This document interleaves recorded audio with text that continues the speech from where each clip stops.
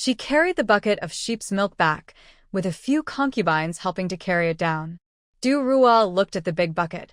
"Madam, are you opening the stall today?" Li Wanning washed her hands. "No. This bucket is for us to drink." Everyone looked at the heavy bucket of sheep's milk in silence.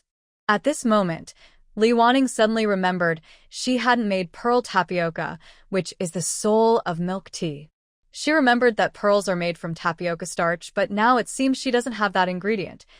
"Du Rua, do we have starch at home?" Du Rua found a paper bag. "Only a little corn starch." Li Wanning looked at the small amount and thought it was not enough, and she also didn't know how the taste would be. "Is lunch ready? I should go to town again to deliver food to the children and buy some more starch," she thought.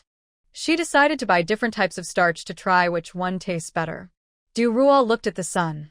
"I'll cook a dish for you first so you can eat it. Then I'll make some pancakes for the children. Today, I'll bring them rolled pancakes. Rolled pancakes are their favorite food to bring to the children. They make some cold dishes, stir-fry a few things, then cook thin pancakes. They put the dishes inside, roll them up, and hold them in hand. It's convenient, doesn't require many utensils, and can include many different vegetables for a balanced meal. Put some porridge in a bowl too." Li Wanning prefers to drink porridge, so they usually have it at least once a day. When they eat stir-fried dishes, porridge is a must. She always feels that those dishes are too dry, so she asks for porridge or soup to go with the meal. It might be a bit inconvenient to carry, but it makes the meal more satisfying. After delivering the food to the children, Li Wanning went straight to the grain and oil shop, which has almost everything. She bought 3 types of starch: corn starch, potato starch, and sweet potato starch. She also bought some brown sugar and tea leaves. There are many kinds of tea. For making bubble tea, Li Wanning thinks black tea is better, so she bought some black tea. She had watched a video on how to make bubble tea before. It didn't seem complicated, so she remembered the process. She boiled brown sugar in water, then used the sugar water to mix with the starch, kneading it into a smooth dough.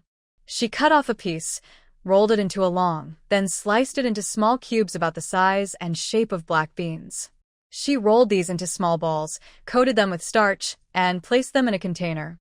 Finally, she boiled the small balls in the remaining red sugar water. They cooked in just a few minutes. Since she bought 3 types of starch, each of them, Hong Xiao, Du Rua, and Li Wanning, took responsibility for one.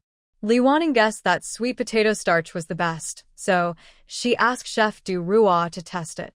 Li Wanning never thought she would one day feel that others do things more reliably than herself. After making the pearls, Li Wanning tasted each one and also asked everyone at home to try them. Others had never tasted pearls made from cassava starch, and they found it quite new. Du Rua said, "They all have a slightly sticky taste." Li Wanning felt a bit disappointed. They don't have that chewy, bouncy feel, and the color isn't bright enough. Something is always missing. Suddenly, I remembered a method. Alternating hot and cold water boiling makes the pearls more transparent and elastic. So I continued boiling, switching between hot and cold water several times. Sure enough, the pearls made from sweet potato starch looked a bit shiny and had some bounce, much better than before. Once the main ingredients were ready, we officially started making milk tea. I was worried about not boiling it well the first time, and since there were 3 types of pearls, I decided to cook each type separately, one at a time. I poured the milk into a pot, brought it to a boil, added some black tea, and then waited. When it was almost done, I strained out the tea leaves, added the prepared pearls, and boiled it a little more until it was ready. Of course, everyone has different tastes. I also added some brown sugar outside, so anyone who wanted more could help themselves. I served each person a bowl. This is the result of our hard work today. Come on, everyone, raise your bowls and cheer. Inspired by my enthusiasm, everyone felt happy inside. They picked up their bowls, mimicked my actions, and took a sip. "Mom, this is really delicious." "What is it made of?" Lu Yara thought it was the best thing she had ever tasted, incredibly good. She took a pearl and ate it. It tasted much better than just eating a pearl alone. Combining the 2 flavors was simply perfect. I took a sip, worried I might not tell the difference, so I asked everyone, "Did you notice any gamey taste?" No, everyone shook their heads. Finally, I boiled all the pearls again. I felt my taste buds might be spoiled because I couldn't tell which was which anymore. So I asked. I like this one the best. It has a little bounce and a soft, sticky texture. Lu Yaro pointed to the pearls made from sweet potato starch. I prefer the ones made from potato starch. They feel a bit delicate and chewy, Lu Yiting said, pointing to the other type. It seems everyone has their own favorite. Since everyone liked different kinds, we decided to vote. Besides me, there were 3 adults and 3 children. 4 votes went to sweet potato starch, 2 to potato starch, and none for corn starch.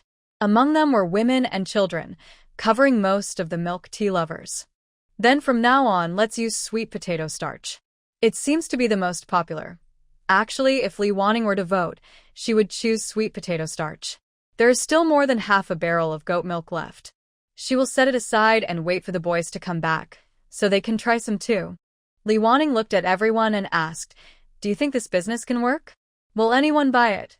Du Rua took another sip and said, "If I had money, I would buy it. It tastes really good." Lian Xiao was also very happy and said, "It all depends on the price. Price decides everything." Li Wanning shared her idea. She suggested setting the price at 6 coins.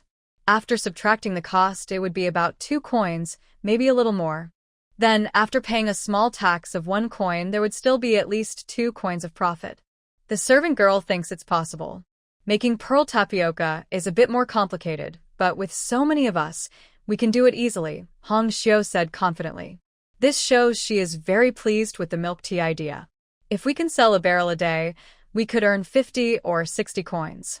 Mother, I think we should do this, Lu Yara said without being asked, showing her initiative. Mother, we can prepare the pearls at home, then bring a small stove like Anting's and cook and sell on the street. The smell will spread, and everyone will smell it, Lu Yiting suggested thoughtfully. That's right. I was just thinking that some people like hot drinks, so if we cook it and take it out, it won't be hot anymore. Li Wanning had already thought of this, but she encouraged Lu Yiting because she rarely shared her opinions. She really cares a lot. The group became more and more excited, feeling that good days were just around the corner. Li Wanning secretly sighed that when girls focus on making money, their determination is stronger than anyone's. That evening, the boys returned. Du Rua cooked the remaining goat milk the same way as during the day. He scooped out 2 small bowls and handed them to Lu Yiting and Lu Bachan. You too, take some to Aunt Ding and the village head's family. The Ding family mostly consists of women and they live nearby, so Lu Yiting could go. The village head's house is a bit farther, so it's safer for the boys to go. They often visit the Ding family, and they report to the village head regularly. As the manager of the exiles, the village head needs to know about new movements in each household. Lu Bachan held a small bowl, looking a bit surprised. Is this goat milk? The smell was completely different from what he had drunk before. Could it be that they're tricking him again? Li Wanning said, "You said you don't like to drink it, so I didn't make it for you. Hurry and take it over. It will get cold and taste bad. By the way, tell the village chief that we plan to sell this in town later." Lu Buxin didn't intentionally smell it, but the smell kept drifting into his nose. He quietly swallowed his saliva and, as he was about to leave, couldn't help but turn back. Actually, if everyone drinks it, it might be a bit strange if I don't. I can drink it too. At this moment, Lu Boxui had already brought a bowl and eagerly took a sip. It was a little hot, but it was fragrant and sweet, something he'd never tasted before. He said, "It's really good." Hearing this at the door, Lu Buxin walked faster. Lu Buxin used his fastest speed in years. When Lu Yiting just returned, he was twice as fast as her. Everyone looked at him in surprise. Lu Buxin touched his nose, wondering if he didn't control his speed well. When he went, he was worried about spilling, so he used a walking mode. When he returned, he used a sprinting mode. Seeing everyone enjoying their bowls, he quickened his steps and moved closer. Seeing his cute, pitiful look, Li Wanning smiled and said, "Go get some from the pot yourself, or else we'll finish it all." Okay. He jumped to the kitchen, scooped a spoonful from the pot, and eagerly tasted it first. The flavor made him crave it all the way here, and finally, he drank it. It's delicious, really delicious. He scooped the rest into his bowl and sat with his brothers. Mother, this tastes great. If you sell it, many people will buy. You should sell it at the school gate. I'll tell everyone to come by. His words sounded like a little boss. Li Wanning couldn't help but remind him, I was thinking about whether to sell it at the school gate. When I deliver food to you, I could sell it there too. But you can't force your classmates to buy. If they like it and have money, they'll come naturally. Otherwise, it would be a burden for them. We need to attract them with the taste. It won't be like that. I just think they will definitely like this flavor. Plus, many of them aren't short of money, Lu Buixin quickly said. That's true. It's harder for rural people to afford school, but many in town have steady jobs or shops, and their lives are pretty good. Still, we can't force people to buy. If we sell marinated dishes and milk tea, how often do you plan to sell them? Lu Boli also found it tasty and only remembered to ask after drinking more than half a bowl. During the day, everyone didn't discuss much. Li Wanning thought, we can't go every day. First, it would be too busy, and second, going every day might not improve the business much. Maybe twice every 5 days? Since the market is busier every 5 days, missing it isn't good. But going only once in 5 days seems a bit lazy, so they decided to add another visit on the second or third day in between. Lu Buixing raised a question. If we go twice every 5 days, the land clearing will slow down. That conflicts with my mother's idea of opening up large areas. So, relying only on Xiao Huang isn't enough. When this was brought up, everyone fell silent. Relying on manual labor for land clearing is too difficult, so they still need to use oxen. The main problem was that the boys thought buying another ox was impossible with their current family finances. Others exchanged glances, unsure how to explain buying another ox. After all, one ox costs about 15 taels, which their family can now afford. Plus, in a few days, the second quarter's profit sharing should arrive. If all goes well, it will be more this time. Lu Boli felt deeply that they were holding back their family. If he hadn't suggested going to school, their family wouldn't be so poor now. He felt guilty and said, in the future, I will copy more books and try to earn more. Li Wanning thought about their hard work and quickly stopped him. Don't worry about buying an ox now. There's no need to pressure yourselves. Everything stays the same, and we will think of other ways. Seeing Li Wanning's meaning, everyone quickly agreed. Du Ruo said, since taxes are lower now, our family gets more money each time. You don't need to worry about this. Lian Qiao also said, as long as we work a bit harder, we can earn quite a lot more. Now, since we don't need to buy grain, we can save all our money. Li Wanning felt this wasn't convincing enough and looked at Hongxiu. Now, Aunt Hongxiu is embroidering beautiful fan surfaces and earning quite a lot. Lu Boli glanced at Li Wanning and Hongxiu, lowered his head, and looked confused. He wondered, every time during the holidays I see my aunt holding handkerchiefs. When did she start embroidering fancy fan surfaces? Hongxiu also blushed a little. She had wanted to try embroidering fans, but it was very tiring. Later, when the family was better off, Li Wanning told her not to do it anymore, saying it was better to keep it simple and not strain her eyes. Even later, she and Lu Yiting spent a long time weaving nets because it was easy on the eyes. Although making fans earned more money, many embroidery women hurt their eyes early on. So Li Wanning later told them not to embroider too much, and she was very grateful. But she didn't expect her to use this as an excuse now. The girls saw this and helped persuade her. Lu Yuru said, you should listen to your mother. She's right. I've also started helping now, and can weave nets too. Don't worry. The boys felt even more guilty and promised to study hard. Even their youngest sister was working hard to earn money, while they kept spending. If they didn't try harder, all their sister's hard work would be wasted. It was a strange result.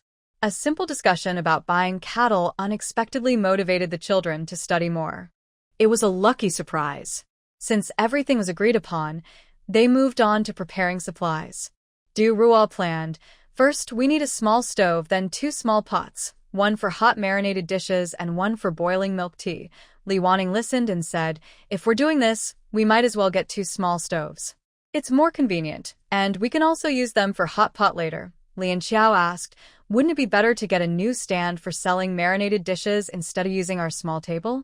Li Wanning thought about modern mobile vegetable carts. Yes, I'll order one. I already have a rough idea in mind. Have you thought about where to get the vegetables?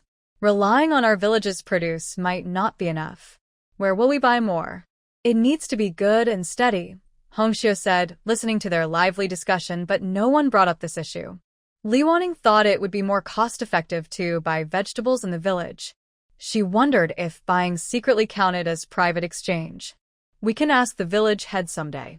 If we can collect vegetables in the village, it would be good for everyone. In this place, every farmyard grew some vegetables.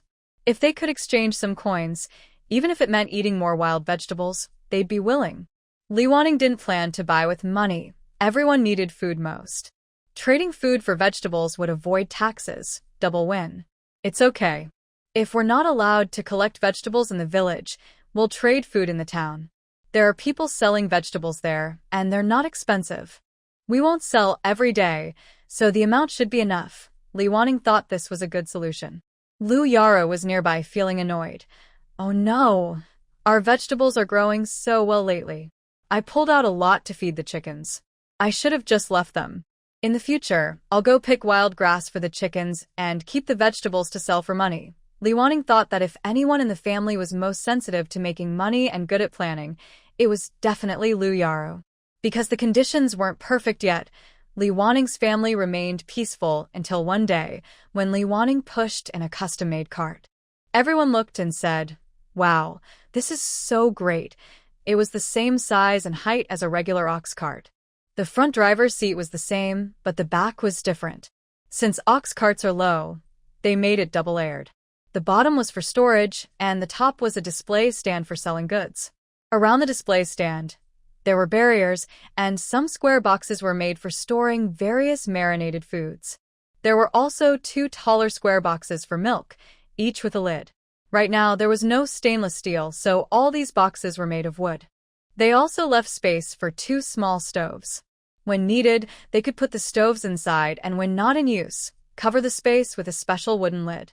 There was also a spot for a water bucket because if they used bowls for milk tea, they would need to wash them before serving the next customer. Every detail was carefully thought out. Several people circled around the cart, amazed. "Madam, how did you come up with this?" Lian Xiao couldn't help asking. Li Wanning felt a little shy. It was the wisdom of those before her. She just made some slight improvements. The more she looked at it, the happier she became. Du Rua seemed to see the potential for money. "Madam, if it's made so well, will it make a lot of money?" Speaking of which, Li Wanning also felt a bit sad. She hadn't even earned money yet, but she had already spent 1 or 2 silver coins. "Let's start tomorrow. There's a small market then. We'll try our luck and earn back that silver quickly." Li Wanning wasn't just talking.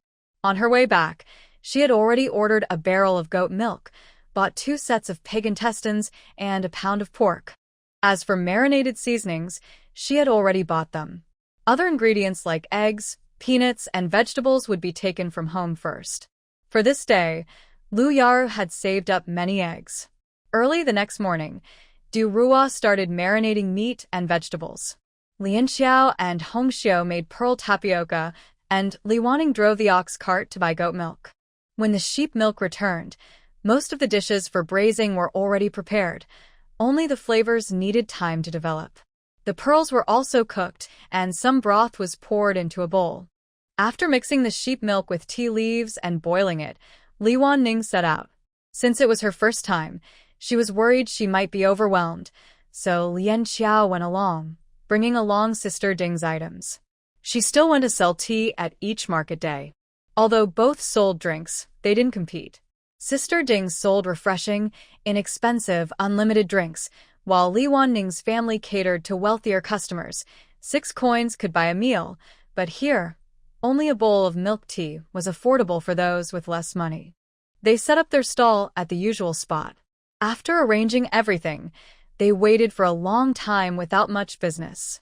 The prices were a bit high. A meal of braised dishes and a cup of milk tea could feed a family. Li Wanning took out a plate, cut various braised items into small pieces, and placed them in front. If anyone was interested, they could try tasting. Tasting samples proved to be the most effective way to promote, just like in supermarkets. People who tried the samples often bought something, Except for those just looking to get a free taste, they rarely bought anything. The braised meat was selling well, but the milk tea hadn't started selling yet. Li Wanning looked at Lian Xiao and suggested, maybe we should offer a sample of the milk tea too. Offering samples of milk tea was tricky because it required washing cups repeatedly, so Li Wanning hesitated. Lian Xiao was also anxious. They had ordered a large barrel of milk for 20 coins. No way could they waste it. It's okay, madam. I'll wash the cups. Please let everyone try the tea. So, the milk tea also got a taste test. However, not everyone could try the milk tea. They chose well-dressed women, children, and some men who looked like they had a bit of money, targeting the right crowd. The tasting was very successful. Everyone said it was delicious. But the price was a bit high, so after the 6th sample, they sold the first bowl. A young woman took a sip and immediately liked it. Can I take some home? She asked. She still wasn't used to eating on the street. Li Wanning was nostalgic for modern packaging, so convenient. Miss, if your family is nearby, you can bring a bowl to take it home, she suggested, eager to make a sale. Fortunately, the girl was nearby, so she said, wait a moment, I'll go get it, and then left. Lian Xiao looked at Li Wanning and asked, did she really go get it? Li Wanning shrugged and replied, I don't know. After a short while, the girl returned with a basin and said, can you help me fill 3 bowls? Wow, this was a big deal. Li Wanning and Lian Xiao exchanged happy looks. Things started well, and then it went smoothly. Occasionally, girls bought a bowl, some went home with containers, and others simply sat at Sister Ding's small stall to drink. A bucket of milk sold out even faster than the leftover braised meat. Although the milk tea sold out early, the audience for braised dishes was broader and more practical. By noon, the braised meat was also finished. Seeing only a little left and looking at the sun, Li Wanning decided to start packing up. Don't sell the rest. Just heat up the pancakes and let the children eat them. Anyway, the last leftovers make buyers feel uncomfortable, like they want a bargain. It's better to just eat them ourselves. We keep everything very clean. Besides giving pancakes to her own children, she also gave some to Sister Ding. Sister Ding, we won't sell the remaining leftovers. Let's share and eat them. Don't dislike it. Sister Ding hesitated but accepted. I'm just taking advantage of you again. Li Wanning smiled and said, that's not good. In the future, I won't feel right about drinking your tea for free. When you're busy, don't hesitate to ask for help. Don't mention it. It's not worth much. I'll keep you supplied. When I'm busy, just call me. Sister Ding was straightforward and often helped out when Li Wanning and her friends were busy, almost like an unofficial member of their team. When they arrived at the school, the students had just finished class. Li Wanning and her friends waited for less than 2 minutes before coming out. Also coming out were Wang Zihui, who previously suspected Lu Buiyuan of stealing his money, and Deng Ziqiu, who raises sheep at home. Both of them disliked the school food and had arranged to go to town for noodles. Seeing Li Wanning, they politely greeted her. Madam Li, hello. Are you going out for lunch? After greeting, they continued walking ahead. Li Wanning found it a bit strange. Usually, if no one delivered food at noon, the children wouldn't come out. Oh, we're going out for lunch. The school food is really hard to swallow, so we're going out to get something better. A miss meal is just a miss meal, Deng Ziqiu replied with a smile. Li Wanning didn't ask why her family didn't come to deliver food, because she knew Deng Ziqiu's family. Although they had some assets, they raised many sheep, and her family was very busy every day. They barely had time to eat, so they probably didn't have the time to bring food. As for Wang Zihui, he didn't seem to be from this town. His family knew the local teacher, so they sent him here to study. It might be a bit far, and he and the others lived in the academy. During holidays, they didn't go back home unless it was a long break. Today, there were only 2 pancakes left. She had thought about sharing them with Lian Xiao in the afternoon when they were hungry, so she decided to give the 2 children some. She called out, Come, there are 2 more pancakes with vegetables. If you don't mind, you can eat them with Buiyuan and the others. Since their ingredients weren't good, it was rare for the children to have 2 friends. As a mother, she wanted to help take care of them. Wang Zihui was about to refuse, but Deng Ziqiu happily said, Really? Thank you, Madam Li, Boychen always praises how delicious your cooking is. I've been wanting to try it. Li Wanning smiled. She rarely cooked, but when she did, her dishes were always excellent. So Lu Bachen's words weren't bragging. She glanced at Xiao Si, who looked a bit shy and amused. She greeted the two. Today's marinated dishes are all made by me. Come and try them. Seeing Deng Ziqiu suddenly rush past her to Li Wanning, Wang Zihui shook his head and followed, accepting the food with both hands and bowing to thank her. Thank you, Madam Li. While they were being polite, Deng Ziqiu exclaimed, Wow, Boychen wasn't bragging. This marinated dish is so delicious. He then nudged Lu Bacchen with his elbow. Boychen, you're so lucky. I wish I could swap mothers with you. Lu Bacchen, still shy, glared at him and said, Next time I go to your house to buy milk with my mother, I'll tell her that you dislike her cooking and want to swap mothers with me. Deng Ziqiu's eyes widened. You. Are you still my good brother? Everyone couldn't help but laugh. Lu Buyuan looked at the things on the cart, which had all been taken downstairs. He couldn't tell what they were, so he turned to Li Wanning and asked, Mother, today is the first day. I wonder if the business is going well. This is a question that Li Wanning likes and wants to share with them, to make them feel more at ease and not think only about making money. The milk tea sold out early, and there are only a few left over from your hands. Since it's already noon, I brought them over. Really? So fast? It's only noon, and all that we prepared is already sold out. Lu Bacchen exclaimed exaggeratedly, using a bit of abdominal strength to make his voice carry a little farther. Deng Ziqiu immediately understood and raised the pancake in his hand. Wow, such delicious braised dishes. Of course, everyone will want to grab some. Madam Li, next time, can you come sell at the school gate? I don't want to eat at the cafeteria anymore. If you give me some, I'd be happy to eat it every day. Wang Zihui hesitated several times, but was interrupted by Deng Ziqiu and Lu Bacchen. Now he finally found a chance to speak and quickly agreed. Yes, Madam Li, the taste of the sandwich with vegetables is really good. Better than anything I've had before. If you come here to sell, I will definitely buy more. Lu Bacchen then loudly called out again. Mother, next time, make more milk tea to bring along. That fragrant, sweet taste, I can't forget it after I drank it last time. I even dream about that flavor. Plus, it's nutritious. Look at Ziqiu, he's so tall because he drinks goat milk every day, right Ziqiu? Deng Ziqiu nodded repeatedly. Yes. I drink Yongnai every day at home, so I grew tall and strong, and I have a lot of strength. After saying that, he raised his arm to show off his muscles. But this was true. Deng Ziqiu was about the same age as Lu Buhui, but he was almost as tall as Lu Bacchen. The Lu brothers were generally not short. Seeing that the two were acting a bit overly dramatic and exaggerated, and that their behavior was starting to get out of control, Li Wanning quietly signaled them, That's enough. That's enough. Although they were stopped, Deng Ziqiu still leaned close to Li Wanning and whispered, Madam Li, don't worry.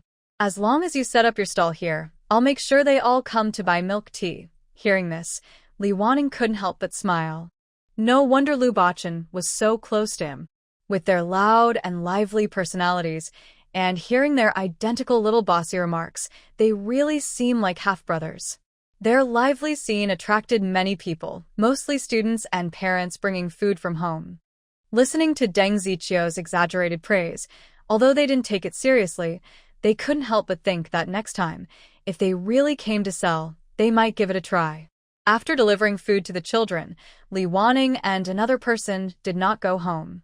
Instead, they took a cart and went back to the place where they set up their stall in the morning. They packed away all the food items and laid a clean cloth on the table. They also took out and sold small sachets, paper cuttings, couplets, and other small crafts. On regular market days, Li Wanning usually sold these items. Today, the morning was busy with marinated meat and milk tea, so she planned to sell for a little while in the afternoon. Business was not as busy then, so she could chat while weaving nets. Moving to a different spot to weave nets was also a way to attract some customers. In the afternoon, she could also conveniently take the items back to Sister Ding, killing 2 birds with 1 stone. While busy in the afternoon, a girl who had bought 3 bowls earlier came back to see their display. Seeing all the items, she hesitated and looked around, feeling she might be forgetful. Huh. Did I remember the wrong spot? Hearing this, Li Wanning looked up. The girl was happy, as if she was sure she hadn't remembered wrong. She stepped forward and asked, "Excuse me, do you still have milk tea from this morning?" Unexpectedly, a customer wanted to buy again on the first day. The charm of milk tea was strong enough that most people couldn't resist. She smiled and said, "Sorry, the milk tea is sold out. But we will come back the day after tomorrow. You can come a little earlier then." The day after tomorrow, the girl looked a bit disappointed but understood. "If I don't come very early in the morning, can you save 2 bowls for me?" "Don't worry, I will definitely come before noon," she spoke confidently. "Sure, we will keep 2 bowls for you here the day after tomorrow." Since she was her first customer for milk tea and bought quite a few, Li Wanning liked her very much. It was fine to keep 2 bowls. Even if she didn't come later, their family could still enjoy it. So, the milk tea for the day after tomorrow was considered sold even before the sheep produced milk. Sister Ding sighed. It seems that if something is really good, even if it's expensive, people will buy it. Your 6 cents a bowl sells more than my 1 cent a bowl. People with money are still willing to spend a little more to improve their lives. Moreover, we are only able to do this kind of honest business now because we pay less in taxes. Otherwise, we wouldn't dare to try. Li Wanning once again feels very lucky. If she started at the bottom, now she has climbed halfway up the mountain. That's true, Sister Ding agrees. Her flower tea is sold cheaply, but it costs nothing to produce. The only cost is her time. As long as she sells it and pays taxes, she makes a profit. She feels quite satisfied with this. Even though there are no customers now, Sister Ding is not idle. She quickly weaves the threads with her fingers. When she is at home, she has many chores: tending the land, planting vegetables, cutting grass for the chickens, picking flowers on the mountain. Her grandmother is old, and her children are young. Although they try to do as much as possible and not fall behind, sometimes they feel overwhelmed and helpless. So when Sister Ding is at home, she is very busy, running around all day. She feels like she hasn't achieved much, but she has very little time left for weaving.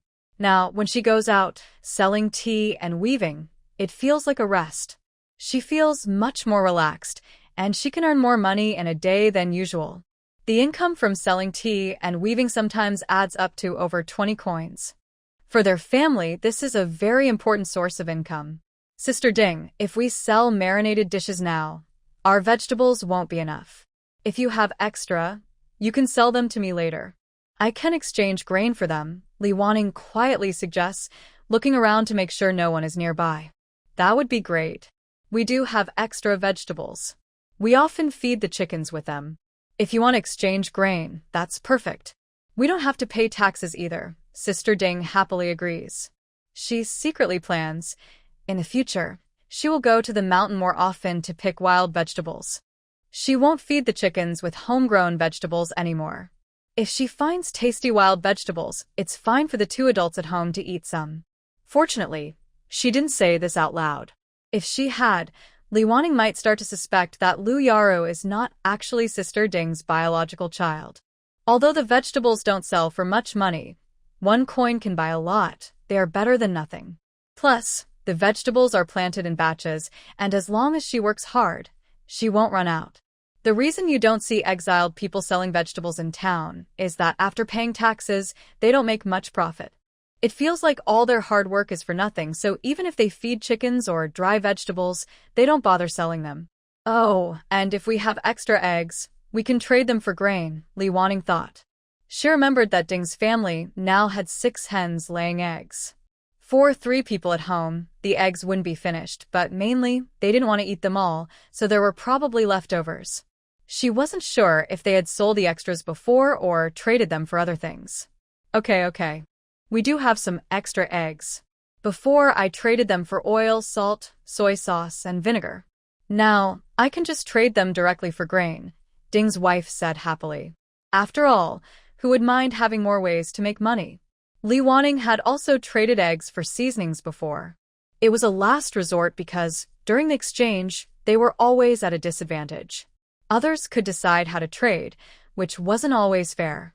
Your family's marinated dishes sell so well.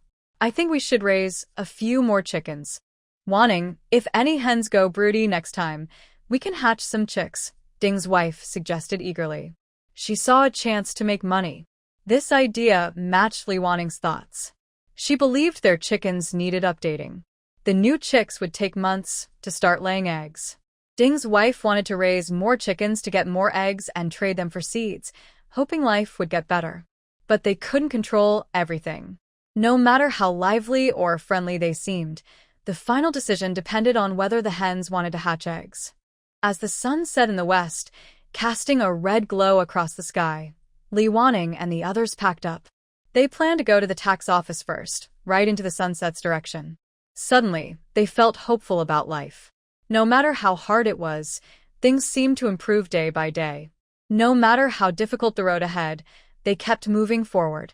Maybe the future would be as beautiful and colorful as today's sunset. After paying taxes and returning home, they didn't bother to eat. Instead, they moved on to the happiest part, counting money. Li Wanning found that although now the money was paid back in silver notes of 10 taels each, people's happiness in counting small amounts of money had not decreased at all. In fact, she didn't even get to enjoy this happiness because Lu Yaru and Lu Yakin had already happily taken over this task long ago. Thinking back to when she used to receive her salary directly deposited into her bank account, she realized that others only saw the final result. While this method was simple, convenient, and less prone to mistakes, it seemed to lack the real joy of counting actual money.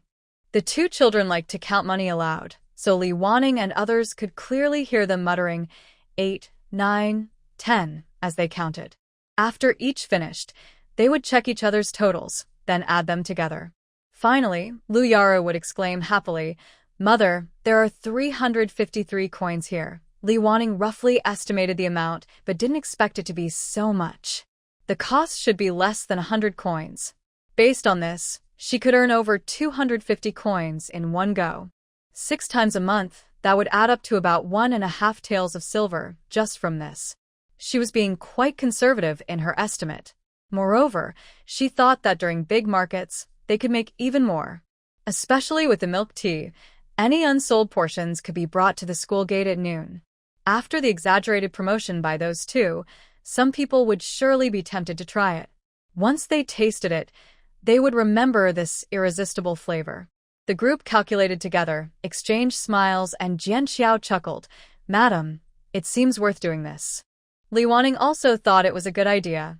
Yes, it's good, but the pearls are a bit hard to knead. Fearing she might cancel the business, Du Ruo quickly said, "It's okay. We have enough people. When you go to get the goat's milk, we can prepare everything in advance." Lu Yaru, holding her copper coins, said, "Mother, I can help too. I can knead the pearls." All right, she liked everyone's hardworking spirit for making money. Just then, the boys finished school and came back. After washing their hands, Lu Bachan was the first to run in and ask Li Wanning, "Mother, did I do well today?" Li Wanning gave him a thumbs up. "Good job." He was very happy. "Mother, next time you sell things at the school gate, many people will come to buy. You don't know, Deng Ziqiu has already been telling everyone how delicious your marinated dishes are." I couldn't stop him. Haha, Li Wanning didn't know how to respond to this. Looking at Lu Bachan, he didn't seem like the type to stop her. But since the children had spoken, she decided to give him some face. "Since Deng Ziqiu is working so hard, let's buy him a cup of milk tea next time." Lu Bachan chuckled. He'll definitely be very happy. Sometimes, when life isn't going well and nothing seems to succeed, everything feels difficult. But when life is smooth, it seems like everything falls into place. Just the day before, everyone was talking about hatching chicks, and the next day there was news. Mom, it seems like one of the old hens is acting strange, kind of like the time she tried to hatch chicks. You should go check." Early in the morning, Li Wanning was pulled by Lu Yaro to see her chickens. She looked at the hen and thought she seemed a bit different, but wasn't sure. "Let's carry her over to Grandma Ding to see. Maybe she is about to sit on eggs." So Li Wanning and Lu Yaro took the hen to Grandma Ding. "Grandma Ding, please check if this hen is about to lay eggs." Grandma Ding looked her over. Her feathers are fluffy, and her belly feels warmer than usual. "Let's try a few eggs in her nest." They placed a few eggs in the nest, and soon the hen went over on her own. It was clear now. Both families agreed easily, just like last time. Li Wanning's family provided eggs and hens, and Grandma Ding took care of hatching the chicks and raising them until they were about a month old. The happiest person was probably Lu Yuro. Great. It won't be long before we have new chicks. Li Wanning didn't quite understand Lu Yuro's obsession with chicks, so she asked curiously, "Why do you like chicks so much?" Lu Yuro was a bit surprised. "Why wouldn't I like them? Chicks are so cute, fuzzy, and adorable when they're little." Li Wanning also agreed. She liked chicks too, especially when they still had their yellow fluff, running around like little yellow balls, so cute. Then Lu Yuro continued, "When they grow up, they can lay eggs for us to eat. Every time I hear them clucking, I feel so happy. They're telling me, 'Eggs are ready. Come get them.'" Li Wanning was silent. If chicks had a bit more intelligence, they probably wouldn't make noise, so you wouldn't eat their eggs. And when they can't lay eggs anymore, we can eat their meat. Chicken meat is so delicious. Who wouldn't love it? Li Yuro licked her lips and said, "Mother, I really want to eat chicken." Alright, hearing this, Li Wanning fully understood why Li Yuro liked raising chickens. Seeing her happily feeding them every day, she thought it was just a hobby, but now she realized it was more than that. "Then why do you want to raise chicks? Didn't you want to raise something else?" Li Wanning asked again. "There are many small animals, and some are valuable, so it's not necessary to choose chicks." Li Yuro looked at her small hands. "I also like eating lamb and pork, but those animals are too big for me to raise. However, if there were little ducks, I might consider it." Alright, she is a girl who understands planning and knows her own abilities clearly. Such a capable girl deserves a reward. "What did you just say? You want to eat chicken?" "Yes, Mother. I didn't want to at first, but as I was talking and thinking about how tasty chicken is, I suddenly wanted to eat it," Li Yuro said, swallowing hard. It seems she really wants to eat chicken. It's not a big problem now, as there are many roosters and hens that need replacing. Since our third young lady wants to eat chicken, let's arrange it. Tomorrow, Andurua will slaughter 2 big roosters. Mother is so kind. Happy to have her wish fulfilled. Li Yuro was very pleased. She thought Li Wanning would only kill 1, but she ended up killing 2. It shows her mother really cares for her. As for why she wanted to kill 2, it's because there are too many people in the family. If only 1 is killed, there's not much meat to share. She's an adult and doesn't want to compete with the children, so she works hard to earn money. Why not kill an extra 1 and make herself happy too? Li Wanning touched her arm and said, "I'm not afraid it will hurt. Once it's dead, I won't feel anything. Can we use scissors to cut it? Then it won't hurt." Lu Yuro blinked her big eyes. "Oh, yes, Yuro is so clever," Li Wanning awkwardly praised her. This isn't because of her intelligence, but because when they made shuttlecocks before, they always pulled the feathers after killing the chicken, so it became a fixed way of thinking. Lu Yuro happily ran off to catch a beautiful big rooster, and the yard was filled with chickens flying and dogs barking. "Mother, look, this big rooster is the prettiest. Which feather should we cut?" Soon, Lu Yuro was holding the big rooster in her arms and standing in front of Li Wanning. Li Wanning took the scissors and selected about a dozen long, thin, and colorful feathers. In modern times, they used padding for making shuttlecocks, covered with cloth, then cut a piece of pen refill from a ballpoint pen, cut 2 slits at one end to make 3 tips, and sewed each tip onto the outside cloth of the padding. Then, they inserted the feathers into the other end of the pen refill, and a shuttlecock was ready. Now, it seems some materials are missing. The padding can be replaced with a copper coin, but what about the pen refill? There doesn't seem to be a substitute. Li Wanning was worried. After thinking for a while, she decided to wrap the base of the chicken feathers with thread, take 2 copper coins, fold the feather roots outward, then clamp these folded roots tightly with the coins, and sew them securely with thread.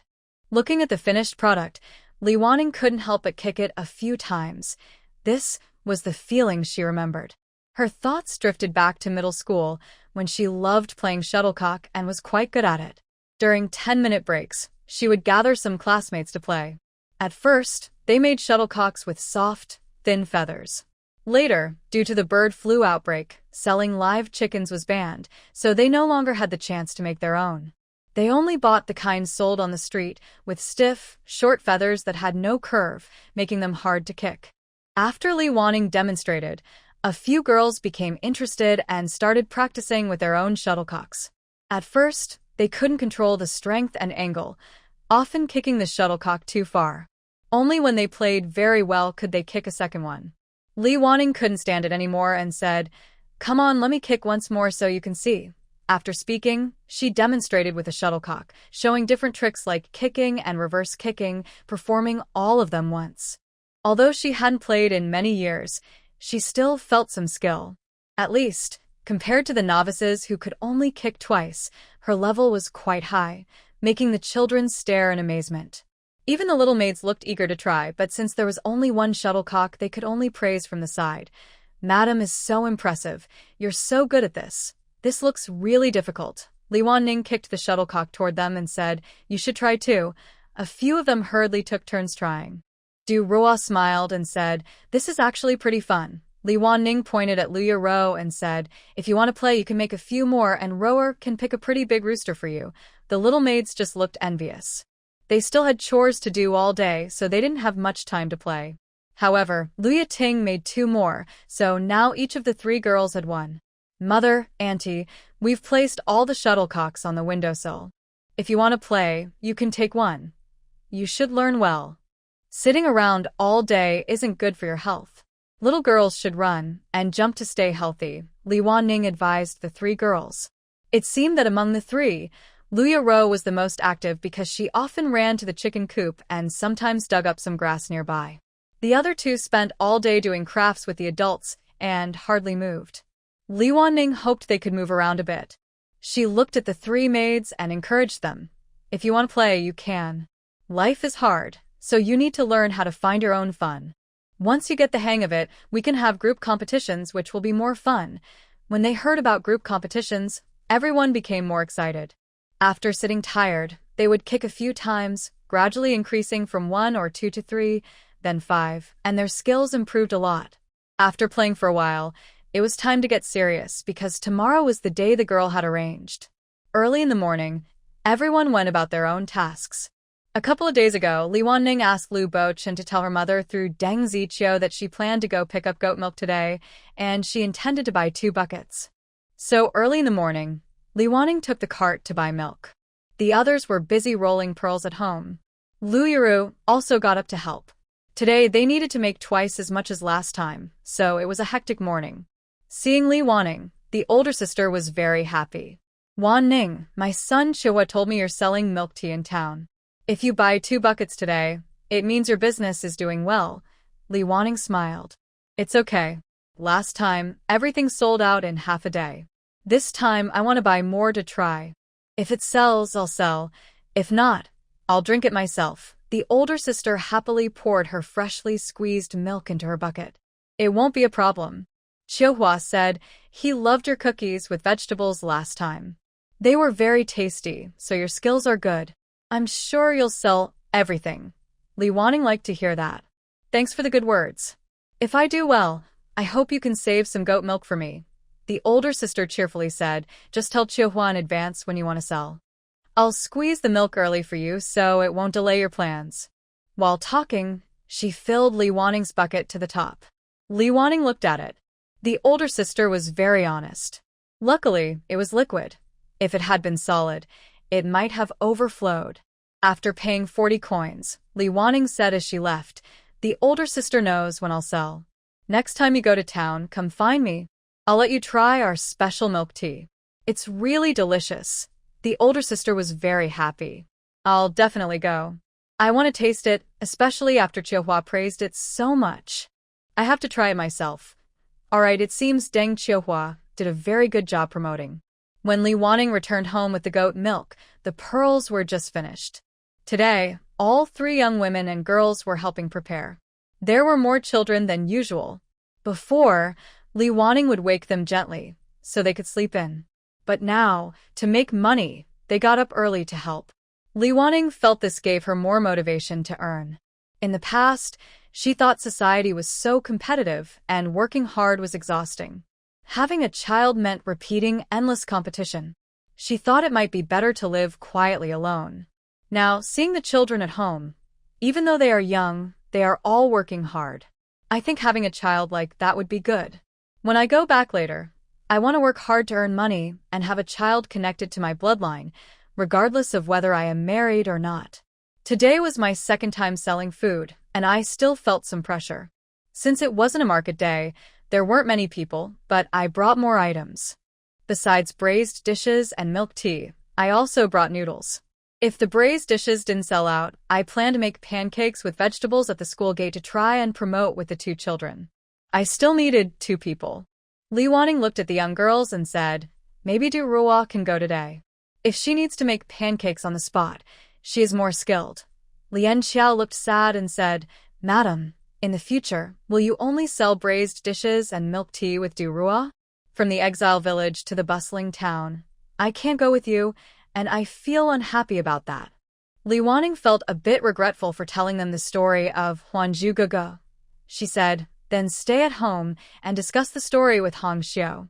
Your talent shouldn't go to waste.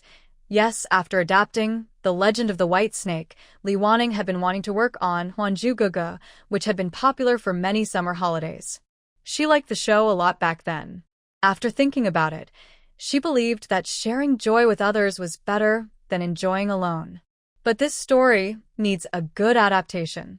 All the family backgrounds must be rewritten. Otherwise, Li Wanning was afraid she wouldn't get justice in time and would be shut down. After giving instructions, Li Wanning and Du Ruo went to set up a stall in town. The town was much less crowded than usual. Not only were there fewer people on the streets, but there were also fewer vendors. This made the narrow streets seem much wider. As soon as they set up the stall, the girl from last time came over with a bowl. Do you have milk tea? Help me fill 2 bowls. Also, bring me some of the braised dishes. Both times it was this girl who paid. Li Wanning filled her 2 bowls and added half a bowl more. You are a regular customer. I'll give you a bit more.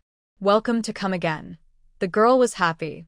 Her elderly family members had poor health and bad teeth, so they could only drink thin liquids that lacked nutrition.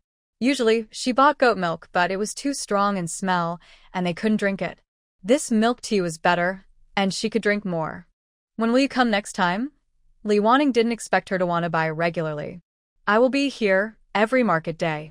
I will also come once between 2 markets, probably on the 3rd day. All right, next time if I don't come in the morning, please save 2 bowls for me.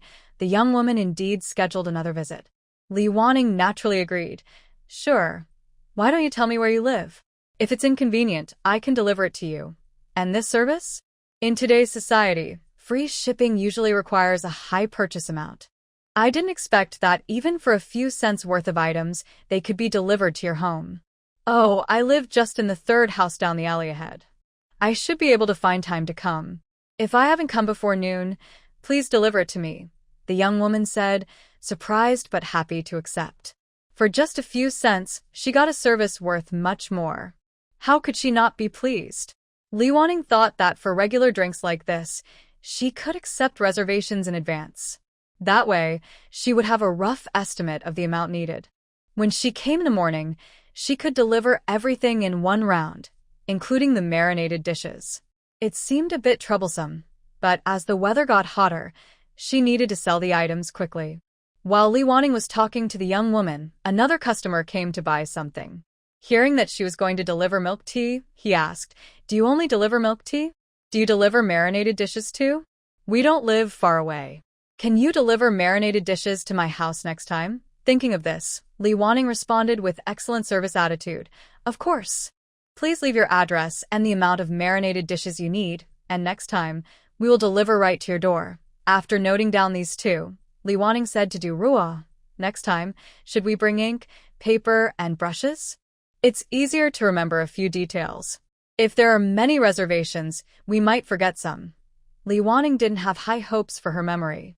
Living in the modern world with so much technology, she felt her brain had been damaged. Even though she was still young, her memory was quite poor. Yes, ma'am. Next time we will bring those. Carrying ink is a bit troublesome, she replied. Li Wanning suddenly missed modern pencils, fountain pens, and ballpoint pens. The ink here was really hard to carry, and using it was troublesome, requiring water and grinding. When she had free time, she needed to think of a portable pen that was easier to carry.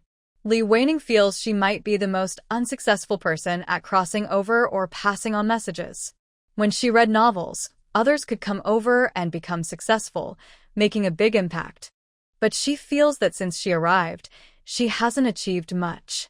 She still works diligently as before. Although her family's life has improved a lot, overall, she feels she has lowered the standard for people who cross over or pass on stories. The thing is, some tasks seem simple, but they are actually quite difficult to do in real life. Her morning business was good. By noon, there wasn't much marinated food left. It didn't matter if they sold it or not, since she and the children would eat later. They also sold over a barrel of milk tea, and a few nearby families had made reservations for delivery next time. Duo Rua, did you remember all those families just now? Li Weining asked nervously. Duo Rua was confident. I remember, ma'am. I won't make a mistake. Li Weining felt relieved. Let's eat some noodles first. Make a lot, and I'll also give some to the children. She thought they would sell milk tea at the school gate later, so they ate first to save time. The noodles were freshly made. The tomato sauce was brought from home, already cooked. They added some marinated meat to eat with it, which attracted passers-by who asked how much a bowl cost. Li Weining and Duo Rua looked at each other, then both had the same idea. Sell. Li Weining first gave a price. Currently, a bowl of plain noodles costs 6 cents. She said just with tomato sauce, 6 cents. Add marinated meat, 10 cents. The person was attracted by their food and saw the owner eating, so she thought it must be clean. Without hesitation, she said, add the marinated meat. Okay. Duo Rua put down her bowl and quickly rolled out more noodles. Since most of the noodles were ready, she just rolled and cut them into strips before boiling. Li Weining finished eating quickly and handed the noodles to Duo Rua to cook, telling her to go eat. Soon, a steaming bowl of noodles was ready. Because she was the first customer, she specially added more marinated meat. Try it. If it's not enough, I'll bring you some more tomato sauce, Li Weining said with a smile, placing the bowl on their small table. She comes from the modern era, and her strong sense of service, cultivated during a time when everyone worked in service industries, makes people feel warmly welcomed. After taking a bite, she said, not bad. The customer couldn't help but praise it, and indeed, it was as delicious as he had seen. While he was eating, Du Rua made a little more dough. Since she sold a bowl, she was worried that her 2 younger boys wouldn't have enough to eat. Now, her family wasn't short of food, so she preferred to leave some for later rather than let the children go hungry. Soon, the man left 10 coins and, as he left, praised again. The taste is good. Being complimented always made people happy, but the 2 didn't have time to enjoy it. They quickly packed up and went to the school to prepare lunch for the children. Fortunately, when they arrived, a few people hadn't come out yet. The 2 set up a small table and started rolling noodles. Because time was tight, they rolled and cut the noodles quickly and put them directly into the boiling water. It was just the right timing. The first pot of noodles was ready to be served, and Lu Bachan came out with Deng Ziqiu.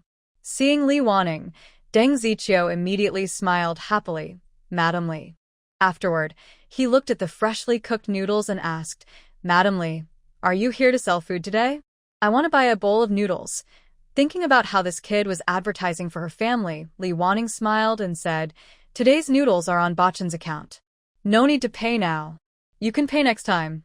Deng Ziqiu felt a bit embarrassed. That's too kind. Your family is in this business. How can I eat for free? Besides, we also charge for our goat milk. Hearing this, Li Weining's impression of the kid improved even more. It's okay. You even helped promote us. This is a small thank you. Deng Ziqiu bowed politely, then I thank Madam Li. While they were talking, Du Rua had already poured tomato sauce and braised dishes over the noodles, calling out, eat while it's hot. Li Weining also poured each of them a cup of milk tea, specifically telling Deng Ziqiu, this is also a thank you. Try it and see if it's good. Meanwhile, Du Rua continued boiling more noodles. Gradually, Lu Bofiai and the 3 older children came out. She poured milk tea for everyone first, then started boiling 2 small pots at the same time because, with their appetites, one bowl wouldn't be enough. Watching everyone eat and drink happily, with Deng Ziqiu praising repeatedly, someone remembered their exaggerated descriptions from last time. One young boy couldn't help but come over and ask, "How much is this drink?" Li Wanning and the others sell their water in bowls, using their own cups. One bowl costs 6 coins, although it is a bit expensive. Since a bowl of goat milk costs as much as a bowl of plain noodles, it is still within the range of what young people can afford. "Give me a bowl," he said, wanting to try it. If it didn't taste good, he would expose them so other students wouldn't be fooled. Someone approached, and many others started to watch. Sensing his curiosity, Li Wanning smiled and handed him a bowl. "This is our special recipe, made with a secret method. It's not greasy at all." He took a small sip, but it was too little to taste anything. Still, it seemed not greasy and a little sweet. He took a bigger sip and it seemed okay. He took another sip, pretty good. Then he kept drinking, one after another, without saying a word. The people watching him nearby grew anxious. Someone who knew him called out, "Wensheng, is it good or not?" Wensheng looked back and said, "It's sweet and fragrant, not greasy at all. I like it." Now, it wasn't just family advertising. Several others gathered around and said, "I want a bowl too. Please give me one." As more people joined, more came to see. They had only half a large bucket left, and after some of their own family drank, only about 25 or 6 bowls could be sold. It would be gone soon. The people who had already tasted it looked satisfied, while those who hadn't yet felt disappointed. Finally, someone asked, "When will you come again?" Li Wanning packed up her things and said, "In 5 days."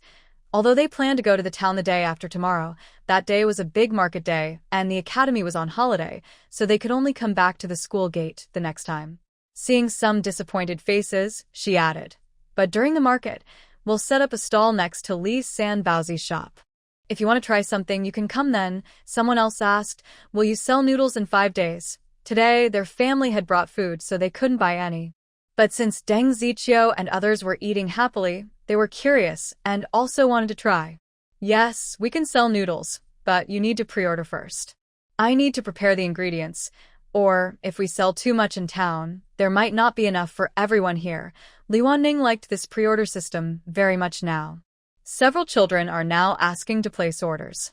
They are currently at the entrance of the academy, so Li Wanning simply asks Liu Bachan to go back and get a pen to record the names of those placing orders, as well as the milk tea and noodles to help with stock preparation. After recording, Li Wanning also asks Du Ruo to describe the customers who have already made reservations in town and write it down on paper. This way, nothing will be missed. Li Wanning has a poor memory, so she used to write everything on sticky notes. Now that she is running her own business, especially to avoid mistakes, she prefers to keep detailed records. A mistake could affect not just the sale, but also her reputation. She plans to develop a reservation-only system in the future. If her business grows well, she might only take reservations.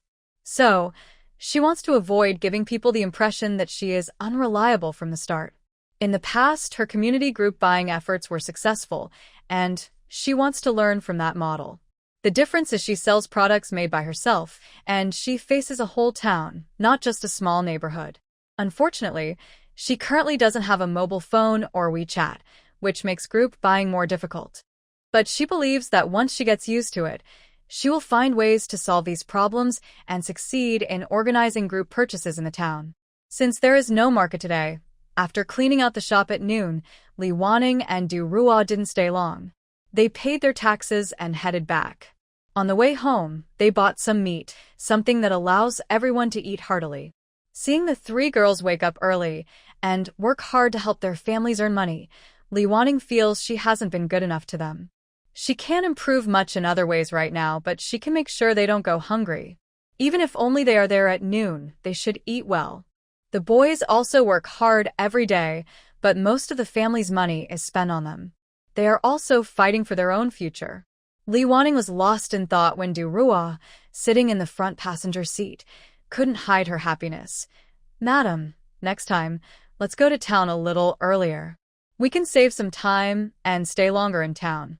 Li Wanning smiled wryly. "The problem isn't whether we go early or late. It's that once all the preparations are done, we can't leave early anymore." It seems that this is the reason. They are already waking up early enough.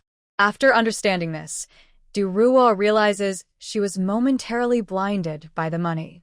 It's okay. Next time, we should make more marinated dishes and get some more milk tea. It should sell well, but I don't know how much is the right amount. Duruo has never been someone to trouble herself. Seeing that she was already limited by her early start, she thought of other ways. She then sighed regretfully. It's a pity that the school's lunchtime coincides with everyone's lunch break. Otherwise, both sides might have people willing to buy noodles. Hearing her reluctant mumbling, Li Wanning smiled. It's okay. We can take a share. There are so many coins in the world. We can't earn them all. The school is the best place to make money. Why? Duruo was a bit curious. Think about it. If you had coins, who would you want to spend them on? This was obvious. Women and children's money is the easiest to earn, a timeless truth. Oh, I see now. Duruo suddenly understood. Madam is so clever. However, during the big market, we can still go to town to sell noodles. It's just right not to miss the busiest time there. When choosing between two options, one must decide, but Li Wanning wouldn't miss the chance to earn money. Hearing this, Duruo felt her motivation rise again. Back home, Li Wanning took out the money box and counted her assets. Including today's earnings, she had a total of 18 taels and 230 coins. Based on the last price she asked for buying a cow, it should be about the same.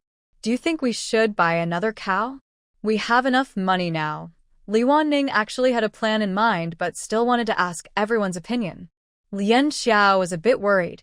It's already June soon, and there are only a few days left before the second half of the year. I wonder if buying a cow now will help us save enough for the next payment. Each time the payment is 15.5 taels, which is still a lot. Hong Xiao, though not very talkative, was quite bold. I think we should buy now. When we set up a stall in town, the progress on the land is slow. We hired 2 people this year, but it's not very cost-effective. It's better to buy early so everyone can work harder and we won't waste time. With 2 different opinions, everyone looked at Duruo. She felt her vote was important, so she looked at Li Wanning and said, I have no opinion. I listened to Madam. All right, after asking around, she still had to make the decision herself. Today is May 18th, 12 days before June. After thinking for a moment, Li Wanning simply said, let's wait a bit longer. We'll buy after we get the next bonus, just to be safe. She didn't mind risking everything to do something important. Since coming here, she had done this kind of thing many times and had become used to it. But she was a little worried that during the process, she might be assigned a dangerous task that could cost her life for a small reward. For just 1 cow, it wouldn't be worth it. Since Li Wanning brought it up, no one opposed her. Instead, they eagerly started discussing the plan again, still busy with their work and not stopping. They just didn't want to miss out on any money. Li Wanning liked their personality. Most people don't have a chance to become rich quickly. In the 1970s and 1980s, their parents weren't wealthy either. Many had to start from nothing, build their own savings, and help their children. Their money was earned little by little, steadily and honestly. Listening to their discussion about each step and thinking about the meat she bought, Li Wanning reminded them, in the future, let's also cook some good food for the girls at noon. We shouldn't just settle because the boys aren't here. Her words caught everyone's attention. When she was in the mansion before, because they had plenty of money, they treated everyone well, regardless of gender or whether they liked each other. Since the girls wouldn't fight over inheritance and could bring good marriage prospects to the family, they were sometimes treated even better. But after being exiled, when supplies were scarce for some reason, they seemed to favor the boys a little. This was before things got really tough. It was hard to imagine that if they couldn't eat for days and were starving, they might do something drastic, like sacrificing the girls to save the boys. Even now, when life had improved, most of the meat was saved for dinner or when the boys had a day off. During the day, they mostly ate vegetables, maybe with a few eggs. Don't tell Li Wanning that eating vegetables is healthy. Saying that to someone who loves meat is like Ma Yun telling a poor person that they're happier when they have no money. Lu Yiting watched Li Wanning for a while, then lowered her head and continued writing the part she had just spoken about, but her hands trembled slightly. As the oldest girl in the family, she understands everything. Even during the hardest times at home, she prepared herself mentally to be sacrificed at any moment, but she didn't want that. So, when she took on handcrafts at home, she immediately got into the work and worked all day. Actually, she didn't like embroidery, but she had to try to prove she was useful. For a long time, she felt anxious and worried. Only when the family situation gradually improved did she feel a little more at ease, but she still couldn't fully relax. She was afraid to stop or relax even a little. Therefore, when she was writing stories in her notebook at home, she gathered her courage to join in. First, to prove her worth, and second, because as the family's finances improved, she feared that some bad things would happen less often. All of Liu Yiting's fears and worries she never told anyone, not even her biological mother, Du Ruo. She thought that Du Ruo couldn't change Li Waning's decisions. Telling her would only add more worry. Her mother was naturally a bit naive, and she didn't want to ruin that. But she wasn't good at talking, so she could only try to please Li Waning in small ways, like bringing her a cup of warm water when she went out, moving her favorite dishes closer, organizing her weaving materials early, and doing her best to embroider the most delicate handkerchiefs. She just hoped that her obedience and cleverness would prevent her life from being carelessly ruined. Unexpectedly, when Liu Yaru wanted a small silver lock last time, Li Waning treated all three girls equally and bought one for each of them. She truly, as Liu Yaru said, always carry hers close. And this time, she even considered giving the girls better lunch. Could that mean that in Li Waning's heart, she truly regarded them as family? Not only Li Waning didn't know, but even the other concubines didn't realize that in Liu Yiting's heart, these past few years had been filled with the burden of such worries. Meanwhile, Li Waning, unaware of all this, was planning, once our funds are a bit more relaxed, we'll make some new clothes for the girls. They're all so beautiful, they should dress up nicely. It will be so pleasing to see. Liu Yiting's previously relaxed heart suddenly tightened again when she heard this. She quickly looked up and said, "Mother, it's fine like this. We don't need to go out and see people. Just stay at home and wear whatever makes us comfortable. Spending all day at home should definitely be comfortable." When Li Waning was at home before, she only wore pajamas, so she agreed with Liu Yiting's idea. Then let's buy some nice, comfortable fabrics. Girls should dress up a little. Liu Yiting's hand, which had just relaxed, started trembling again. The afternoon passed quickly. Everyone discussed the story, sometimes talked about other things, and did some crafts together. Li Waning had now developed a habit. If she sat still without doing something, she felt empty and like she was wasting time or life. Indeed, making money can be addictive. In the evening, when the boys returned, Liu Bachan happily told Li Waning, "Mother, some classmates heard that our noodles are delicious, and some even ordered for the next time." Here's the list. Seeing his excited look, Li Waning suddenly thought of something. She looked at the boys and asked, "When you sell things at the entrance of your academy, do people mock you? Do you feel uncomfortable?" She suddenly wondered if selling at the academy's entrance was a rash decision. She wasn't sure what the children thought or what others thought. Liu Bachan casually replied, "How could they? Mother, your cooking is so good that everyone envies us. They say they wish they could eat like me every day. But no matter how much they envy, it doesn't matter because they're not our kids. They can only eat in the cafeteria." Haha. This optimistic boy, Li Waning looked a bit speechless. She didn't understand why he was so happy for no reason. Forget it. She decided to move on and looked at the youngest, Liu Bofei. Liu Bofei looked a bit confused. "I don't know what they said. Since the last fight, no one talks about me in front of me. I don't know if they talk behind my back. But if they only dare to talk behind my back, I think I don't care about such cowards. Mother, you don't need to bother with them." Well, she didn't expect that this youngest and weakest child would become famous after a fight, earning a reputation for being tough. Now no one dared to speak badly to his face. Looks like that fight was worth it. Liu Buxin and Liu Buhui's classmates are all a bit younger and less thoughtful. Li Waning is more worried about the older ones, who are more concerned with appearances and afraid of others' opinions, which might make them feel uncomfortable. Before Li Waning could ask more, Liu Boli smiled and said, We are all students, so of course we should compare who reads better. I am an exile, and they haven't done as well as me in exams. So, who has the right to criticize? Even if they do, I don't care. My main goal is to study well, and I have already achieved that. I am doing what I wanted most, while they are still far behind. Who's laughing at whom? Sigh, there's really no comparison. Li Wanning has never experienced the confidence and assurance of top students. And whether in books or now, Lu Boli truly only cares about studying.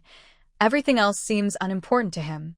Lu Buqing put down his cup and said, I think earning money is more important than worrying about 3 meals a day. Words are spoken by others, so let them talk. It won't take away our food, and we already have money in our pockets. We can buy whatever we want, so what else matters? His words touched Li Wanning's heart. It seems that no matter the era, making money means not caring too much about face. If you can't control others' words, then just control your own mind. Only Lu Buiyuan remained silent, speaking calmly. Whether they talk or not doesn't matter to us. They're just brief visitors in our lives. Why should we care? Indeed, he was confident and carried the aura of a noble son from a noble family, treating everyone equally and not paying attention to everyone. Hearing everyone's firm words, Li Wanning felt a bit more at ease. But she still reminded them, making money is important, but it doesn't have to be right at the entrance of your school. If you feel uncomfortable, we can set up stalls in the town later. It won't make much difference in silver. As I said, since we've paid so much, we don't want anything to affect your studies. Everyone agreed that they wouldn't be uncomfortable. The school entrance was fine with many customers, and it didn't seem forced at all. However, Li Wanning quickly realized on her own that if these children wanted to succeed in official or business circles in the future, they would need to develop strong mental resilience. Currently, this situation was a rare opportunity for training, something most people wouldn't experience. So, sometimes it's really hard to tell what is good and what is bad. We can only say that every arrangement by the Lord may have deep meaning. In this process, your attitude and choices influence the direction and outcome. Since everything is sorted out, she decided to focus on her group buying business. Li Wanning thought about her current situation and realized she needed a portable writing tool. What should she use? A goose feather pen? Thinking about the fine goose feathers, she knew filling it with ink would be difficult. Plus, the ink dries out easily now, and after filling it, she wasn't sure how long it would last. It wasn't practical. There was also a ballpoint pen, but unfortunately, it required very high craftsmanship. Nothing from the ink core, ink, or tip could be achieved with her current skills. Not feasible. The only remaining option was a pencil. If she burned a piece of wood to make a makeshift pencil, she could write with it, but it would be awkward and would need to be burned again often. Most importantly, the writing would be large and not very convenient. Li Wanning felt like she was caught in a brainstorming session. Clearly, she hadn't watched enough short videos. If she wanted to travel through time or into a story, she needed to store more tips and tricks from videos. Madam, can we steam some buns tomorrow morning? Du Rua asked at this moment. Sure, you can handle it, Li Wanning replied, her mind elsewhere. All right, I'll go knead the dough now and prepare it, Du Rua said, turning to leave and busy herself. Li Wanning thought about how tired Du Rua must be. She had to knead dough in the morning and again at night. She had been kneading dough all day. Suddenly, a new idea flashed through her mind. Kneading dough? If flour can be mixed together, maybe charcoal powder can be too. She remembered seeing somewhere that pencil cores are made from a mixture of graphite and clay. Since she didn't know where to find graphite now, she thought about using charcoal powder instead. Anyway, her requirements weren't high. She just needed to record the list of group buying participants. On the second day, Li Wanning, unlike her usual behavior, went to the kitchen early in the morning. She wanted to make charcoal powder by first burning firewood. She didn't need to burn it carefully. She just watched the fire in the stove burn for a while, then took out the partially burned wood. If it was usable, she would extinguish the fire and collect the pieces. Lu Yiting watched her actions with some curiosity, but said nothing. She only asked, "What kind does mother need?" "Just tell me and I'll handle it." I don't want to dirty your hands. Li Wanning took out a piece of charred wood. It's this kind, burned black but not turned to ash, Lu Yiting summarized. So, it's about the stage of charcoal. Yes, roughly. I want that black stuff. The more black, the better. As she spoke, Li Wanning pulled out another piece. Is it like this? Lu Yiting imitated Li Wanning's way and found a similar piece. Yes, exactly. You help me find this and I'll do something else. She then took a broken bowl and used a sharp bamboo piece to scrape the black material downward. After scraping for a long time, she only got a little bit. To make a pencil, she would need to scrape for a very long time. Frustrated, she put the material down. Mother, what do you want to do with this? Seeing that Li Wanning seemed a bit off, Lu Yiting still felt she should ask. Maybe she could help solve her problem and gain her respect.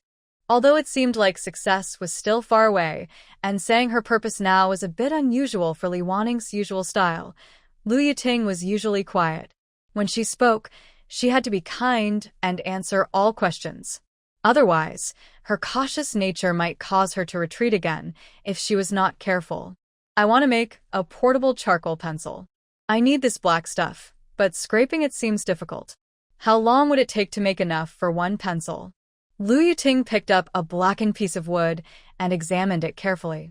After a long look, she said, Mother, you want this black material, and it needs to be quite a lot.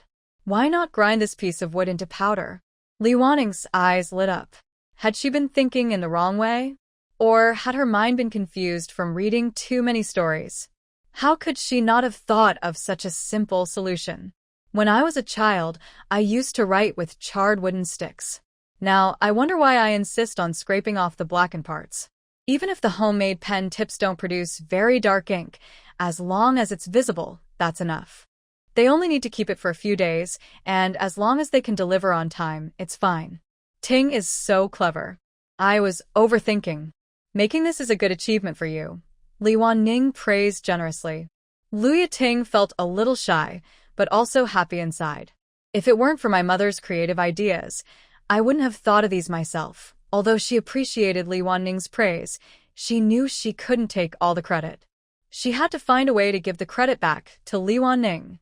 Fortunately, Li Wanning didn't know about Lu Yiting's inner thoughts and worries. If she did, she might go crazy.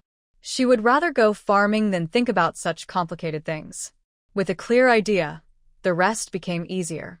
To make sure the wooden stick wasn't too fragile, she placed it on a stone slab, cut it into small pieces, and then hammered it into powder little by little. Finally, she put the charcoal powder into a bowl. Ting, let's go find some clay together, Li Wanning suggested. She noticed Lu Yiting was always busy with chores and not talking much. She had just given her an idea, so she decided to take her along to make pencils. It would help her relax and feel a sense of achievement. Sometimes, Li Wanning could sense Lu Yiting's distance and guarded feelings. Although she seemed obedient and helpful around the family, she was different from the other two girls. Although Lu Yiting wasn't the original daughter, she probably hadn't been hurt much when she arrived, and since she was young, a little good food and kind words quickly made her feel better. So, she wasn't as naturally close to Lu Yaro, but they got along okay. Unlike Lu Yiting, who felt there was some barrier between her and the children, she tried to treat everyone equally. Still, she felt like something was missing in their relationship.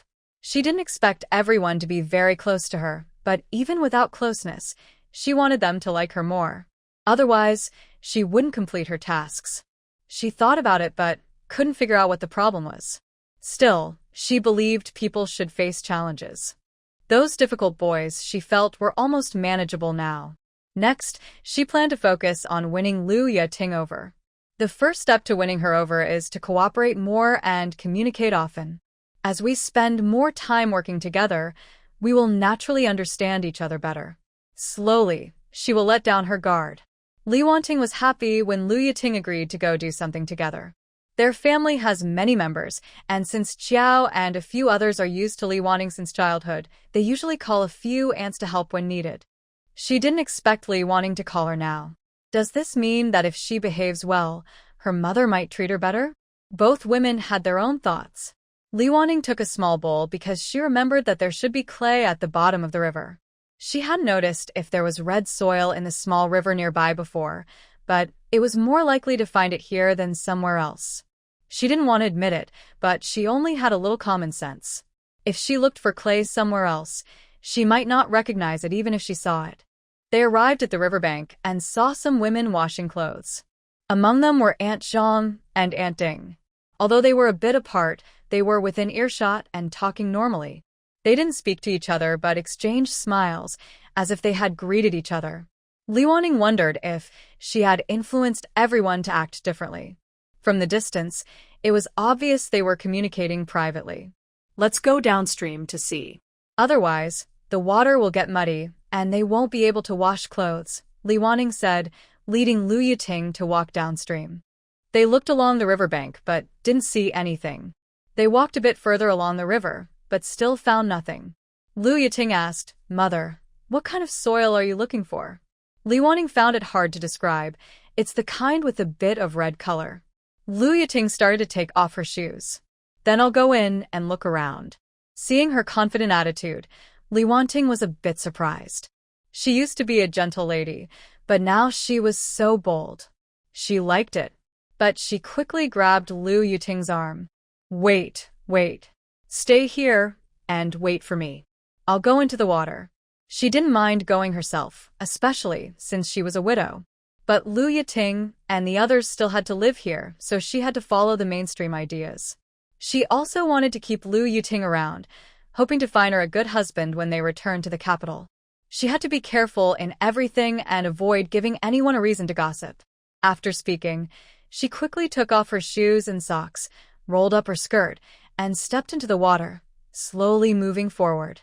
The water nearby was shallow and not dangerous. As she moved toward the middle, it got deeper. The water level rose from her ankles to her knees. Sunlight reflected on the surface, creating sparkling waves that made her a little dizzy, making it hard to see the color of the mud at the bottom. She bent down and grabbed a handful of water. It wasn't exactly what she wanted, but the color didn't seem like typical muddy yellow. She continued walking a few steps and grabbed more water. After a few tries, she finally found the color she was looking for. Tinga, you found it. "Please pass me the bowl," Li Wanning said, walking a few steps to the shore.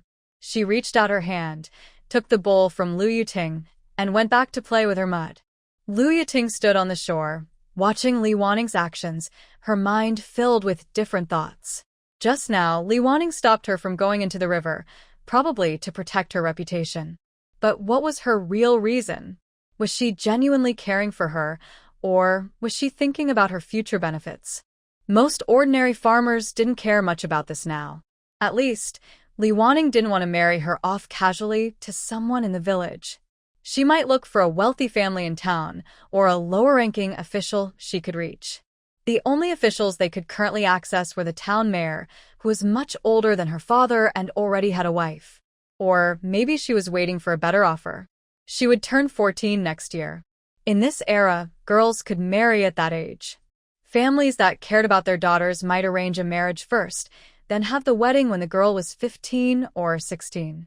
For girls like her, marrying at 14 was quite common. No wonder Lu Yuting's mind was wandering. When she was in the capital, daughters of officials also faced social hierarchies. Daughters of high-ranking officials looked down on those of lower rank. Legitimate daughters didn't associate with illegitimate ones. So, the girls she played with were usually from families similar to or slightly lower than hers. What did illegitimate daughters talk about? Besides clothes and jewelry, they mostly discussed the fate of other illegitimate girls and gossip. So, stories about how the head of a household treated illegitimate daughters were widely known in their circle. Although Lu Yuting was still young, there were older illegitimate girls in their group who knew many tricks and how mistresses dealt with illegitimate daughters and concubines. She knew more than Li Wanning about these things. Of course, the simplest method is to nag at home, but there are more advanced ways, using both kindness and authority. By catching someone's weakness, you can easily control them, making it hard for them to feel at ease every day. Other issues are minor. The most serious matter is marriage. For a common daughter, her marriage is decided by the main wife. Her future happiness or hardship depends on her family's decision. They might find her a playgirl from the streets, or marry her to an official who is much older, or even send her to be a concubine. There are many options. Because of this, most common daughters and concubines are very obedient and dare not resist. Only someone confident enough to control the head of the family could hold the power to decide her own marriage. Sigh, I just can't understand. Lu Yiting feels a terrible headache. She knows she must find a way to become more useful. Over there, Li Wanning happily scooped up some dirt. Thinking about her home, this was enough. She believed that as long as the clay could stick, it was fine. Adding too much might ruin the color of the writing. Holding half a bowl of mud, Li Wanning happily said, "Luckily, I found it. Otherwise, I wouldn't know what to do." Lu Yiting quickly took the bowl and handed her a cloth. She asked cautiously, "Mother, please wipe your hands and put on your shoes and socks." It wouldn't look good if someone saw. Li Wanning was indifferent. "It's okay. If someone saw, it doesn't matter. But you should be careful. Don't be so careless, or future marriage might be affected." Then she thought for a moment and added, "Of course, if they dislike it, it's their problem. But we should try not to give them that chance." Lu Yiting nodded and said, "I was just trying to help you find what you wanted. I didn't think much about it. I'll be more careful next time." This is a common way for the daughters of common families to flatter the main wife. They didn't use it much before, but now they plan to use it well. First, they explain that their actions are to help ease the main wife's worries. Then, they admit their mistakes and promise to think carefully and follow her advice. If Li Wanning knew this, she would surely sigh. Being a common daughter really isn't an easy job. After achieving her goal, Li Wanning and Lu Yaru returned home to start the next step in making pencils, mixing clay. Bring over the previously prepared charcoal powder, add a little clay, and mix until it seems to work. Then, use a wooden stick to stir. While stirring, I remembered something and said to Lu Yiting, who had just brought me a small stool, "Go get some ink, please." "We'll add a little." Before Lu Yiting could reply, Lu Yakin volunteered, "Mother, I'll go get it." At the same time, Lu Yaru came over and looked at Li Wanning with a strange expression. After a moment, she asked, "Mother, are you remembering something from when you were a child?" Li Wanning was caught off guard and looked up. "Huh," Lu Yaru sighed and shook her head. Even Ding's younger brother doesn't play with mud anymore. Everyone finally understood her meaning and secretly chuckled. Li Wanning shuklat shufli. "Don't you think this is fun?" Lu Yara hesitated but couldn't hold back. "Mother, remember to wash your hands later." Seeing her expression, as if daring me to stop her if she really wanted to play, Li Wanning's desire to have a child came to mind again. Under everyone's watch, Li Wanning happily finished stirring, but then faced a new problem. "Come on, everyone, think about how we can shape this into a long, and also squeeze it in the lengthwise direction so it's very tight." Li Wanning thought about a modern pencil. She had always wondered how the pencil lead was inserted into the wood and held so tightly. Lu Yiting mumbled, "If we need to squeeze it, we definitely need a fixed edge on the outside or it'll deform. What shape does Mother want? Long and round or square?" Lu Yakin joined the discussion. Thinking of a pencil, she said, "Round is best, but if that's too hard, square is okay or any other shape, as long as it's a long." Shapes are easy to file down later, so it's not a big deal. Looking at Li Wanning and the good clay, Lu Yaru felt a bit dismissive but still share her idea. Since Mother likes playing with mud, why not wrap a chopstick with mud to make a long shape, then try pulling out the chopstick and drying it to see if it works. That was also a good idea. At this moment, Lu Yiting was inspired. "Mother, if that's the case, can't we just use thin bamboo? We can insert it into the bamboo tube and see if we can take it out after it dries." Li Wanning's eyes lit up as she clapped her hands together. "Yes, bamboo is perfect. Come on, let's go find some suitable bamboo." Excited, she headed outside, not forgetting to turn back and say to Lu Yiting, who was following with a sickle, "Tinger is so clever." "Oh, Cheener and Rower are very smart too." Today, Lu Yiting received many compliments and blushed. Fortunately, there is plenty of bamboo here, of various thicknesses and lengths, so Li Wanning quickly found some that suited her. Back home, she cut the bamboo into appropriate lengths. Her standard was based on the thickness and length of an old pencil. Then she carefully packed black mud inside. Once it felt full, she sealed one end tightly, turned it upside down, and inserted a thinner stick into the hole to press it down. She kept pressing, adding mud and pressing again. After several rounds, when she couldn't press anymore, she stopped. Because she used a lot of mud, she made 2 of these. As for drying, there's no need to rush. With the weather here, it will take just a day or 2.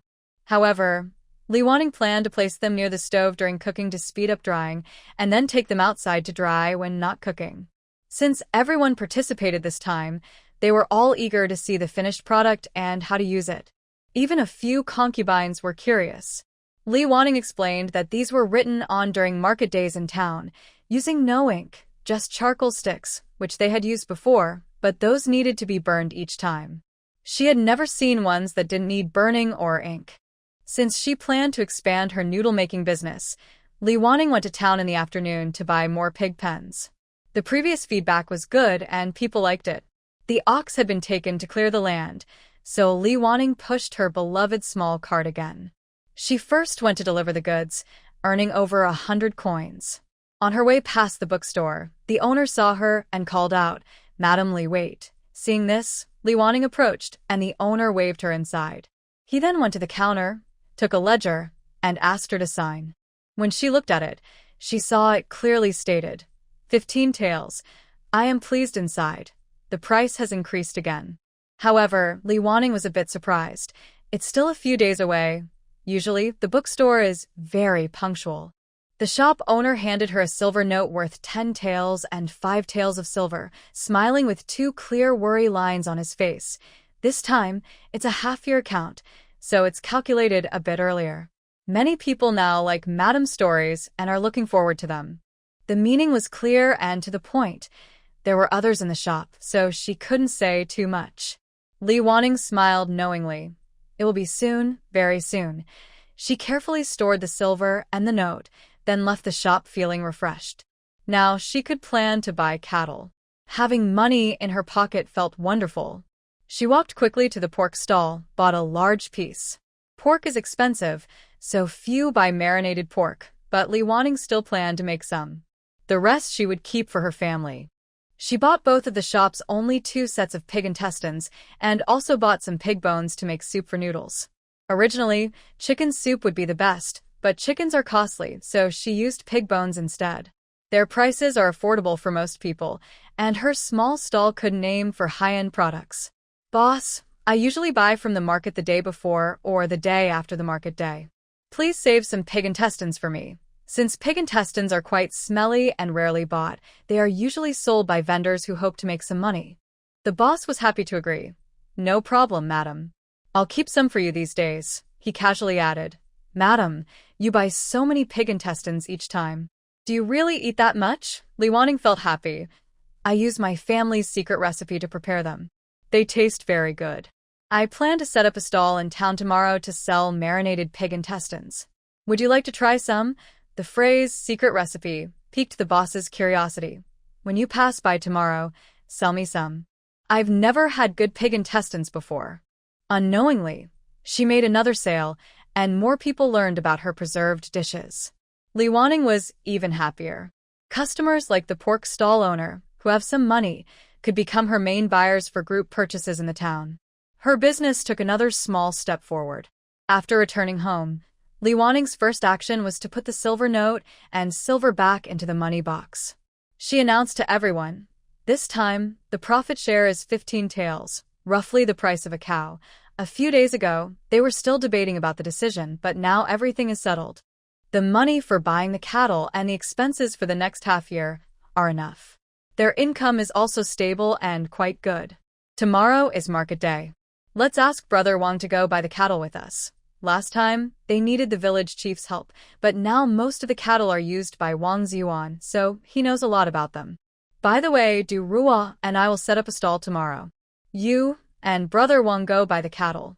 After buying them, go to the registration office to register, and then bring them back. As for the cart frame, there's no need to order one now. The 2 cattle were originally for one main plowing and the other for business. Now, it seems rare for both to go to town together. The family is about to welcome a new member, and everyone is very happy. Surprisingly, Lu Yaru is the happiest, very excited. I'll go clean the cattle shed first, so the calves we buy tomorrow will have a good impression. Li Wanning looked at her, a bit puzzled. Don't you like chickens and ducks? When did you start liking cattle so much? Lu Yara smiled happily. I think Little Yellow is too lonely. It usually eats alone all the time, which is quite pitiful. If there are other calves to keep it company, it will eat more happily and work harder. That way, our family will earn more money. Well, whether adults or children, everyone is happy when they see the hope of making money. Li Wanning also secretly calculated. With 2 cattle, considering one is used for 3 days of work and 2 days of rest, minus planting, harvesting, and other times when the weather is bad or they are busy weeding, they only have about 8 months a year for plowing. Covering about 40 acres is no problem. In 1 year, it would match their efforts over the past 3 years. After the winter wheat harvest, they will definitely have more food than they can eat. They used to think they couldn't sell it at a good price and were reluctant to sell, but now they use it to make noodles, saving the cost of buying ingredients, which also saves a lot of money. The whole family is immersed in joy. The next day is market day. The family got up early again. Unexpectedly, Lao Bachan was already up early. Mother, I'll go get the goat's milk with you. I told Deng Ziqiu last time that I would visit him. Seeing him wake up so early just to visit his friends, Li Wanning was impressed. She wondered, is it really necessary to see someone she meets every day at school? Since he was willing to go through so much trouble to visit his friends' homes, she naturally didn't stop him. It's good to have someone to chat with. On the road, Lu Bachan was actively pulling the ox cart. Now he looked confident and capable. Mother, today you are going to sell food, so there won't be a place to sell the fragrant pouches and good luck charms. Yes, it depends on when the items sell out. If they sell out early, we can sell a little longer. If not, we can't. Li Wanning sat in the passenger seat, completely relaxed, enjoying the scenery by the roadside. That's a bit wasteful. Why don't I go with you? While you sell food, I can sell these nearby. Although I sell fewer, someone always buys them at the big market. Every time Lu Bachan talked about selling things, he was very enthusiastic. Everyone has their own interests, and Lu Bachan liked this. As long as he was willing to keep studying, Li Wanning planned to go along with him. The current imperial exams are much harder than college entrance exams. Only a few people can take this path. They arrived soon, as the distance wasn't far. Deng Ziqiu was already waving at the gate of the sheep farm from afar. Bachan, over here, over here. It seemed this kid had woken up early too. Lu Bachan happily waved back, almost eager to jump out of the car, but he kept a calm face. Ziqiu, you're so reckless. You don't know how to be steady. Li Wanning held back her laughter, feeling amused to hear such comments from Lu Bachan. Seeing the two of them happily chatting and close together as soon as they got out of the car, Li Wanning almost thought they hadn't seen each other for many years, if she didn't know the truth. Deng Ziqiu and Li Wanning greeted each other, then excitedly pulled Lu Bachan to visit their sheep farm. Li Wanning, meanwhile, went to buy sheep milk as usual. Watching the two kids chatter happily, her mood improved a lot. Deng Ziqiu's mother couldn't help but say, "The kids get along very well now. My Ziqiu keeps talking about your Bachan, praising your milk tea for being sweet and tasty. He said he will buy some whenever he passes by the school gate." Li Wanning chuckled. Maybe I make flavors that suit children. They all support me. Since she had to hurry back to handle her stall, Lu Bachan said a few words and then returned. Mother, let's go now. We might run out of time. Seeing how sensible Lu Bachan was, Deng Ziqiu's mother couldn't help but praise him. He's such a good boy. When you have free time, you can come over and play with Ziqiu. Out of politeness, Li Wanning and Deng Ziqiu's mother exchanged some friendly compliments about their businesses. Since everyone was busy, we didn't talk much before saying goodbye. On the way, Lu Bachan suddenly said to Li Wanning, Mother, I checked out Ziqiu's farm today, and I also asked him about sheep-raising tips. I think we can raise sheep ourselves, so we won't have to buy them every time. Li Wanning was surprised. You came today with that purpose? Lu Bachan nodded. Yes, otherwise I spend all my time with Ziqiu at school. Why would I come here during my free time just to see him? Time passes so quickly. I should do something more useful. Li Wanning immediately looked at Lu Bachan carefully from head to toe. Her gaze made Lu Bachan a bit nervous, and he lowered his head to check if he had done anything wrong. She even started to wonder if Lu Bachan's close relationship with Deng Ziqiu had other motives. She didn't ask directly, feeling a bit uneasy. Oh, Lu Bachan sighed in relief. I really like him. I think his temper and way of doing things suit me. We agree on many issues. He doesn't just study all the time, and is very flexible. Li Wanning also felt relieved, thinking it was not what she initially feared. Lu Bachan had always been like a little sun in her heart, bright, cheerful, enthusiastic, sometimes a bit silly, but honest and straightforward. She thought he was easy to get along with. She could accept that these kids were a bit mature early on, knowing they wouldn't be ordinary in the future. But for now, in her eyes, they were still just children. When Li Wanning and Lu Bachan returned home, they were very surprised to see that everything was almost ready. Why are you all so quick today? Li Wanning asked in surprise. Today is a holiday, so everyone is at home. Everyone has started helping out, and the most time-consuming part, making pearl beads, will be done soon, Du Rua said with a smile. Once again, it showed how powerful a group of people can be. Now, Li Wanning was beginning to understand why people in ancient times liked having many children. Although more people meant more food was needed, all the resources of life were brought in by people. The children, although they did less work when young, also ate less. When they grew a bit older, they worked more, and having more people meant more labor, so everything got done faster. Without doing small business like their family, just focusing on farming, their strong and healthy family members can work hard to clear more land. Even their older children work diligently. Finishing early means they can leave sooner. Li Wanning is also thinking about the items they ordered last time and wants to deliver them early. Today at noon, they are selling noodles for the first time, so they need to prepare the dough early. They are bringing many things. Small tables and stools for eating noodles, tables and stools for selling fragrant pouches, and a lot of marinated dishes, considering what to put in the noodles. They also brought various seasonings and a bag of flour. The big ox cart is packed full, and Li Wanning is glad she reserved some space for storing items when ordering the cart frame. Just before leaving, Li Wanning suddenly remembers, can our pens still be used? Lu Yiting picks up a pen from the stove and hands it to Li Wanning. Mother, look, it seems dry outside, but I don't know how to take the ink cartridge out. Li Wanning looks at it and sees a round bamboo tube wrapped around a dark ink core, just a complete pencil. No need to take it out. No need to remove it, just give me a knife. Unexpectedly, after many years, she starts sharpening a pencil again, and she's using a kitchen knife. Carefully, she cuts around the bamboo, revealing a sharp pencil. She takes a piece of paper and tries writing a character. It works, she can write. But everyone is curious about her new way of holding the pencil. The most important thing is to teach Du Rua. Li Wanning explains the technique, and Du Rua tries writing a character, looking very happy. It really works. Not bad. Now we won't need to carry ink and brushes for recording. Li Wanning sharpens both pencils and takes some paper. When you deliver the goods later, if they want to order more, you can note it down. Keep one for the stall, too. Unexpectedly, the first person to use the items her wife worked hard to make is Du Rua, and she feels very happy. As they approach the town, she can't wait. Madam, after we set up the stall, I'll go deliver the goods quickly, or it might be too late if they want breakfast. Li Wanning glances at her. All right, I think not many people are waiting to eat this in the morning, but since she is eager, why should we discourage her? The big market is really different. Although it's still early, the street is already busy with people and many small vendors. Li Wanning found her usual spot, where Sister Ding was already waiting. Quickly, she set up several small stalls.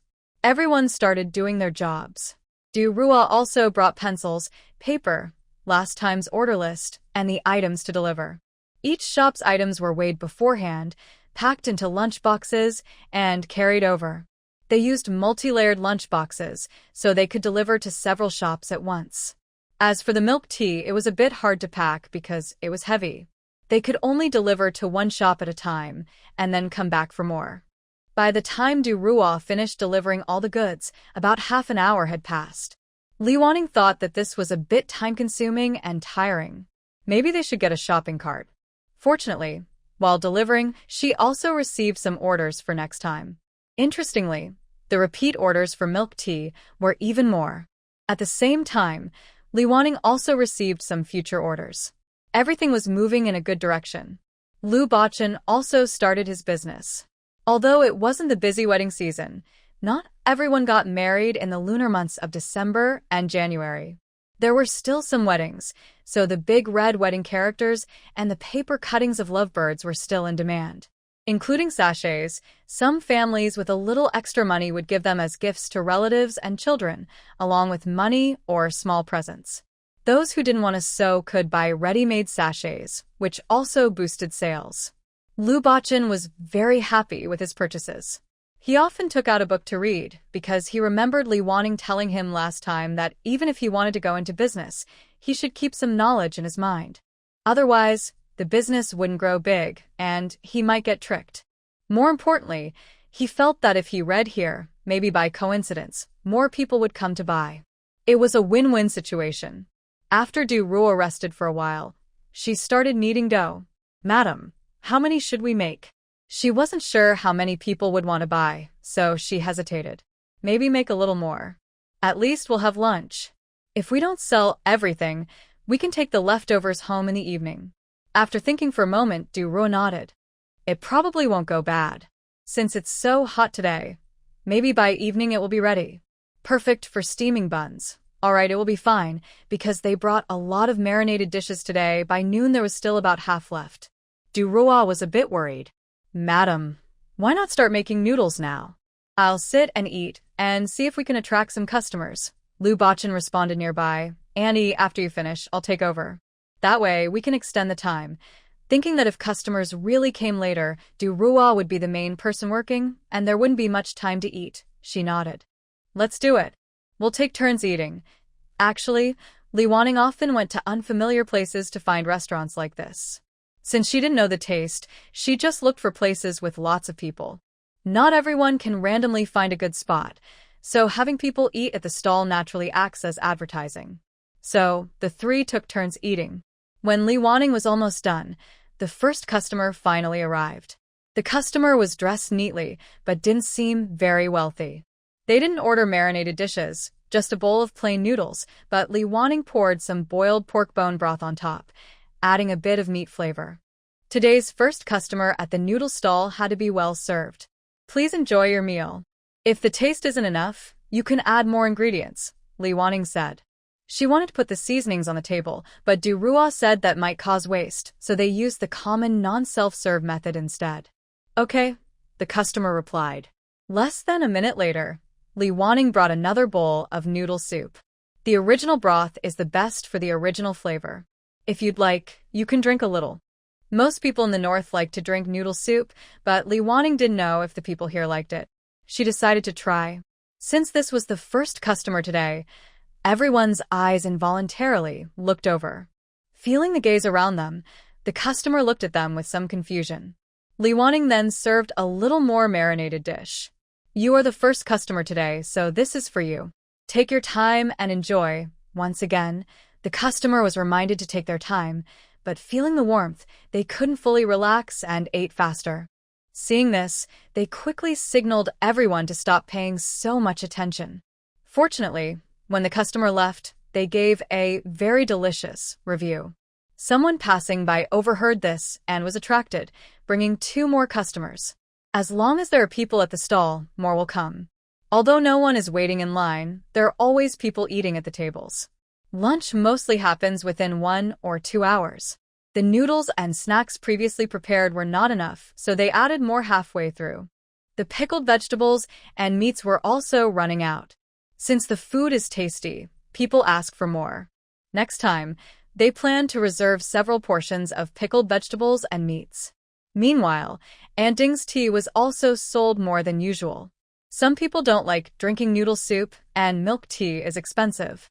Drinking plain water feels bland, so they choose Anding's flower tea, which costs only a penny and fills them up.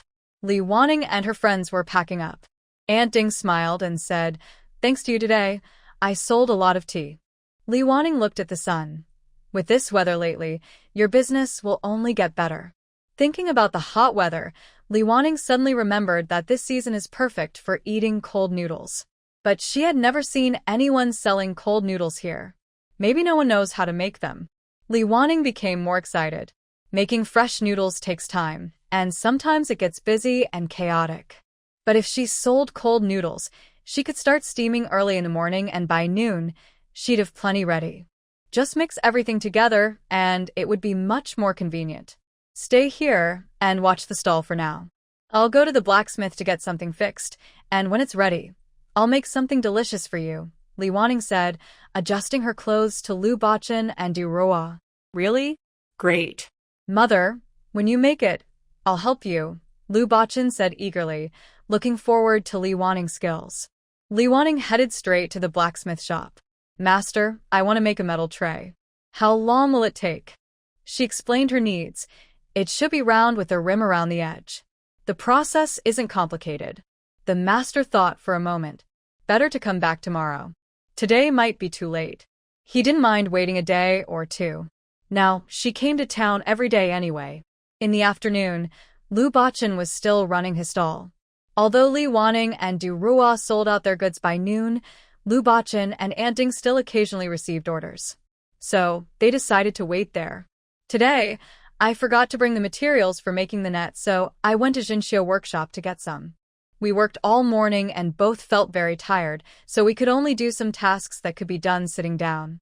In the evening, after paying taxes, Sister Ding still had about 20 coins left.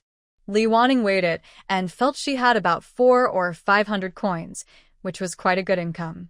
On the way home, Lu Bachan was in charge of driving the cart. Behind him were 2 clay stoves. Li Wanning looked at them and said, "Du Roi, maybe from now on, you should deliver meals. You wouldn't need to prepare in advance. Just bring this cart to their door and cook something there." Freshly cooked food tastes better. Lu Bachan turned back and said, "Our classmates would be so jealous. I've never seen anyone cook directly outside the school gate before."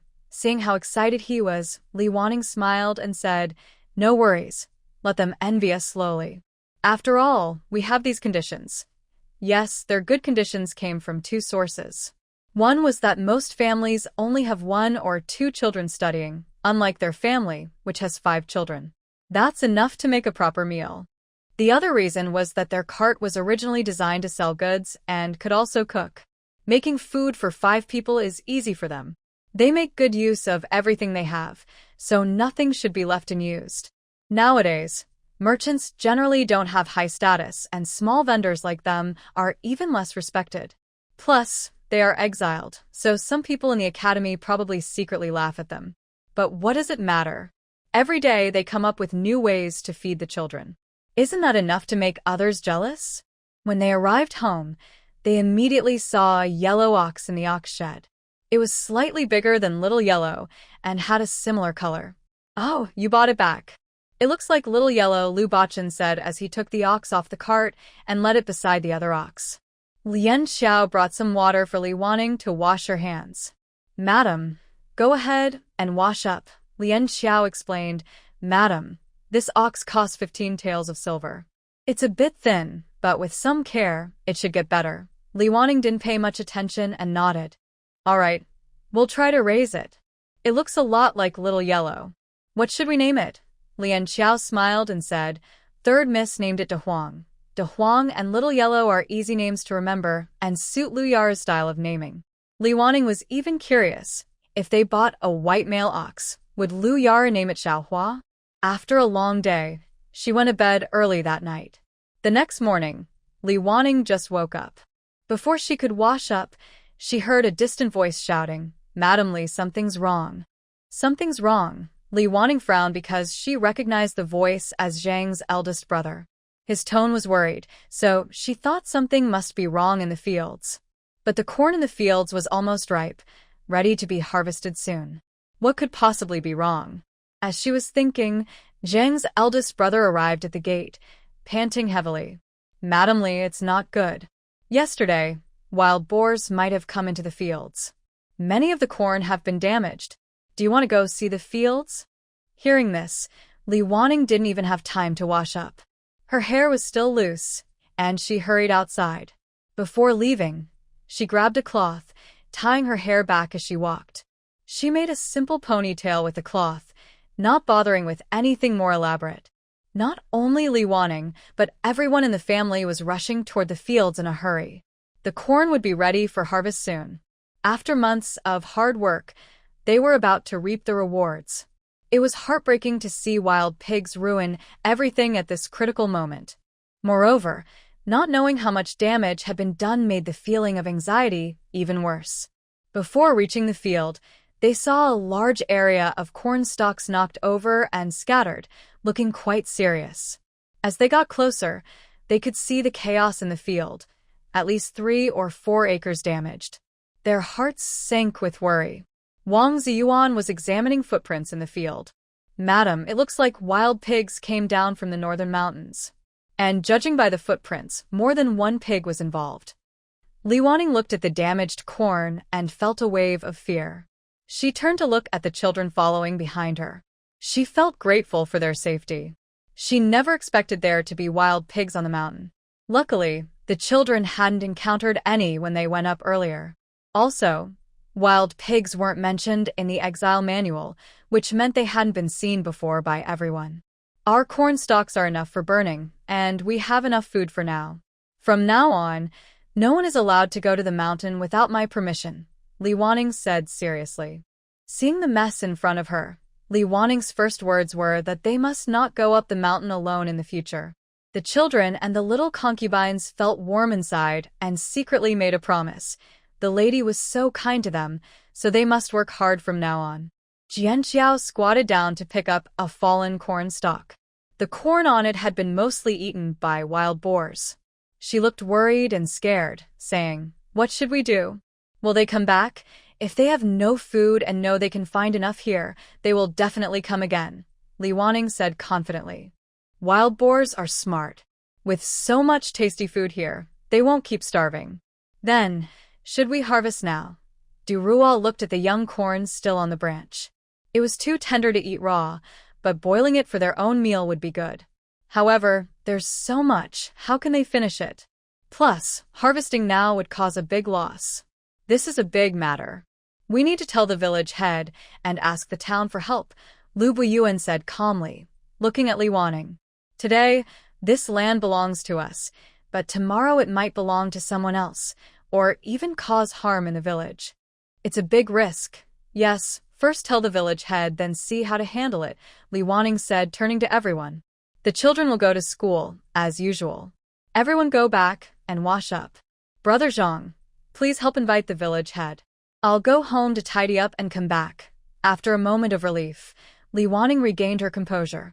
As long as no one was hurt, that was enough. As for these difficulties and hardships, aren't they just part of life? Everyone spends their life solving various problems. Whether poor or rich, everyone has their own struggles and pains.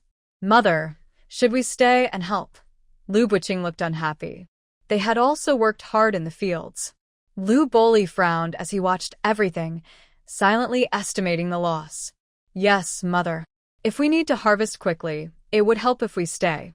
Otherwise, let 4th and 5th brothers go to school, and the rest of us stay home to help." Lu Bachin protested nearby. "I want to stay too. I want to help." Li Wanning looked at everyone and said as she walked back, "Staying won't make much difference. This is a big matter for the village and the town, and it should be handled by the adults. Harvesting now is unlikely. Once we harvest ours, the wild boars will go look for other fields. I believe the town head will solve this. You don't need to worry too much. The mayor currently seems to be a good official who cares about the country and the people. However, about 60% of the land must be paid to the imperial court. As the local official responsible for taxes, he cannot ignore this situation, so he will definitely handle it by focusing on preventing future problems." After some discussion, everyone understood the situation. Lu Buyuan was the first to decide, "Let's go to the academy first. If there's anything we can do, my mother can call us there anytime." Without wasting time, everyone split up and quickly washed up. Du Rua didn't have time to prepare lunch for them. Li Wanning took out 50 coins and handed them to Lu Buyuan. We might not have food delivered today. You and your brothers should go to the canteen to eat. Make sure you're full. There's no need to save a coin on your food now. Okay, mother. We understand. After saying that, Li Wanning didn't bother with them anymore. She finished washing herself and hurried back to the fields. When they arrived, the village chief was already there. Seeing the damaged crops, he looked sad. Madam Li, it seems the wild boars on the mountain haven't found food lately, so they came down. Since your place is close to the mountain, they chose your land. Li Wanning bowed politely. Village chief, the damage has already happened. There's no use talking about it now. But this won't be the last time they come. We need to find a way to catch them, or our crops this year will be ruined. Yes, we must catch them. But we don't have many hunters in the village. Even if everyone works together, it might not be enough. We should ask the mayor for help later, said the village chief, who knew the village well. If he said there were no hunters, then there really weren't any. Hearing this, Li Wanning felt relieved. It seemed everyone believed that the solution was to ask the leaders for help when they couldn't handle the problem themselves. After a quick breakfast, Li Wanning drove her small yellow cart with the village chief straight to the town. What? Wild boars came into the village and damaged the crops. The mayor raised his voice after hearing Li Wanning's explanation. The land owned by Li Wanning was quite large. Although she only paid 30% of the taxes now, it was still a significant amount, enough for one family to support several others. Yes, Mayor. Currently, the damage is about 3 or 4 acres. The main concern is that they might come back again, and we won't be able to protect the crops. The town mayor clearly understood how serious the problem was. It wasn't just about taxes. Everyone was already starving. If some of the grain was destroyed, nobody knew if they could survive the year. Without enough people, taxes would drop even more, creating a vicious cycle. Did anyone get hurt? The mayor asked again. Hearing this, Li Wanning felt reassured. The mayor still cared about everyone's safety. The village chief replied, Not yet, but if things continue like this, it's hard to say. The mayor slammed the table. Then let's settle this once and for all, and eliminate the problem completely. Go back and prepare. Tonight, I will send someone to watch over the area. Thank you, Mayor, Li Wanning and the village chief said together. After discussing important matters, Li Wanning and the village chief prepared to leave. The mayor added, If your village has capable hunters, gather them to help. Also, if you need to set traps, everyone should pitch in. The village chief nodded. I'll go back and gather people. Li Wanning felt relieved that the problem was being addressed. Still, she secretly thought, isn't everyone supposed to avoid talking? If they have to work together, she wondered how they could keep silent and coordinate perfectly. Leaving the mayor's office, Li Wanning thanked the village chief. Thanks to you stepping in, I feel much calmer. The village chief waved his hand. It's what I should do. Li Wanning smiled happily. I ordered a special dish from the blacksmith shop. Once I pick it up, I'll go back. To thank you, I'll bring some new treats when I make them. The village chief's eyes twinkled. He sensed something unusual about the increasing visits from the mayor for drinks. Maybe he should test the waters. When do you plan to make it? I'll invite the mayor over for drinks at my house. Today might be busy. How about tomorrow? Also, which of the previous dishes did you and the mayor like best? I'll make some of those too. Li Wanning saw this as a good chance to get closer and wouldn't miss it. Lady Li's snacks are all very good. The mayor seems to prefer the marinated peanuts and marinated pig intestines, the village chief said, pretending to think. In truth, he didn't need to think much. After drinking together so often, he knew what the mayor liked. He just felt a little shy about asking directly. All right, tomorrow I will deliver some new food and a few pickled dishes to you and the village chief to enjoy with drinks. Since I need to prepare ingredients for the day after tomorrow anyway, I might as well prepare a bit more. They usually drink near dinner time, so delivering the ingredients at noon is still timely. You can go pick them up. I will go inside and tell the village chief, then meet you at the village entrance later. The village chief turned back and went into the town mayor's office. Honorable Mayor, I sincerely invite you to my house tomorrow for drinks. To thank you, Madam Li said she will prepare some new dishes for us to enjoy with drinks. The truth will be clear once we try. Sure enough, when the mayor heard this, he looked over immediately and pretended to think for a moment. Since Madam Li is kind enough, I'll see you tomorrow. No need for you to prepare anything. I'll bring 2 jars of good wine. The village chief secretly smiled, thinking his guess was right. He happily said, someone provides the wine, someone provides the food. I'll just enjoy eating and drinking. Life is so wonderful. Li Wanning went to the blacksmith shop to pick up the custom-made items. Usually, she took 2 small stoves to town, but to save time, she made 3 iron trays. This way, 1 tray would be free, and when the food was almost ready, she could take it out and put a new batch in without wasting any time. Back home, the village chief went to gather people. Those who were quick and strong were to stay at home on standby, ready to be sent by the town mayor's people later. Li Wanning asked Du Ruo to start steaming the buns. If the mayor's people were to stay overnight, it wouldn't be good to let them go hungry, especially since the number of visitors was uncertain. So she made a little extra. With so many family members, if needed, they could eat for several days without waste. Soon, the village chief sent someone to call Li Wanning to the fields. When she arrived, she saw 4 or 5 strong-looking people inspecting the land. They examined and talked for a while. One person spoke up. Village chief, looking at these footprints, it seems more than one animal. If we confront them directly, there might be injuries, so setting traps is a safer choice. The village chief cooperated fully. Whatever you need, just tell me. We'll do our best to help with people and supplies. That was exactly what they wanted to hear. The person added, usually, wild boars follow fixed routes. If they come again today, they'll probably pass through here. The person pointed to the area on the mountain covered with footprints. So, we will set traps here, making them longer. This way, we can catch one and reduce their fighting ability. The village chief nodded repeatedly. I'll call some people. Just tell me how to dig the traps. The village chief gathered about 7 or 8 people, including 2 who could shoot arrows and hunt. The person marked the area for digging, explained how deep and wide the trap should be, and assigned some people to dig. Then, he took a few others to gather sharp objects to place in the traps. In this place full of bamboo, they naturally used bamboo as material. They sharpened the bamboo and stuck it into the traps. Although wild boars have tough skin and thick meat, they are heavy. If they step into the trap, they will be caught easily. At noon, Li Wanning brought food to the site and also carried a big bowl of soup. Everyone, you've worked hard. Come and have lunch. The people sent by the town mayor thanked her and sat down to eat. The villagers refused, saying they preferred to go home and eat. They knew that although the wild boars were damaging Li Wanning's land now, if they didn't do something, their own land would also be at risk. So, they were helping Li Wanning but also saving themselves. Li Wanning looked at the village chief. Village chief, everyone has been working hard here since morning. I feel bad asking them to go home and eat. Besides, I've already prepared everything. It's hot, but I can't leave it. The village chief knew that Li Wanning's family was not short of food, so he said, since Madam Li is so kind, everyone can stay here and eat.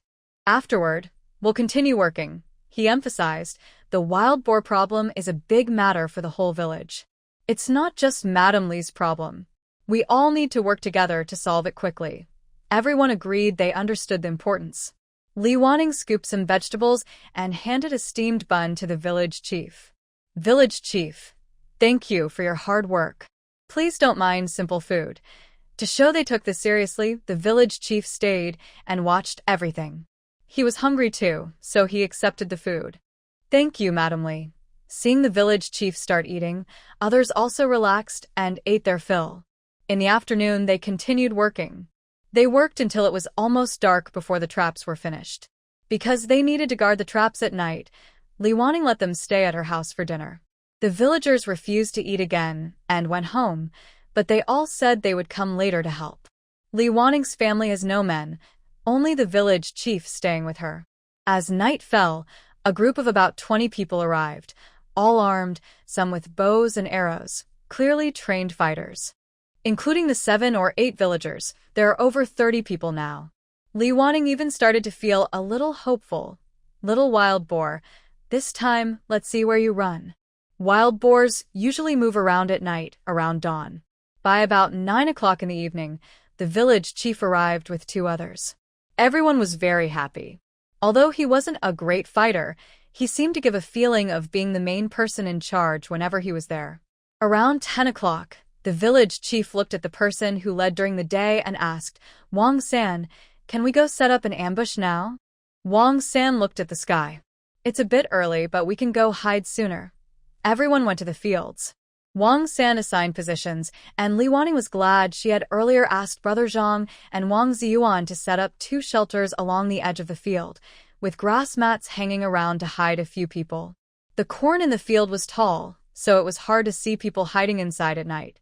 Wang San also had someone tie up and used corn stalks from Li Wanning's home into a row and stand them in the field for cover. Fortunately, the field was large enough. Even with over 30 people, everyone managed to hide well. Li Wanning looked at the scene, feeling both nervous and excited. Wow, this is the first real time I've seen people trying to catch such a dangerous animal, more exciting than a live broadcast. While she was feeling excited, Wang San saluted the village chief. We've finished hiding. We'll make sure the wild boar has nowhere to run. Please go to Madame Li's house and wait. The village chief seemed to trust Wang San and the others a lot. He patted his shoulder. Be careful, and I'll wait for good news from you. Li Wanning felt a little disappointed that she wouldn't see the exciting chase.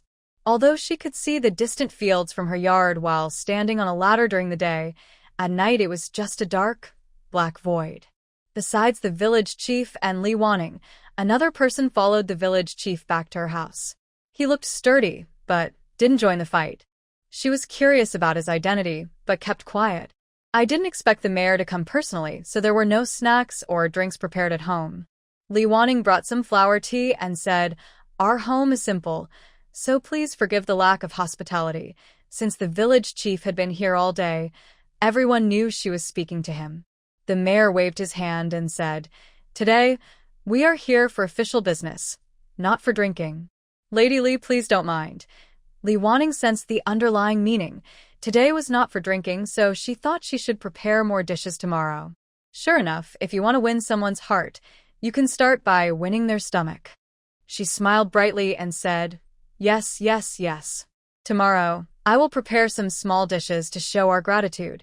Feeling it might be inappropriate to be so obvious about her intentions, she cleared her throat and said, There's no need for that. It's my duty to do so. The village chief and the others, who were quite familiar with each other, chuckled and said, I'm actually looking forward to it, since they had nothing to do and were just sitting around. Li Wanning and the women suggested, Mayor, Lady Li's children are quite talented. We have nothing to do anyway, so why not call them out to test their skills? The mayor glared at him and said, Thinking of testing the children at someone else's house? That's quite a thought, but looking around at the 4 women, all of whom were women without their husbands, he thought it might be better to test the children's skills instead.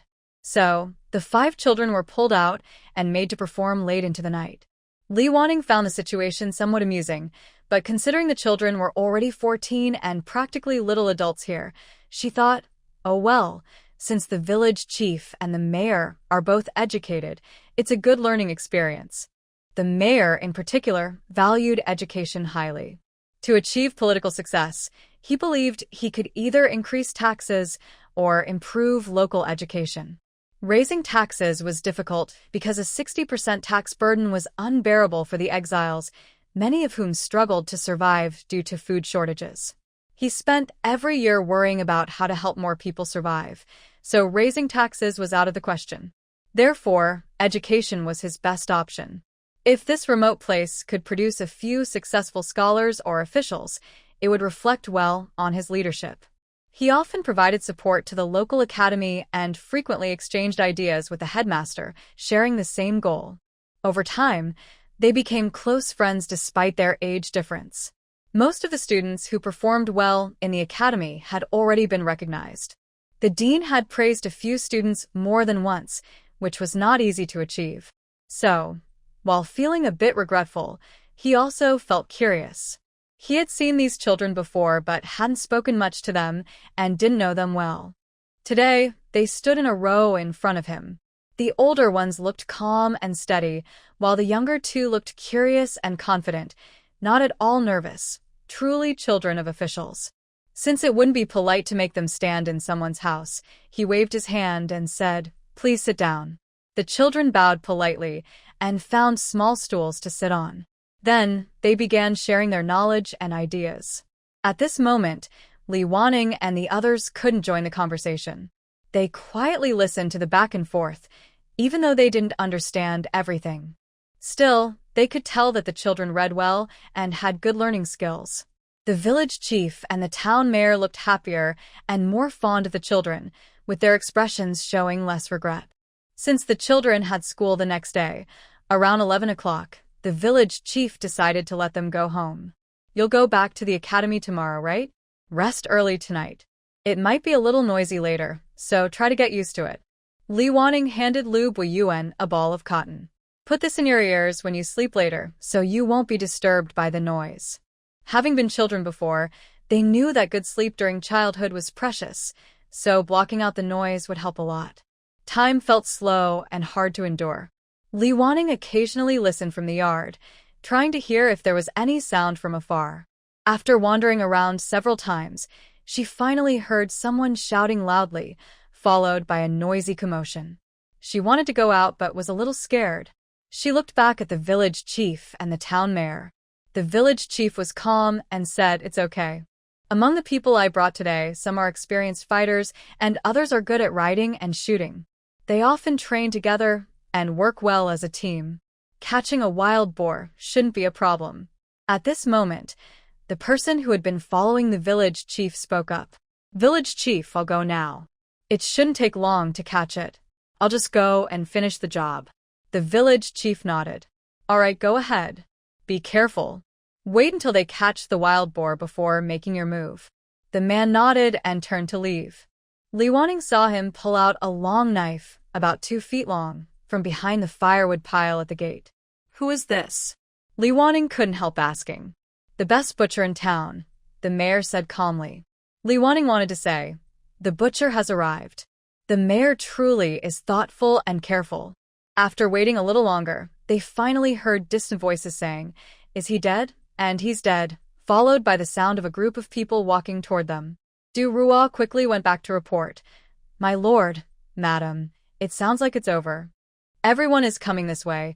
A few people stepped out of the yard and looked into the distance. The hunters had brought many torches, so as they walked, they left small lights in the dark night, shining like stars and very noticeable. Although it was late at night, everyone's excitement was clear. When they reached Li Wanning's house, they saw many people carrying things behind them.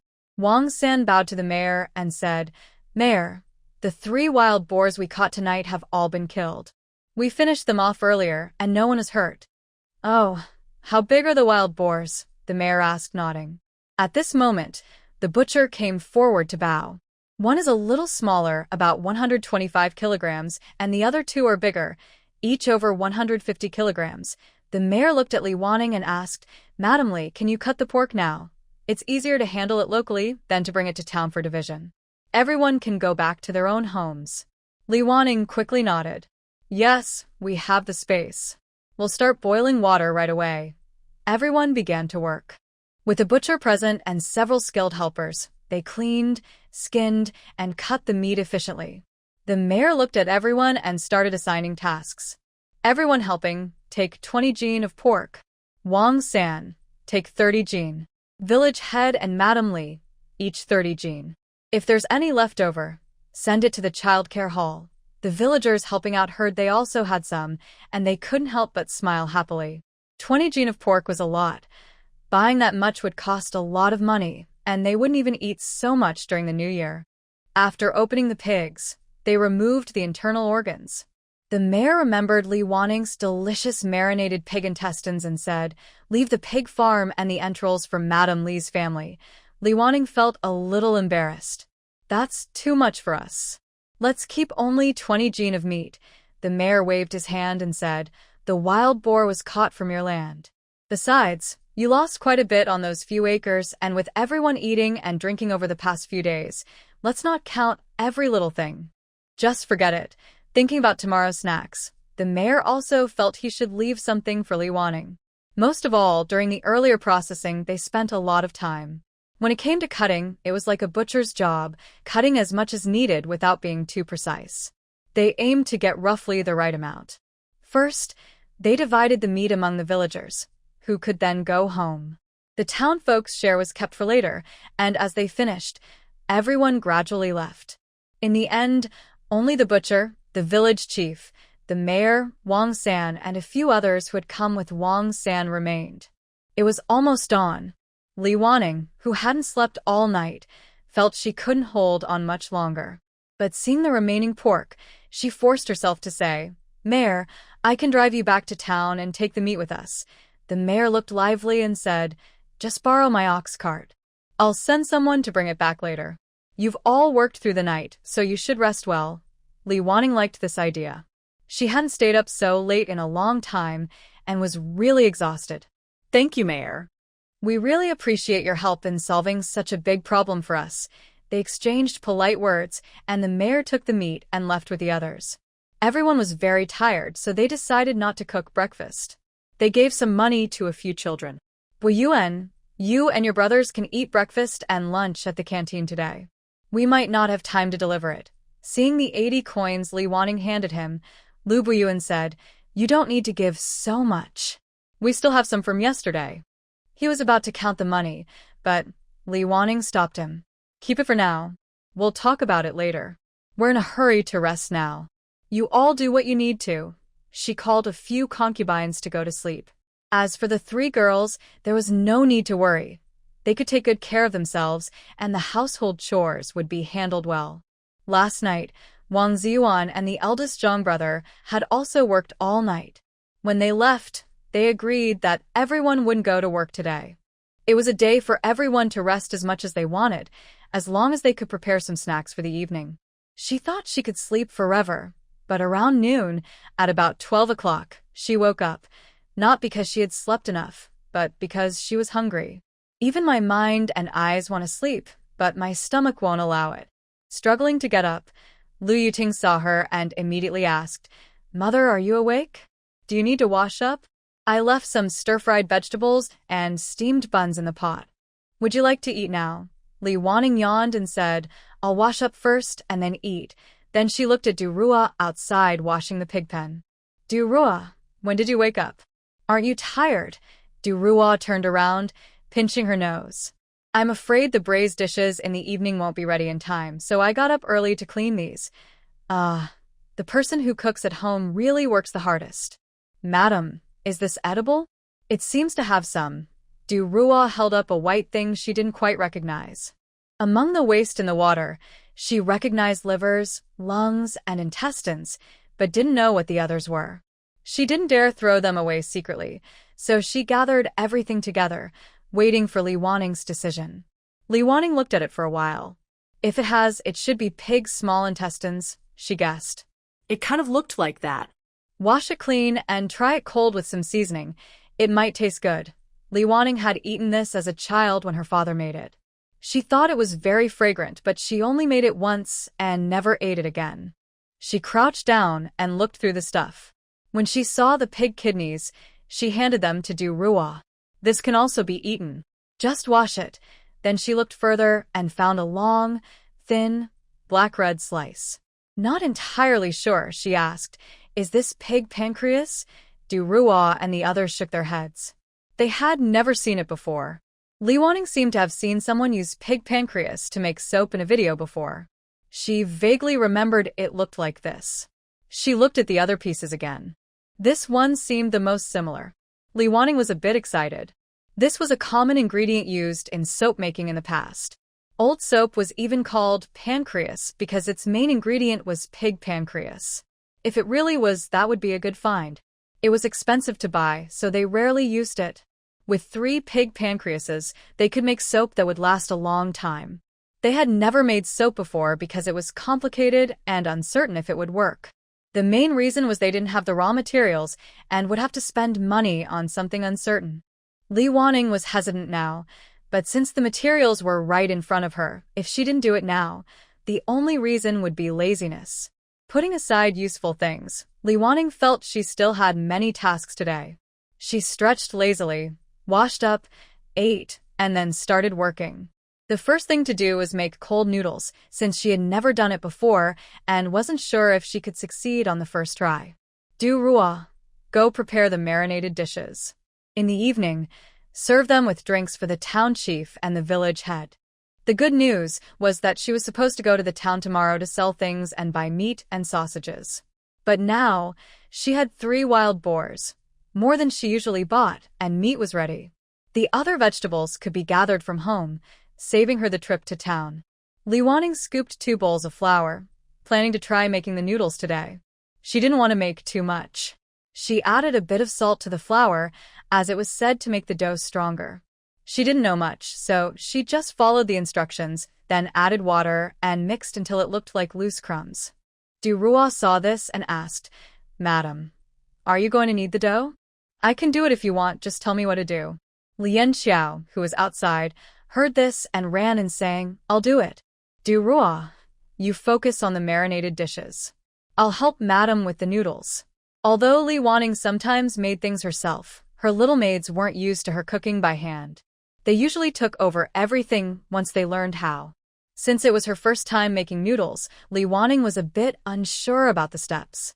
"I don't know if I can do it right. I'll try first, and once I succeed, I'll teach you." Li Wanning was busy in the kitchen, and Lien Xiao didn't go outside, but helped her nearby. Li Wanning added more water and kneaded the dough until it was smooth. She covered it with a damp cloth to let it rest. Meanwhile, Li Wanning boiled a pig's small stomach. She remembered eating it cold when she was young, and it was a bit crispy. There were 3 pieces, so she planned to give one to the village chief's family and keep 2 for herself, reminiscing about childhood flavors. When the pig's stomach was cooked, the dough had rested enough. She rinsed it with clear water, washing until the water ran clear. She kept changing the water until nothing was left to wash out. The water turned clear, and only a small amount of gluten remained in her hand. Li Wanning loved gluten, a food she enjoyed very much. Whenever she bought cold noodles, she asked for extra gluten. Later, she found gluten sold separately in the market and tried making cold dishes with it. To her surprise, she even made some gluten herself, which showed her growing skill and patience. The gluten can be steamed directly in the pot. The water used to wash the flour is filtered through a cloth and left to sit, allowing the starch to settle. This process takes about 3 hours, which fits perfectly into the evening schedule. After finishing, Li Wanning also cooked the meat, sausages, eggs, and the peanuts, which were braised together. Letting them sit a bit longer makes the flavors richer. As for the greens, they absorb flavor quickly, so they can be braised just before eating. She stayed up all night working. When she finished, Li Wanning felt completely drained. She sat down heavily in a chair and didn't want to get up again. She even lost interest in her beloved handmade crafts. Staying up late is bad for health. Du Rua, come rest too, Li Wanning called. Du Rua probably feels even more tired than her, sleeping less and working more. Du Rua sat next to Li Wanning. "Madam, I think we're almost ready. Do you want me to make the cold noodles you mentioned? You look exhausted today, so maybe I should do it." You should rest now. It's okay. "We'll do it together later. Let's finish early tonight, so we can rest. Tomorrow, we need to go to town to deliver goods." The noodles the school ordered got interrupted by a wild boar, which made things a bit stressful. Li Wanning leaned back in her chair, relaxed. Du Rua felt a little sad. It's not a big deal to be tired, but it's a pity about the corn. We're almost ready to harvest it. Li Wanning also felt sad but tried to comfort everyone. Although we lost some corn, catching the wild boar was a good thing. Otherwise, we might have run into one on the mountain later, which would be worse. Plus, the town mayor left us a lot of meat and supplies, which are worth a lot of silver. Most importantly, wild boar meat isn't common. Hong Xiao, sewing a net, said, "Yes, catching the wild boar isn't great, but it turned out okay." Everything was resolved smoothly, so I think the heavens are still watching over us. Since she traveled through this story, Li Wanning no longer argued with such words. Now she even believed in some kind of faith. Jian Xiao brought warm water for everyone. Drink some and rest, madam. Otherwise, tomorrow I and Du Ruo can go to town. You should stay home and rest. Li Wanning thought for a moment. I'll go myself. I think I'll be able to rest more tonight. Compared to staying at home every day, Li Wanning feels she prefers going outside to run around. Also, the current level of physical activity is much less than when she was working before. Back then, physical labor wasn't much, but if she sat at a desk for a long time, it wasn't just mental work. A good body was needed to handle it. Now, she delivers meals at noon and sets up a stall every other day. Although this takes more physical effort, it saves her mental energy, and she doesn't feel as tired. Most importantly, after taxes went down, even earning just a little money feels like her own. This makes her more energetic and motivated when working. After resting a bit, she starts preparing snacks. She takes out the marinated meat and begins marinating various vegetables. She cuts the pig's small stomach into strips, which can be mixed with cold noodles later. Li Wanning looks at the rice water, which has mostly settled. She pours out the clear water on top, leaving behind a white starch paste at the bottom. She stirs it well, scoops a spoonful into a flat dish, and puts it into boiling water. Tinger, turn up the heat a little. Now, unlike before, where she could easily adjust the flame she has to control the fire manually. It's a bit troublesome, but the food seems to taste better. After about 2 or 3 minutes, she lifts the lid. Bubbles have formed on the surface. She takes it out and soaks it in cold water, then cuts the noodles into strips. Lu Yiting looks at the noodles, which are slightly translucent and shiny. She can't help but say, "Mother, these cold noodles look so pretty." Li Wanning touches them and feels they are bouncy. She is very pleased and says, "They taste good too. I'll mix them up later for you to try."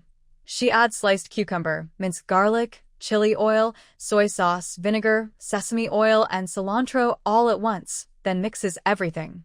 The aroma immediately fills the air. She offers a piece to Lu Yiting.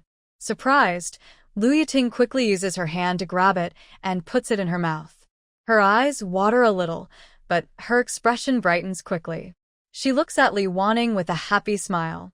"Mother, this is so delicious." Since it tastes so good, Li Wanning continues making more, telling Lu Yiting, "Go get some for your sister and the aunts to try. Then come back and we'll keep working." Li Wanning stirs the starch paste again, scoops another spoonful, and repeats the same process. Some people over there tasted the cold noodles and praised them. Du Ruo ran in very excitedly and asked, "Madam, should we sell this in the future? It feels perfect for summer, cold and delicious and very chewy.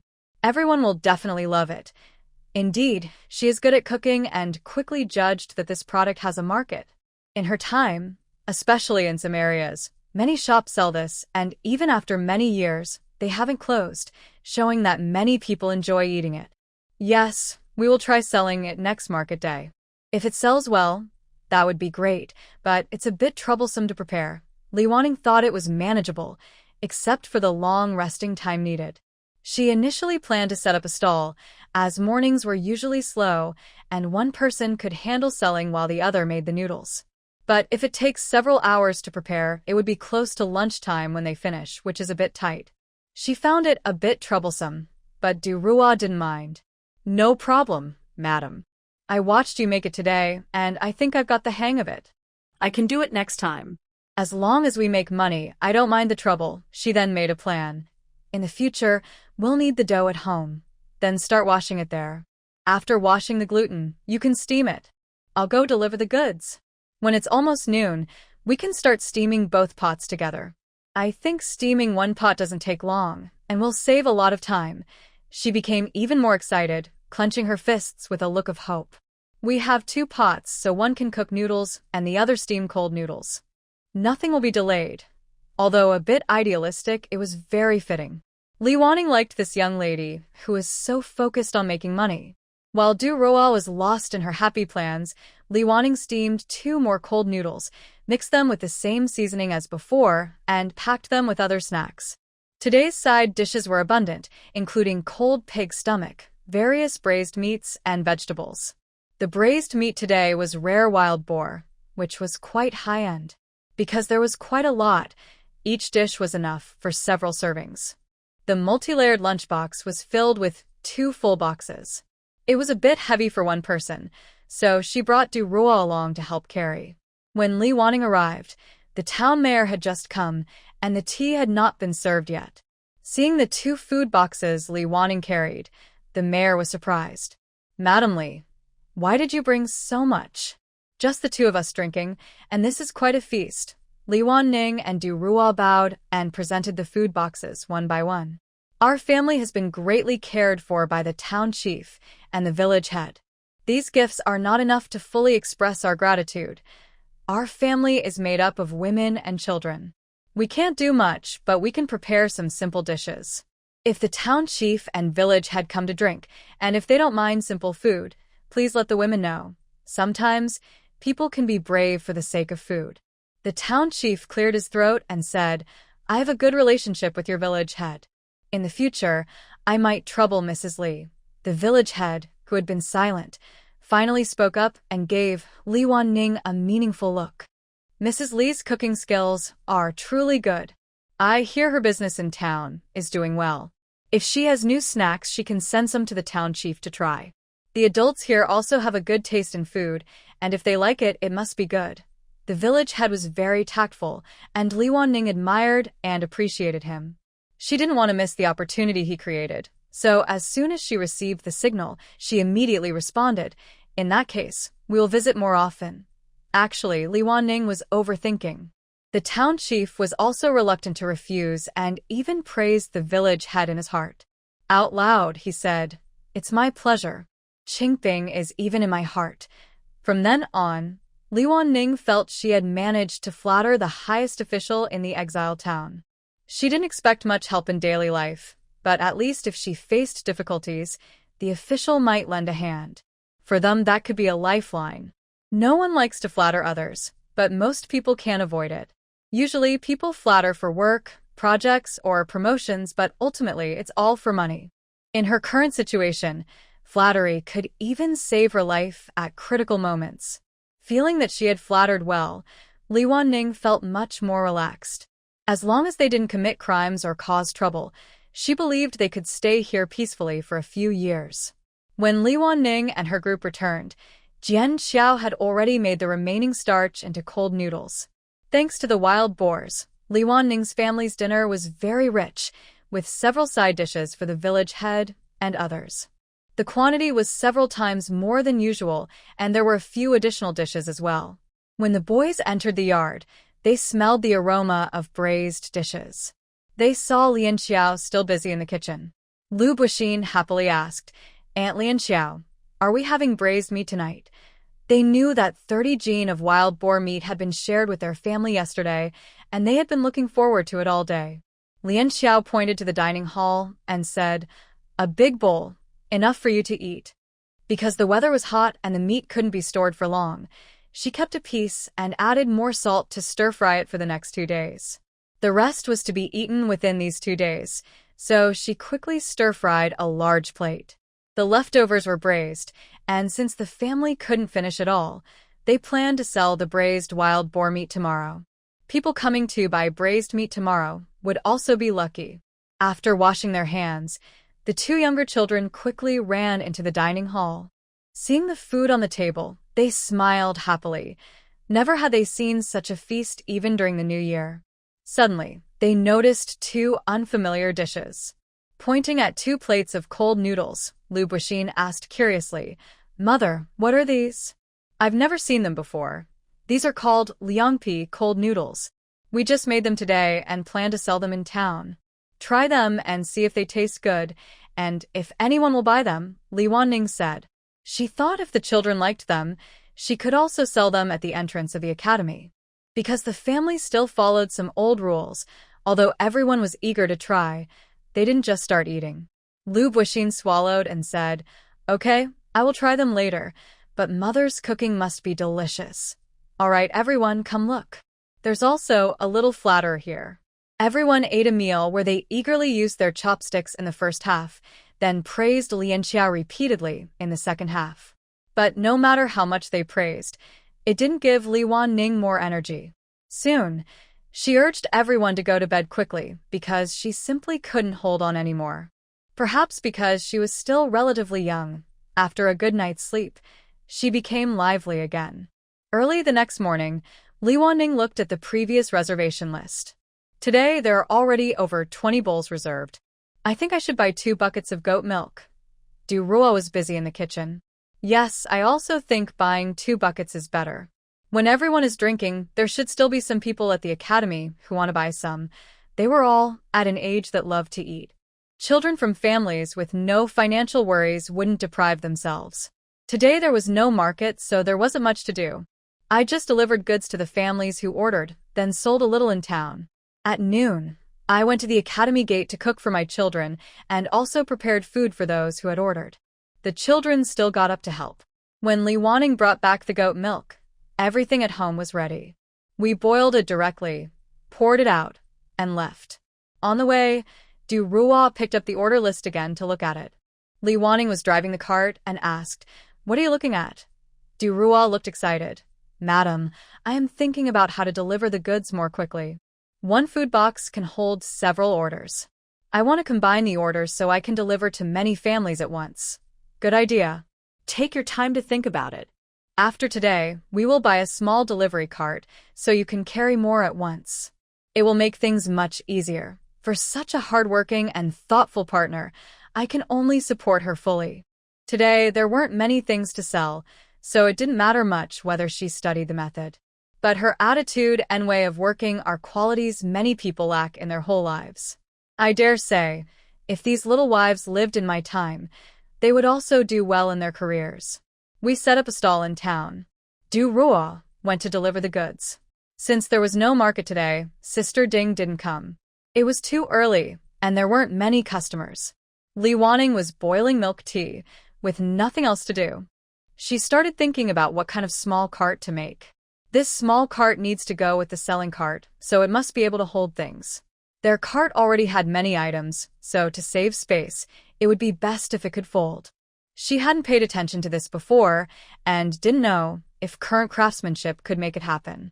As time went on, more people appeared on the street. Du Ruo returned from delivering the goods, and the stall also gradually filled up.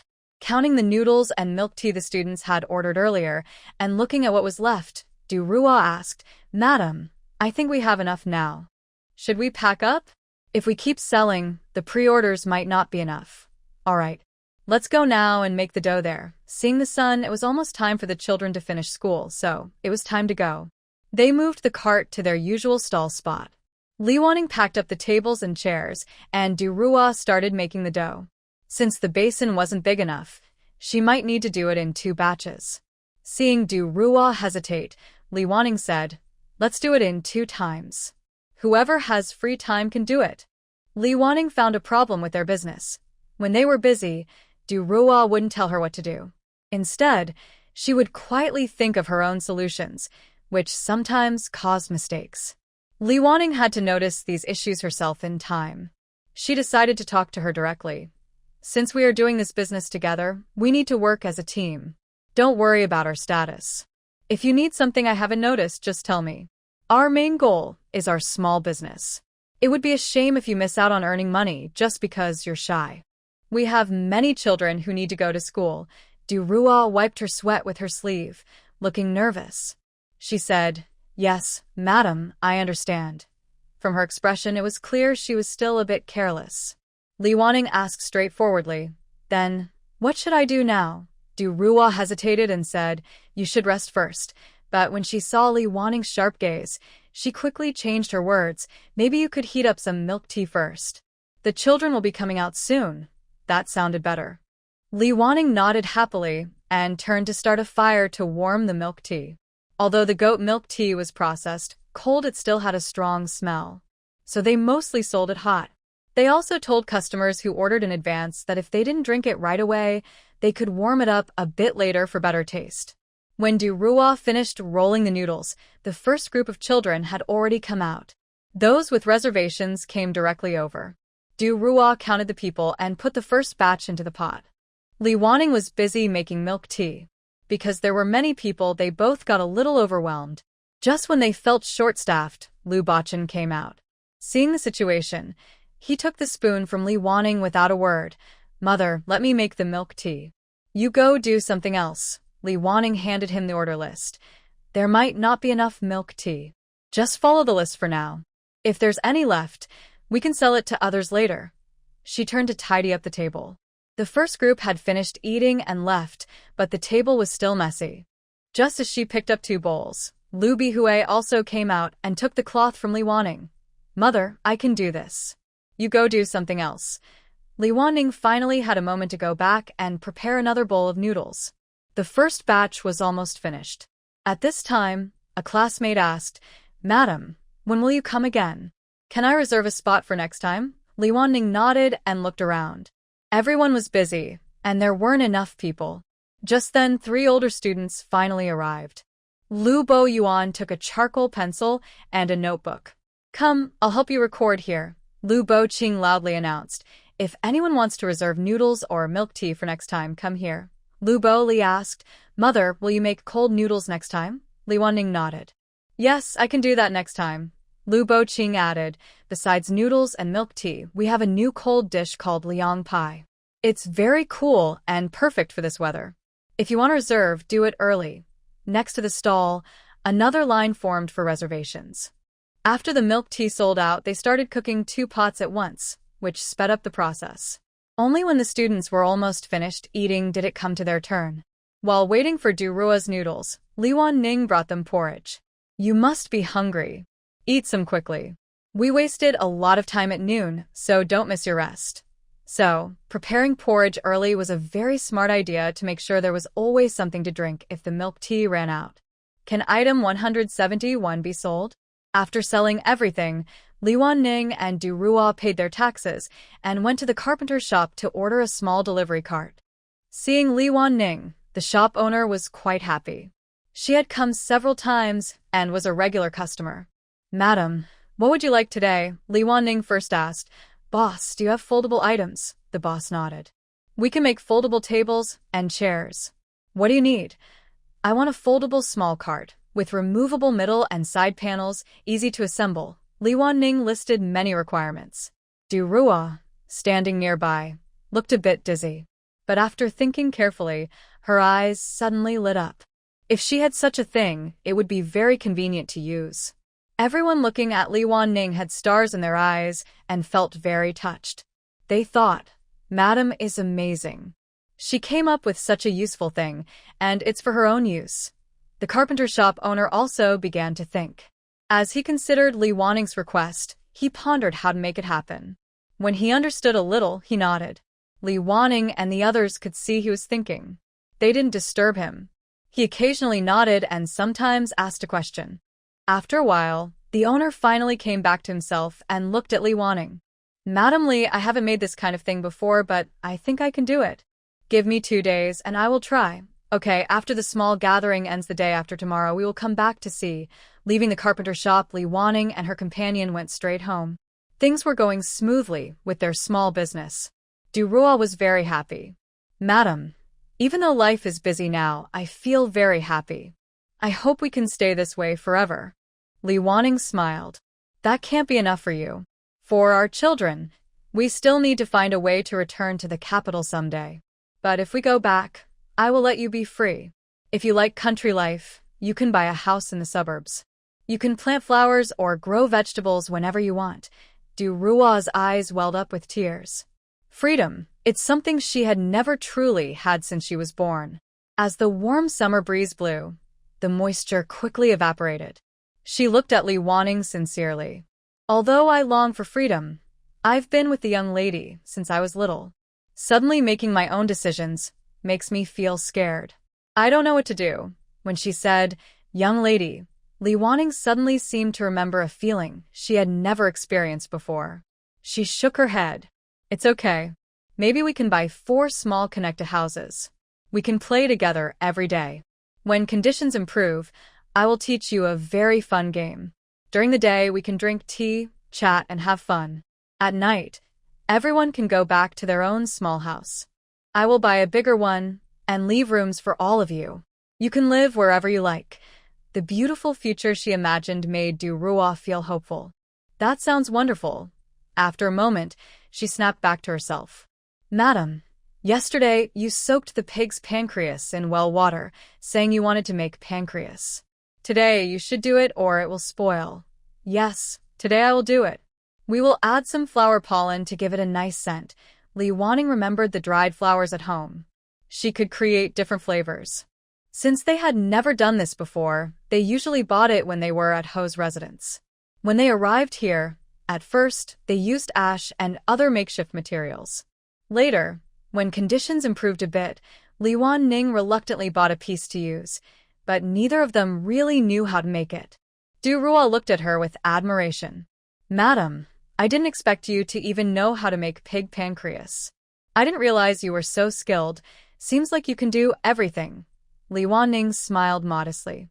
I used to do nothing, because I didn't need to. But I read many miscellaneous books, which had all sorts of small tricks and tips. Now, when I need to do something, I naturally remember them. Worried that Du Ruo might say something, she added, actually the method is very simple and easy to remember. Today we do it once, and next time, you'll do better than me. Du Ruo's admiration for her grew even more. She never expected to find a fan here. Back home, Du Ruo went to unload the cart, ignoring rest.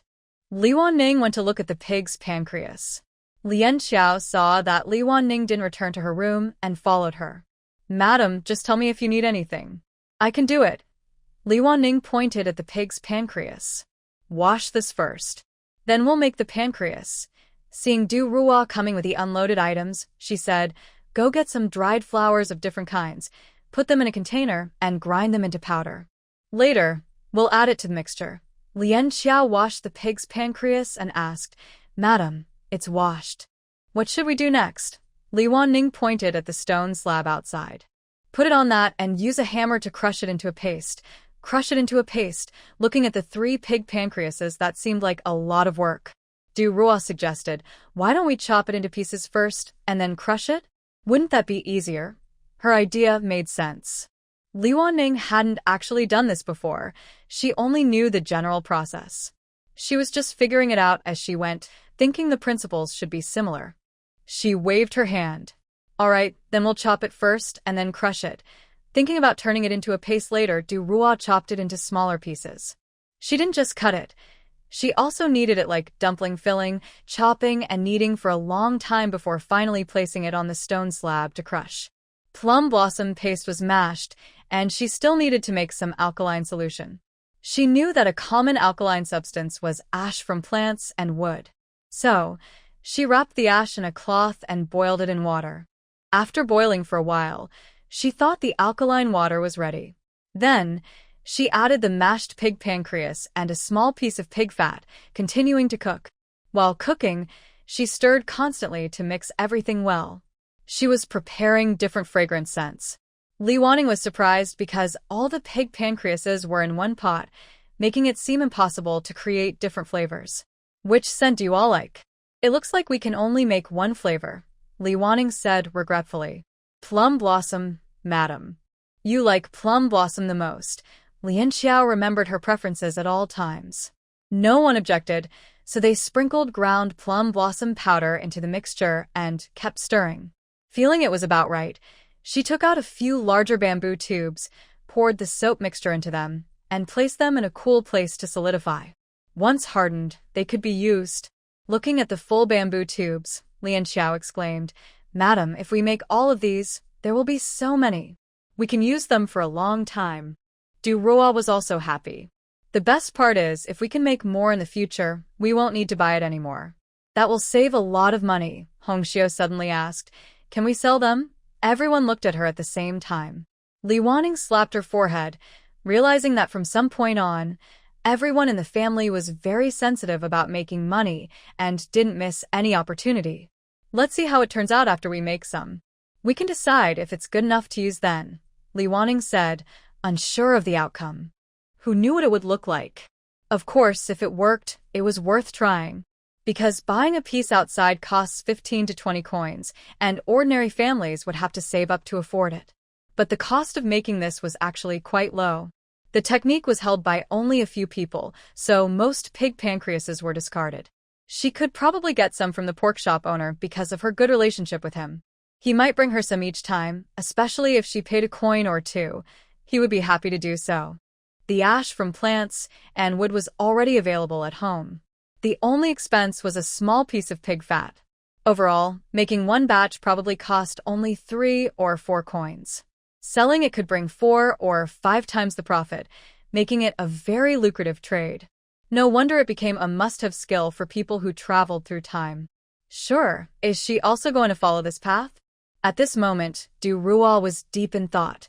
If we want to sell these, the current bamboo tubes won't do. We need to make a nicer mold, maybe add some patterns to make it more high-end. Lien Xiao added, next time we can use small pots, each with different flowers inside, so everyone can find the flavor they like. Seeing them frown and think hard, I thought these girls are really obsessed. As soon as they hear about making money, they automatically get into work mode. But I like that. It's better not to disturb their entrepreneurial dreams. Li Wanning turned around and sat on a chair, planning to rest. But after a while, she felt like something was missing. She looked to the left. Luya Ting was embroidering a handkerchief by the window. To the right, Luya Qin was carefully weaving. Oh, it turns out they weren't working. She picked up some craft materials and started working with her hands. Suddenly, she felt much more fulfilled. Sigh, who understands this kind of hard-working fate? Mother. Just as she was fully focused on her work, Luya Ro ran over calling out. Slow down. Li Wanning quickly stood up when she heard her hurried steps. She saw Luya Ro holding something and running fast, but her arms were gently relaxed. As she got closer, it looked like 2 fluffy things. What are you holding? Li Wanning asked. Little dogs, mother. I just found 2 puppies. Luya Ro gently placed the small puppies on the table. They were very tiny, wobbling as they walked, probably not weaned yet. Mother, they're so pitiful. They were just left by the roadside, without food or water. If we don't take care of them, they'll surely starve. Luya Ro looked at Li Wanning with a sad expression. They had discussed getting a dog before, but Li Wanning had rejected it. Luya Ro was worried she wouldn't be allowed to keep them. They're so small, it looks like they're not weaned yet. We can't raise them. Li Wanning looked at the 2 tiny puppies. Their little butts were round, and they wobbled as they walked. They were really cute. It was probably someone's dog that had puppies, and they couldn't take care of all of them, so they left some by the roadside. Many families in the village had dogs, but Li Wanning didn't know exactly which ones. Fortunately, these 2 puppies were rescued by Lu Yaru, or they probably wouldn't have survived. These days, not many people would take a dog home. Regarding feeding, Lu Yaru already had a plan. How about we give them some goat milk? They're so small they can't eat much. If needed, I can stop drinking milk tea and save my milk for the puppies. Seeing Lu Yaru's big, round eyes, which looked a bit teary and more pitiful than the puppies, Li Wanning felt she couldn't bear to refuse. At this moment, others gathered around. The 2 girls couldn't resist reaching out to pet the puppies. Though they didn't speak, their actions and eyes showed clear affection. After a few touches, the soft, fluffy feel of the puppies strengthened their resolve. Lu Yakin spoke in support of her sister. Mom, I can also save my milk tea for the puppies. Lu Yuting used some persuasion. Mom, we have many children at home. Having a dog would make us feel safer. Also, if Sister Rower is alone at home later, we wouldn't have to worry so much. Hearing this, Li Wanning felt touched. She actually liked dogs too. She was hesitant before because she was afraid she couldn't take the dog with her when she left, which made her sad. But now, since the dogs were brought home and the children loved them so much, refusing would go against her image as a good mother. Alright, if you want to keep them, I agree. But from now on, you'll have to take care of them yourself. You need to bathe them often, make sure they don't go everywhere, train them not to bite chickens and other things. I'll think about the rest later. Loving the idea and wanting to keep the dogs was one thing, but Li Wanning still didn't want a life revolving around pets every day. Luckily, The rural Chinese rural dogs are different from pets. They're mainly used for guarding the house and don't sleep on the bed all the time, unlike pampered pet dogs. Okay, I understand, Mom. I will take good care of them. Lu Yara nodded eagerly. Seeing her like this, it seemed she would agree to eat 2 fewer pieces of meat at each meal. At this moment, the puppies kept nudging Lu Yaru and making soft, whining sounds. She was very happy. Mom, look, they like me so much. Li Wanning patted the puppies' heads. Maybe they're hungry. We don't have goat milk right now. Can we feed them porridge instead? Lu Yaru was stunned. The goat milk will only be available the day after tomorrow. Will they starve in the meantime? Thinking about it, since the 2 little ones are still babies, feeding them rice soup for 2 days might not be good. Maybe I should go to Deng Zichou's house now and buy some. 2 bowls should be enough for them to drink for 2 days. Hearing this, Lu Yaru was very happy but also felt a bit guilty. She said to Li Wanning, "Thank you, Mother, but you're so tired today. You had to go out again to find the little dog I brought home. It's too hard for you." Li Wanning initially felt a little tired, but when she heard this, she suddenly felt full of energy. She turned around and chuckled. She didn't expect that after experiencing various workplace pressures, she could still find motivation to work hard for a few children. No wonder her parents are willing to work so hard for their children. These children are their own flesh and blood. Sometimes, she couldn't help but be charmed by their sweet words. Li Wanning was a bit lazy to go out, so she decided to drive there instead. Anyway, Xiao Huang didn't need to go farming today, so she wouldn't be too tired. When she told Deng Zichou's mother her plan, she immediately poured 2 bowls for her. No need to pay. It's leftover from this morning, so it's not very fresh. That's too much trouble. I should only take what's appropriate, Li Wanning said, still not used to everyone's kindness. It's fine. Consider it a gift for the 2 little dogs. Maybe I've done a little good deed, and it might bring me some good luck. Hearing this, Li Wanning felt a bit embarrassed to refuse. Oh well. Next time Deng Zichou comes, she'll give him more meat. When Li Wanning returned with the goat milk, Lu Yaru and Lu Yakin were standing at the gate, each holding a small dog and gently comforting them. Seeing Li Wanning come back, Lu Yara happily went to greet her. Mother, did you buy the goat milk? The puppies are very hungry now. Lu Yakin looked a bit shy. Since she brought the puppies home, she hadn't gone to do laundry. She thought it was a waste of time. She remembered once seeing a girl about her age being scolded by her mother for just playing around and not working hard. She secretly glanced at Li Wanning, noticing her face looked normal, and then she relaxed her mind. I brought some back, but I need to cook it before giving it to them, Li Wanning said, holding the basin from the car. Du Ruan naturally took over and said, Let me do it, madam. You go rest first. Lu Yuting also brought water and a towel to help her wash her hands. Lian Xiao led the ox cart away to unload the cart frame nearby. Lu Yaru and Lu Yakin ran to the kitchen holding the puppies. After boiling the milk, it was still too hot, so Du Rua went to the well to get cold water and kept the milk in the ice water. Lu Yaru and Lu Yakin used fans to cool it quickly. In the evening, when the boys returned and saw the puppies in their sister's arms, Lu Bachan excitedly ran over with a loud shout.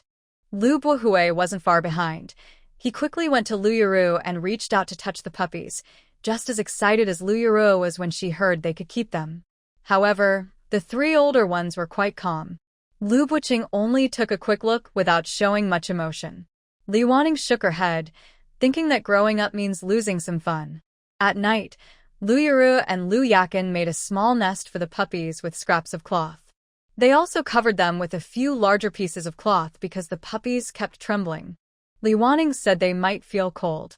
Although she didn't understand why they would be cold in such hot weather, her mother said it must be right, so they still covered the puppies. Before you 2 go to sleep, feed them again. The puppies might get hungry, Li Wanning said. She had never raised puppies but had heard from colleagues that caring for small children meant feeding them every couple of hours. Since the puppies were still very young and hadn't been weaned, she thought feeding them should be similar. Are they likely to be hungry? Should we feed them at night? What if we fall asleep? Lu Yaro worried about her puppies. Lu Yakin also looked a little worried. but they usually slept straight through the night. Maybe the puppies would get very hungry. Maybe I can try to get up at night to feed them, Lu Yuting said. She didn't hold the puppies all the time, but kept glancing at them. Don't worry, you all sleep peacefully. I'll get up tonight and feed them once. Du Ruo offered to do it. It wouldn't be good for the children to get up in the middle of the night to feed the puppies. Lian Xiao also said, yes, you all rest assured. We'll take turns feeding them these few nights. After a few days, they should be able to stop night feedings.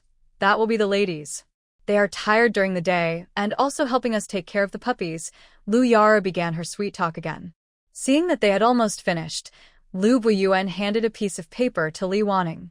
Mother, this is today's reservation list. After you leave, more people came to book, so there might be more tomorrow. Li Wanning just remembered. You all went back at noon and it was already a bit late. Did you have time to rest? Will it affect your studies? If needed, we can also ask Aunt Lian Xiao to help. Lu Buiyuan shook his head. It's fine. We don't usually rest at noon and we don't have classes right after we go back. Lu Buqing also said, it's okay. We just take a break at noon. The business is so good at home and we're happy. We feel more energetic during lessons. Seeing him puff out his chest on purpose, it looked a bit funny. Lu Boli was the most studious of the three and also the most serious about studying. Li Wanning wanted to hear his thoughts. It's no problem, Mother. Sometimes I read or copy books during lunch, but today helping at the stall made my mind rest completely. After hearing Lu Bolie's answer, Li Wanning felt relieved. As for the two younger ones, she decided to ignore them. Remember, everything in our family is based on not affecting your studies. If any matter becomes a problem for your learning, you must tell us. Don't be shy. We are family, and you can talk to us about anything. Li Wanning emphasized this again because as children grow up, they might keep things to themselves. Even biological children often do, let alone those not related by blood. Sometimes, even if you tell them, they might not do what you want, but it's important to show your attitude. The more you say, the more they might listen. Okay, Mother, the three replied in unison. Mother, shouldn't we bring 2 more small tables and some extra stools? I see many people standing nearby waiting, and the reservation list you have seems even longer than last time. As for how many people will come in the future, it's hard to say, Lu Bachan asked while petting the puppy and turning back. He didn't say it out loud, but based on his experience eating at the cafeteria twice, he believed more and more people would come to buy noodles later. If even the people who occasionally eat there find the food unappetizing, it only shows that this cafeteria is beyond saving. Lu Bachan's words touched Li Wanning's heart. Indeed, she was thinking about discussing this with Du Ruo on the way, but at that moment, her mind was full of soap-making ideas and she forgot. She didn't expect Lu Bachan to notice. His sharp insight is a real talent. It would be a shame not to use it in business. Today is a rest day for Li Wanning. She doesn't need to set up her stall. She only needs to deliver lunch to the children at noon, and on her way back, she plans to buy some meat, sausages, and other items for the next day's sales. Her household's vegetables and eggs are running low. Sometimes, she buys a little from the village, especially eggs, which she prefers to exchange with Sister Ding. Most people have figured out Li Wanning's stall routine. Usually, those who are more active will intentionally or unintentionally meet her in the morning before the day begins. If they can't meet her, they simply ask at her yard whether she needs any vegetables that day. Since it's almost harvest time for the next season's grain, and food supplies are tight, many families are running out of rice and flour. Eating only vegetables isn't enough to restore their strength. So, they prefer to dig up some wild vegetables and sell them to Li Wanning. Because she doesn't need to pay for vegetables in the village, she exchanges everything with grain. They negotiate the prices a bit, since there are no middlemen and both sides feel satisfied whether exchanging grain or vegetables. As the season of hard physical work approaches, having a little more grain helps them stay strong. Some families even expand their vegetable plots in their yards, hoping to exchange more grain later. Fortunately, Li Wanning doesn't know about this, or she might feel burdened. But everyone is aware that life is tough, so she generally exchanges vegetables with different families on different days, trying to help everyone get a little more. At this time, Li Wanning wishes her business could be more successful so she could buy more vegetables and eggs from the village, helping everyone have a fuller meal. But she can only dream. Business is built gradually. She's not a fairy or a saint. She can only do what she is capable of, and other matters are not her responsibility. This time, the academy ordered quite a lot of milk tea, 30 bowls. With the reservations from the town, even 1 barrel of pre-ordering wasn't enough. Li Wanning thought for a moment and said, maybe we should just take 2 barrels of milk. Once we sell them out, that's it. Having too much sometimes feels like a burden. Du Ruan naturally agreed with Li Wanning. Maybe we should also make the usual amount of marinated dishes. If we add cold noodles tomorrow, I wonder if it will affect the marinated dishes sales. Thanks to Lu Bachen's promotion, some children in the school also ordered cold noodles, wanting to taste what made Lu Bachen praise them so highly. So, even though the cold noodles hadn't been officially launched, a few small customers already placed orders, which was a good sign. The next day, everyone woke up even earlier. To have enough time to make the cold noodles in the morning, they all started at 1.5 times speed. Xiao Huang seemed to sense Li Wanning's urgency and moved faster than usual on the way. By the time they reached Deng Ziqiu's house, only 1 barrel of goat milk had been squeezed, and they had just started on the second. Deng Ziqiu's mother saw Li Wanning arrive so early and doubted herself. Did I wake up late today? Wanning, just wait a moment, I'll be done soon. Li Wanning watched her squeeze the milk, supporting her with her thumb and the base of her thumb, then squeezing with 4 fingers. Somehow, it felt a little relieving. It's okay, sister-in-law. I came early today, no rush. Take your time. It didn't take long before the 2 barrels of milk were ready. Deng Ziqiu's mother poured the goat milk into Li Wanning's container and finally had a chance to say a few words. Are you guys doing something else today? Hope I didn't delay you. No, we made a new snack today, which takes more time. So we thought if we could go early, it would be better to avoid rushing over there. Deng Ziqiu's mother asked again, are you selling at the school gate today? Li Wanning nodded. Yes, today we'll go to the town first to sell for a while, then go to the school at noon and also make some food for my children at home. Deng Ziqiu's mother immediately smiled broadly. Oh, our Ziqiu is so lucky. He keeps coming home praising how delicious your cooking is. Li Wanning chuckled. That's because Ziqiu is a good supporter. Knowing they were busy, she didn't stay for much small talk and hurriedly urged her. Sister, the goat milk is packed.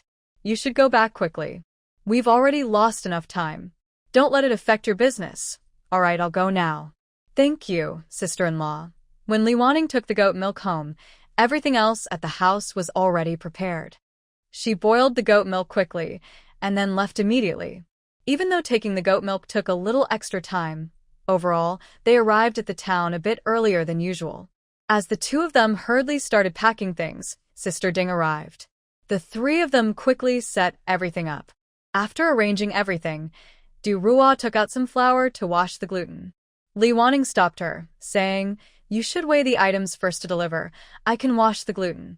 Although Du Rua said she would handle these tasks since it was their own business, they wanted to do it in the most efficient way. Also, there aren't many customers early in the morning. But when you're washing the gluten, it's hard to greet people, Du Rua pointed out. That's true. When washing, her hands would be dirty and she couldn't serve customers at the same time. At this moment, Sister Ding was quickly lighting the fire to boil water. Seeing the 2 busy with their tasks, she said, Du Rua, you go deliver the goods. If someone comes to buy, I can help weigh the items. Anyway, I don't have much to do early in the morning. Early in the morning, no one usually comes for tea.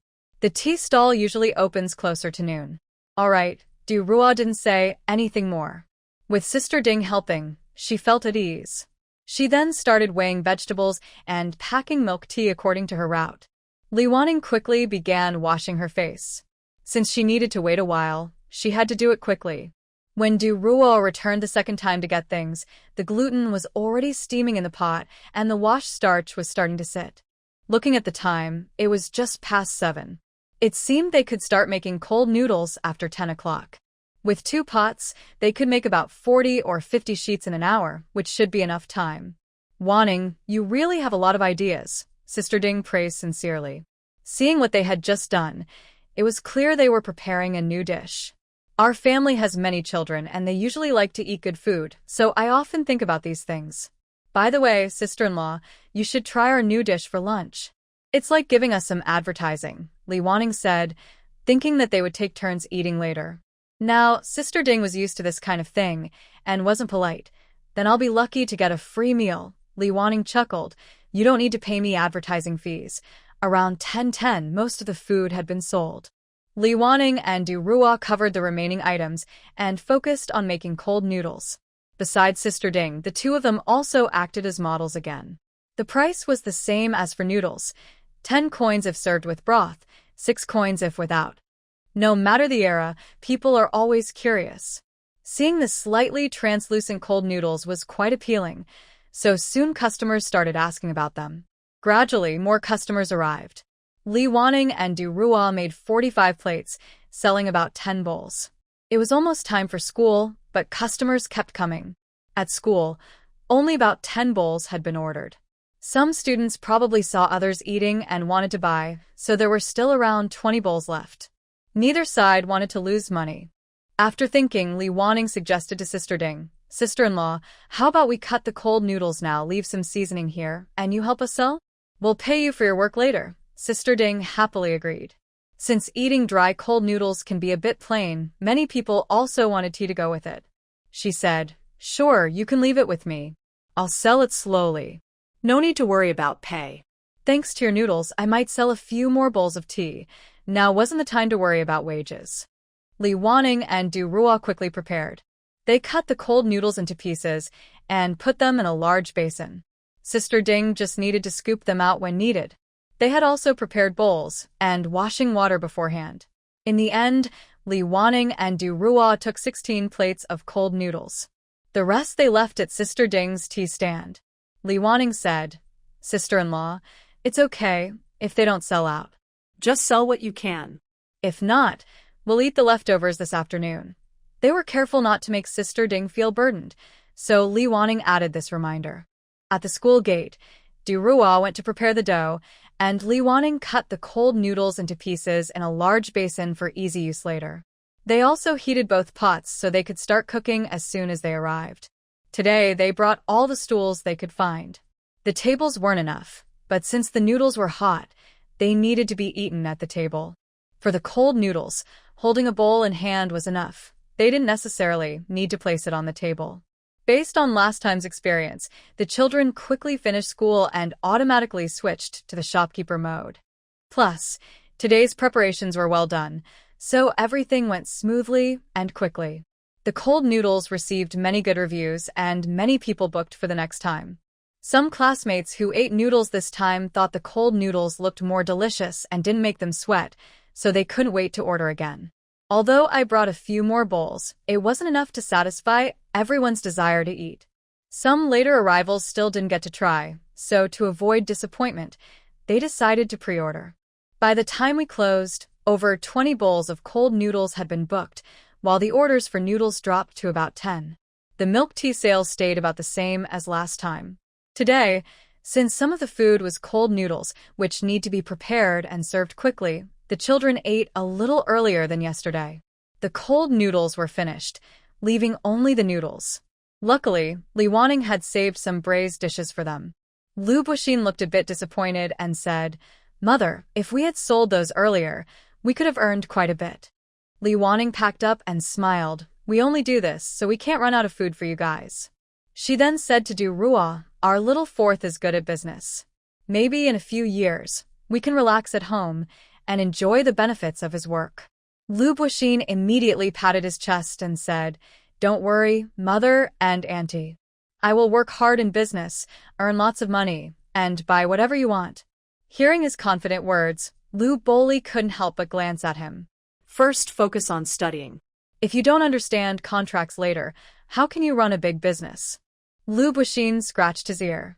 His words sounded familiar, like his mother had told him once, probably with the same meaning. Since the two smartest people in the family said so, it seems he still needs to study harder. Seeing Lu Buxin taking all the attention, Lu Bofiai hesitated to speak. He had wanted to say that once Lu Buxin learned well, he would take the imperial exams, become a high official, and bring honor to their mother. But suddenly, he remembered they might not be qualified for the exams, and even their third brother, who always ranked first, couldn't take the test. I want to share something else. I realize I don't have many advantages. I waved my lips a few times, but didn't make a sound. In the end, I just kept eating quietly. Forget it. Let brother 4 be the only one to shine. By the way, what do you want to eat next time? Li Wanning noticed that other kids always pre-order this or that. I just buy what I want to eat. But what about our own children? Whatever they are given, they eat. And in the end, there's always only leftovers. Lu Bohu finally got a chance to speak up. Mother, we can eat whatever is left. It doesn't matter what we eat. The food made by Mother and Aunt Du is all delicious. This little flatterer, seeing Li Wanning and Du Rua's genuine smiles, made the older brothers alert. Lu Bachan was the first to jump in. Mother, how about I eat cold noodles next time? When you come over, it will save you some work. He even shot a glance at Lu Bohu after saying that. Hearing his reason, the 3 older brothers looked at each other and thought they should applaud. What to do? If it can't be better, then just agree. So, the 3 nodded one after another. We also want to eat cold noodles. Seeing their expressions and actions, Li Wanning almost burst out laughing. Just tell me what you want to eat. You don't need to worry about whether I make it or not. I will make sure you get good food. Lu Bachan chuckled. Then I want to eat cold noodles too. I want cold noodles. It was settled. He clearly wanted cold noodles and just made up a reason to get it. If a naive girl heard that, she might be tricked easily. Maybe because cold noodles are a new dish, everyone still hadn't had enough. In the end, they all asked for cold noodles. Li Wanning thought she might have made a mistake today. If I knew you all wanted cold noodles, I would have brought more. I even left a lot at Aunt Ding's place. I wonder if they sold out. Du Rua, packing up, said, It seems everyone likes cold noodles. Especially now that it's hot, cold noodles might sell better than noodles. Even if we don't sell them all, there probably won't be many leftovers. After the kids finished eating, she urged them to go inside quickly. Li Wanning and her went back to town in the car, continuing to sell couplets and sachets in the afternoon. When they returned to the town, it was already past lunchtime. Sister Ding saw them and smiled happily. Wan Ning, Du Rua, the cold noodles are quite popular. There are only a few left, 16 bowls sold. She lifted the bowl with the cold noodles. Looking at it, there were only about 3 or 4 bowls left. Sister Ding put down the bowl and handed over a small money bag. This is the money from selling the noodles. Count it yourself. Li Wanning waved the money bag and said, Thank you, Sister Ding. We'll settle your wages when we get back. Sister Ding waved her hand. I already ate lunch with you. It's just a small favor, no need to pay me. Plus, today at noon, most people who bought the cold noodles also bought my tea, so I earned a few more coins. If you have any good deals in the future, just come to me. Li Wanning smiled and didn't continue the topic. If they gave Sister Ding the money now, she would have to pay more taxes. It was better to wait and give it back later. Since the taxes were kept with them, it could be a little less. Or maybe giving her some grain would make her happier. It was only a small amount, so they decided not to sell anymore. They took it home for dinner. After tidying everything up, they arranged the pair of dolls, the sachets, and other items. They sat on small stools and continued, weaving their respective threads. Business in the afternoon was usually slower. It might take a long time before a customer came. But if someone wanted to buy wedding charms or paper cuttings, they could earn 10 or 20 coins in one go. So, staying here was still necessary. Moreover, their free time wouldn't be wasted. They mostly used it for crafts. On the other hand, Sister Ding's tea stall did a bit better in the afternoon, with people coming to buy a bowl from time to time. Following Li Wanning's marketing model, Sister Ding also developed a few regular customers. Since tea wasn't sold at a coin per bowl but could be refilled for free, Sister Ding would go around the street early each morning after boiling the first pot of tea, asking shopkeepers and vendors if they wanted some tea. If they did, she would visit each place roughly once an hour to refill their tea. If needed, she could also call out on the street, and she would come to refill their tea. Although this is a bit troublesome, Many people think that spending a small amount of money to drink a day's worth of chrysanthemum tea is quite worthwhile. So, just from this, they can earn about 20 coins, and more shop owners are gradually joining in. After a round, a single pot of water isn't enough anymore. People who buy tea regularly often bring their own cups to keep things clean, saving Sister Ding the trouble of washing dishes. While she goes out to refill water for everyone, Li Wanning and Du Ruo will watch the stall a little. This way, they won't miss any customers. So her income during this time is actually quite good. Not only has she paid off all her debt to Li Wanning's family, but she also has a few hundred coins left. She no longer has to eat plain food or go hungry. Her children can have an egg every day, and their faces are starting to look a bit chubby. Sister Ding feels that life is becoming more hopeful. She even secretly plans to learn from Li Wanning and the others, work hard to earn more money. If policies change in the future, maybe she can send her son to school. Among the people she knows in the village, she admires Li Wanning the most. She handles relationships with many concubines and children well, and she knows so much and makes good money. Even her own small tea stall, which is a no-investment business, was suggested by Li Wanning. Now, following her example has helped her business a lot. So, copying her ideas is definitely a good choice. Li Wanning doesn't know how she suddenly became Sister Ding's role model. She's just chatting with Du Ruo and says, "Our business has been pretty good lately. It's a pity the corn harvest is almost over, and we'll have to wait a few more times." Du Ruo also feels it's a pity. She lowers her voice and suggests, "Madam, what if we secretly hire some people in the village? I think we could earn even more that way. You see, if we set up a stall for a day, we can earn at least 200 or 300 coins. Then we could hire 20 or 30 people. With that many, they could finish harvesting those fields in just 2 days, which is the same as what we earn in 2 trips. But if we do it ourselves, it would take half a month and at least 5 or 6 trips. Anyway, hiring people now is a clear way forward. When it's our turn to set up the stall, we can still do it. We can leave Lian Xiao and Hong Xiao to watch the shop, so they don't need to go to the fields. At most, they just need to prepare lunch or let everyone go home to eat. Actually, most people prefer to go home and eat because cooking costs more money. They would rather have a simple meal at home and save some money to buy food later." After saying this, she felt worried that Li Wanning might think she was lazy. She looked sincerely at Li Wanning and added, "I swear, I really want to work. It's just that this way is more practical." Li Wanning glanced at her, noticing she had calculated everything clearly. She thought the same way. Moreover, she didn't earn much from harvesting crops, and the main point was that everyone would be exhausted after just half a month. Why not live comfortably instead of working so hard? Seeing Li Wanning stay silent, Du Ruo lowered her head and thought carefully about whether her words earlier were appropriate. Before she finished thinking, Li Wanning clapped her hands and looked around, lowering her voice. "Du Ruo is really clever. I'll listen to you. We should suggest this kind of idea that benefits everyone more often. When we go back, let's ask when they will start harvesting and quietly find some people." Du Ruo was startled, thinking Li Wanning was upset.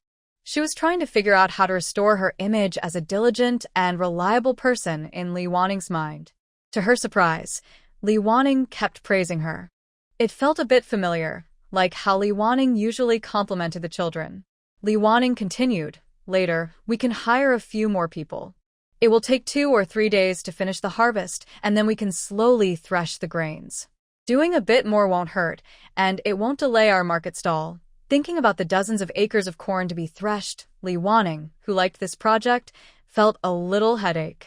Doing less was more fun, but doing too much made her hands hurt.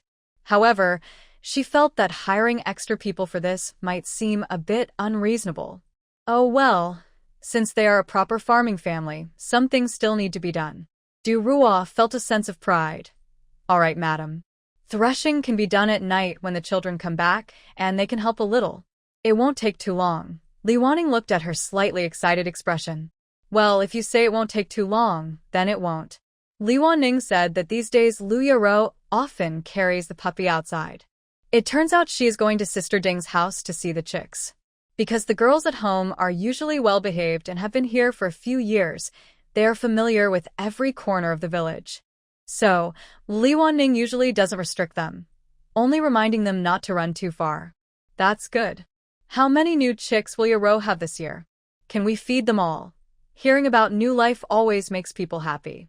Especially imagining the chicks now, fluffy, yellow, like little balls, makes one feel very joyful.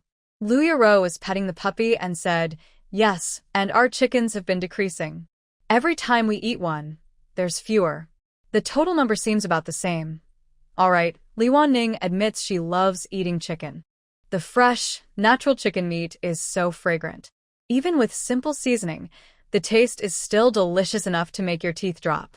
Since the new year, the chickens in the yard have gradually become fewer. First, the big rooster, and now it's almost time for the old hens. She smiled awkwardly and said, "Mother is worried that you are working too hard." With a knowing look and a gentle, polite tone, she replied, "Thank you, Mother." Li Wanning thought that getting a big rooster might help comfort her heart at this moment. Soon, it was time to harvest the corn. 2 days early, Li Wanning, Du Ruo, and Lian Xiao went to visit the neighbors in the evening. "Aunt Zhang, our family will harvest the corn in 2 days. Can someone come to help? No need to pay, just 2 jin of wheat per day. Brotherly, in 2 days we will harvest the corn. Can someone from your family help for 2 jin of wheat a day? Miss Wu, in 2 days." The villagers didn't harvest all the corn on the same day, and there was no strict time limit for shelling. So, many people were free. Soon, 25 people gathered, plus the 2 original helpers and Li Wanning's group. They estimated they could finish in 2 days. As expected, everyone worked together. In 2 days, they collected all the corn. Some of the corn stalks were taken outside Li Wanning's yard, and even the roots of the corn were dug out. The remaining corn stalks are partly left in the field for composting and fertilizing, while the rest will be burned after a few days of sun-drying. This helps control pests and enriches the soil. Li Wanning's family handles these tasks every year. However, the work in the fields is mainly managed by Wang Ziyuan and Big Brother Zhang. Li Wanning's family is busy drying the corn and corn stalks and peeling the corn kernels. In recent days, besides running their stall as planned, everyone is focused on peeling corn kernels. The boys come home from school in the afternoon, eat quickly, and then immediately start peeling corn. Lian Xiao mainly uses tools to peel out the first row, peeling a lot during the day for everyone to use at night. Li Wanning and Du Ruo are also busy whenever they are at home. To avoid hand pain, they made gloves. Wearing gloves slows down their work but protects their hands. Even if it feels uncomfortable, Li Wanning encourages herself to endure a little longer. Lian Xiao looks around at the house full of corn and asks, "Madam, we have so much corn now. Even after paying taxes, it's still a lot.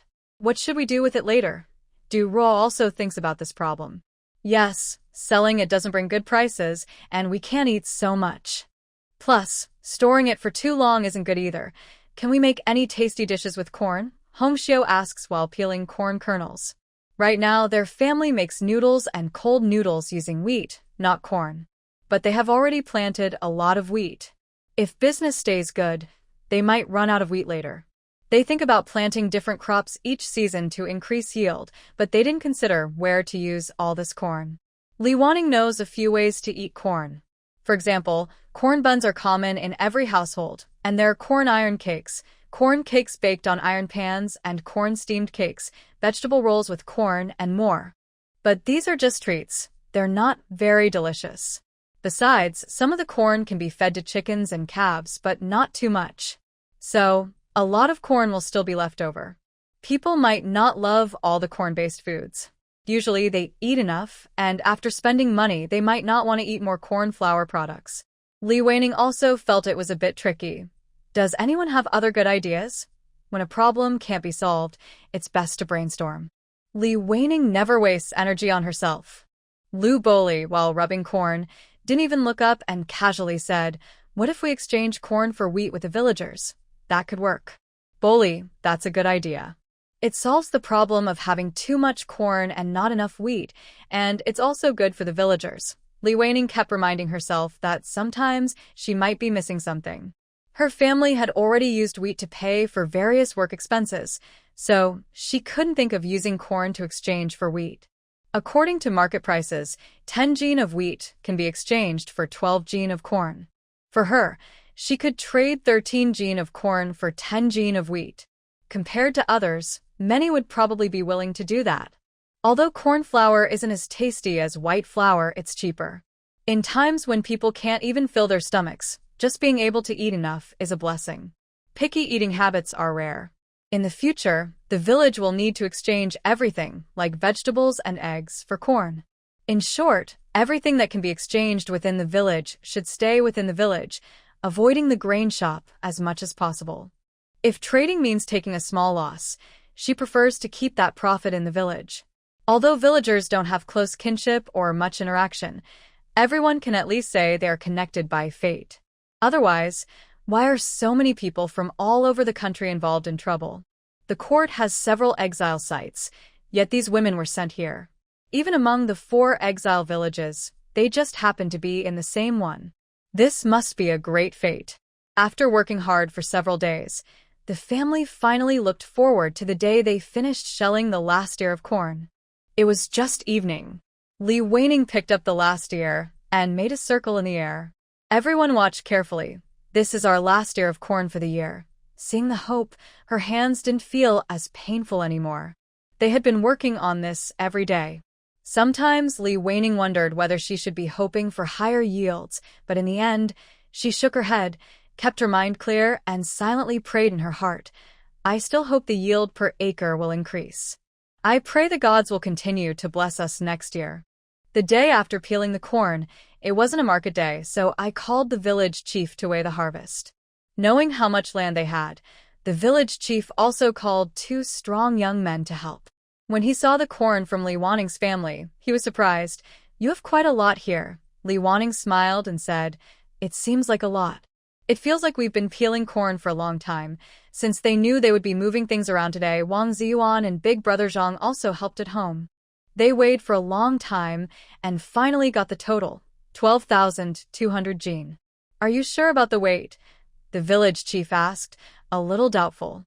He then turned to Li Wanning and asked, How many acres does your family have? Li Wanning also found it hard to believe.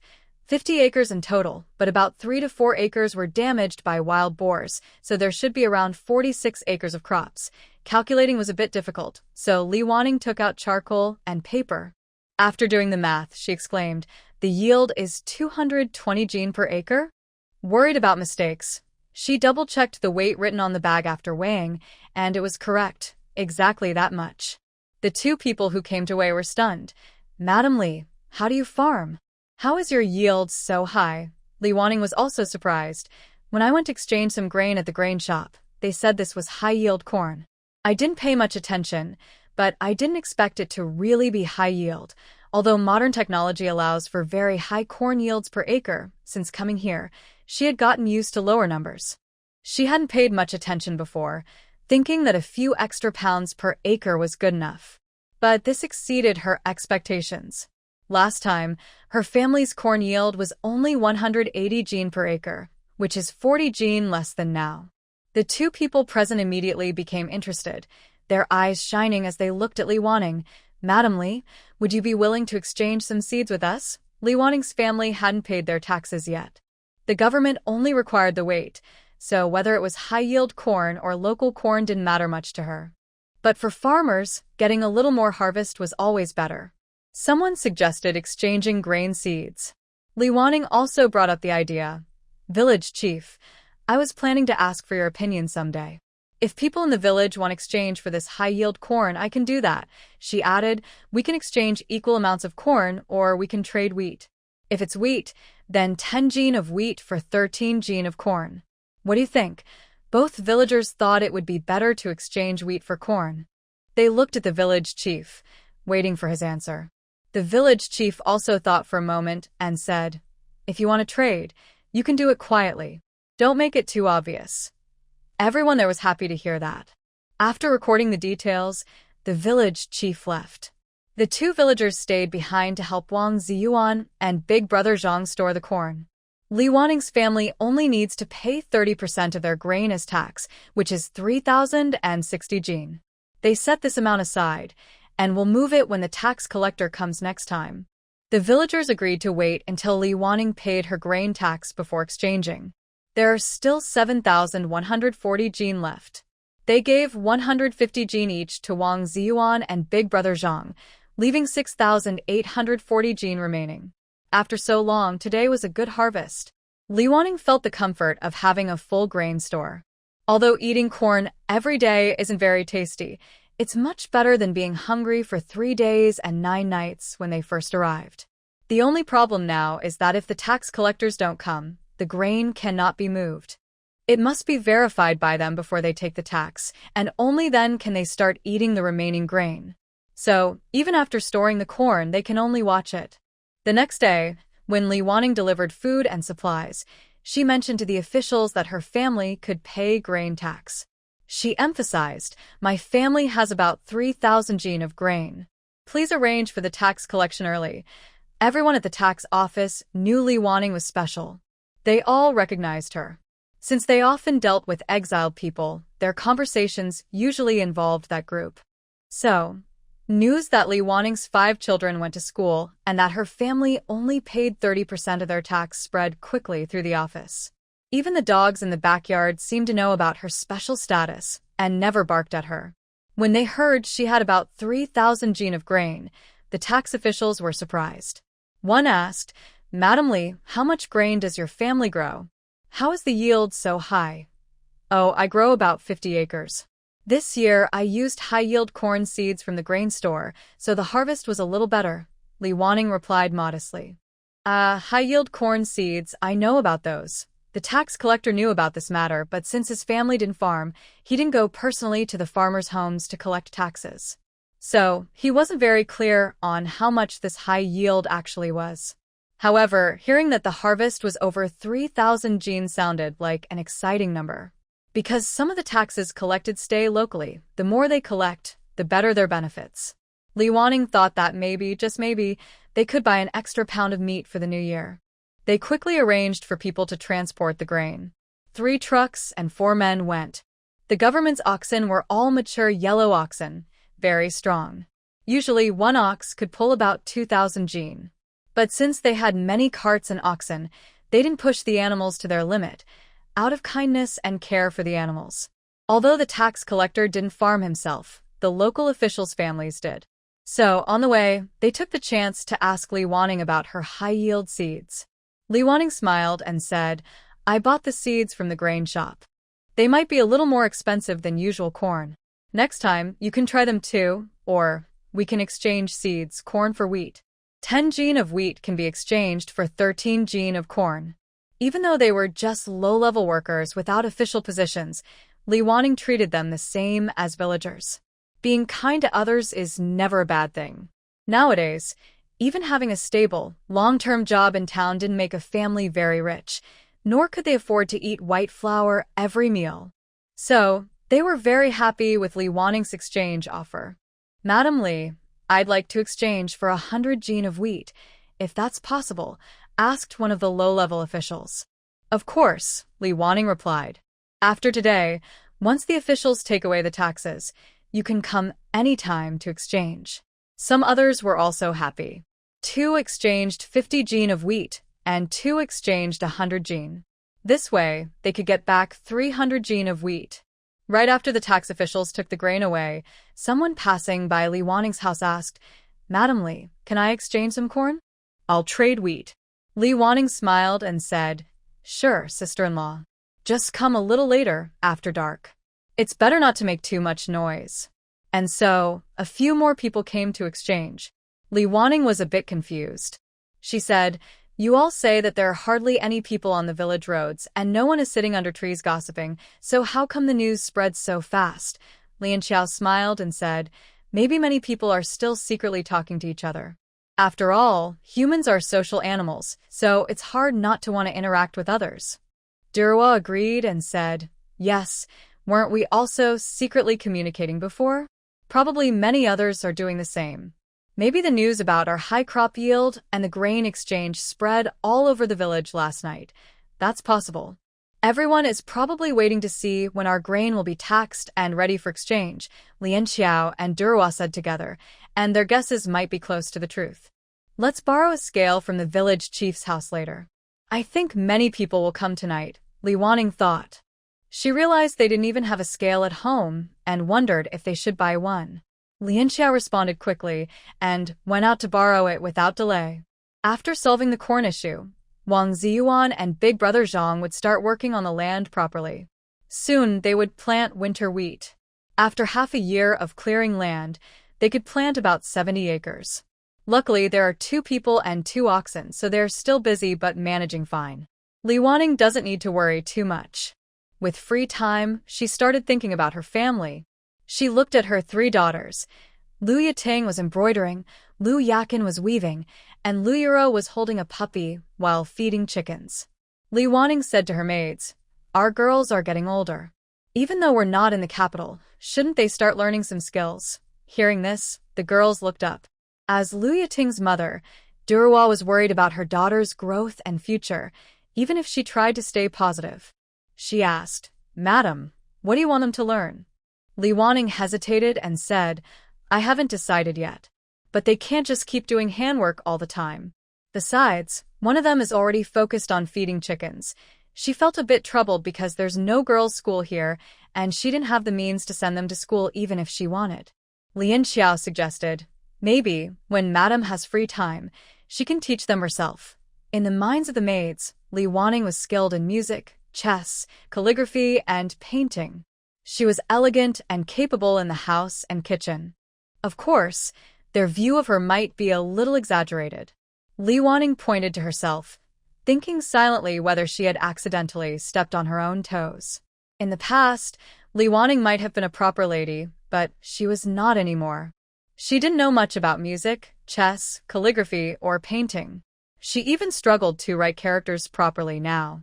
As for musical instruments, she only knew how to play the drums, and she wondered if showing this skill might surprise everyone. Several young women, including Lu Yuting, looked at her eagerly.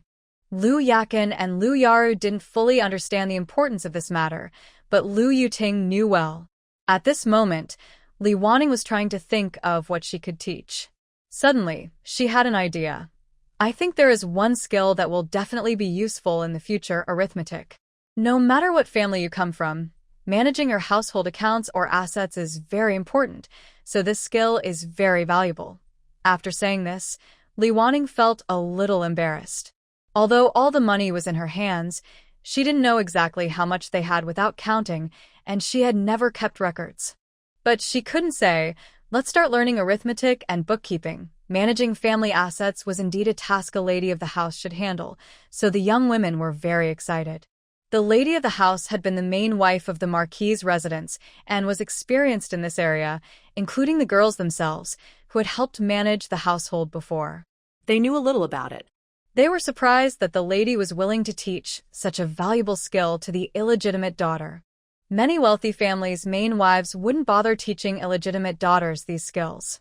Only the older legitimate daughters, who learned from their mothers, would be trained in these areas. The reason for choosing a legitimate daughter was partly due to status, and partly because the family wanted to cultivate her talents. Girls who grew up under pressure often had different abilities. Lu Yiting also knew about this. In their circle of illegitimate daughters, these topics were always discussed. She was very excited and immediately stood up to bow to Li Wanning. "Thank you, mother." Her bow was as proper and sincere as possible. Lu Yakin saw her sister bow and also bowed respectfully. "Thank you, mother." Li Wanning waved her hand. "No need to thank me. Starting tomorrow, we will have lessons every day. You both need to be prepared. I won't allow my students to do poorly." The two nodded in agreement. Li Wanning was thinking about teaching them Arabic numerals and simple addition, subtraction, multiplication, and division. Since there was no imperial exam, mastering these skills for daily life was enough. Actually, they all know basic addition and subtraction. At most, they're a little slow. Her task is to teach them how to write large numbers using vertical columns, as well as multiplication and division. Overall, the workload is not heavy. Fortunately, a few of them have already learned to recognize characters with their brothers, so they're familiar with common words. Their writing, however, is only average. But Li Wanning thinks she is not trying to make them talented in arts or literature. Just getting by is enough. Then let's start keeping the household accounts. Tinger and Chiner, I'll leave this task to you. From now on, every income and expense must be recorded. This is also part of their learning, Li Wanning thought. She believed that if someone kept track of the expenses, she could see the household balance more quickly. Lu Yating was stunned. Her mother actually wanted her to manage the household accounts? In the circle of concubines, she might be the only one doing this. Without paying attention to others' surprise, Li Wanning was still deep in thought. They are now older and capable of learning quickly. She estimated she could teach these things soon. But what should she do afterward? Li Wanning looked around and felt the house was unusually quiet. She snapped back to reality and noticed everyone's faces showed surprise, especially Lu Yating, whose eyes even shimmered with tears. What happened? Are you unwilling? Li Wanning asked involuntarily. No, I am willing, Lu Yating hurriedly replied, afraid that her hesitation might cause Li Wanning to misunderstand and take back her decision. Li Wanning finally realized that Lu Yating was so moved she was crying. Well, everyone is easily touched, which is good for building relationships. However, Li Wanning's reason for suggesting this was twofold. First, she wanted the accounts to be clear, which could help unify the family's finances and also teach them how to make tables. Second, she was genuinely tired of keeping track of these things. Her past experience of giving up halfway on bookkeeping told her she was not suited for it. Although the family currently had only a little money and there seemed to be nothing worth recording, she wanted to instill a mindset and a habit. Having little money was a good opportunity for the children to practice, and she believed and was confident that this would help the family become richer over time. So, she decided to start immediately. She took a charcoal pen and wrote the numbers 1 to 10 in Arabic numerals, then asked Lu Yating to write the corresponding traditional Chinese characters below. This was her first step, teaching the numbers. She couldn't help but praise herself again for the wise decision to have 3 girls and several boys learn to write. Next, she needed to go out and find a suitable female teacher so they could learn various skills needed in a big household, such as playing the qin, chess, calligraphy, and painting. After all, they would eventually return to the big household, and being completely unprepared was not an option. As for the arts, they didn't need to become experts, but at least they should have some basic knowledge.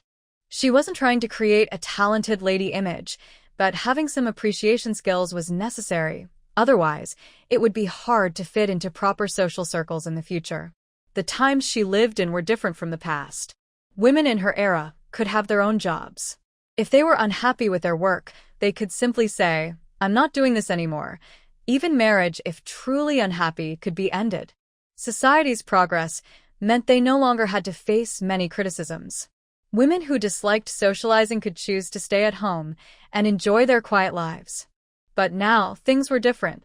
In this era, marriage was not just part of life, but also part of the workplace. Socializing was essential and an important way to boost a husband's reputation. From a ladies' social circle, one could easily see the status and group divisions of different families. Most importantly, women had no real choice or opportunity to change jobs. Whether they were happy or willing, they had to keep going. Otherwise, their careers, families, and even their entire lives could fall apart. Not having a choice might be the only option for most women. Therefore, if conditions allowed, women should develop various skills to improve their children's future lives. This training wasn't just about improving the girls themselves, but also about encouraging the boys. After all, a girl's status in her husband's family partly depended on her brother's achievements. And these girls would never have their father's protection again. Thinking of this, Li Wanning unexpectedly felt a sense of sadness for the young wives and for the children. Next, Li Wanning deeply felt the children's enthusiasm for learning and appreciated their intelligence. Perhaps because she was older, their ability to understand and grasp exceeded her expectations. On the first day, she taught them numbers 1 to 10, and she didn't say much more. On the second day, they learned about the tens to hundreds of millions, and on the third day, they practiced addition and subtraction in vertical form. They learned quickly and well, including the youngest, Lu Yaru. To help them remember what they learned, Li Wanning gave them many questions. From childhood to now, the questions involved all kinds of numbers, but the children answered most of them correctly. Li Wanning wasn't sure if she should be happy. It seemed like there wasn't much more she could teach them. On the fourth day, there was a big market. Li Wanning wasn't there that day, so she left some questions for the children to review on their own. On the fifth day, Li Wanning reluctantly wrote out the multiplication table from 1 to 9. She thought it would last for a while, but it turned out they learned it very quickly. Fortunately, learning the multiplication table, including explaining, memorizing, and practicing, took 5 days. Next, she started teaching how to use tables. Li Wanning thought this was the most important part of her teaching because it made understanding income and expenses very clear and easy to check. It was very useful. However, since they only needed to learn the simplest version, with the 3 children's understanding and her explanation of percentages, it only took 2 days. Li Wanning felt very sad. She wished these smart children could live in a time when they could read freely. If so, with their learning ability, they would definitely be like other children. It seemed that their family had very good genes. Otherwise, none of the many children would be dull. Thinking about it, their father must be very excellent.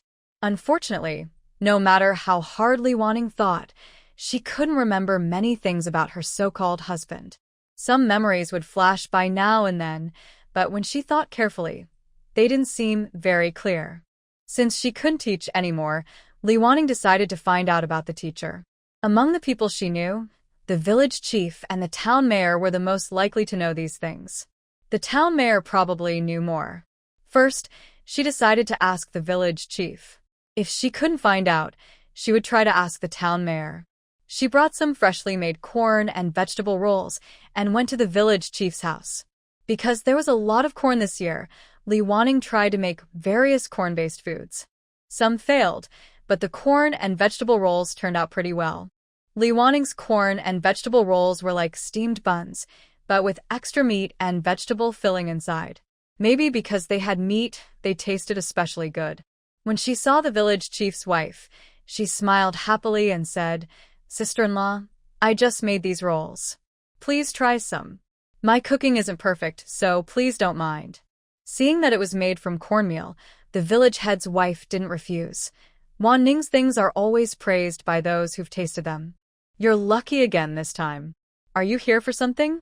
Come inside." She then called out loudly to the village head and took Li Wanning inside. The village head was happily enjoying a cup of tea after his meal. When he saw Li Wanning, he quickly asked her to sit down. His wife brought over a bowl and poured tea for Li Wanning. Li Wanning saw it was the usual large-leaf tea. It seemed the village head knew how to enjoy life. Tea leaves are now a luxury that ordinary families can't afford, and she hadn't had any for a long time. Noticing her thoughts, the village head smiled and said, "Thanks to the town mayor," or you could say, "Thanks to you." Li Wanning was confused, so the village head added, "The town mayor often comes to my house for drinks and snacks on your family's behalf. Do you think he would come empty-handed? He'll bring some back for you later." "All right, so it was just a thank you gift for the snacks." Li Wanning smiled and said, "The town mayor and the village head have helped us a lot. A little bit of snacks isn't worth much. I would be happy to repay them, but I should tell you first. There's no need for a gift, it would seem too formal. Talking about these formalities now isn't very meaningful." Since Li Wanning and the village head are quite familiar, she just said what she needed directly. "Village head, I came to see you today because I have a request. Do you know where we can find a reliable female teacher in town? Our 3 daughters are growing up, and we want them to learn more skills." The village head was surprised at first, then praised her. "Madam Li is truly a role model for mothers. I've never seen anyone better." He knew her biological daughter was the youngest. In a couple of years, she could also learn. The older 2 were from her secondary wives. He didn't expect that after sending the younger son to school, she still paid attention to her daughter's education. If she were still the proud mistress of the Marquis estate, that would be one thing. But now, her life isn't wealthy. Even she, the head of the household, has to work hard to earn money. The older 2 girls already help with some chores. Yet, Li Wanning chose to let her daughters learn skills? Compared to families in the village that favor boys over girls, or even sacrifice their daughters to give their sons a better life, I wonder if they would feel ashamed when they learn about Li Wanning's approach. Li Wanning smiled and said, "I'm not worthy of praise. Actually, I don't have much experience and don't know how to be a good mother. I just try to help my children with their future. As for how far they will go, it depends on them." The village chief agreed deeply. Many things can't be forced, but you can't give up either. You still need to try, and the outcome isn't always within human control. He thought for a moment and said, "Our town is small, so there aren't many such people. But I remember hearing from the town mayor that his family had a talented woman from a wealthy family. Later, when her husband's family fell on hard times and she was stranded here, he took her in to teach the young lady at his home. I don't know if she's still there." When Li Wanning heard about this person, her eyes lit up suddenly, but she also looked a bit sad. "If the town mayor's talented woman is still at their house, can we invite her?" The town mayor might not be happy about it. The village chief suggested, "Whether she's a teacher or a student, she can't be teaching every day. There will be free time.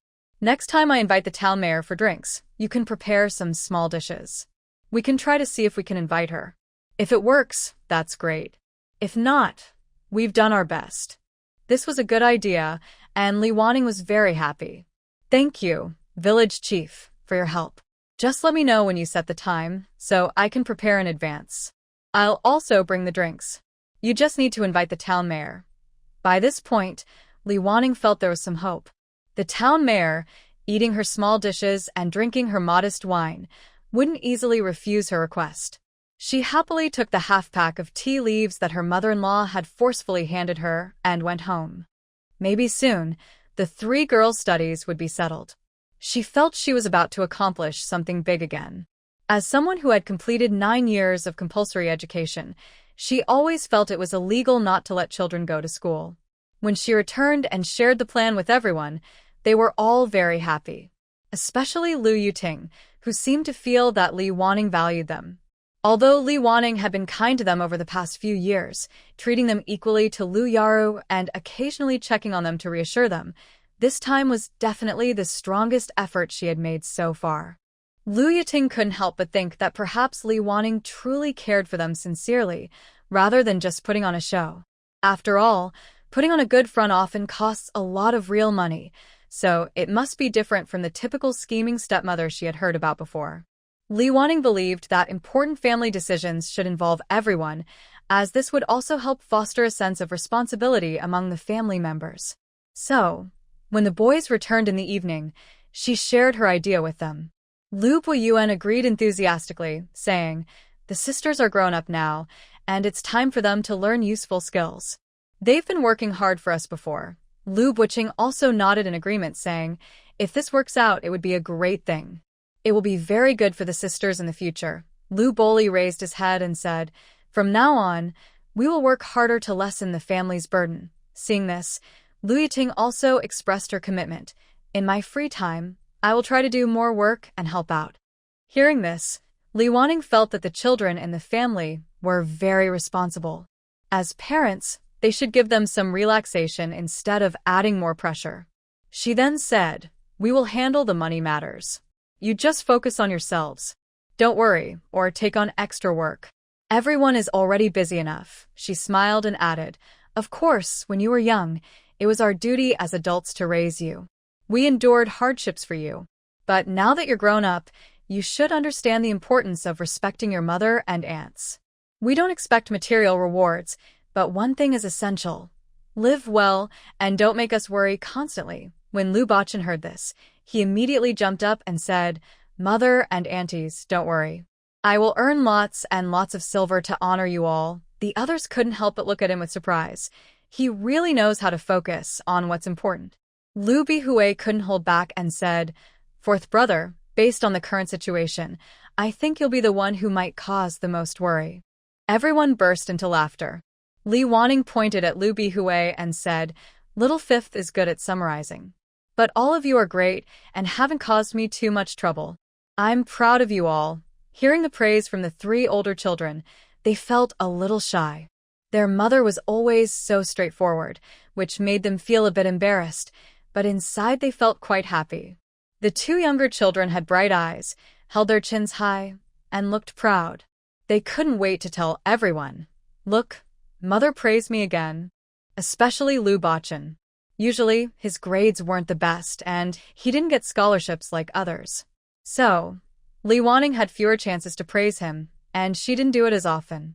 But this time, he was finally praised along with his older brothers and younger brothers.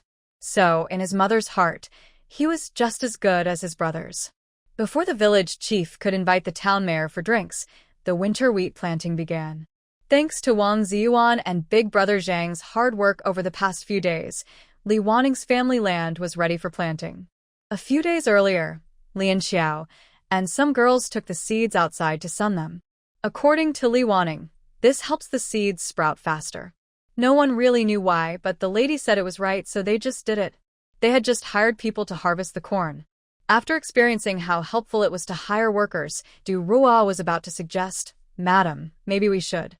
Before she finished, Lian Xiao interrupted, "Madam, the girls' studies will need quite a bit of silver. There are fewer women teachers, so it's hard to say how much it will cost. Maybe we shouldn't hire more people and focus on planting ourselves." Seeing her aunt's opinion, Lu Buqing spoke up, "Mother, it's okay if we take a couple of days off. With the rest days, 3 days should be enough." The three older children's grades were very steady, and they were currently ranked in the top 3 in their class. Missing a few days wouldn't be a problem. Li Wanning was thinking when Lu Bachan spoke actively, "Mother, I can also take a break. 2 days off is fine for me." Everyone looked at him, surprised. Seeing it was him, they nodded. It was true, taking 2 days off wouldn't be a big problem. Lu Buhui's grades were sometimes good, sometimes bad, not very stable. But when he was doing poorly, it wasn't too terrible. So, he couldn't fall behind now. "Mother, I can do it too. My 3 brothers can help me catch up on lessons at home." Lu Bachan immediately looked angry. "Xiao Wu, 4th brother, can teach you too." Lu Buhui glanced at him and replied casually, Yes, 4th brother is right, that's enough." This response sounded like it might make people more annoyed. Lu Bachan thought about it and felt something was off. Lu Wanning looked at everyone. Most of them were excited, so she nodded and said, "Okay, then we'll plant by ourselves." After that, she told Du Ruo, "It's fine. The 2 of us can set up a stall. If we can't finish planting in 3 days, we'll just plant for 2 more days." "No problem." Du Ruo felt relieved. She was used to earning a few hundred coins each time, and not going out to work would really make her feel sad. Actually, Wanning had her own reasons for deciding to do it herself. First, compared to harvesting wheat, planting might be a little less tiring. It could also help strengthen family bonds by working together on a shared task. Second, although their family didn't have many workers, they had many people. In the past, when they worked in groups, they were very efficient and quick. They planned to start planting wheat on the 9th day of September. So, on the 8th day of September, the children took days off for the 9th and 11th. After Wanning and Du Ruo finished their stall, they also went to the bookstore to deliver the newly adapted version of Huanju Ge. Of course, all the background details had been changed, and the names were replaced with Songhai Yiju. The family background was now that of a wealthy merchant. The story remained the same, just with a slightly different tone. After the first book was published, it probably received a good response. When she went to buy ink and paper last time, the shopkeeper even urged her to buy more. She bought a little extra ink and some meat. Du Ruo didn't stop there. She made several pots of corn and vegetable rolls, enough to last at least 2 days. The advantage of these corn and vegetable rolls was that they included both staple food, vegetables, and meat, making them nutritious. The children now liked to eat them for lunch at school. So, when Wanning wasn't delivering meals or setting up stalls, she sometimes brought steamed vegetable rolls and a pot of porridge to the school gate, eating lunch with the children. Tomorrow would be busy. Everyone needed to get ready. If there was time, they would make a stew and cook some porridge. If not, they would skip the stew and just eat the vegetable rolls with a big pot of porridge. In short, everyone was fully prepared for the upcoming winter wheat planting. The next day, to avoid the hot midday sun, everyone woke up early to work. Seeing a large piece of land, Lu Bachan ran forward with his arms wide open, saying, I'm coming, I'm coming. Before he could finish saying, coming, he suddenly stopped, lost his footing, and fell face first into the mud. Because he had been running around happily and had already gotten ahead of the others, they couldn't reach to help him. They watched helplessly as he fell. Ow! He cried out before anyone could react. Everyone quickly ran over to help him up, asking, "Are you okay? Did you fall?" Slow down, Lu Bachan said, turning his body and touching his ankle. Li Wanning rolled up his pant leg and saw that it was already slightly swollen, indicating he had twisted it. This unlucky kid. At this moment, Zhang's older brother and Wang Ziyuan heard the noise and came over. Seeing Lu Bachan's ankle, they said, "You can't move it now. Rest well." Looking at everyone, Li Wanning ordered, "Bo Yuan, Bo Qing, carry Xiao Si back home so he can rest properly." He also warned Lu Bachan, "Don't move around when you get home. We don't know how serious it is yet. If you move too much and the situation worsens, you might lose this foot. Do you understand?" "Yes, mother," Lu Bachan replied, feeling some pain and regret for showing off earlier. He was almost in tears, saying, "Mother, it's only the first day, and I've already become a runaway soldier. I'm a burden to you all. I'm sorry." Li Wanning was very understanding of his occasional small problems. "It's okay. Just rest well at home. Getting better quickly is the most important thing now. We will handle everything here." She turned and said, "Hongxiu, you should go back too. Use the fresh well water to apply a cold compress on him. If the pain gets worse later, come back and tell us, and we'll take him to the town clinic." She was a bit worried about him going alone, as no one was around to give him water or care for him if the pain worsened. Seeing her distressed child, Hongxiu felt both heartache and helplessness. She nodded and said, "All right, madam. I'll go back with him. Later, I'll make some flower tea for everyone. You don't need to worry about lunch." Lu Buqing carried him, and Lu Buiyuan supported him. Together with Hongxiu, they moved Lu Buiyuan toward home, feeling relieved that it wasn't far. Watching the figures leave, Lu Buihui shrugged helplessly and quietly said to Lu Yaru, "See, I really wasn't wrong yesterday. Fourth brother is too much to worry about." Lu Yara hushed him. Fifth brother stopped talking. If fourth brother hears, he'll start crying. Because they were close by, Lu Buqing and Lu Buiyuan would be back soon. "Mother, I've already put little fourth on the bed. Aunt Hongxiu is taking care of him. He seems fine now." When we left, he wasn't hurting anymore, but he can't press on it. If he presses, it will hurt a lot. Lu Buiyuan also gave an update on the unlucky guy. Hearing this, Li Wanning finally felt a bit relieved. She also felt sad for Lu Bachan, especially for his legs. It's hard to be with the wrong person, and he's been hurt several times. Although Lu Bachan is missing, along with Aunt Hongxiu, there are still 12 others. They work in groups of 3, 4 groups in total. Everyone works separately, and their speed isn't much slower. The only problem is that they are tired and have no one to replace them, so they have to stop and rest. This slightly wastes some time. But compared to when they first started farming, everyone at home has become much stronger. The children are growing up and becoming more reliable. Li Wanning and the other women are also improving their skills every day through hard work. They may not be as strong as women who have been farming since childhood, but their work is decent.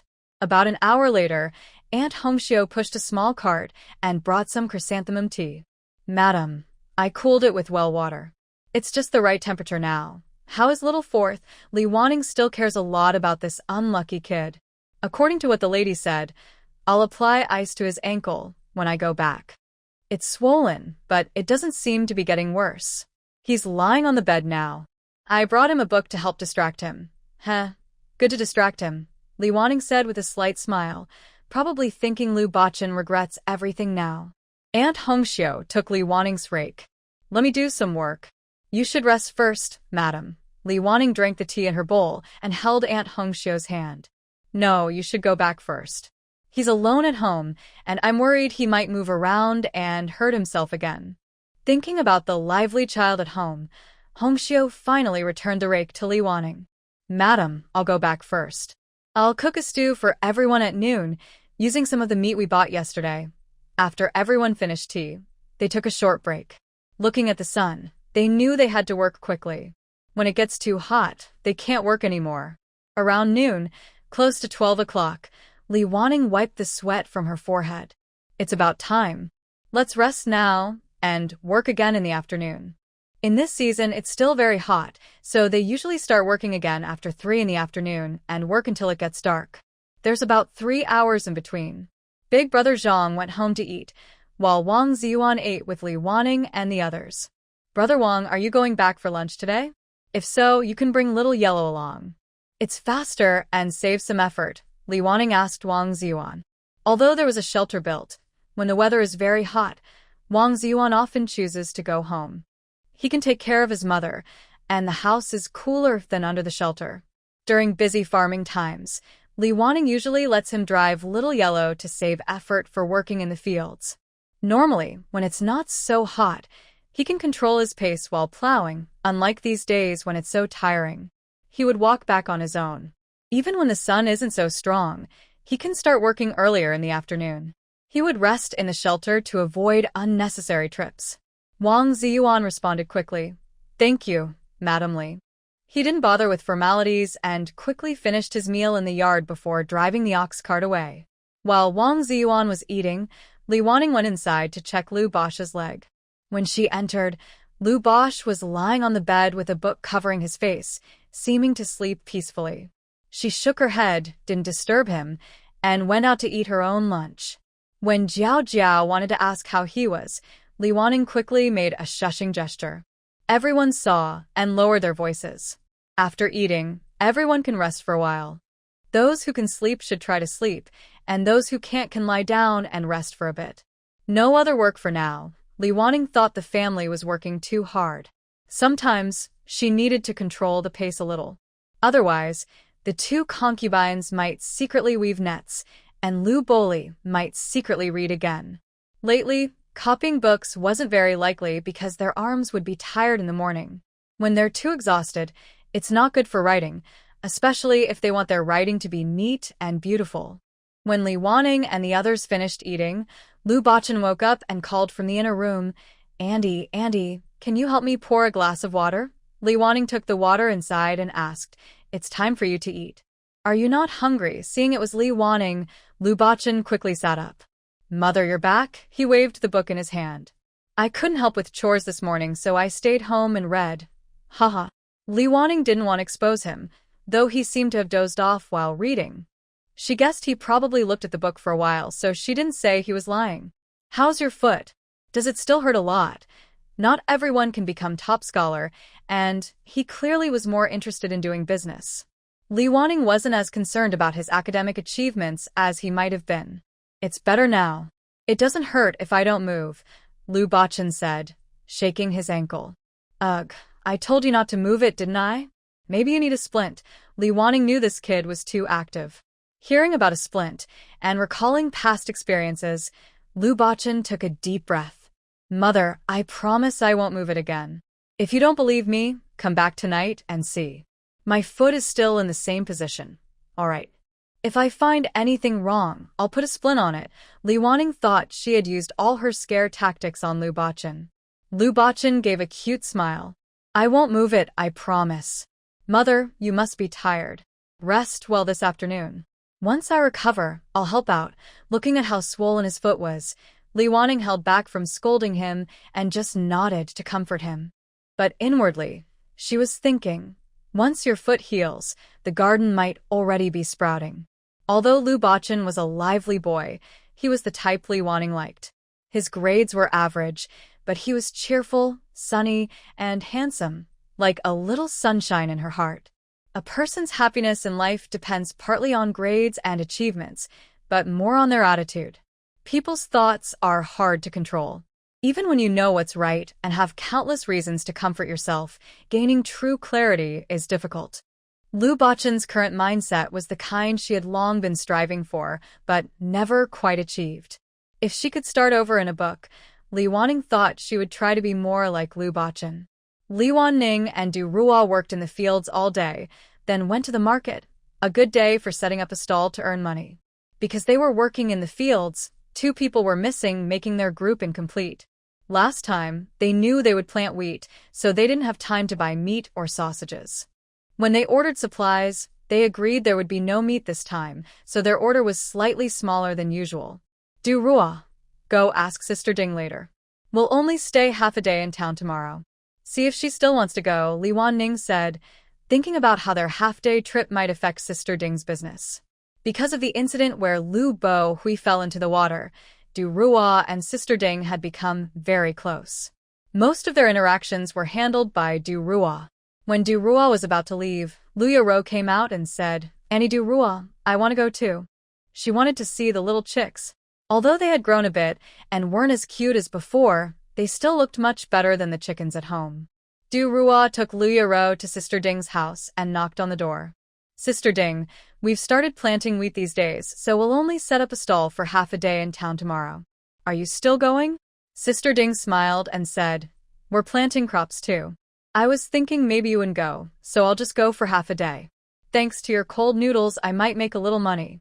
Sister Ding's family only had 3 acres of land. Although she was the only worker, planting slowly was okay. Selling tea and snacks for half a day could earn some cash, so she didn't want to miss out. Li Wanning listened and sighed. Everyone has a hard time. Like Sister Ding, with no man at home and no extra workers, managing 2 jobs is already very difficult, Du Rua thought. Among the women she knew, Li Wanning was the strongest, followed by Sister Ding. Her strength came from her quick learning and clever mind. Since selling tea on the street, her small stall often sold various dried flowers and edible wild fruits. In her own words, since I have to go up the mountain to pick flowers, I might as well pick more to sell. As for wild fruits, I just pick them along the way. If I can sell them, I do. If not, I take them home for Ziliang to eat.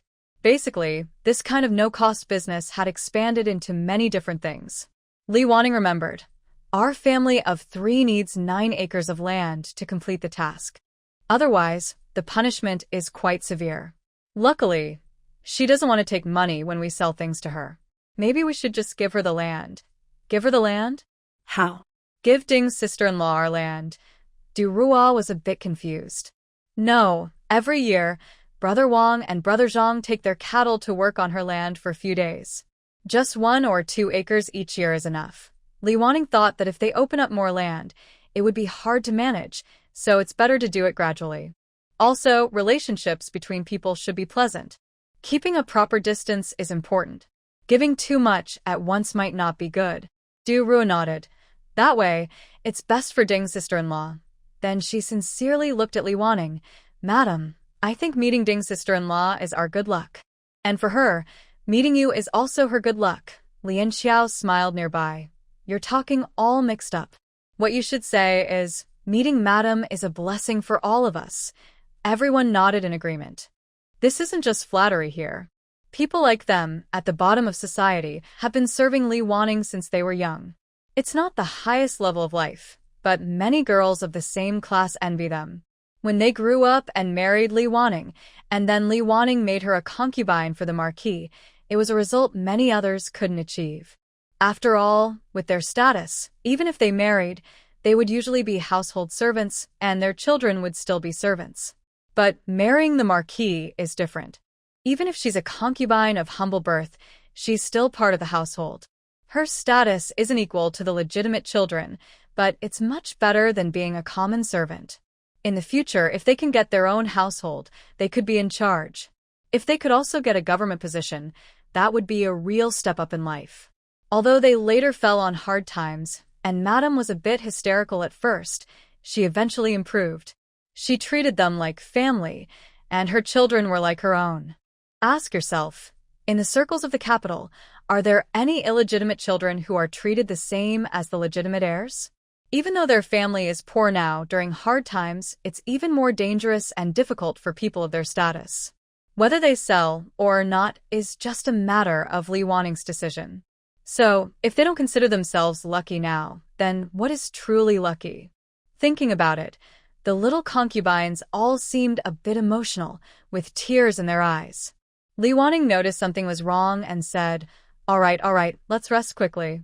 We have work tomorrow. Living a good life is more important than anything. When it came to work, the little concubines immediately got into their tasks, preparing things for the next day.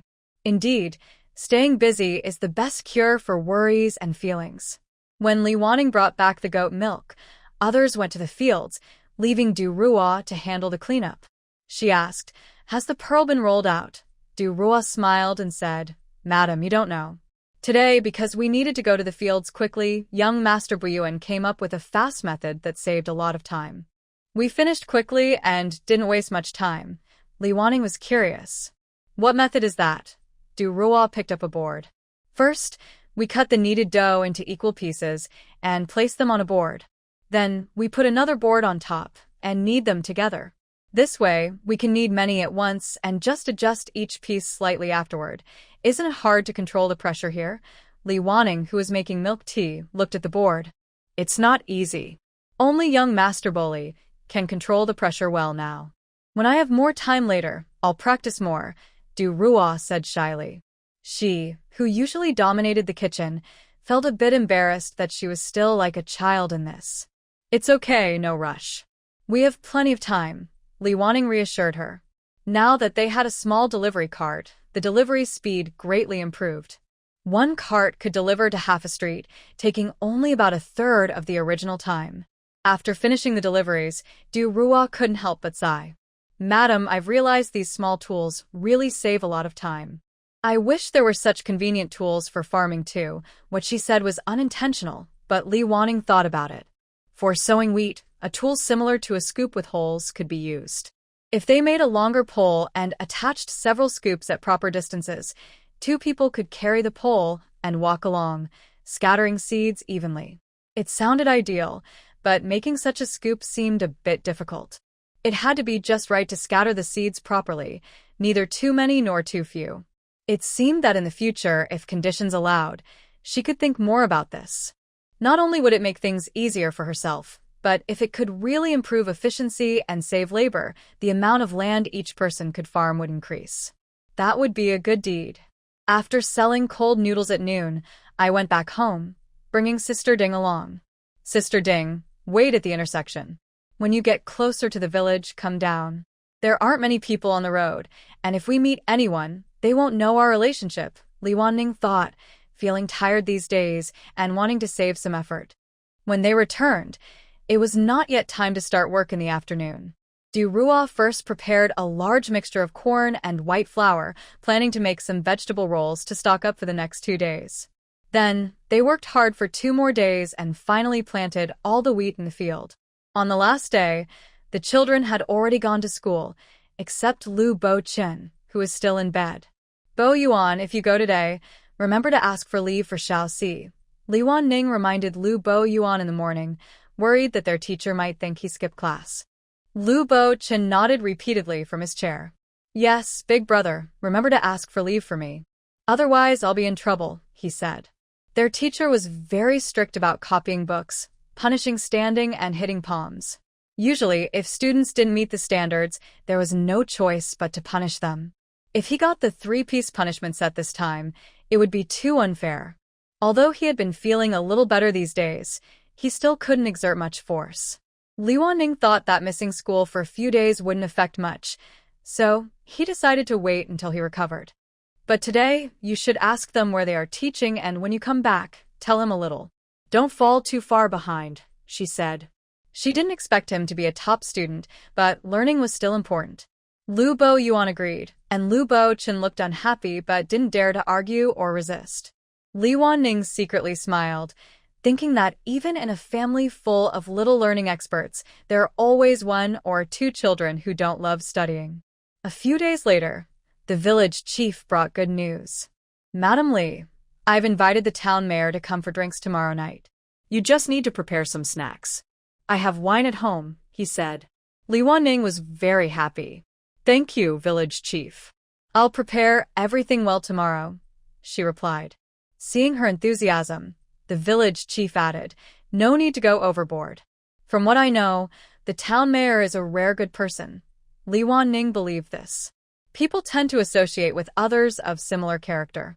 Someone as kind as the village chief would not likely have close ties with bad people.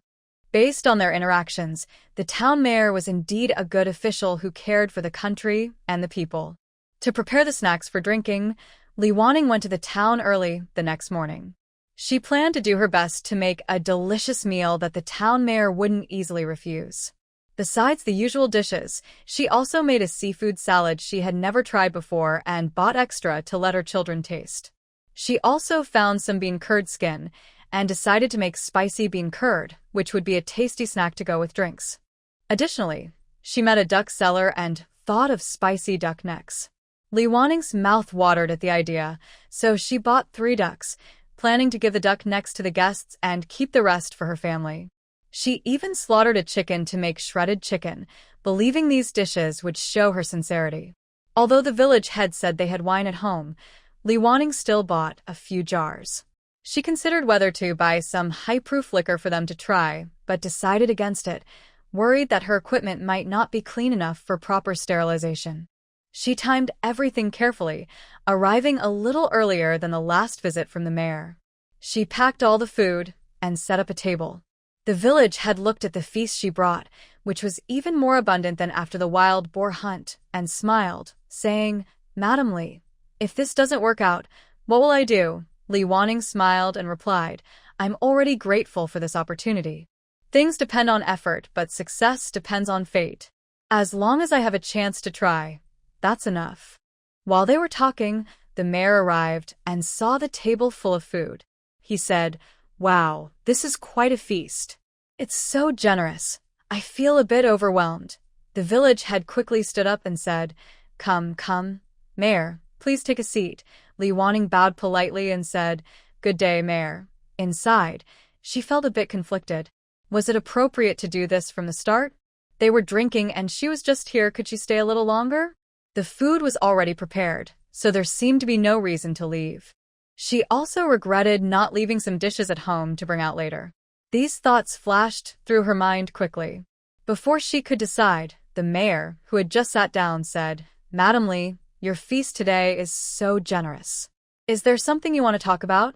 Although it was a bit awkward to be directly asked, she appreciated his words and replied, "I'm a bit embarrassed, but I do have something to ask." The mayor looked at Li Wanning and nodded, indicating she could speak freely.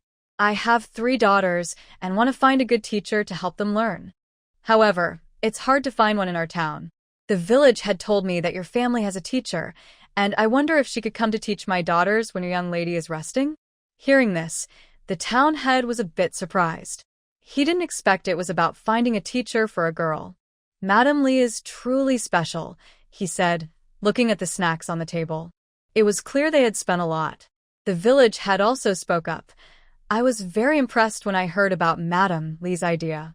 Many people love their daughters, but not many are willing to spend so much effort and money.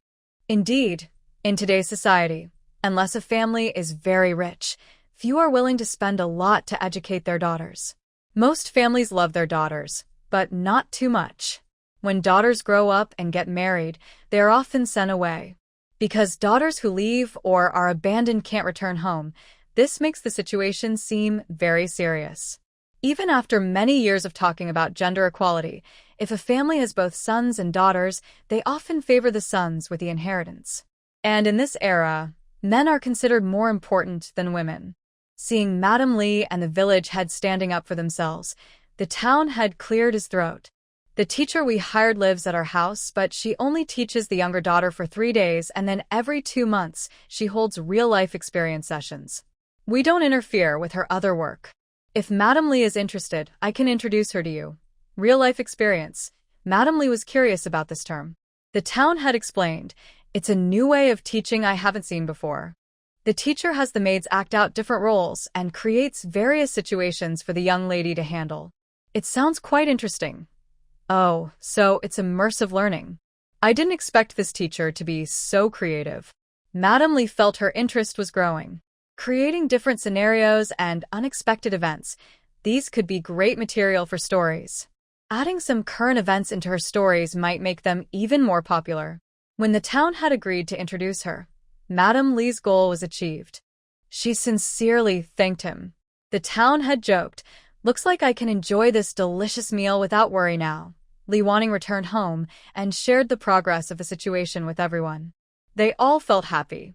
Lu Yiting couldn't help but say, "Thank you, Mother, for your hard work and care for us." Li Wanning waved her hand and said, "You call me Mother, so I naturally want you all to be well. Although things haven't been fully settled yet, we are making progress, and there's hope." Thinking that her 3 children might soon have classes and not knowing how much money they would need, Lu Yiting felt a bit anxious. "Mother, what story should we write for our next storybook?" Seeing Lu Yiting's thoughts, Li Wanning sensed that she might lack a little sense of security. "No worries," she thought, "I will give her some peace of mind." The next story is called Promises Made. Li Wanning mischievously thought, Longing for Each Other and Promises Made are 2 novels that made me cry a lot. Crying alone is lonely, so I want to write stories that make everyone cry together. In Promises Made, there are 2 parts that almost made Li Wanning cry herself to death. One is when Xianyuan Yan's relatives all die and she feels helpless, and the other is when she turns into a drought demon. At those moments, her tears flowed uncontrollably, like a never-ending stream, and she couldn't stop them. Sometimes, Li Wanning thought about it and didn't quite understand why, but even though she didn't deeply relate to the characters in the stories, she could always feel the heroine's sadness and be moved to tears, crying painfully. There was nothing much to change in this story, just to make the Emperor Huang more compassionate, as she was worried that some readers might imagine things differently if they sat in the same position. So, all descriptions of the emperors in the story needed to be more flattering to avoid any misunderstandings. As expected, when she narrated this story smoothly, everyone listened in a daze. They often stopped their handwork while listening, and for the first time, they were so engrossed that storytelling delayed their chores. Since it was already late when she finished, she only told a little that night, but it was enough to capture everyone's attention. By the time the boys returned in the evening, everyone still wanted more. It felt like the first time they realized their own sons might not be so easy to get along with, and they were so eager to hear more that they felt anxious and fidgeted. That day, the boys also sensed something unusual. The aunties had tears in their eyes, and the 3 older children exchanged glances, silently passing messages. Lu Buiyuan said, "What's going on with them? It seems like something big is happening." Although the concubines' lives were not always easy before, it was rare to see them cry. Since their mother got better, life has become quite comfortable. What could have made the 3 concubines unhappy? Lu Buqing said, "I don't know. Could they have argued again? All 3 arguing together? That seems unlikely." Lu Boli said, "That's not it. They seem to get along well when they talk, but it looks like they don't really like us. They all asked together. That shouldn't be." Although Li Wanning didn't like them being close to her biological mother before, she could still feel the love the concubines had for them, caring deeply. They all looked at Lu Bachin, who stayed at home all day, and surely knew what was going on. Unexpectedly, Lu Bachin shrugged and said, "I don't know." He felt he wasn't favored by his mother either.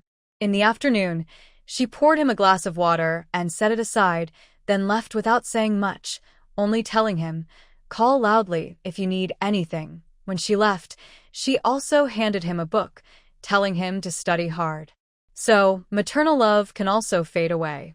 As for Lu Buahui, he was happily eating stewed duck and tried to persuade Lu Yaru, 3rd sister, "This duck is pretty tasty. Maybe we should raise some? I heard duck eggs are delicious and bigger than chicken eggs." Lu Yaru agreed quickly, but she hesitated. "I think it's good too. Raising some would be nice. But if I have to go to class later, no one will take care of them."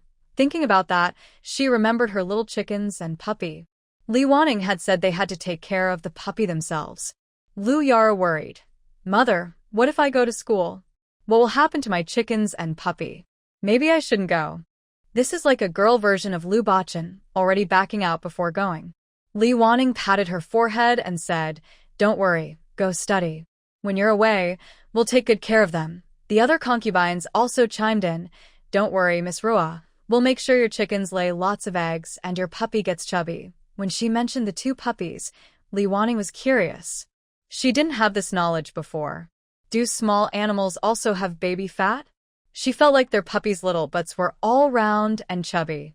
The next day, finally seeing the children go to school, Hongxiu hurriedly poured a glass of water for Lu Buixin, left a book, and quickly went to find Li Wanning and the others. Yesterday, at a critical moment, Xian Yuanyan decided to go to the ends of the earth with Qiyu, but Qiyu accidentally killed Qingyang. Suddenly, there was no longer any chance for Xian Yuanyan and Qiyu to be together. Such behavior, which goes against social morals, should be despised, but somehow, it felt so satisfying.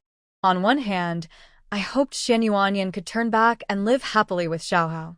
On the other hand, I wished lovers could finally be together.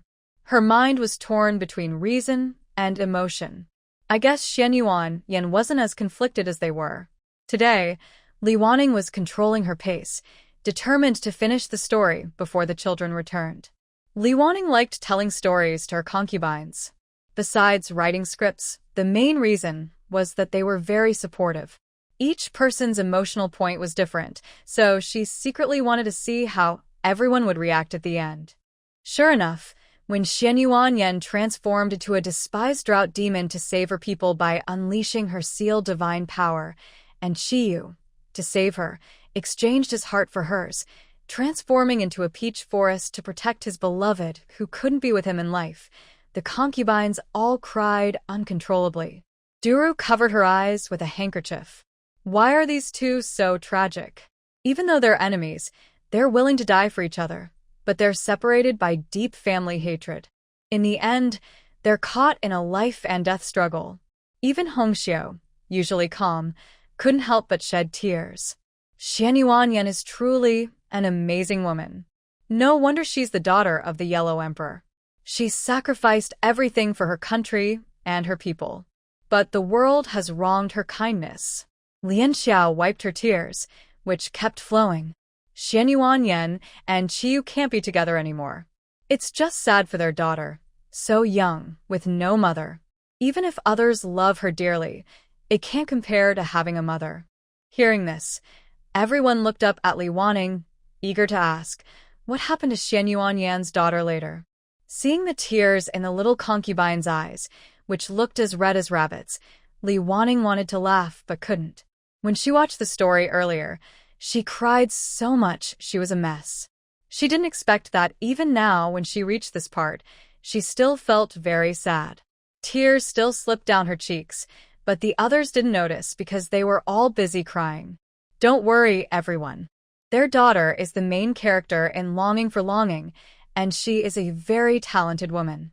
I'll tell you more about her after the next book is published. Li Wanning has been talking so much these days that her throat is dry, and her emotions are affected. She feels she doesn't want to speak for a while and thinks it might be easier to just set up her stall and relax. Although she is a bit disappointed not to hear the rest of the story immediately, the part she heard earlier was very exciting. The little concubines quickly started discussing the plot. For this kind of romantic story, Lu Yiting doesn't have much say, so she just records. Sometimes, when she writes, she secretly adds her own thoughts. Since everyone is talking loudly, if her ideas differ from theirs, they might think it's someone else's opinion. Soon, it was time to pack up. Du Ruo felt a little regretful that she couldn't join the discussion that day. It's just you two now. I can't join in. Lian Xiao teased her on purpose. Then maybe we should wait for you. No, keep going. I still want to hear the story about that little kid. Li Wanning glanced at them and thought to herself, fine, you're eager. Just wait and see how conflicted and divided you'll be when the next part comes out. You should know when she read it, she shipped many couples. No other book or show made her root for different pairings like this. Today wasn't a gathering, so in the morning she was in town and at noon at the school gate. When they were about to pack up and leave, she suddenly saw the town mayor coming out of the academy. Madam Li, I was just looking for you. Li Wanning smiled and bowed politely. Mayor, good fortune to you. The mayor said, I've talked to Master Yuan about your family's matter. It's about our girls' teacher. If it's convenient, please bring your girls who are going to school tomorrow afternoon to the town. It will be at the small courtyard next to my house. Oh, okay. Thank you, Mayor. I will bring the girls on time tomorrow. Li Wanning was very happy. She didn't expect it to happen so quickly. Since the mayor wanted to meet, it showed there was still hope. Li Wanning isn't worried about her learning ability, but she's a little afraid she might not meet the teacher's expectations. The teacher's teaching style is so unique that the requirements might be different from other places. May I ask, Mayor, do we need to prepare anything? Li Wanning felt a bit unsure and wanted to see if she could get any hints from the town chief. There's no need to prepare much. Mr. Yuan judges people not by their knowledge, so he doesn't care much about their basic skills. He just looks at their understanding and character. He came up with this idea himself because he remembered that when his daughter was interviewed, they didn't test her knowledge but set up a few scenarios to see how she responded. His daughter's answers were just okay, but she still passed, so he added a maybe to be cautious. It seems there's no useful information to be gained, so Li Wanning decided not to prepare anything further and just go with the flow. Although she no longer prepared in terms of knowledge, she still needed to pay attention to other things. When she got home, Li Wanning told everyone, "We agreed to visit Mr. Yuan tomorrow afternoon. He lives next door to the town chief, so everyone must go. First visit shouldn't be empty-handed. Tinger, you can embroider a handkerchief for him. Cheener and Rower, you two can make a bracelet." She instructed them to start working. They could finish these tasks quickly, but Li Wanning was a bit worried. "Du Rua, what do you think we should bring as a gift for Mr. Yuan?" "I don't know her preferences or her style of dress," Li Wanning said, feeling inexperienced about giving gifts to teachers. Before they accepted her daughter, she knew not to give too much, to avoid seeming like they were forcing her to become a student, which would be awkward. But if she gave something too expensive, she worried Mr. Yuan might think they weren't showing enough respect. "How about 2 boxes of pastries?" "That seems suitable for any occasion," suggested Lien Xiao. Since there was no better idea, the next day, the children each brought their crafts and bought 2 boxes of pastries, then went directly to the agreed place. Mr. Yuan didn't like being served, so she usually did things herself, including opening the door for Li Wanning and her daughters. "Are you Mr. Yuan? Sorry to bother you. I'm Li Wanning," as the town chief mentioned. "These are our children." She pointed to each girl in turn. Eldest daughter Lu Yiting, second daughter Lu Yakin, and youngest Lu Yaro. The 3 girls all bowed to Mr. Yuan. "Please come in and talk." Mr. Yuan led them into the courtyard, passing through the wind and rain corridor, and arrived at the pavilion. Inside the pavilion, there was a table with some pastries, a teapot, and a cup filled with water. It seemed that Mr. Yuan knew how to enjoy life. I could see the rocking chair lying brightly in the pavilion. He brought them to sit down in the pavilion. After greeting each other, Li Wanning handed over some pastries, saying, "I bought these from a snack shop on the way here, as a small thank you." Mr. Yuan took the pastries and said, "Thank you, Lady Li." Seizing the moment, the 3 girls also offered their sincere gifts to Mr. Yuan.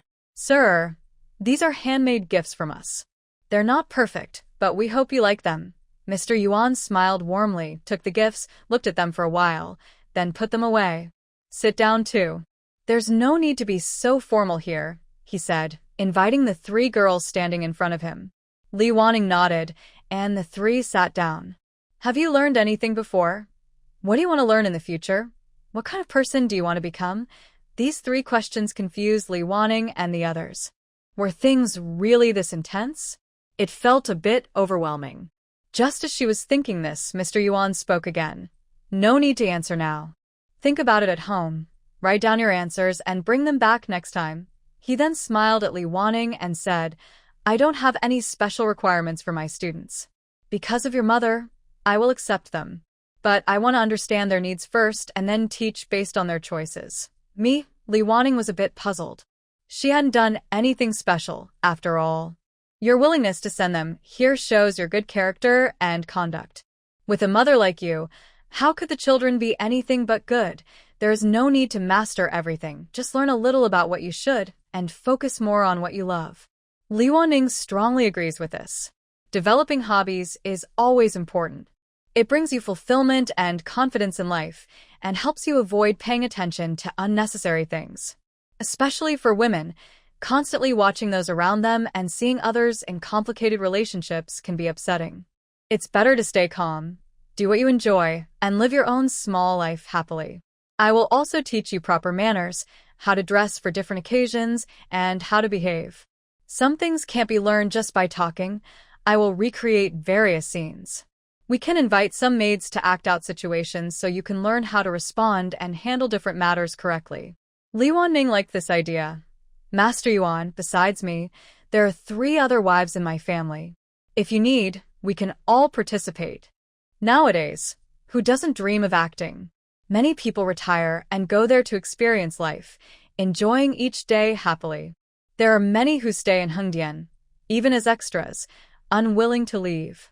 Most of these roles are minor, but here there might be many lines to say, which makes it exciting just to think about. Li Wanning was surprised by Yuan's reaction. When she first suggested this idea, the town's wife didn't understand and only didn't oppose because of her status.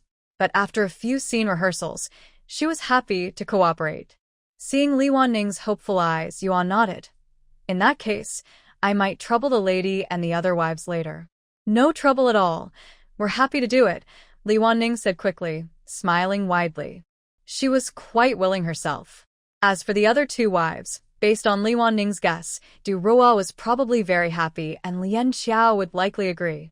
Only Hong Xiu might have reservations.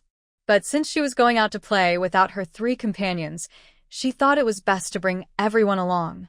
They could try a few times, and those who liked it could continue, while others could stop if they wanted. This wasn't a signed contract with a huge penalty for backing out. Then how do we pay the tuition? Li Wanning was happy, but she also thought that such a special kind of teaching wouldn't be cheap. Each child pays 50 coins per lesson, which includes all the special training. During special classes, I will include your 3 young ladies and the 2 young ladies from the town head's family. I wonder if Madame Li agrees? Yes, I agree. Such a scene is more fun with more people, but we should ask if they are okay with it. Although Li Wanning does not feel inferior about her status, she is unsure if others look down on her daughters. If they're the kind who look down on others, Li Wanning would not care. No one can bully her children. Everything is settled, and Li Wanning and her group take their leave. After they leave, Lu Yiru and Lu Yakan talk about Master Yuan, but Lu Yiting remains very quiet. Because she wants to be included, Li Wanning has been paying special attention to her lately. What's wrong? Tinger, Lu Yiting shakes her head. It's nothing, mother. Although she tries to hide it, Li Wanning can tell she is worries. Some things might seem hard to see clearly, but if you think differently, it might become easier.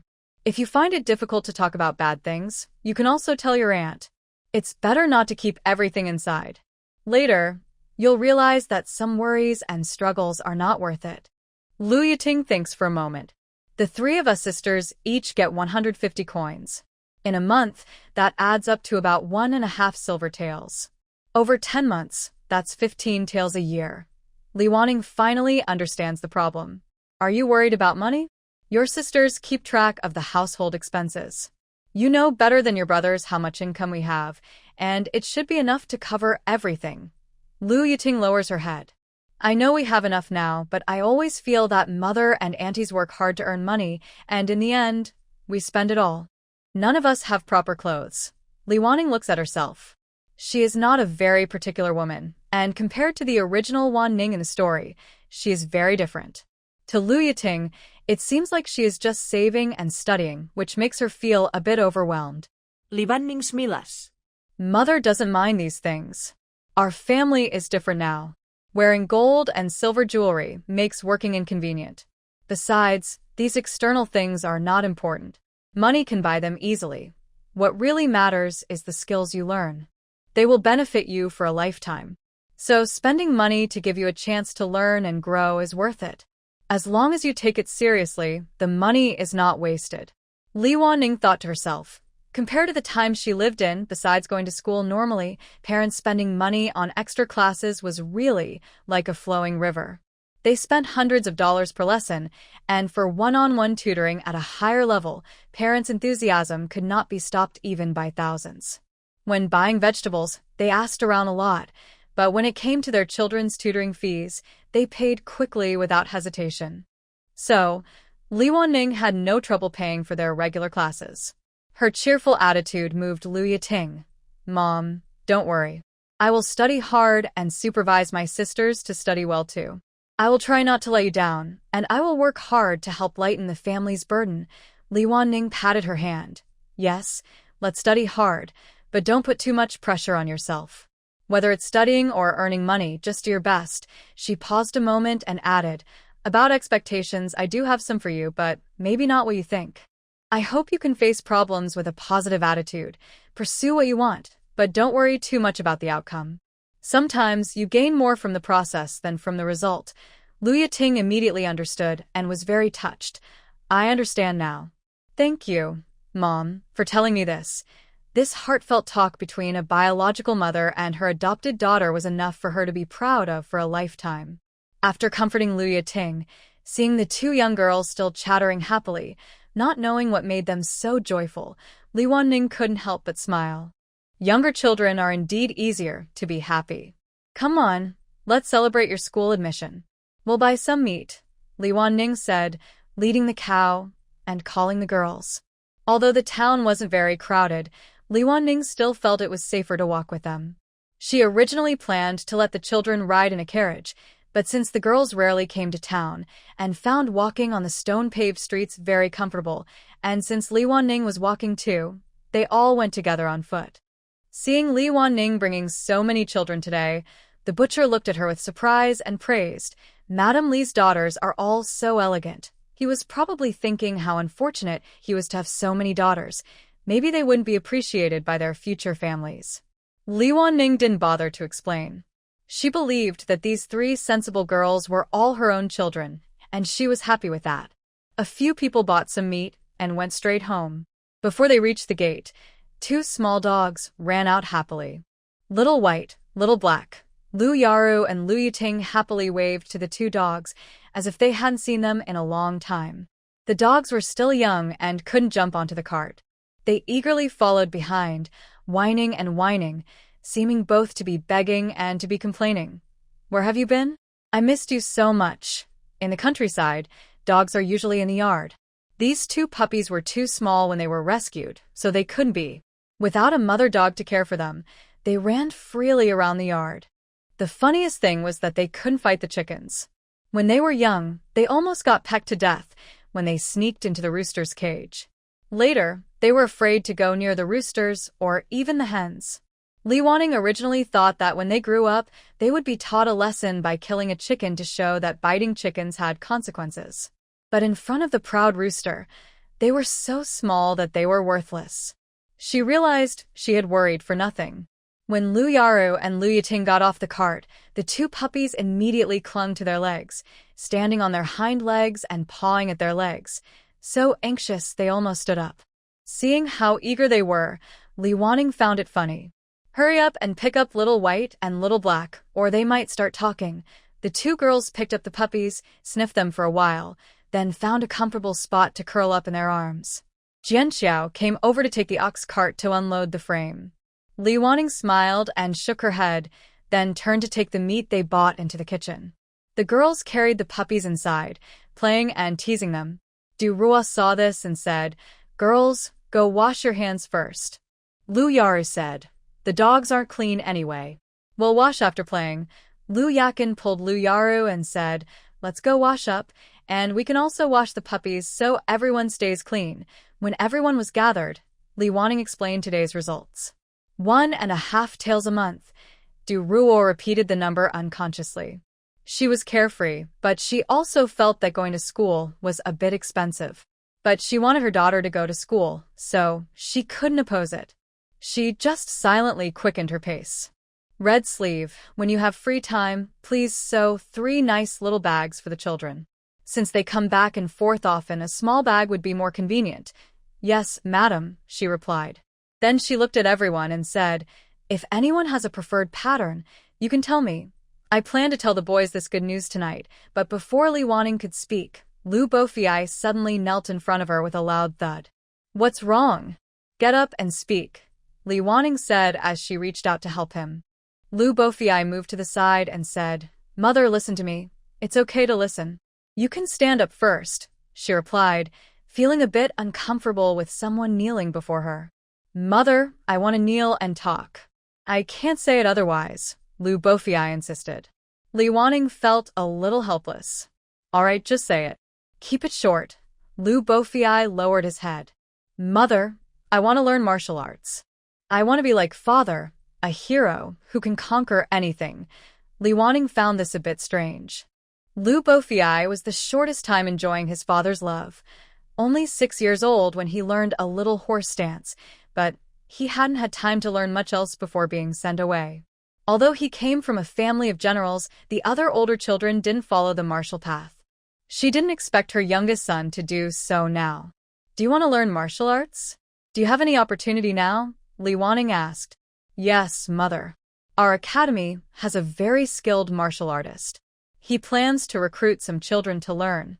I want to go and learn, Lu Bofiai said confidently. If he's from your academy, doesn't he teach classes? Can't you learn from him? What do you mean by learning martial arts? Li Wanning was confused. He also teaches classes, but only physical education. You can't learn much from that. Real martial arts are learned bit by bit from him, Lu Bofiai explained. I don't understand. How does this relate to your studies? Li Wanning asked, feeling more puzzled. If I join the martial arts class, I will have less time for lessons. I can then spend more time practicing martial arts, not just studying for exams, Lu Bofiai said, recalling Li Wanning's advice to study hard, and he lowered his head in shame. Lu Bohui did some careful checking. Come and speak now.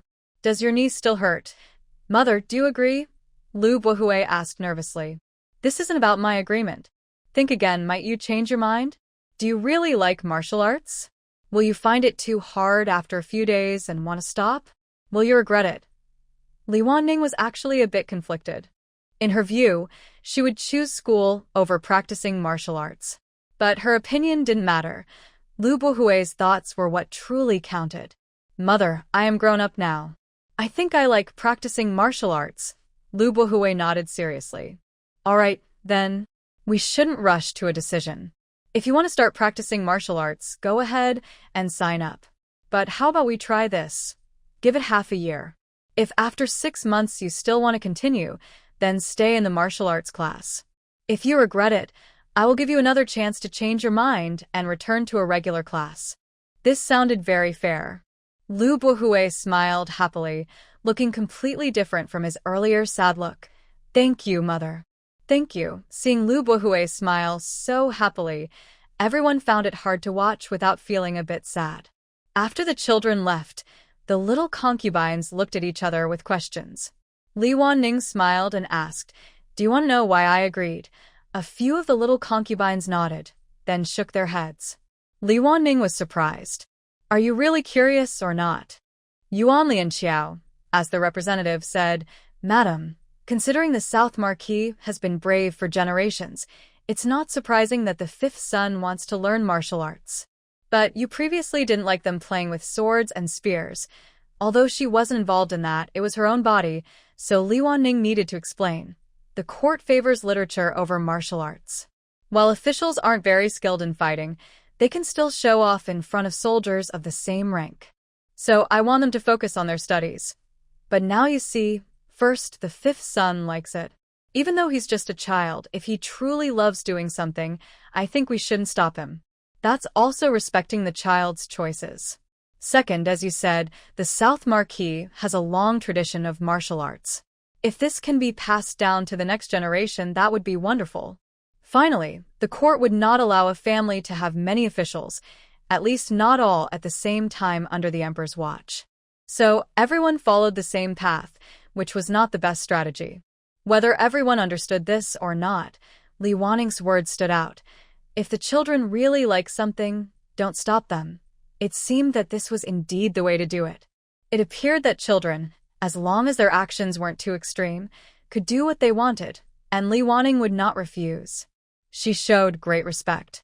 It was surprising to realize that respect could be expressed this way. Everyone dispersed. Li Wanning went outside to use the bathroom. Their bathroom was built in the corner of the wall. Walking from the main house to the bathroom, she passed by the children's rooms and overheard a few kids talking. Second brother, you're really amazing. I thought mother wouldn't agree, but it turns out that, as you said, if I beg hard enough, I can get what I want. You even taught me to take the initiative.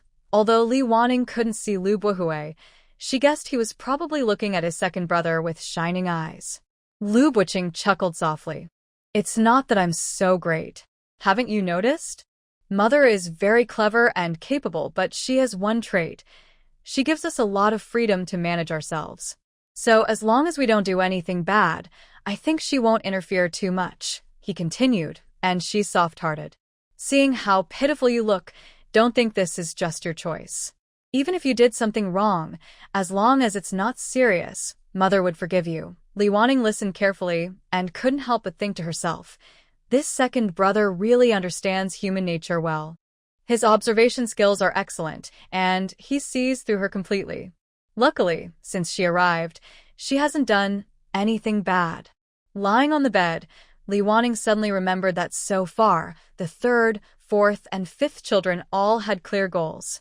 It seemed only the eldest and second brother's plans were not obvious. She wondered what they wanted to do in the future. After the eldest was reinstated, he would inherit the title, so there was no need to worry too much.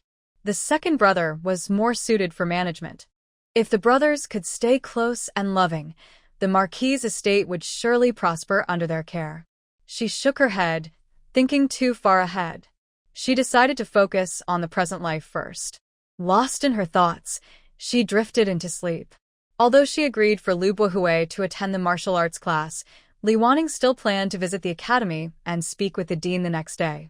This is a normal procedure, and it was also a good chance to learn more about the situation. When she arrived at the academy, she went straight to the dean's office and handed over some marinated dishes. Dean, this is my homemade marinated food. I just happened to come by today, so I brought some for you to try. Since it wasn't the first time Li Wanning's family had brought food, the dean politely declined. Thank you, Lady Li. Li Wanning was straightforward. Dean, yesterday Lu Buhui came home and said he wants to join the martial arts class. I wonder what kind of class it is? I haven't heard about it before. The dean looked at Li Wanning with a complicated expression and took a moment before replying. This class is new. It was started by the emperor to train talented people. He ordered local official schools to add this program, so we also open one here. He continued, our martial arts teacher is a real soldier who has fought in battles and achieved great things. He is very skilled. The students in the martial arts class are personally selected by him. Your family's Lu Buhui was not the only one chosen. 3 others were selected too, but they didn't want to join, so it was cancelled. Li Wanning was surprised. All of our children were chosen? Except Lu Buhui, who is still recovering at home. The dean nodded and then thought for a moment. It wasn't surprising that they were chosen, given their good genes. She asked, how is the schedule arranged? I heard from Buhui that they only have 1 class a day, maybe to teach some military strategy, and the rest is practicing martial arts. The dean replied, I'm not sure exactly how many classes there are each day. It's decided by the martial arts teacher. We're not very experienced in martial training ourselves, so we follow their plan. It seemed the decision was made quickly, so the dean didn't have all the details. Li Wanning still wanted to learn more. Can I meet the martial arts teacher? The dean introduced her. This is Teacher Yang, who is in charge of the martial arts class here. Then he pointed to Li Wanning. This is Lady Lu, Lu Buhui's mother. She wants to know more about the teaching. Teacher Yang bowed to Li Wanning, and she returned the greeting. Li Wanning asked first, I'd like to know, how does Teacher Yang plan the daily schedule for the martial arts class?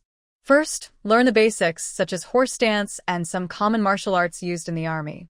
If someone is in the academy, they should study the classics for an hour each day, then learn military strategy for another hour. The rest of the time should be dedicated to practicing martial arts, Master Yang explained clearly. He added that the study time is an hour longer than Lu Bofei mentioned. Suddenly, he looked up and asked, what does it mean when someone is not in the academy? Master Yang replied, learning martial arts is different from studying literature. It requires a lot of practice. When they reach a certain level, if competitions among them no longer meet training needs, I might take them hunting or find other places for sparring. He continued, our training facilities here are not enough, so sometimes we need to go elsewhere and borrow other people's training grounds. Li Wanning suddenly found the content in the book very interesting. The teaching methods of the masters are quite unique. For the girls, they set up scenarios. For the boys, they go straight into fighting, focusing mainly on practice. One last question. Will there be any danger? Li Wanning, who is learning martial arts, didn't oppose it. Strengthening the body is always good, but she didn't really want Lu Bofiai to join the army in the future. Although he wasn't her biological son, they had been together for a long time, and she had developed some feelings. She even thought that it didn't matter if he wasn't very successful, as long as he didn't turn bad. Unexpectedly, Master Yang fell silent. Clearly, he wasn't very confident about this question. After a moment, he said, "During the training process, there might be some injuries. Usually, they won't be serious. But if they make a career out of it and go into battle, the risks are unpredictable." Li Wanning felt she had asked a silly question. Since the emperor ordered the training of talents, it was unlikely to raise martial arts experts just to leave them idle among civilians. Most of these talents would eventually serve in the military. Oh well, she thought she didn't plan to stop it anyway. Asking questions was just to learn more. When she returned home, she told Du Rua everything, including the possible dangers they might face in the future. Suddenly, she realized a big problem. After Lu Bofiai's recent antics, she had taken charge without consulting his mother. It was because they often called her mother so casually that she had started to think of herself as his mother. Du Rua smiled and said, "Since the children like it and the lady doesn't object, let's do it your way." I have no opinion. Although Du Rua didn't really want her son to go to the battlefield in the future, she remembered Li Wanning's words from last night and decided to respect her child's choice. "Forget it. I should work hard to earn more money. If I have enough, I can spend some to get a safer job." Also, since they're still learning military strategy, they are probably training to lead soldiers in battle. Even if they go to war, they won't be frontline soldiers. Later, I will think carefully about whether there are any improvements I can make to our weapons. If I can improve them, upgrading our army's equipment could help increase survival chances on the battlefield. I noticed that goat milk is selling pretty fast. Should I bring a little more tomorrow? Li Wanning asked everyone. Since Du Rua often goes out to sell things, she has a say. "Madam, I think we can bring an extra bucket. Many people at the academy gate want to buy it but couldn't get any. Besides, as you said, if it doesn't sell, we can just drink it ourselves." Thinking about the children, since they sell this and often can't get enough to drink, Li Wanning clapped her thigh. "Then let's bring an extra bucket tomorrow. Our children will also drink milk tea at noon. If Xiao Wu trains in martial arts, he'll need even more nutrition." Hearing Li Wanning talk about her children, Du Rua felt happy. Everyone listened to the lady. The next morning, Li Wanning went to get the goat milk. "Sister-in-law, please give me 3 buckets today." "3 buckets? Wanning, it's not that I don't want to give you, but we might not have that much today. At most, only 2.5 buckets. The rest have been sold." Deng Ziqia's mother didn't expect their goat milk to be so popular now. "Then 2.5 buckets it is." Li Wanning thought that maybe heaven was warning her that they might not sell enough, so it gave her a signal. She decided to be a person who listens to advice. Although she bought a lot of milk today, Du Rua had learned a quick way to make pearl-like snacks, so by the time she returned, the other steps were already finished. "Are the children gone?" Li Wanning asked. "They've already left. Does the lady need anything else?" Du Rua looked up. "Xiao Wu is going to martial arts class today. I was planning to bring him some food, but I worry he might not be able to handle a whole morning without eating. Breakfast was quite filling. Look, if I can't manage today, I'll bring him some tomorrow." With Li Wanning's words, Du Rua felt more at ease. Actually, she had thought about this problem before, but since the other children didn't bring snacks, she didn't ask again. On the way, Li Wanning kept thinking about what would be easier to bring him. Maybe instant noodles would be a bit too much? "Du Rua, can you make very thin noodles? I can roll out thin noodles, but I don't know how thin the madam wants them." Du Rua nodded. "When you have free time later, can you help me make some dry noodles for Xiao Wu?" Hearing that the madam wanted to try a new dish, and it was for Xiao Wu, Du Rua was very eager. "Yes, madam. I will do it tonight." Today there was no market, and Sister Ding didn't go, so Du Rua and Li Wanning could only sell at the town until just before school ended. They missed the busy lunchtime market, so they mainly sold noodles and cold noodles at the school gate. They made cold noodles based on how many people were at the market, planning to take some home for dinner. Cold noodles with porridge would be enough. As it was almost time, Li Wanning and Du Ruo quickly ate a bite and then went to the school gate, ready to start their official business for the day.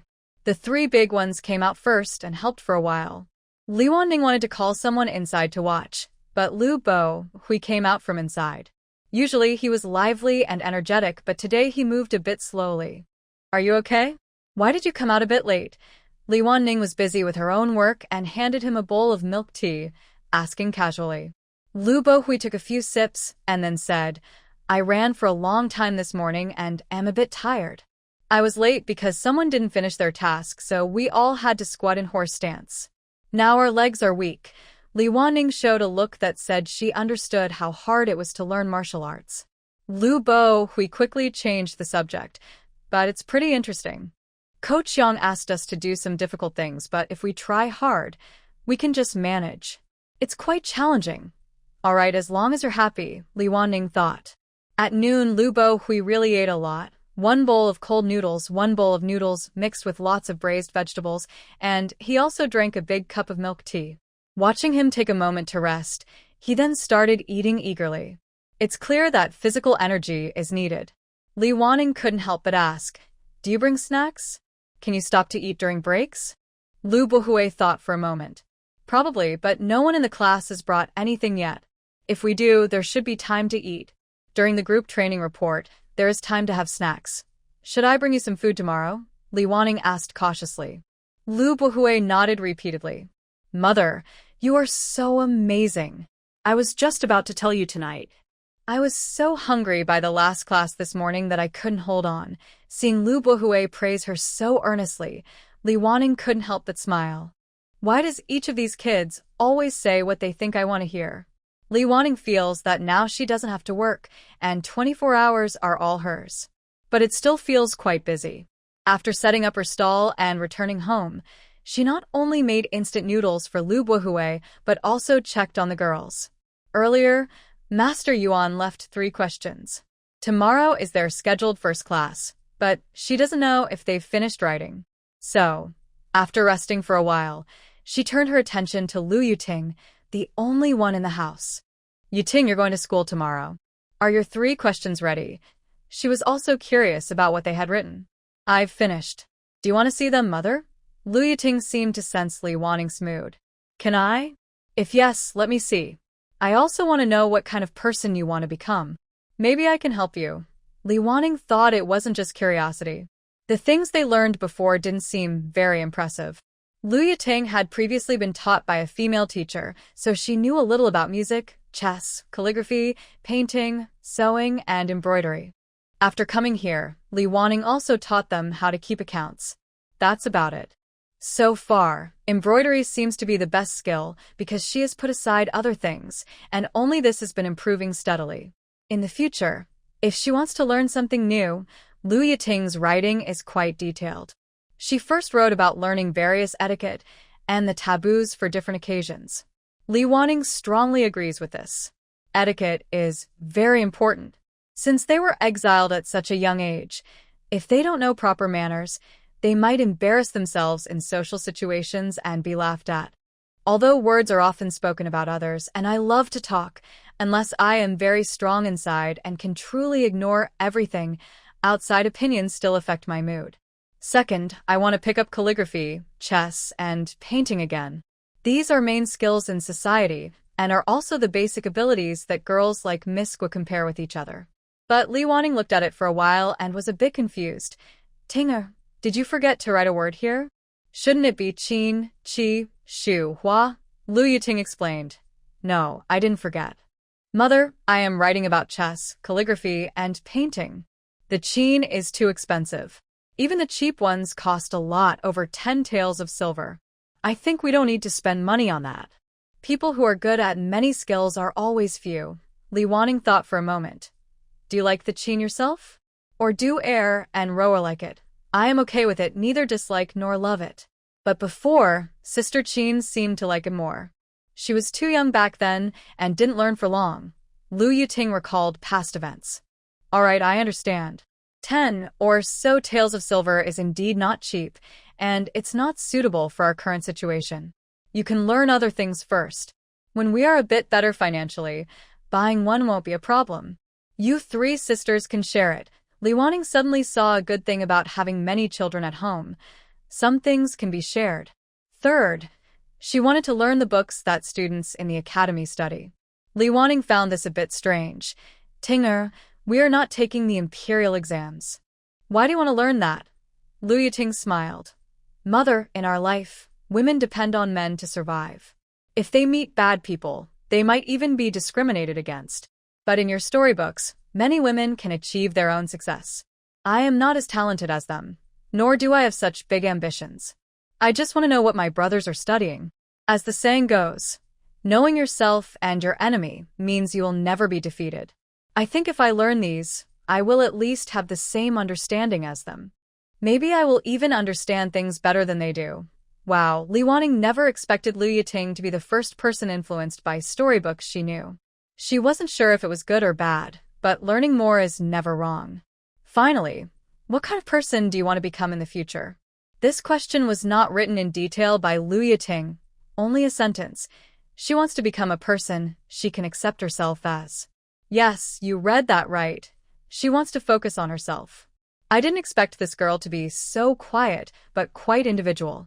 However, Li Wanning is a bit worried because she can't really help with this. Yiting, you want to become someone you can accept. Do you have your own standards in mind? Maybe you should write down these standards. Mom, I do have standards, but they keep changing. They are very related to my surroundings and the people around me, so they're flexible.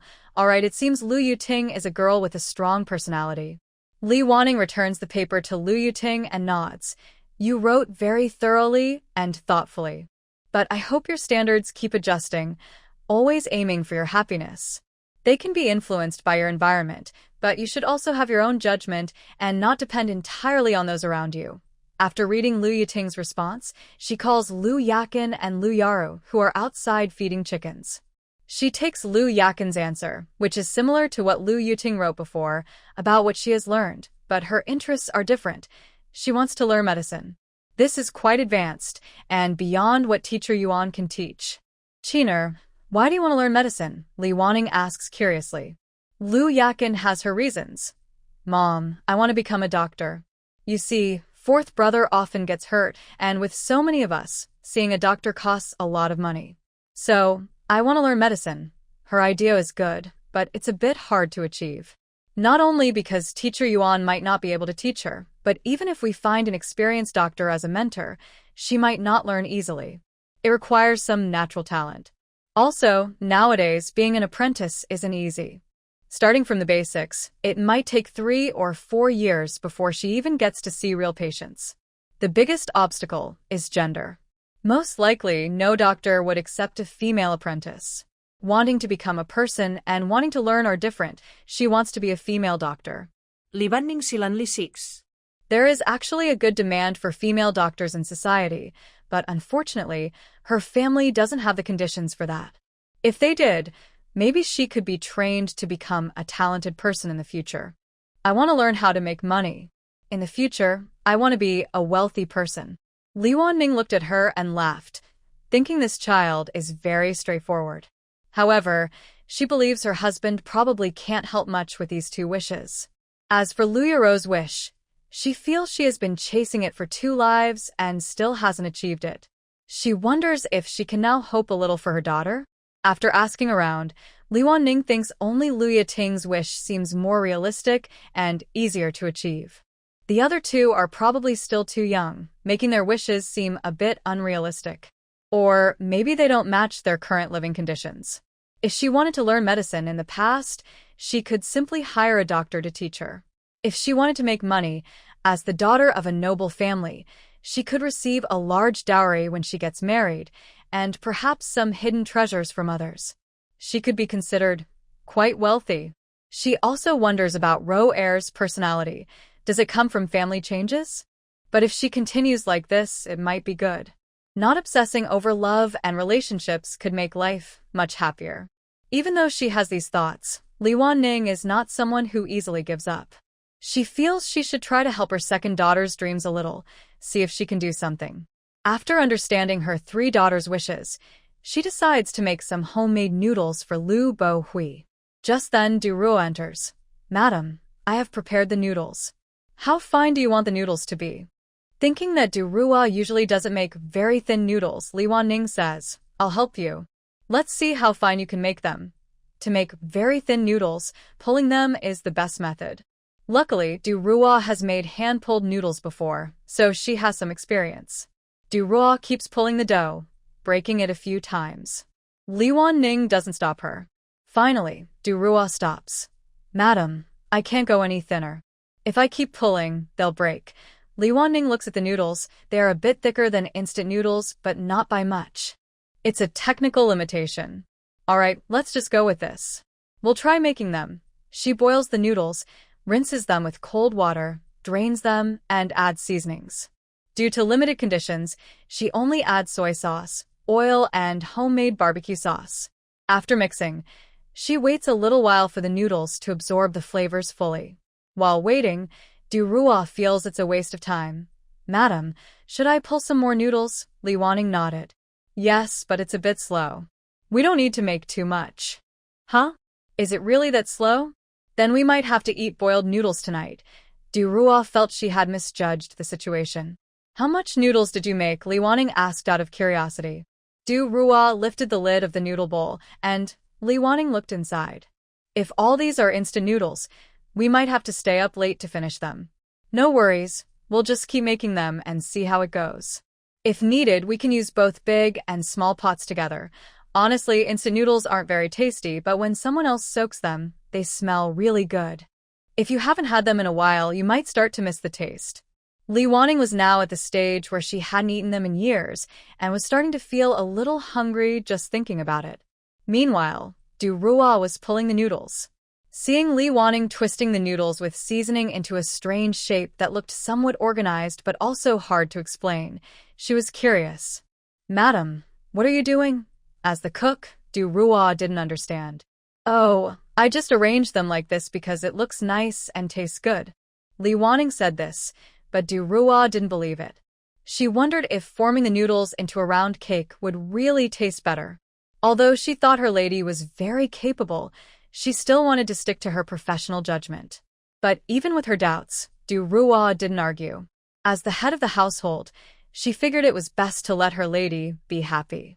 To prevent the noodles from sticking to the bottom of the pot, Li Wanning specially coated the pot with a layer of oil and turned the stove to low heat, pressing the noodles against the wall of the pot.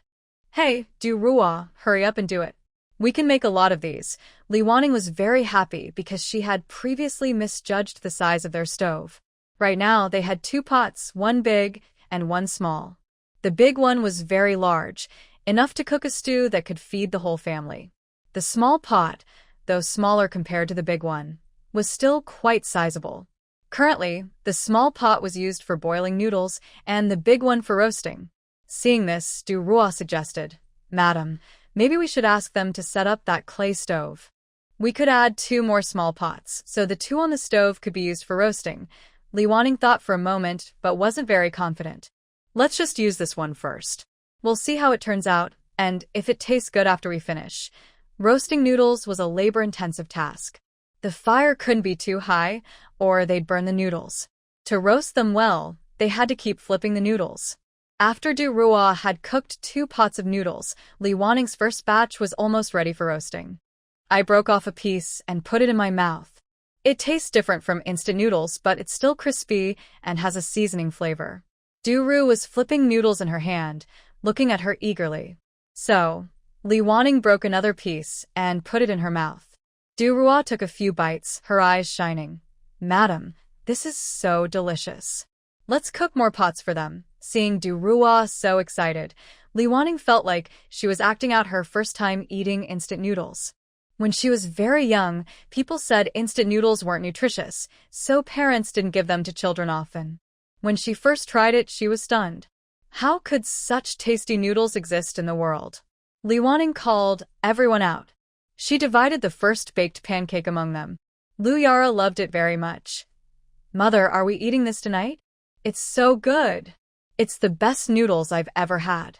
Mother, you're amazing. The others also found it delicious. Before Du Ruo could speak, they all offered to help. Lian Xiao told Li Wanning, "Madam, just tell me how to make this. You don't have to do it yourself." Everyone worked together to satisfy Lu Yaro's wish to eat instant noodles tonight. Li Wanning handed her tasks to Lian Xiao and started mixing the noodles herself. Hong Xiu also joined in cooking the noodles. The girls stayed to tend the fire, not wasting any effort. When everyone helped, things went much faster. Soon they baked a small bowl. Although it couldn't feed everyone that night, at least each person could have 2 pieces as a main meal. It was getting late, and they couldn't finish everything. The boys were almost back. Li Wanning stopped. "Maybe we shouldn't eat noodles tonight. Let's hurry up. Du Ruo, you rest for a bit. Let's make a big stew. After dinner, if there's time, we can keep cooking." Since she didn't have much strength left after making so many noodles, Du Ruo was a bit tired, mainly her arms feeling sore. She handed the chopping board to Lian Xiao. "No problem. No matter how my dishes turn out today, everyone will be happy. With that instant noodles, everything tastes good." Li Wanning had been waiting. Finally, someone brought up the topic. Lu Yiting looked up. "Mother, since the instant noodles are so tasty, can we sell this?" When she heard this, Li Wanning had been looking forward to it for a long time. She felt that every time she made something new, if she didn't hear this kind of encouragement, it didn't feel complete. Things can be sold, but they don't last long, and without good packaging, we can only sell nearby. We can't build a big business. Li Wanning felt a little regretful. She wished she could make instant noodles that last a year, with proper plastic packaging. "Mom, why can't this last long? The little noodle bunny we made for Qingming Festival, I didn't want to eat it at first. I waited a long time before eating it, but it didn't spoil." Lu Yara was curious. Her little noodle bunny had been kept for several months. "Isn't that long enough?" Li Wanning was surprised. Can things without preservatives last that long? In her understanding, the things she made usually only last about 10 days. After that, they would probably spoil. "Maybe we can try to see how long it can last," Li Wanning hesitated. If they could really make instant noodles, she didn't plan to do it herself. She wanted to ask the village chief if they could set up a factory and hire everyone to work together. Women could have a small factory right at the door of their home. Even if they had to pay taxes on the wages, it would still be better than nothing. Plus, they could give more benefits instead of just money. It's not about making everyone rich, but helping some people meet their basic needs is a good deed. "Mom, the little noodle bunnies we made don't have any seasoning. Maybe we can make dried noodles that can be eaten after adding seasoning, but I wonder if not using soy sauce will affect the taste."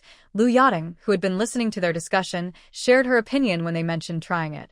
"This is like the simple dried noodles many kids love to eat." Lu Yakin also had an idea. After drying the noodles, can they still be cooked? If someone wants to eat hot noodles but doesn't have the time or tools to roll fresh noodles, can they cook these dried ones instead? This would be a real traditional instant noodle. Li Wanning hadn't paid much attention before, but now she realized her daughters were so clever, with strong abilities to think creatively. "Since everyone has so many ideas, let's give it a try," Li Wanning said. She believed that supporting the kids' ideas would encourage more to come up. Whether it succeeds or not is secondary, but their positive attitude must not be discouraged.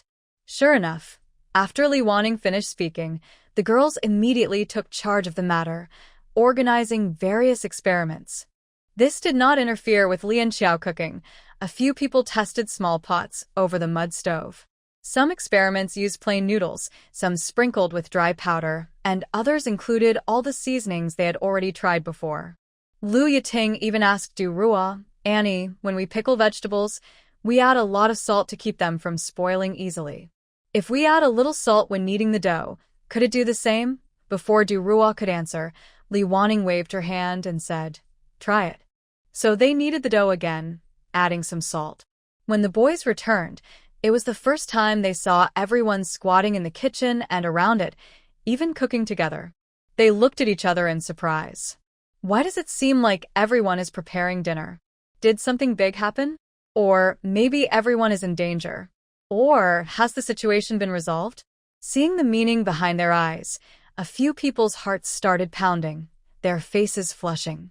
Lu Buiyuan's voice trembled slightly as he asked, "Mother? The people in the kitchen looked up and saw the three older children with strange expressions on their faces. They couldn't help but be startled. What's wrong? What happened? Li Wanning and the other aunts hurriedly came out, ignoring the dishes still cooking in the pots. Lu Yara didn't notice everyone's unusual behavior and happily called out to the clueless Lu Bachan and Lu Buhui, "Fourth brother, fifth brother, come quickly. We have something delicious." Hearing Yara's words, the two younger ones quickly ran over. The three older children, feeling a jolt in their minds, became more alert. They seemed to breathe a little easier, but also looked somewhat disappointed. Lu Buyuan suddenly felt very tired. Looking at Li Wanning and the other aunts carrying expressions, he forced a smile and said, "It's nothing. Seeing everyone cooking made me wonder if there's something good to eat." Although he didn't know what was wrong, as the people who had raised them little by little, they could sense their unusual behavior. But since the children didn't want to talk, they didn't press. Li Wanning signaled to the aunts to stop and took a piece of instant noodles, giving each person a small piece to eat. She smiled and asked, "How is it? Delicious?" "I just made it today." Even after experiencing strong emotional ups and downs, the children, who are at the age of craving tasty food, were still tempted. Although they usually pretend to be serious and grown-up, they couldn't resist the delicious smell. It's really tasty. If it's delicious, go wash your hands quickly. I made a bowl, go get it yourself. Over there, Lu Boshui and Lu Bachan had already started eating. Is this really noodles? They taste so good. Lu Boshui was a bit excited. Could this be a special new recipe my mother made just for me? Maybe it's a snack she made to help me feel full at school, he said loudly, worried that no one would hear him. Lu Yar looked up at him. "Fifth brother, you're so childish. You have such good food, but instead of using it to make money, you're just fighting for attention here." Seeing his younger sister, who was even younger than him and focused on earning money, Lu Boshui suddenly felt a little ashamed. He stammered, "Yaru, don't worry. Fifth brother will earn a lot of money in the future. I'll bring it all to you. I'll also practice my martial arts so that no one dares to take your money." He had big dreams. Lu Bachan, who was called out, stared in shock at Lu Boshui. Lu Yaru also looked a bit surprised. After a moment, Lu Boshui lowered his head. Lu Yaru then said, "Fourth brother, fifth brother, you two need to work hard. We're all looking forward to that day." The people nearby were also surprised by Lu Bushui's actions. When they heard Lu Yaru's slightly dismissive words to comfort the child, some couldn't help but smile. Du Ruosh shook her head. "This kid is still a brother." "It's really Miss Yaru." Li Wanning smiled. "Girls tend to develop faster than boys when they're young, so we often think girls are more sensible. But that's just because boys and girls grow at different speeds. And have you noticed? Fifth brother is becoming more lively. In the past, Lu Boshui always stayed close to his older sisters, acting like a girl. But since he started hanging out with his brothers and going to school, he's changed a lot. He's become more cheerful. The previous behavior of fighting for attention would never have happened before. So, boys should spend more time playing with other boys." The next day, all the children woke up early. Today, all 8 of them are going to school, each one attending their own class. The girls didn't want to walk by themselves, so Li Wanning drove a ox cart to pick them up. She said, "Tinger, Cheener, Rower, are you ready? Mother is taking you to school." After the 3 girls got on the cart and they were about to leave, Li Wanning felt something was a bit off. She looked back and saw 4 pairs of eyes staring at her eagerly. The one with a determined look was Lu Buhui. To hide her mistake, Li Wanning pretended to be stern and said, "What are you all standing there for? Get on the cart."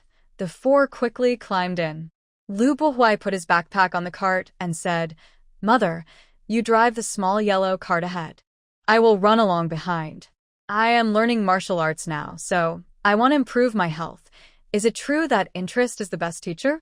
Even Lu Buhui is working hard now. Li Wanning naturally didn't want to delay the children's progress. She said, "Then follow us. If anything happens, just call us. Training is good, but it should be gradual and within your limits. If you get hurt, it will be bad." Lu Yaru, who was closest to her 5th brother, said, "Yes, 5th brother. You must listen to mother. Take it easy. If you hurt your foot like 4th brother, You might not be able to go to school for several days. Lu Bachin, who was unexpectedly mentioned, thought, can't you two stop worrying about me all the time? When they reached the town, she made the boys get off the cart and go to the school themselves. Then she took the girls to Master Yuan's house. She didn't go inside but told them, study hard with Master Yuan and try to become better. I will come back to pick you up in the afternoon. She also brought some flour weighing about 30 jin and some vegetables for the children to take inside. She also took a little instant noodles made yesterday, planning to let Master Yuan try some. The girls' lunch could be eaten at Master Yuan's house. They just needed to bring some grains. The town mayor had specially sent a woman to cook for Master Yuan. Master Yuan's current residence was also provided by the town mayor. It was a small yard, not very big. Besides their living area, there was only one classroom. Usually, there was a cookwoman and a young maid who ran errands, helping Master Yuan with daily life. Since it was mostly women here, the environment was quiet and safe. Besides the mayor's daughter, 2 other girls from wealthy families also came to learn. However, their study times were staggered. They only met during lessons that required matching schedules or role-playing scenarios. After sending off the girls, Li Wanning went back home to rest. At noon, she needed to deliver food to the boys. She suddenly realized she had become very busy. Seeing that Li Wanning had to make 3 trips in one day, Lian Xiao kindly said, Madam, why don't I go deliver the food at noon? You can rest more at home. Li Wanning wasn't sure how it happened, but since she entered the story, she automatically took on the role of the pillar of the family. It seemed that the women and children at home needed her protection. So, she handled most external matters herself, only asking for help when she couldn't manage alone. Maybe she should train a few concubines so they wouldn't all stay at home. Let them go outside more. Perhaps someday they could become independent women of this era. Otherwise, Du Rua can deliver the food at noon, and in the evening, you can pick up the 3 girls. I've arranged for them to wait at Master Yuan's house. She also thought that Lian Xiao might have trouble finding Master Yuan's house, so she gave detailed directions. Fortunately, the town wasn't big, and the mayor's house was the easiest to find. Asking street vendors or townspeople, everyone knew where it was. Both people given the task looked happy and nodded repeatedly, as if they felt trusted and important. Li Wanning kept this in mind. It seemed that in the future, everyone should feel more needed.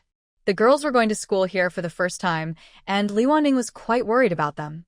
She was also curious about how Master Yuan would react to their answers to her questions. When they returned, she saw that all 3 were in good spirits. Before she could ask, Luya Ro took the initiative to tell her, Mother, our Master Yuan is amazing. Not only is she good at music, chess, calligraphy, and painting, but she also wants to teach us how to dress and wear jewelry, how to observe clothes and recognize people. She knows a lot. Oh, did she say anything about your answers? Li Wanning asked. Luya Ro was very proud. Master Yuan said my wish is very practical. It's the most promising one she's seen at my age. Oh? She said to teach according to each person's talent. What are you learning now? Li Wanning wanted to know how she was being guided. Master Yuan is teaching us how to dress and observe clothes to recognize people. She said if we want to earn money, there must be people willing to spend it. To make them willingly spend, we need to meet their needs. Therefore, I need to learn how to interact with people well. To build good relationships, I must be able to judge them. So, I need to learn how to observe clothing and recognize people. Also, if I want to leave a good impression and encourage them to buy my products, I first need to learn how to dress appropriately. Oh, and in the future, they will teach us various manners and etiquette. As expected of a teacher, Li Wanning silently praised her and then looked at Lu Yaqin. Qiner, what are you studying now? Lu Yaqin also looked happy. Mother, I am studying with Rower, Li Wanning asked again. Do you want to become a doctor? Lu Yaqin smiled and said, Yuan teacher said that my wish might be difficult to achieve, so I will look for other opportunities later. Sometimes, seeing a doctor isn't just about medicine. It's also about understanding people and social situations. For different people, when prescribing medicine, I need to consider whether to focus on the best effect or the best value. So, I need to learn how to interact with people and recognize them.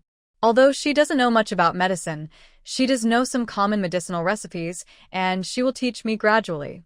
Yuan teacher said that if everyone paid more attention to diet and prevention early on, many illnesses could be avoided. It's truly impressive how she can connect two unrelated wishes and bring them back to her own plan. She's quite a capable person. Then she looked at Lu Yiting. Both of her wild ideas could be brought back on track, so for the only normal person, there's no need to make up any excuses. Lu Yiting smiled and said, "Teacher said she thinks the things I want to learn are all her specialties. Based on what I want to learn, she has an extra piano that she can give us for teaching. She's a really good teacher," Li Wanning thought to herself. After a moment of admiration, she realized that the piano Lu Yiting mentioned was for their use in learning. Curious, she asked, "Do all three of you learn to play the piano?" Lu Yaro quickly answered, "Of course. Since we need to interact with people, we should learn a little of everything. That way, we can find common topics with everyone and get closer.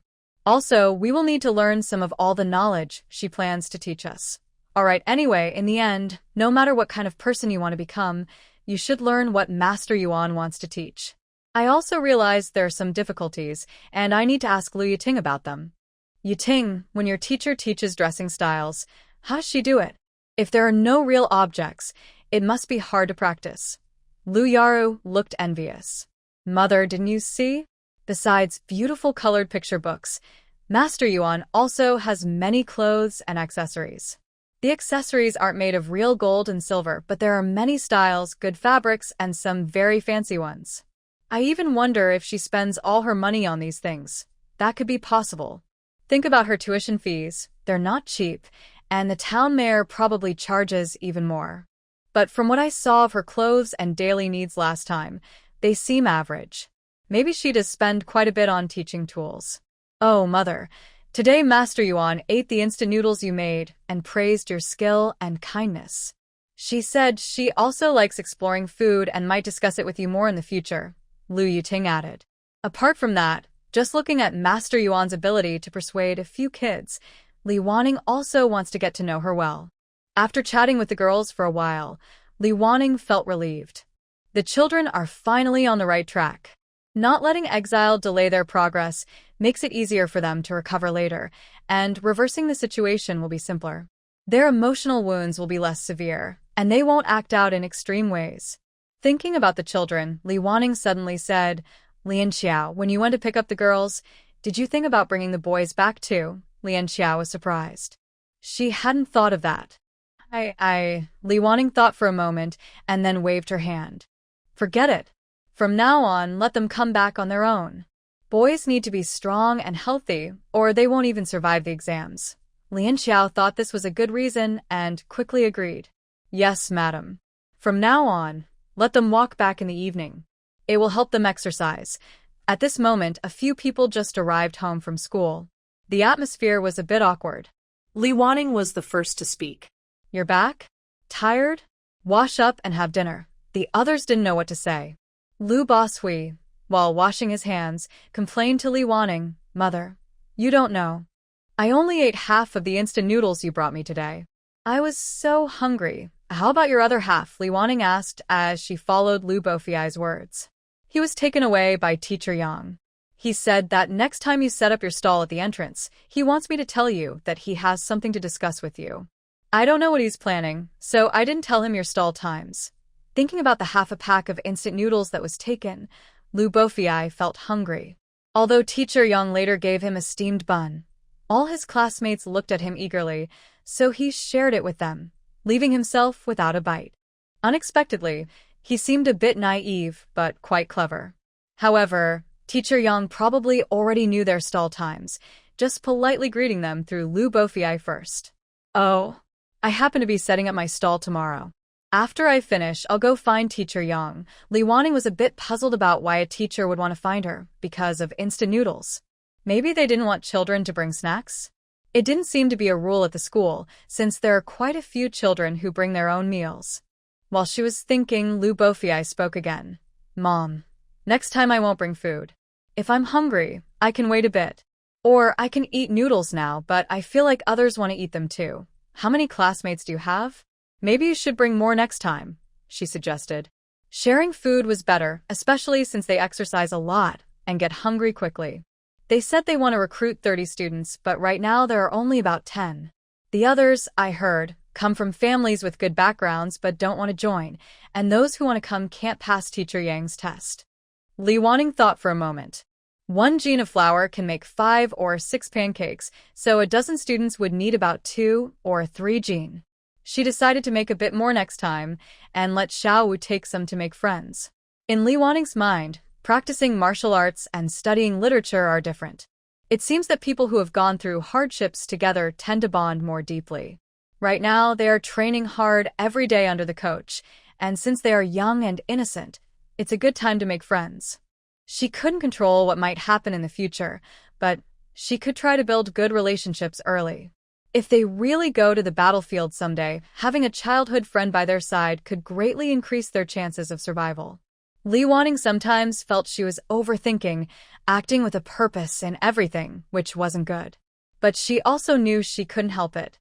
Now, whether she goes back or not, after raising the children for so long, she would feel very upset if something happened to them. Tomorrow bring a little more for everyone. When you're hungry, share some with everyone. You all exercise a lot, so I guess you're all hungry, said Li Wanning, looking at Lu Bihui, who was pouting and offering him a bold solution. Huh? Will we still have enough food at home? Lu Bihui looked up. He didn't remember much about his childhood, but he clearly remembered the days when he was hungry every day. So, he never dared to waste food. Although he no longer went hungry later, he also felt that his family didn't have much money. Paying school fees for so many children was a heavy burden most families couldn't bear. He couldn't cause his family more trouble. It's okay. You don't need to worry too much. If we run out of food, we'll tell you, Li Wanning said. Okay, thank you, Mom, Lu Bihui said happily. Mom, Mr. Yang said that our class will choose a senior student soon. He will manage everyone and lead training. If they all eat my instant noodles, will I be chosen? Sharing food is also a way to win people's hearts, but that's not enough. Since you're managing things for Mr. Yang, you also need to make everyone think you're reliable, capable, and strong. So, you need to work hard. Mom believes in you. Li Wanning didn't think it was wrong for the child to want to be a senior student. She thought that in a few decades, some classmates' names might be forgotten, but the class monitor's name usually wouldn't be. Her children weren't particularly ordinary, so she supported Lu Bihui's idea. She couldn't help much else, but she could give him the freedom to share his instant noodles. The next day, Li Wanning and Du Rua went out to deliver goods and set up a stall. Lu Yuting didn't go to school, so she stayed home and wrote. Now, the plot of Xing Xunhua was almost fully discussed, and she needed to organize a draft for detailed editing. Today, she brought over a dozen flatbreads for Lu Bihui, enough for each classmate to have one, and also took one for Mr. Yang to prevent him from grabbing the kids' instant noodles. After a busy morning, she sent off the last student at noon. Li Wanning took off her apron and said, Du Rua, you rest here and tidy up a bit. I'm going to find Mr. Yang and see if he needs anything. Du Rua responded, and Li Wanning followed Lu Bihui into the study. Go rest now. You've had a tiring day. I can find the teacher's office myself. After sending Lu Bihui away, Li Wanning, who had visited once before, felt quite familiar with the place. At the office door, she saw Teacher Yang practicing spear techniques in the yard. He looked very powerful, giving off a strong presence. Li Wanning thought to herself, it seems the Emperor really cares about training martial artists. Even in this remote place, the teachers sent here are quite skilled. Seeing Li Wanning, Teacher Yang threw his spear into the air and caught it, then placed it on the weapon rack outside. The rack was messy, with all kinds of weapons, showing that this teacher knew a lot about different arms. He invited Li Wanning into the office and asked directly, Madam Li, the flatbread Lu Bihui brought over these days, he calls it instant noodles. Did you make it yourself? Li Wanning nudda. Yes, we have many children at home, so sometimes we try new things to give them some variety. Teacher Yang continued, I see this is a dry flatbread, but it tastes quite good. Do you know how long it can be stored? Li Wanning remembered her children experimenting every day. She shook her head. We've tried several ways of making bread and want to see how long it lasts. The kids are still testing, so we don't have a final answer yet. But I think if you add seasoning when eating, it can last the longest, probably a month or two. Is it difficult to make? If I want to order a batch, would Madam Li be interested? Hearing that he wanted to buy instant noodles, Li Wanning felt pleased. How much do you want to order? For the first batch, I'd like 5,000 jin. If it's good, I'll order more later. What's your price? Hearing such a large order, Li Wanning was a bit suspicious. May I ask what you plan to do with so much? Are you shipping it elsewhere to sell? Teacher Yang didn't answer immediately. After a moment, he said, Madam Li, you don't need to know that. Li Wanning thought to herself, if it's not for sale, he wouldn't be so secretive. Maybe it's for military use? Could it be for creating private soldiers or rebellion? She looked at Teacher Yang with a firm gaze. Even though it's just a small piece of bread, it's convenient to eat and can be stored for a long time. Food supplies are important resources. If it leaves my hands, I must be sure it won't harm the interests of the court. I didn't expect her to say that. Mr. Yang was a bit surprised and explained, as a teacher sent by the court, I hold a certain official position. I have fought the battlefield before, so I would never do anything that harms the interests of the court. Seeing that Li Wanning didn't fully believe him, he smiled helplessly and said, Madam Li can ask the director or the teacher. I am definitely trustworthy. Hearing this, Li Wanning guessed that Mr. Yang was still serving in the military, probably involved in procurement for the army. The flour costs 15 coins per jin, and adding seasonings, oil, paper, and other supplies costs at least 2 coins.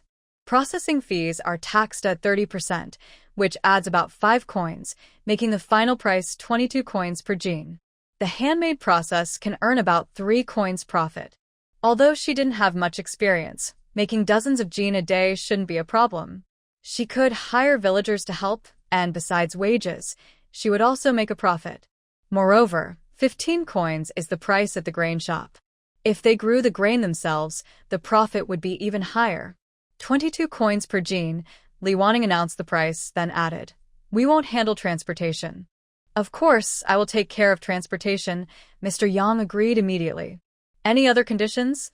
Li Wanning thought for a moment. Are you planning to order regularly? Mr. Yang didn't give a direct answer. If the quality is good, maybe. Li Wanning started to consider. 5,000 jin isn't a small amount. It can't be done overnight. You need to give me enough time, and our small stove at home definitely won't be enough. I need to discuss with the town mayor and the village chief. If you want a long-term order, we can see if we can build a dedicated place for making instant noodles with help from the town and village. Building a factory is something we can consider. I will talk to the town mayor. You just need to tell me your requirements, and the town will help you solve them. I only have one request. The products must be of good quality and quantity, Mr. Yang promised. Hearing this, Li Wanning understood. It seemed that Mr. Yang held a relatively high position, at least higher than the town mayor. No wonder his office conditions were better than others. But why? Could it be that the current emperor is planning a big move, training children from a young age to unify neighboring small countries in 15 years? Wow, it looks like Xiao Wu's instant noodles will have to be supplied to them daily, no shortages allowed. After leaving the academy, Li Wanning felt refreshed. If this business really succeeds, it might have some connection to the military. If in the future Xiao Wu goes to the battlefield, she would have a way to help and look after her. She also often saw how poor the people around her were. She felt sorry for them, but didn't say anything. Her family kept everything they bought hidden, worried about attracting trouble. She thought that if they could do something to help everyone earn some money, even if her family made less profit, it would leave a small mark of her education. Most factories, besides those making huge profits, rely on large quantities. Making a little profit on one unit adds up when you sell thousands or even tens of thousands. So, selling in large amounts is the key. The main thing was, at first, it might be a bit troublesome, but once things go smoothly, managing it would be easy. She wouldn't need to do everything herself. It could also help sell all the wheat from her future farm at a good price. On the way, she and Du Rua discussed how this plan could benefit them if it worked. They felt happy. When they reached the village entrance, Li Wanning took a few instant noodles.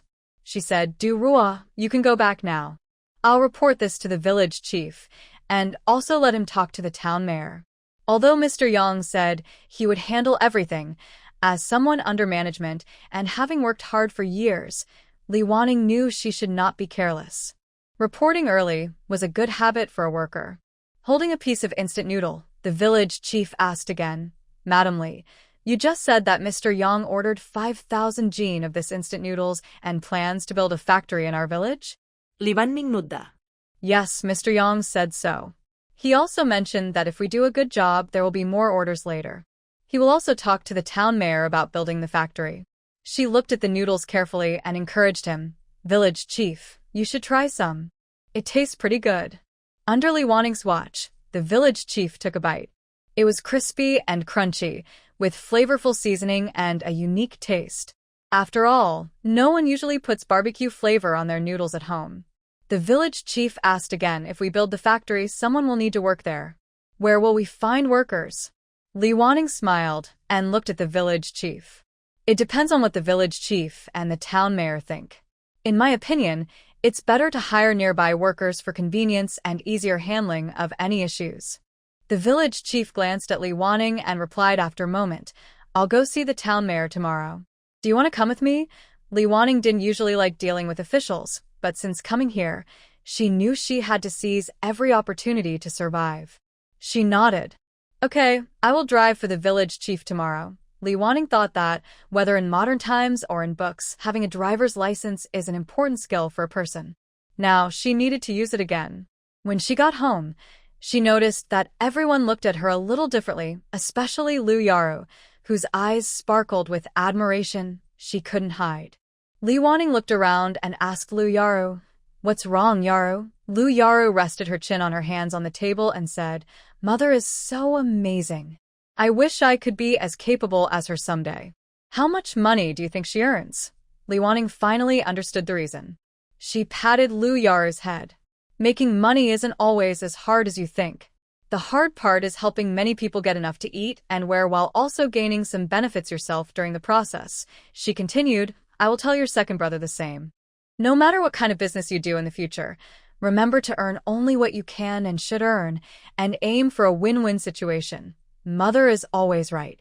I will remember to earn only what I should and to achieve mutual benefits. Li Wanning leaned back at her chair, feeling both excited and tired today. If she really wanted to do this business, maybe she should speed up the construction of the estate. Tinga, how much silver do we have now? Since Lu Yiting started keeping accounts, Li Wanning realized she hadn't checked the money chest in a long time. Mother, we currently have 22 taels, 365 coins, Lu Yiting answered without hesitation. Li Wanning looked at Lu Yiting with admiration. You remember that well?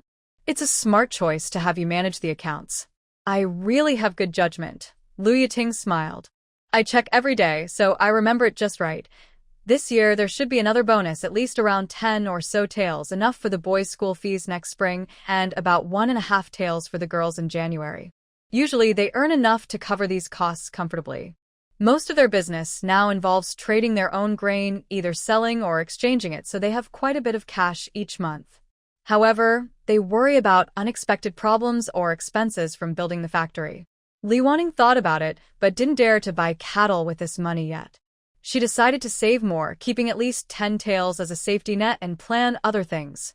Once she and the military start doing business and have large transactions, the previous 200 taels can be mixed in and used. That way, their development would be faster.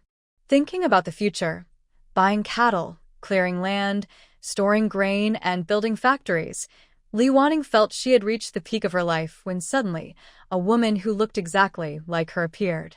The woman looked down her nose at her and said, You are a fake. Startled, Li Wanning replied, You are the fake. Look at how well I've raised the children and taken care of them.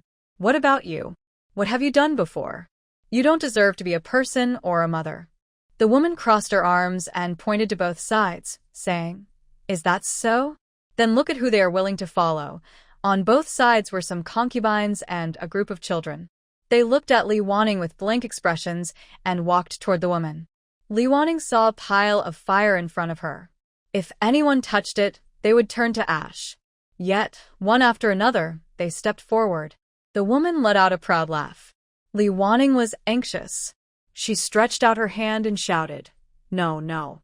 Madam, madam, wake up." Lian Xiao shook Li Wanning's arm. Li Wanning opened her eyes and saw Lian Xiao was safe. She wiped the sweat from her forehead and said, "It's okay. I had a bad dream." She looked at Lian Xiao and said, "I dreamed that you all ran away with others, and I was left alone." Lian Xiao smiled and said, "How could that happen? Even if we lost ourselves, we would never leave you behind." Showing some concern, she added, "Madam, you must be tired. Why don't you go to bed and get a good rest?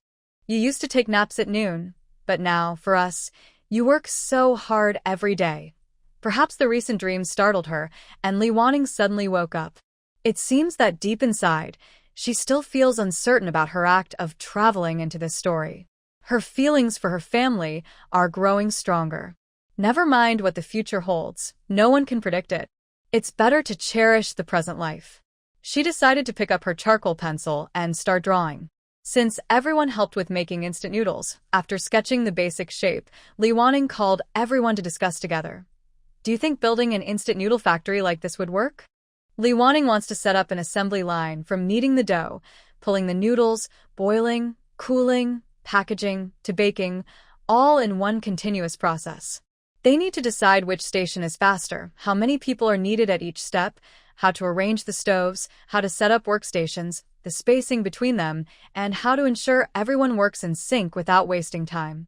Every detail needs careful discussion. Tomorrow, she plans to go to the town with the village chief to see what the town mayor thinks. But based on Li Wanning's estimate, offering full support is not impossible. Therefore, Li Wanning needs to come up with a feasible factory plan. Only then can she get the most precise help from the government and push this project forward quickly. The next morning, Li Wanning took her drawings and rode her small yellow cart to pick up the village chief and head to the town. On the way, she took out her drawings to show the village chief, so he wouldn't be surprised if she brought them out directly at the town mayor's office. Li Wanning definitely doesn't want to upset her boss. When they arrived, she handed over 2 specially brought instant noodles and explained her purpose to the town mayor. The mayor nodded. "Master Yang just told me about this yesterday. I think it's a good idea. Do you have any thoughts? Is there anything I can do to help?" "Here it is." Li Wanning took out her drawing. "Mayor, I want to build a factory in the village. This is a sketch of the process for making instant noodles, covering all the steps we need. What do you think?" Sure enough, opportunities favor those who are prepared. Li Wanning felt secretly happy. After taking a bite of instant noodles and looking at the drawings for a while, the town mayor looked up and said, "Since this is our first factory here, and it will pay taxes in the future, I will help you with the construction." He told the village head, "Go mark out a piece of land. I will send people to build it. Keep the drawings here with me, and you don't need to worry about anything else." Li Wanning was polite and said, "Honorable town mayor, if you send people to build the factory, please come to my house for a meal." Li Wanning wasn't too concerned about who would do the work. There were mainly 2 types of workers. One was prisoners like those the mayor brought to harvest crops that year, and the other was soldiers sent directly to help with the construction. "No need. We will bring our own food. Lady Li, just go and give some advice when they are making the stoves." "Thank you very much, Honorable Mayor," Li Wanning said, feeling that refusing further would seem too pretentious. She decided to follow the mayor's arrangements. Just as they were about to leave, the mayor stopped them and said very seriously to Li Wanning, "Lady Li, since you've decided to start a factory and do business, you must be very careful about the quality of your products. What goes into people's stomachs must be good quality. If not, it could cause big trouble."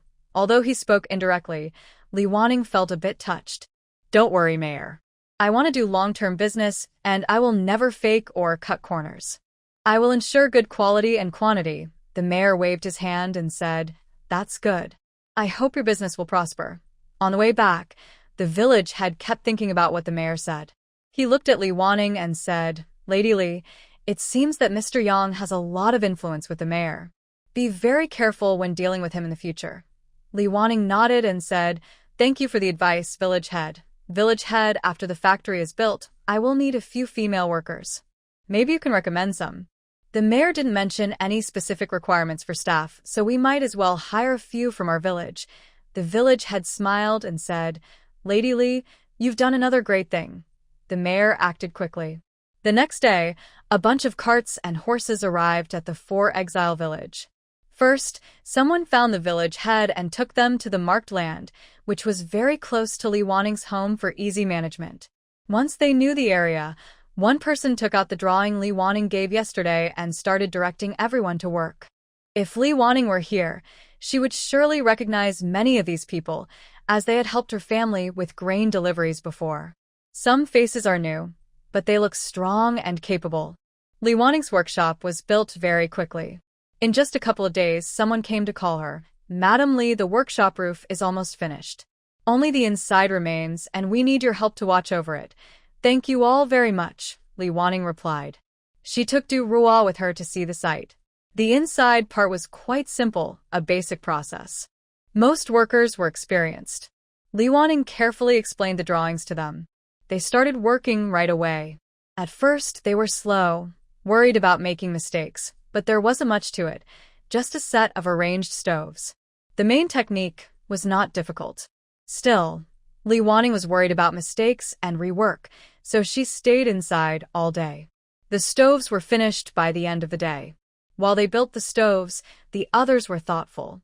They even built a small outdoor toilet nearby, which wasn't shown on the plans. Li Wanning wanted to praise that person, who had thought of everything even better than she did. Now, the workshop was fully built, including a wooden gate made carefully for Li Wanning. The stoves were ready, and she measured the sizes carefully before going to the blacksmith shop.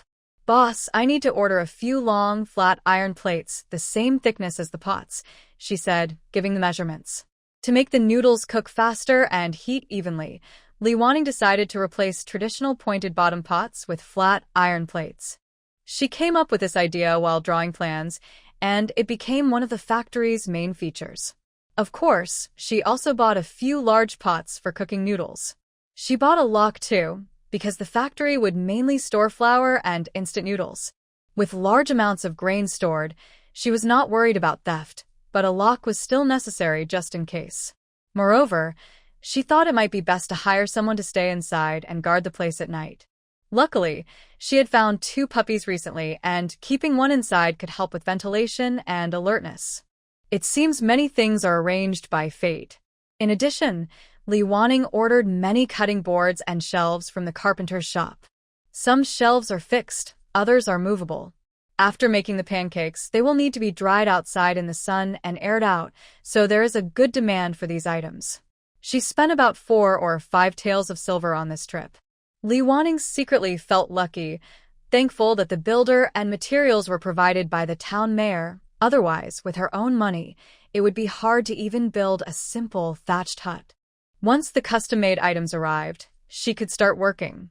Although the experimental recipes were not yet finalized, Li Wanning decided to go with the ones she believed would last longer, especially those where she would add spices fresh when eating. While waiting, she also checked her grain supplies. There were less than 5,000 jin left, so she needed to trade with villagers or buy more. If it was not enough, she would have to pay high prices in the town. She also needed to decide on workers early. It seemed she would have to visit the village chief soon. The next morning, Li Wanning took her drawings and rode her small yellow cart to pick up the village chief and go to the town. On the way, she carefully showed the drawings to the village chief to avoid revealing them directly to the town mayor, which might cause confusion or awkwardness. Li Wanning knew how to consider her leader's feelings and would never embarrass her superiors. When they arrived at the town mayor's house, Li Wanning first handed over 2 packs of instant noodles she brought specifically, then explained her purpose.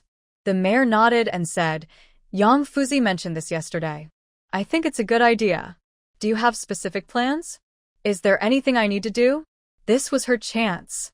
Li Wanning quickly took out her drawings. Honorable Mayor, I plan to build a factory in the village. These are the drawings for making instant noodles, which cover most of the production needs. Please take a look and tell me what you think. Indeed, opportunities favor those who are prepared. Li Wanning felt proud inside. The mayor took a bite of the instant noodles and examined the drawings carefully. He then looked up and said, "Since this will be our first factory here, and it will also pay taxes in the future, I will handle the construction." He turned to the village chief and said, "Go mark out a piece of land. I will send people to build it. Keep the drawings here. You don't need to worry about anything else." Li Wanning politely responded, "Honorable Mayor, if you send people to build the factory, please come to my house for a meal." Actually, she knew in her heart that the people building the factory were either prisoners from jail or sent by the army. It didn't matter who came to do the work.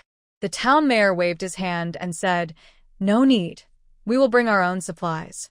Lady Li just needs to go over and give some advice when they start making the stoves." Li Wanning smiled and nodded. "Thank you very much, Mayor." At this point, refusing further would seem too polite, so she agreed to follow the mayor's arrangements. Just as they were about to leave, the mayor stopped them and said seriously to Li Wanning, "Lady Li, since you've decided to start a factory, you must be very careful about the products you make. Whatever you eat or sell, it must be good quality. Cutting corners could cause big problems." Although the mayor spoke indirectly, Li Wanning felt a little touched. "Don't worry, Mayor. I want to do a long-term business, and I won't cheat or cut corners. I will ensure quality and quantity." The mayor nodded with satisfaction. "That's good. I hope your business will be successful in the future." On the way back, the village chief kept thinking about what the mayor said. He looked at Li Wanning and warned her, "Lady Li, it seems Mr. Yang has a good reputation with the mayor. Be careful when dealing with him in the future." Li Wanning nodded. "Thank you for the advice."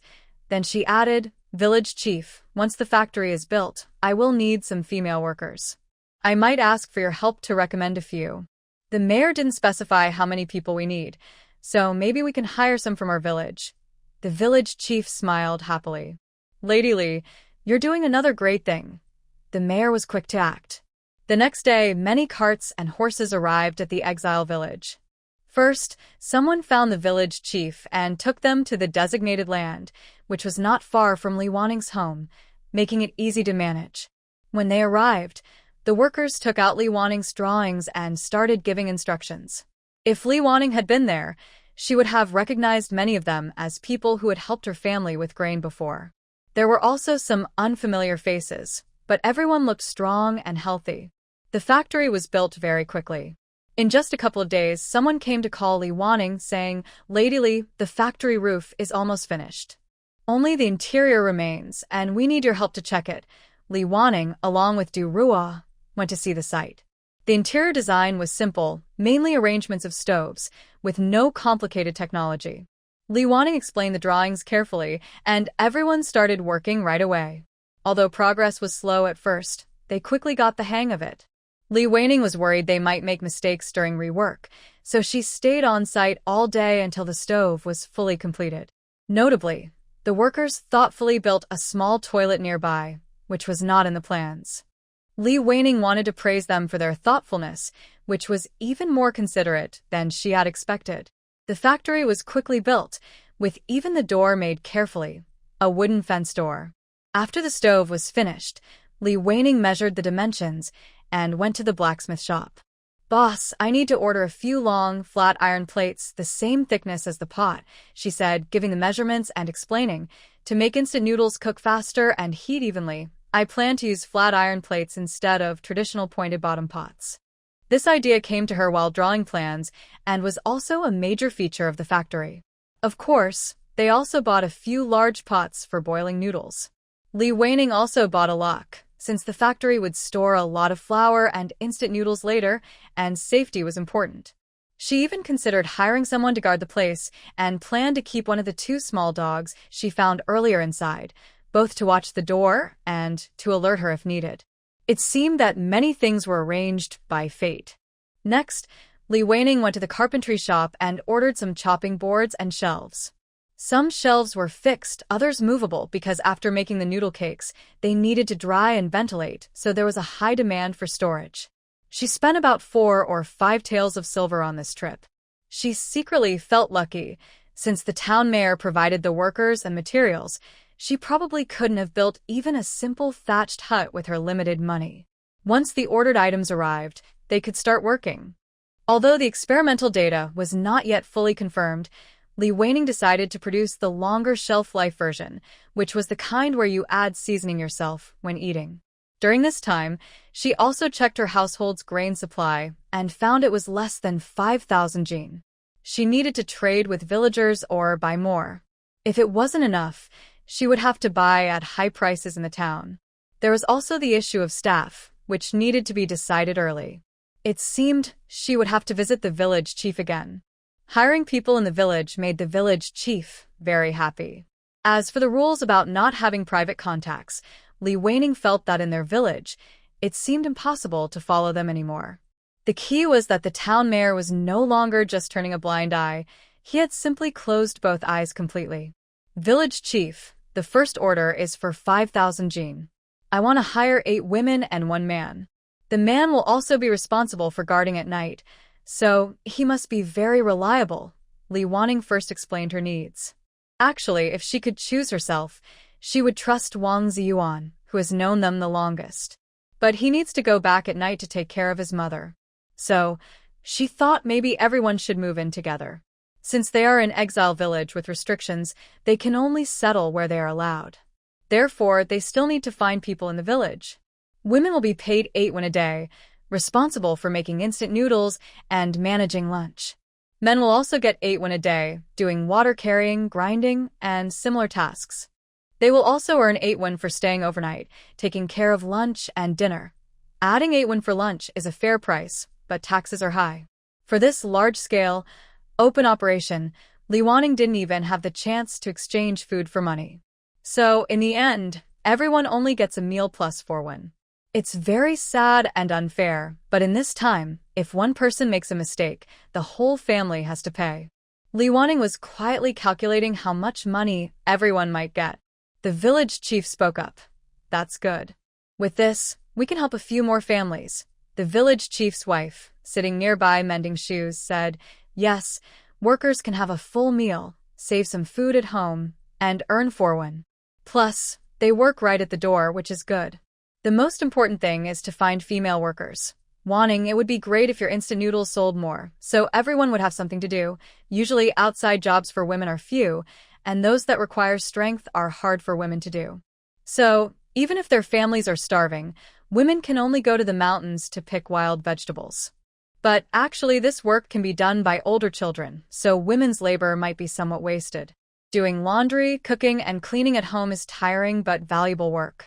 However, when food is scarce, it's more important to bring back money or grain. The 8 women and 1 man were chosen from 9 different families. The others were recommended by the village chief. Li Waning only decided on one, Wu's family, who came to help harvest wheat for the first time. The last time, because farming was more suitable for men, they chose the eldest son of the Zhang family in the Zhang household and Wu family in the Wu household. However, for some reason, Li Waning always felt uneasy inside. Now, finally having a chance, she wanted to leave a position for Wu family. As for the night watch, the village chief recommended Uncle Zhao from the Zhao family. This man is very honest and has not committed any mistakes himself. He was exiled here because of trouble caused by other relatives. His parents are already old, he has many children at home and a bunch of nephews and nieces. But the only adult workers are him, his wife, and a widow sister-in-law. Things have been tough. A couple of years ago, he hurt his left arm while working hard outside. He had no money to treat it, and later his left arm became weak, making it hard for him to work. Life has been very hard for him. After initially agreeing with the village chief, Li Waning visited each household to confirm the final choice of workers and arranged to visit their homes the next day to discuss work. She thought not every family could spare someone, but when they heard Li Waning's family needed workers, everyone was very eager. Most of them asked, "Really? How many do you need?" Then they eagerly promoted their extra family members, hoping to send everyone they could. After visiting all the families, Li Waning felt a bit overwhelmed by how poor everyone was. Life was so hard for them. When she returned home and saw her plump little concubines and daughters, she felt a little better. She was also glad she had traveled here. Otherwise, her family might be even poorer than those she saw. The people smiling at her now might also be suffering in silence. The next day, At the agreed time, everyone arrived, 8 women and Uncle Zhao, the night watchman. Today, I called you all here because our factory might start working the day after tomorrow. I want to explain some things in advance to avoid any disagreements or unpleasant surprises later, Li Wanning said. She looked at everyone, who all listened seriously, so she continued, "We've already talked about wages before. They are the same for everyone, so I won't repeat it. We will keep your food rations in the warehouse, and vegetables will be delivered daily. You need to cook lunch yourselves, based on what you see fit. It's okay to leave a little, just don't let anyone go hungry." Li Wanning then changed the topic. "However, since we are making food, which is our own creation, we hope everyone can keep the recipe secret." Everyone didn't speak but nodded in agreement. Li Wanning took out a written promise. "It's not that I don't trust you all, but I want to keep this going for a long time, so everyone can earn some money. If it gets leaked, it would ruin everything for everyone. So, if you're willing to sign, please do. If not, that's okay too. But if it gets leaked someday, I will show the promise to the authorities for an explanation." Everyone agreed to sign and promised not to share the secret. These days, punishment is strict if someone makes a mistake again. Families are fragile and cannot afford any more trouble. Also, since we are making food, hygiene is very important. Always wash your hands before starting work. If you go out or handle dirty things, wash your hands again. If someone doesn't follow this rule, their wages will be cut. When they heard about wage cuts, everyone promised to treat the work as if it were their own family meal. Before finishing work each day, clean your workspace thoroughly. During work hours, each person is responsible for cleaning their own stove area. Keep everything neat and organized. To prevent hair from falling into the food, everyone must wear a head covering and an apron when working. These should be washed regularly. At this moment, Du Rua handed out 2 pieces of blue coarse cloth to each person, enough to make an apron and a head covering. Everyone was happy to see the cloth, especially since many hadn't touched new fabric in a long time. The fabric was leftover from a previous purchase. Li Wanning initially wanted each worker to prepare their own, but then thought that if Master Yang came to visit or inspect, it would look better to have a uniform appearance. Maybe they could even order a few thousand jin of fabric if they were in a good mood. All the rules were explained clearly, and everyone reached an agreement. The goal for today was achieved. Finally, regarding everyone's most concerned issue, wages, Li Wanning gave a clear answer. "Our work isn't difficult, except for making noodles. The rest is quite simple. Wages will be paid daily. If you can't come one day, just tell us a day in advance. It's okay to miss a day if you have something urgent, but unless you're really unable to get out of bed, no one will waste the chance to earn money. Others can go back, and sew the aprons and such. Come early the day after tomorrow to start work." "Uncle Zhao, please stay." Li Wanning felt she had said everything she needed to, and let the women leave first. "Uncle Zhao, the village chief recommended you to me. He said you're the most reliable. In the coming days, please help us watch over the grain." "Thank you very much." Li Wanning bowed slightly as she spoke. For them, 5,000 jin of grain was a huge amount of wealth. Uncle Zhao quickly stepped aside. "Madam Li, what are you doing? You're paying me to do this, and it's my duty. I should be the one thanking you for giving me such a good opportunity. Let's not be so formal. You can have lunch with the sisters at the factory this noon, and in the afternoon, join us for a meal. We'll bring the food to you. After the sisters finish work, it's best if you don't leave the factory. If you really have something urgent, please let us know first. You can leave only after we come back. We'll also bring a little dog to keep you company." Uncle Zhao knew his basic duties as a guard, so he nodded repeatedly. "Rest assured, Madam Li, I won't go anywhere." Although Uncle Zhao's daytime work mainly involved fetching water and chopping wood, Li Wanning still gave him a piece of cloth to make a simple apron. A uniform one would look better. "Uncle Zhao, get ready. You can start work tomorrow morning. We don't have many ground wheat left, so we can grind some more tomorrow. You can stay there tonight. We'll move some grain over." When Li Wanning was designing the warehouse, she didn't think about night guards. But at that time, there were several warehouses, and she just chose one for Uncle Zhao to use. After seeing Uncle Zhao off, Li Wanning said to Lu Yuting, "Yuting, from now on, I'll leave the payroll to you. If you want to go to school, take the wages a day early." Whoever is free can distribute them. Those who receive wages should sign, or if they can't write, they can just put a fingerprint. Lu Yuting thought for a moment. Mother, I'll make a simple chart. Every day, whoever receives wages can sign in the box for that date. It'll be easier to keep track. Li Wanning liked Lu Yuting's idea.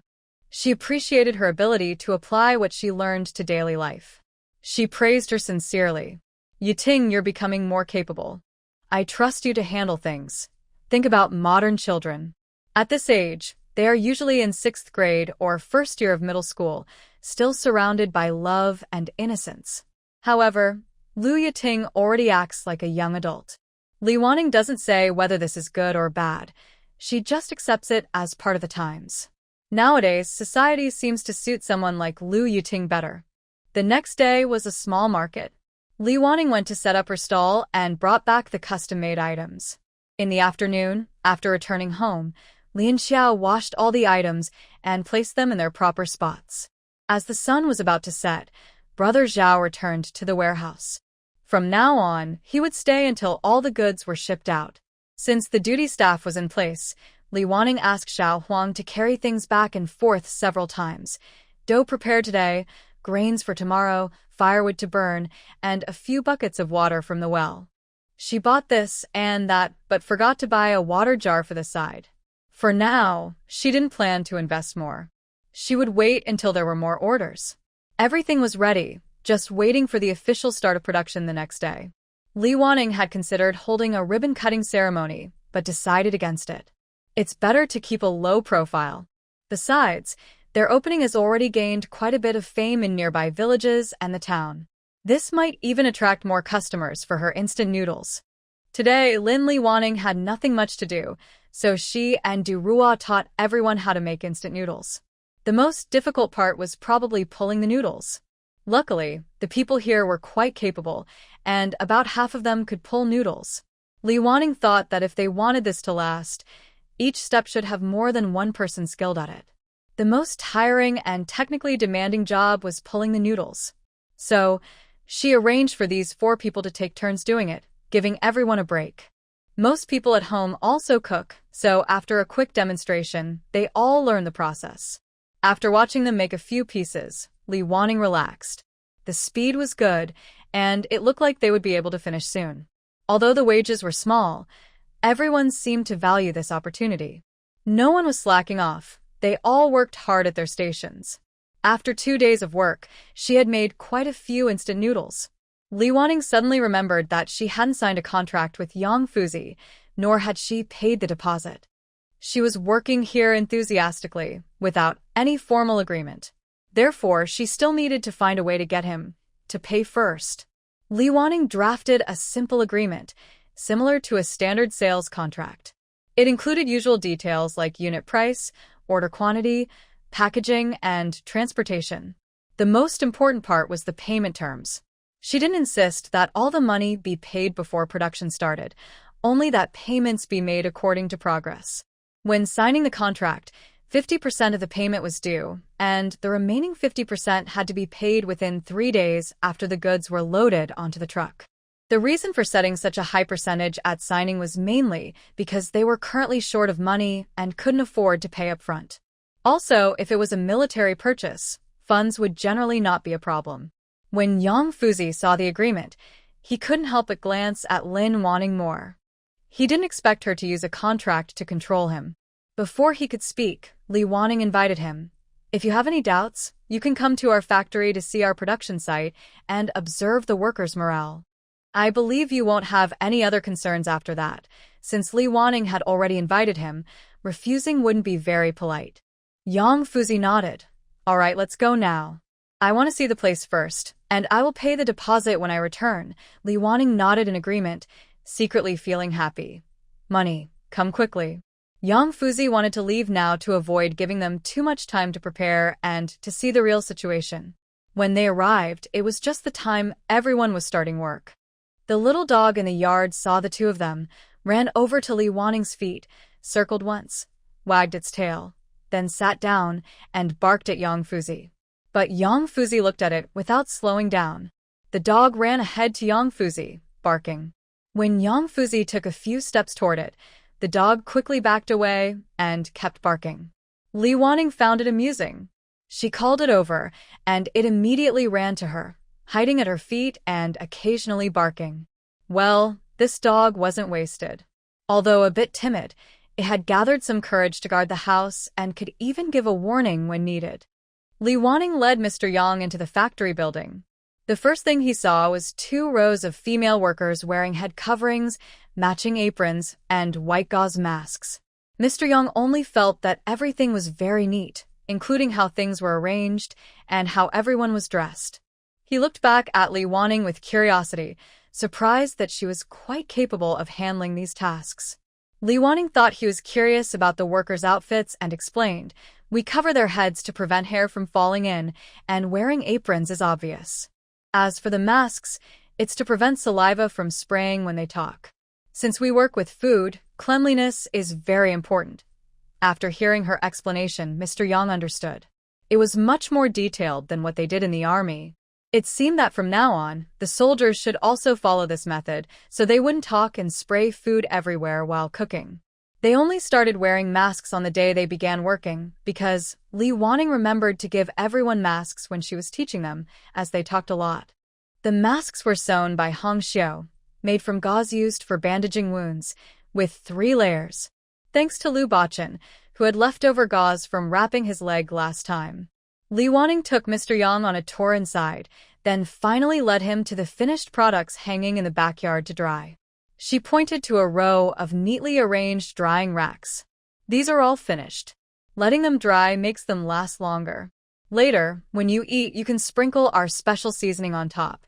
She picked up 1 piece and handed it to Mr. Yang with some seasoning. "Try it. It's a bit different from the first one I gave you, but it's been stored longer. If you don't want the style, I can make it like the last time." Mr. Yang took it, noticing the seasoning was quite evenly spread. He took a bite. "It's not as flavorful as the last one, but it's quite special. I like this too." He originally brought these for the soldiers to carry just in case they went on missions or outdoor training, making it more convenient. The taste was also good. If you want to eat it warm, you can boil it in hot water or soak it and add the seasoning pack. It's also good to eat with dry food, but not as good as eating it plain.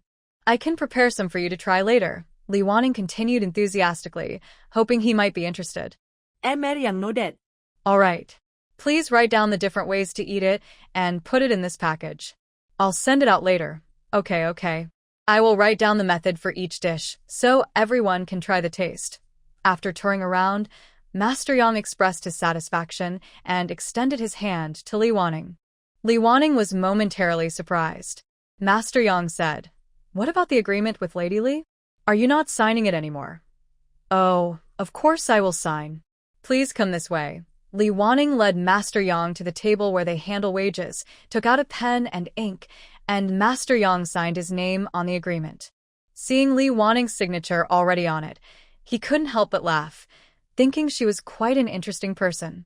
The agreement was made in 2 copies, each person took 1. Then Master Yang took out a stack of silver notes, pulling out 2, 1 for 50 taels and 1 for 10 taels. "I don't have small change on me. How about I give 60 taels this time and pay 50 taels next time? Is that okay?" Master Yang asked.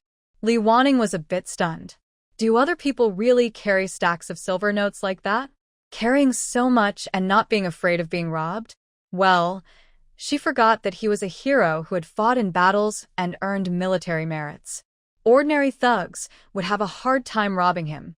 Is that not acceptable? Then maybe Lady Li can lend me 5 taels, or we can go to the town to exchange the money, Master Yang said, noticing Li Wanning's silence and thinking she was unwilling. It seemed she was someone who strictly followed the contract. "Oh, yes. I will write you a receipt. You can pay the remaining 50 taels next time." Coming back to her senses, Li Wanning took the silver notes and quickly wrote a receipt for him. Li Wanning moved quickly. Master Yang wanted to say it wasn't necessary to be so troublesome, but she had already started writing. Well, no need to say anything more. After signing the agreement and paying the deposit, Master Yang left. He came on horseback, so Li Wanning didn't need to see him off to the town. Holding the 60 taels of silver, Li Wanning felt much more at ease.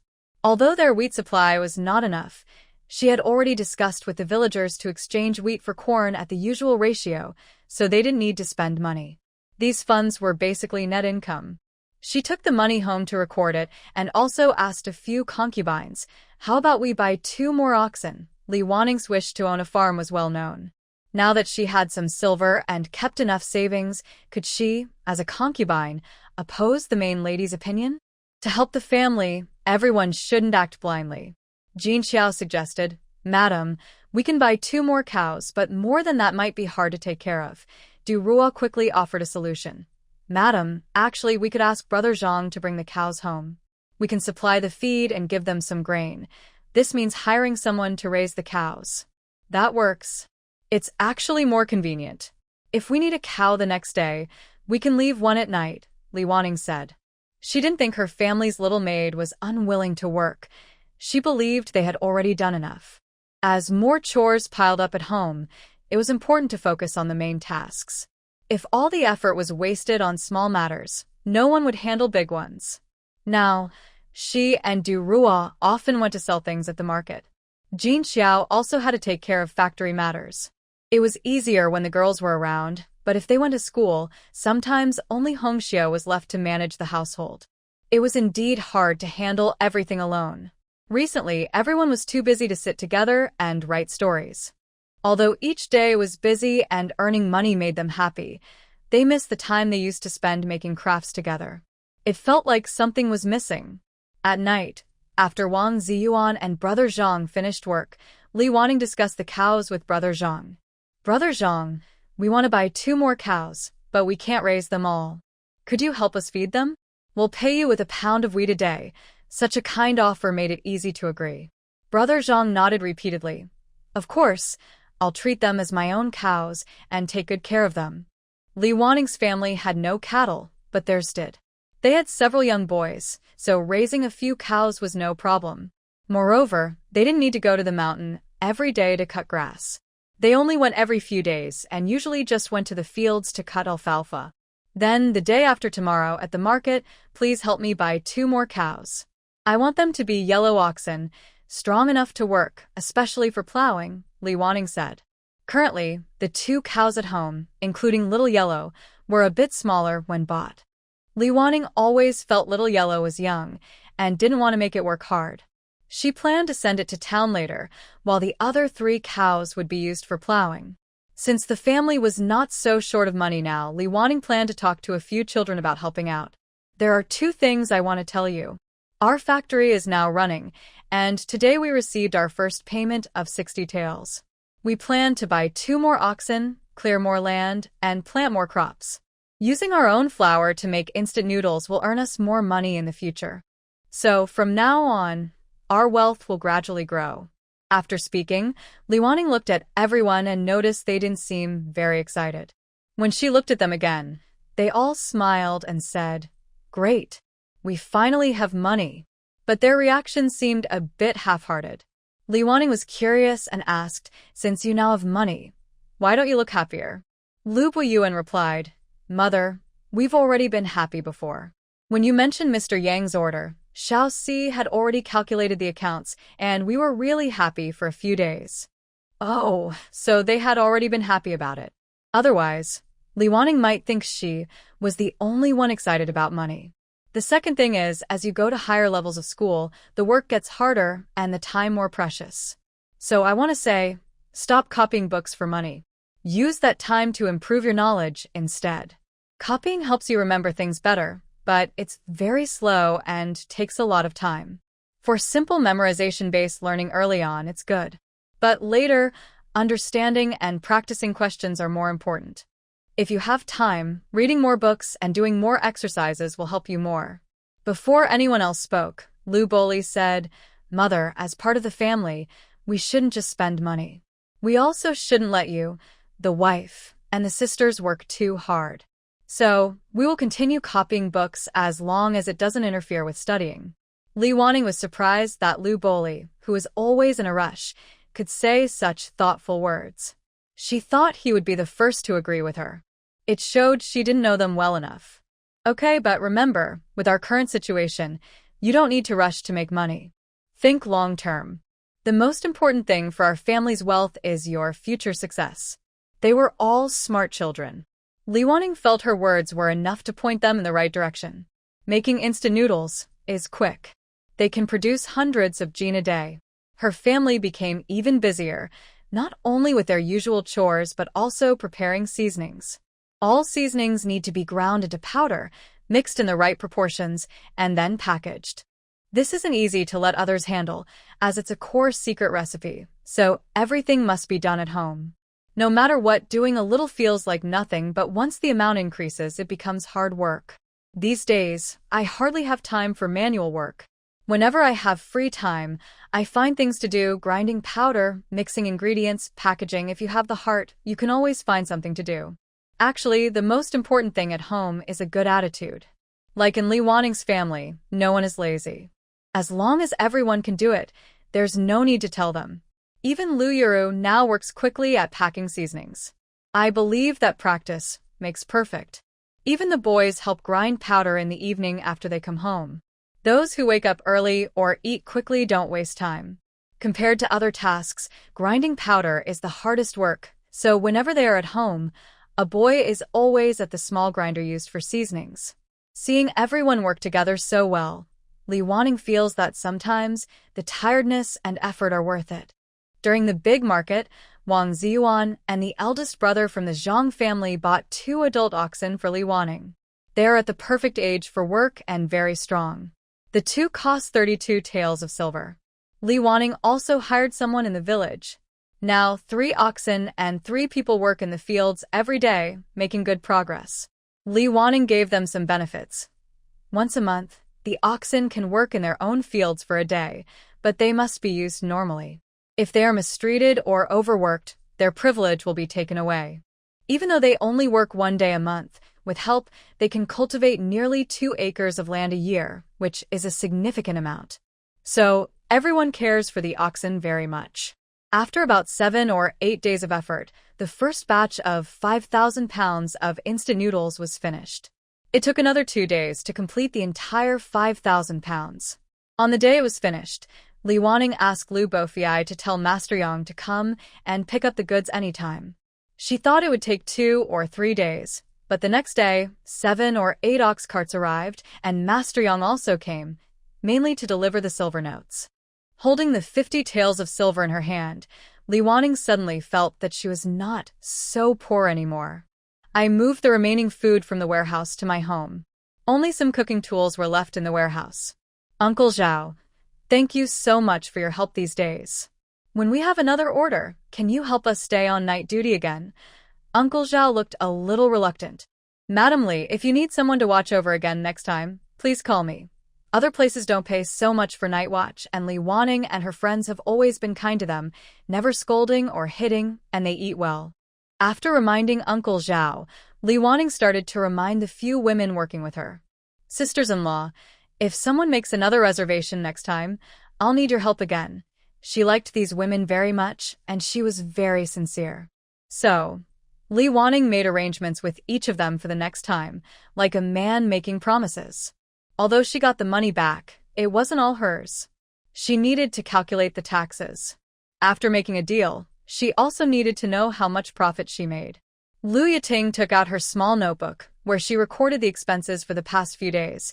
Mother, the 8 aunts worked for 8 days each, Uncle Zhao worked 10 days, so the total expense is 672 coins. What about the costs? 1 jin of flour costs 15 coins, and seasonings about 2 coins. Li Wanning thought that although the ingredients were from their own supplies, they still needed to calculate based on market prices. If 1 jin costs 17 coins, then 5,000 jin is a total of 85 taels. Lu Yiting quickly did the math with a charcoal pencil. Before she could continue, Lu Yiting kept calculating and found the answer Li Wanning wanted. After subtracting costs, we have 25 taels left. We need to pay 8 taels and 333 coins in taxes. After deducting wages, there are still 15 taels and 995 coins left. She looked at Lu Yiting with admiration. This girl was really good. This deal earned nearly 16 taels. If we also subtract the lunch costs, at least 15 taels are profit. Not bad. Although it's not a steady income like writing stories, they can sell their grain at a high price, and the money comes back faster than writing stories. No wonder everyone likes doing business. The feeling of earning money that belongs to you is so good. Thinking about how she worked hard for a year, waiting eagerly for the year-end bonus, only to be told that the situation was bad and there would be no bonus this year, Li Wanning felt that it was really good to have money in her own hands. Li Wanning compared her current happiness with past hardships to find more joy. She was interrupted by Lu Yiting's slightly excited voice. "Mother, our family now has more than 87 taels of silver. Wow, is it really that much now?" Lu Yaru was very happy to hear this. Li Wanning also felt happy, especially since the family now had 2 more cows, which counted as an increase in assets. When she was happy, she liked to spend money. Li Wanning waved her hand and said, "Yiting, do you want to learn to play the zither? We can buy one later. You and your sister can practice at home. Now, a good quality zither costs about 10 or so yuan, so buying one is no longer a problem." Although Lu Yiting felt a little guilty about spending, she was also happy. She didn't refuse and simply bowed politely. "Thank you, Mother. We will practice hard. Mother isn't picky. Next time, you can bring the silver, and I'll ask Teacher Yuan to help you pick a good one," Li Wanning said, lying in a rocking chair, feeling that life was really beautiful. Since she mentioned Teacher Yuan, Li Wanning asked more. "How many lessons have you had? What have you learned? How do you feel about it?" Talking about their recent studies, Lu Yiting suddenly became more energetic. "Mother, Teacher Yuan is amazing. She knows a lot and teaches differently from others. For example, we are now learning about clothing and dressing. She teaches us how to recognize different fabrics, where they come from, their features, and what they are suitable for.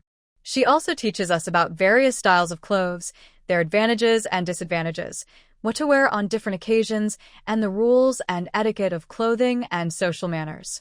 She combines all these topics in her lessons. This teaching method is quite good. Listening to the same thing repeatedly can make you sleepy or distracted, but if the teacher varies the content, there's always something interesting to catch your attention." Lu Yaru also got excited. "Mother, you don't know, Teacher Yuan is really fun. When she talks about dressing up, she assigns each of us a maidservant to imagine. We pretend to style her, and then draw pictures or write calligraphy. We learn everything in one go. Well, Lu Yar herself isn't very interested in painting or writing, but she didn't expect that meeting Teacher Yuan would actually spark her interest. Even Lu Yakin, who usually doesn't like to talk, couldn't help but say, "Yes, Mother." Mistress Yuan's lessons are very interesting. She spends only a little time teaching us, and most of the time is used for practical activities. We can use her clothes and jewelry, which makes it easy to see our weaknesses and helps us improve quickly. Thinking about girls' natural love for dressing up dolls, she didn't expect that her family's 3 girls would prefer playing with real people. That was really fun. Lu Yuro was a bit excited. Mistress Yuan often makes us find mistakes. She dresses up a little maid in an inappropriate way and shows us, then asks us to fix it. It's so interesting. Isn't that just a game of finding errors? Li Wanning used to enjoy playing that game too. Hearing how happy they were, Li Wanning felt relieved. Mainly because there are very few female teachers here. If the children didn't like Mistress Yuan, there wouldn't be any other options. As for the girls' studies, well, there's no talk of college now. Poems and songs aren't that important anymore. Instead, daily manners, social skills, and dressing up are more practical. Since Mistress Yuan is knowledgeable and teaches in a fun way, you should study hard. What you learn is actually very useful, Li Wanning encouraged everyone. The 3 girls nodded repeatedly in agreement. A few concubines also listened. Du Rua said, "It's because the madam loves them. Our girls probably live the best here in the village. The daughter of the village chief might not be as well off as they are." Lian Xiao smiled. "Madam, I feel like Du Rua is a little jealous." Du Rua glared at her. "You're wrong. I'm not jealous. I'm actually envious. It's really happy to be a daughter for the madam. If there's a next life, I want to be her daughter too." Others also said, "We want to be too." We want to be as well. Li Wanning was amused. Even in her modern life, she never thought about having children. She felt their hopes might be dashed. At this moment, Lian Qiao sighed. You all want to be the madam's daughters. But what about her son? Forget it, madam. If there's a next life, I won't be your daughter. I'll be your maid and your housekeeper instead. A single sentence left the two concubines stunned, and they finally understood why Lian Qiao had previously stood out and become Li Wanning's most capable housekeeper. Look, even flattering others now, they are several levels below her. Watching everyone argue, Li Wanning felt very happy. You all shouldn't compete anymore. If there's a next life, let's all become good friends and grow up together. The concubines thought, okay, being friends with the wife should also be quite happy. Having tasted the success of selling instant noodles, Li Wanning decided to try other sales methods. Considering the target audience, she decided to start with agencies and freight docks. People there often travel for many days, so they really need quick and tasty food. The next day, Li Wanning brought a few packs of instant noodles to the agency. She found the manager and cheerfully explained the benefits of instant noodles, even demonstrating how easy it was to prepare. Seeing the steaming, fragrant noodles, everyone at the agency looked interested. After tasting a bite, the manager immediately ordered some and asked Li Wanning to leave her address, saying they might buy more if they liked it. Li Wanning left her address at the 4 villages of Exile and also her stall location. I set up my stall here every market day. If you want to order more noodles, you can come find me on market days. After securing the agency, Li Wanning then went to the freight dock. The workers there were initially confused, but after she explained, they gathered around curiously. Li Wanning took out bowls and chopsticks to let a few foremen try the noodles. Their eyes lit up. The flavor was quite unique. They thought it would be good to buy some to change tastes. Soon, they placed some orders. Li Wanning left them 2 addresses for future deliveries. She felt a bit happy. Her first attempt at selling was already successful. They ordered a total of about 50 jin, around 25 kilograms, 30 jin from the agency and 20 jin from the dock. Li Wanning also visited a general store but failed there. The owner praised her product as good but thought it might not sell well in the shop, so in the end, she didn't put it on sale. The boss's worries are understandable. Nowadays, even eating has become a problem, and enjoying life is a lower priority. Most people think that instant noodles are just noodles. Instead of spending so much money on buying noodles, it's better to make some yourself. Looking at it this way, if noodles are sold in small amounts, in the future, instant noodles might only be sold at courier stations or freight docks. Of course, it would be best to have a few big customers like Mr. Yang. Since the amount is only 50 jin, there's no need to call everyone back to make noodles. Just tell Wu Daisa to come over when she's free in the next couple of days. If one person can't finish in time, do look and help her later. Wu Daisa is also good at making noodles. Li Wanning thinks that if there are future small orders, she can have 4 noodle-making sisters-in-law take turns making them. It seems that no matter what skill it is, if you know more than others, you might get more chances. When the noodle-making sisters-in-law hear this, they might feel a bit regretful. Although they might only get a few coins once in a while, when people are poor, even earning a little is a big deal. Even a penny can be split in half to spend. Li Wanning, in modern times, wasn't that poor, but she had a period of real hardship. She even didn't mind the small change from watching videos, diligently completing tasks on various apps every day, earning only a few yuan in total. But what can she do? Even a little is better than nothing. Li Wanning feels that her life has recently become stable again. It seems like there are no big changes, and everything is proceeding smoothly. However, Lin Wanning has been thinking about a problem. As the gap between the rich and poor in their family and village widens, it might also become a safety concern. Although the current security is okay and no serious incidents have happened, the original story mentions a case briefly. In another village, a well-off family was wiped out at night, leaving only a small baby who couldn't speak yet. The culprit was caught later. It turned out that someone in the village, unable to make ends meet, took a risk to steal, but was caught. Afraid of being reported, a tragic event occurred. When this news reached them, the village chief called everyone to a meeting. He talked about the fate of the criminal, being executed by slow slicing, and the family members being beheaded. He repeatedly warned everyone that the law punishes repeat offenders with even harsher penalties. This event has not happened yet, but she does not want to be the family that gets harmed. The convenience noodle factory employs only a few people, and their efforts do not improve everyone's lives. She keeps thinking but doesn't know how to change the situation because their heavy taxes mean they won't have much money. They can only struggle to meet basic needs. So, really, they need to clear more land and plant more crops. At least then they can have enough to eat. As long as they are not starving, most people won't take dangerous risks. But they are lacking because they don't have enough food and no oxen. Relying on hungry people to farm is very hard. That's why many families' land still doesn't meet the government standards. Maybe she could organize a system where work is exchanged for oxen? Usually, when planting or harvesting, their family doesn't have enough workers.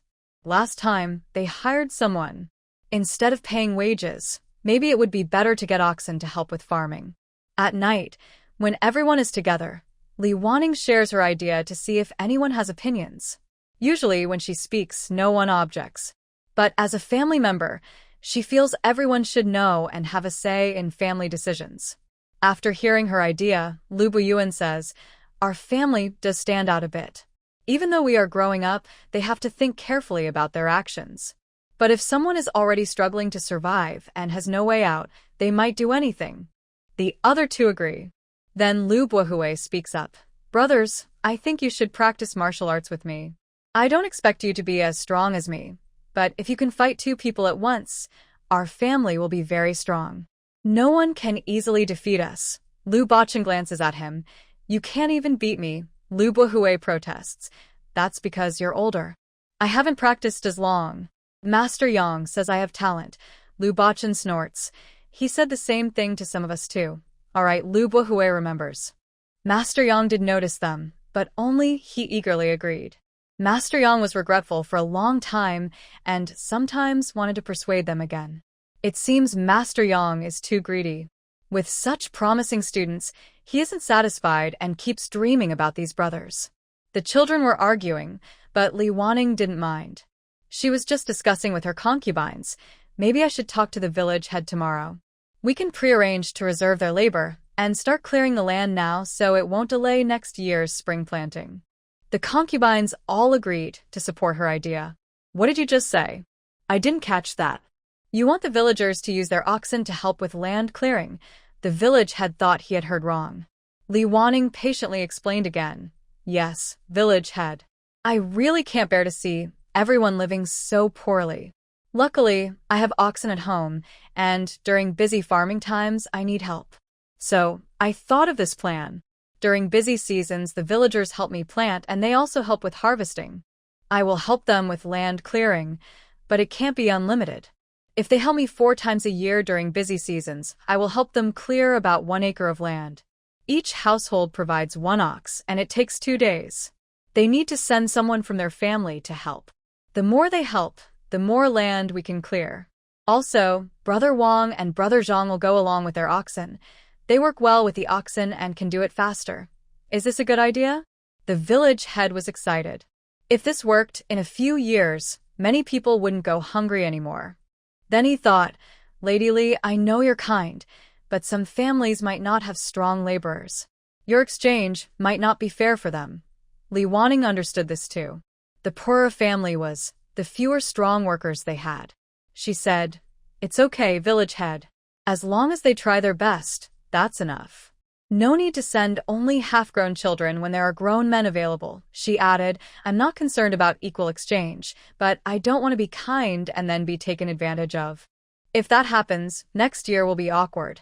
Li Wanning believed that people should be kind, but she also knew kindness has limits.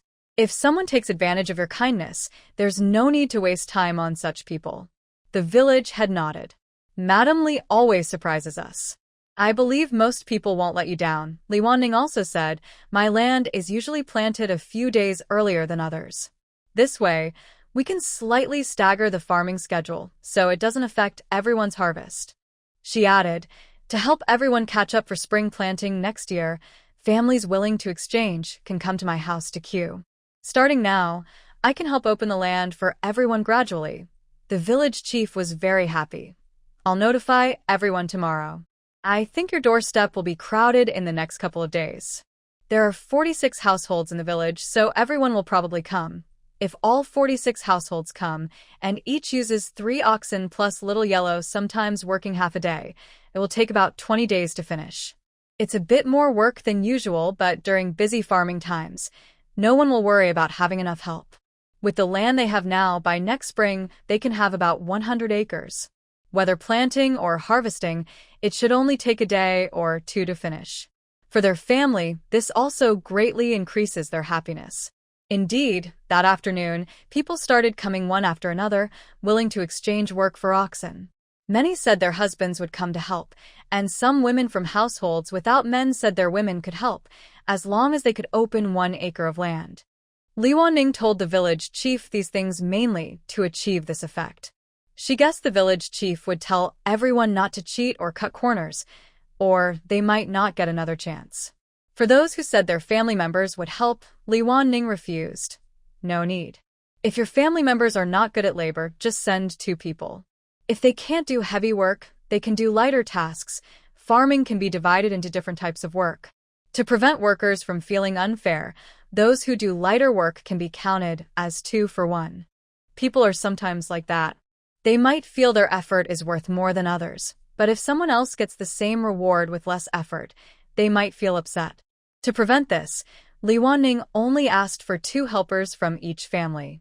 She wanted everyone to be genuinely happy.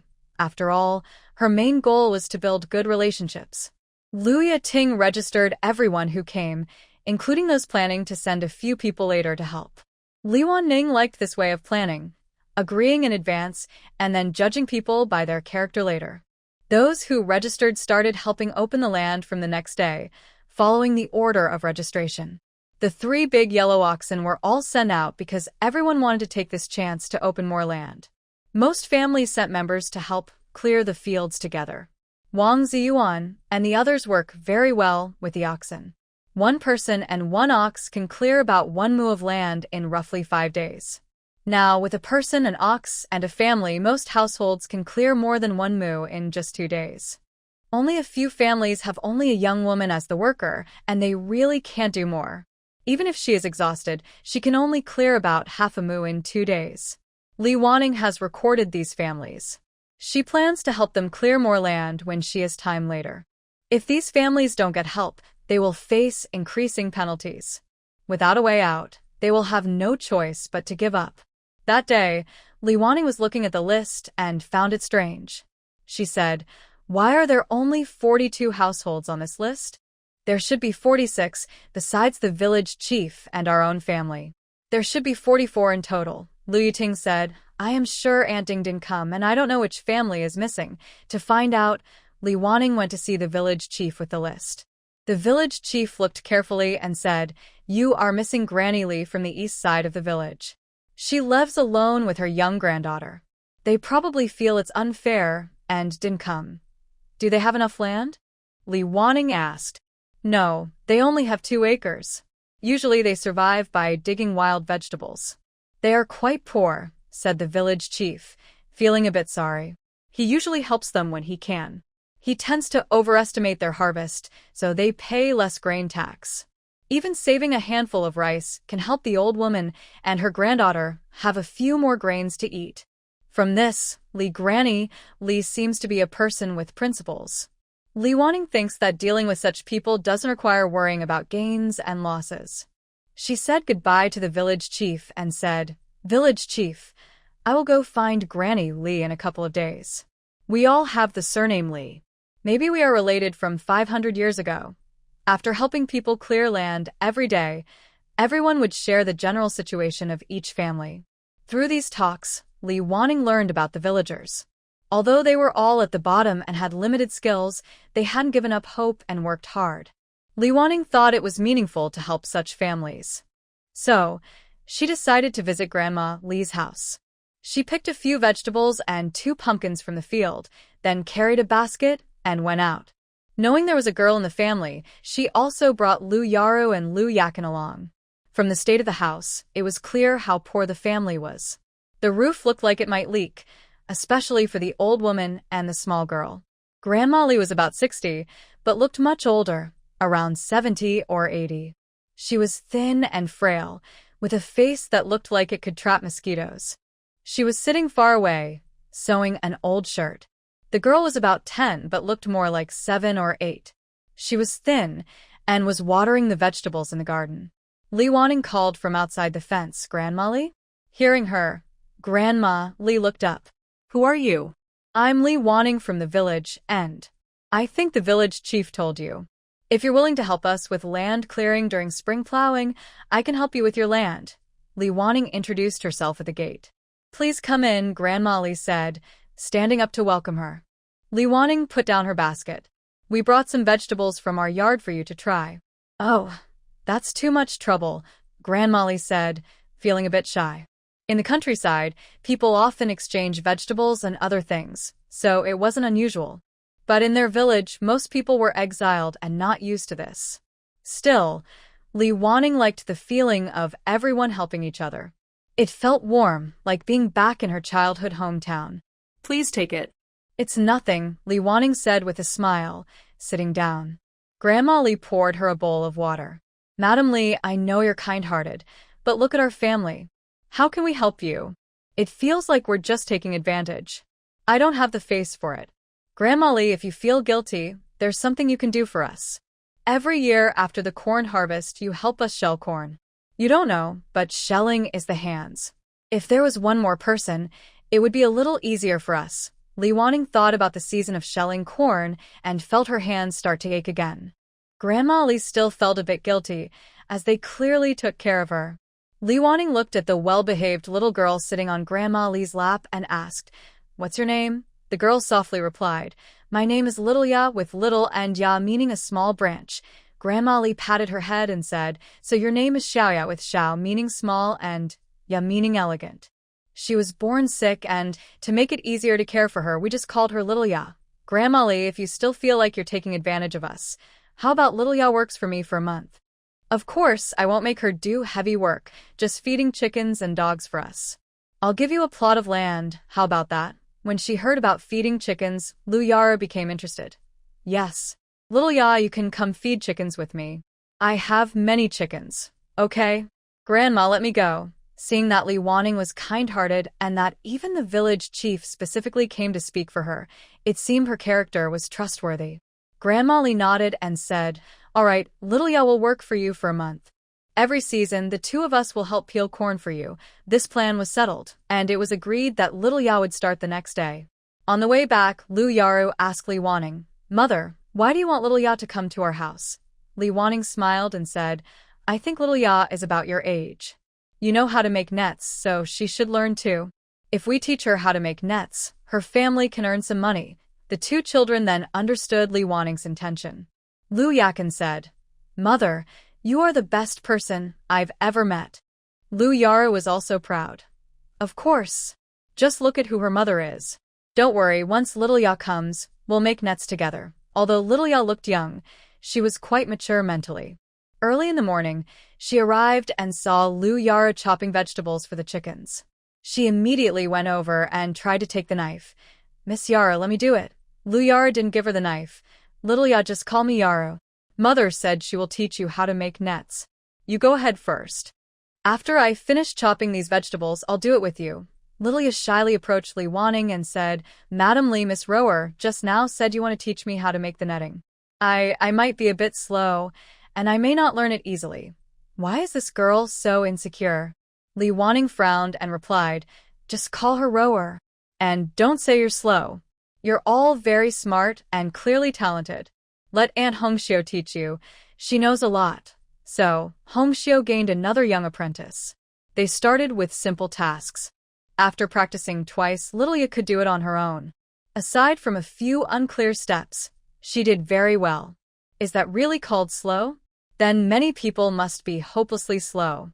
On the first day, Little Ya made 4 pieces of netting. They were very simple, but she was very happy when she saw the finished products. From the second day on, Little Ya worked every time she came. Her speed improved quickly, from 4 pieces a day to 5, 6, and even 7. Lilia was working very hard now, but Li Wanning's family was not happy about it. They said, "Madam, starting tomorrow, please don't let Lilia come anymore. Otherwise, we won't be able to finish our work." "That's fine. She's already quite skilled. Let her take the materials home and practice," Li Wanning agreed. She thought her previous plan of a month was too long, and it was wasting too much time. That evening, when Lilia was about to leave, Li Wanning packed 20 sets of netting materials for her. "Lilia, you don't need to come these next few days. Finish these first, then come back. Of course, if you have something urgent, you can still come." "Okay, Madam Li. I'll finish them quickly," Lilia replied politely. Knowing she was honest, Li Wanning quickly added, "When you're working on this, take a break after finishing each piece. Don't work in poor light, and we're not in a rush." "Yes, Madam Li." Watching her turn and leave, Li Wanning sighed, "This girl is really good. She remains calm and humble even in tough times." Lu Yaru tugged Li Wanning's sleeve and said, "Mother, we're also in tough times, but we stay calm and humble. We're really not bad either." Li Wanning smiled and said, Yes, you're not just good, you're very wonderful." Li Wanning sent the young girl home to do some weaving. She kept track of each piece the girl made, planning to settle accounts later under her family's name. She would also give the girl some corn of equal value, which could be slightly more beneficial. Once her family's grain supply was enough, she would settle the account using her family's name and pay the proper taxes. The family storybook had been delayed for a long time. Promises made needed to be finished quickly and sent to the bookstore. Since the new year was approaching, the boys would soon have a holiday. When they were on break, the storybook would have to be postponed until after the new year. This didn't fit Li Wanning's goal of earning money quickly and actively, so finishing the storybook became the most important task right now. The story was now flowing smoothly, and most details were handled well. However, everyone had different opinions about the ending. Du Ruo was clear about her feelings. "I can't accept such an ending for two lovers. It's better if they die together." "What is this? One turns into peach blossoms, and the other becomes a half-human, half-ghost creature? We can't change it? Can we give them a slightly more acceptable ending? Maybe let them go live in seclusion, out of everyone's sight, so there's no need to choose sides." Hong Xiu was a loyal fan of the original story. If they just go off to live happily in seclusion, leaving their poor children behind, are they even fit to be parents? Lien Xiao also felt sad. Why not let them share one heart, becoming weak mortals or trapped somewhere, unable to leave? Hong Xiu looked at it from another angle. What kind of story would make everyone remember it? Happy endings are common. People read them, smile, and forget quickly. But stories like this, full of tragic love, are unforgettable. Don't you think it leaves a deep regret every time you think about it? She continued, "When we write stories, we must consider social influence. Their love wouldn't be blessed by everyone. They suffer hardships and ultimately don't get the happy ending everyone hopes for. We should also teach young ladies that pursuing love bravely is good, but they should avoid touching forbidden things. Otherwise, the outcome might be very bad." The other three women, all mothers, listened and felt that there might be some truth in her words. Girls' views on love and marriage are very important. If a man marries someone he doesn't like, he can keep concubines or mistresses. But if a woman focuses too much on love and romance, she might make a wrong choice and face terrible consequences. Even the daughter of the Yellow Emperor experienced this, and for ordinary families, it's even more risky. So, the quiet girl, Hong Xiu, fought alone to overcome the other two, and in the end, she maintained the sad ending of the original story. Li Wanning can imagine how the young ladies would cry and sob while holding storybooks. At this moment, she realized that tissues are very useful. Handkerchiefs can be reused, but they might not be very clean. Unfortunately, she couldn't do that herself because she had no knowledge about it before. The other storybooks they adapted were usually shortened, so they weren't very long. But Li Wanning liked this one very much, so she explained it carefully. Plus, the concubines' creative skills kept improving, so the stories became a bit longer. Li Wanning decided, let's split it into 3 volumes, upper, middle, and lower. We can send them early so that people can copy and distribute them. The others agreed, and they spent 10 days copying the first volume. Li Wanning then took it to the bookstore while they were setting up their stall. This time, the bookstore owner invited her to the back room for a meeting. Li Wanning asked curiously, "Is there something you need, boss?" The owner poured her a glass of water and said, "Madam Li, your storybooks are quite popular in the market. So, we've decided to increase your share of the profits. But we hope your output can be a bit higher." So, it was a push for her to write more. Li Wanning understood that. If the two series, Promise and Longing, were divided into 3 volumes each, more people might want her to write faster. She took out the first volume she had brought and handed it to the boss. "If the profit share can be increased, I'll be more motivated to write. Please take a look. This is what I've written recently." The boss looked through it and found the content very fresh and innovative. It seemed he hadn't seen a similar setting before. Although the story was set in a familiar background, the characters' abilities were described as if from legends. This blend of reality and myth made it believable and also very appealing. Adding to the various emotional conflicts inside, the boss quickly flipped through the pages, scanning quickly. Just this brief glance made it clear that this was another popular story script. Looking at the cover, it was labeled First Volume. The boss asked, "How many volumes does this book have?" "Is the rest written yet?" Li Wanning explained, "The story is a bit long, so I plan to divide it into 3 volumes. The story is already outlined, and I am now editing and copying it. There is also a second part, which might also be 3 volumes, but I haven't started writing it yet."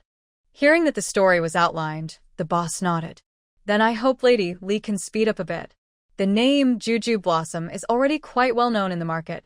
As soon as a new story comes out, it sells out quickly. Since you plan 3 volumes, if there's a long gap between them, I worry the pressure might be too much." He looked up and said honestly, "To be honest, many people here also like your story scripts, so we can't handle too many at once." Oh, could it be that her story scripts caught the eye of some powerful person? Li Wanning guessed that if her fan knew the author she liked was exiled, maybe they would try to help her get out. She wondered if she, as an ordinary person, could feel the power of fans. "Don't worry, boss. You handle the current work first. As soon as the middle and lower volumes are ready, I will send them to you immediately. I will try to shorten the waiting time. Usually, a story script earned 1 or 2 silver coins. This time, it was just 1 volume."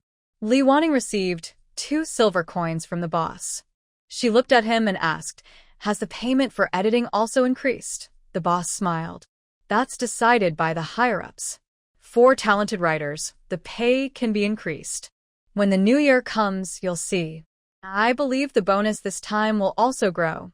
After leaving the bookstore, Li Wanning felt happy inside. Everything seemed to be going smoothly lately, developing in a good direction.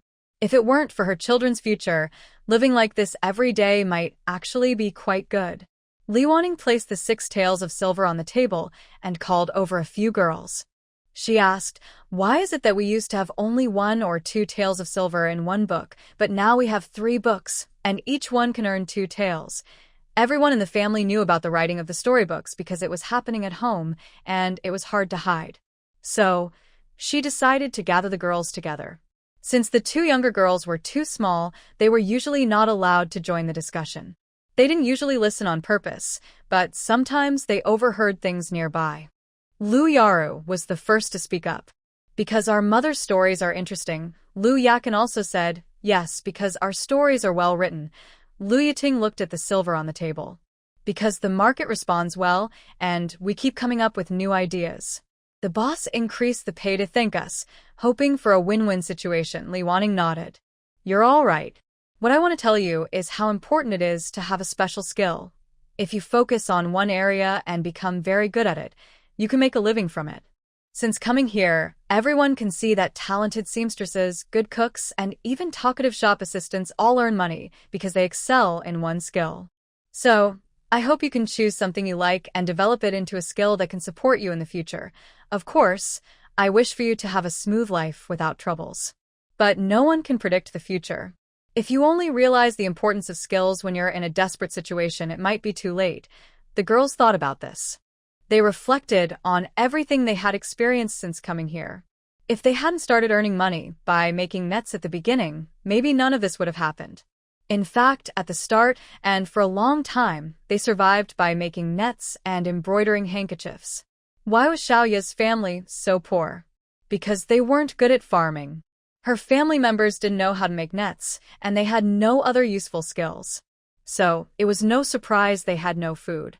Therefore, as her mother said, it was important to learn a skill that can make money. Actually, these words should be said to the boys, but since writing storybooks was still a secret for them, they couldn't use this as an example. Forget it. Boys in the future, if they really have to work hard, can find a way to make a living. Girls' skills are more important. Just as everyone was preparing to celebrate the new year, on the 22nd day of the 12th lunar month, the day before the academy holiday, Lu Bohui came home from school and said to Li Wanning, "Mother, Teacher Yang said he wants to take us to the border during the new year to experience military life." What? Li Wanning cupped her ear, thinking she might have heard wrong. The other young concubines also looked over. Lu Bohui repeated, "Teacher Yang said that since we usually stay in the academy and are treated like young ladies, we should see what it's like to be a man. Are all of you going?" Li Wanning thought the teacher might be a bit reckless. "I am still young, and Lu Bohui is only 10 years old after the new year." "Yes, Teacher Yang said we should go home and discuss with our parents." "Those who can go, go," Lu Bohui said eagerly, looking at Li Wanning. "Mother, can I go? Do you really want to go?" Li Wanning looked at his expression. He was a straightforward child, and she could see his thoughts clearly. Lu Bohui suddenly looked down. "I want to go, but I also feel reluctant. I've never left home before, and now I can't be with you during the new year." He meant he had never left home, which showed that in his heart, wherever his family was, that was home. "If you go, when will you leave, and when will you come back?" Li Wanning asked again. "Leave the day after tomorrow. Back on the 15th day of the Lunar New Year," Lu Bohui replied. It seemed Teacher Yang planned to use the entire holiday. Not sure what to do, Li Wanning looked at Du Ruo. Although she was a mother, Du Ruo was her real mother, so she also wanted her opinion. Du Ruo saw Li Wanning looking at her, her face full of reluctance, but she said firmly, "Madam, if he wants to go, let him. We are trapped here, and this is a rare chance to go out and see something. Moreover, he is a descendant of the Marquis of Jinan. Since he has learned martial arts, maybe it's a gift from heaven for the Li family to have a bloodline that can inherit martial skills. Perhaps he will leave someday, so it's good to understand more now and be prepared." Since her own mother agreed, Li Wanning decided not to say more. Going out to see the world is fine, just treat it as a study trip. With Teacher Yang there, there's no need to worry too much about safety. Fortunately, they are currently quite poor, but the children are good at taking care of themselves. Although Lu Bohui is the youngest among the boys and usually receives some care from his older brothers, he can manage on his own. Since they decided to go, they should prepare early. Du Ruo, buy some meat tomorrow to make dried meat for Xiao Wu to carry. The big pot meals in the army camp probably won't taste very good. Also, bring some snacks and drinks that can be stored easily. Mother, Master Yang said we shouldn't bring food. Just bring some clean clothes and cups for drinking. He also asked if we have instant noodles. If we do, he wants to buy 50 pounds for us to eat on the way. Hearing that they could go, Lu Bohui remembered his small task. We have some at home, but not enough. We'll make more tomorrow. There are only about a dozen of us, and the journey will take several days. Do we really need 50 pounds? Li Wanning doubted their appetite. Master Yang said it's to train us.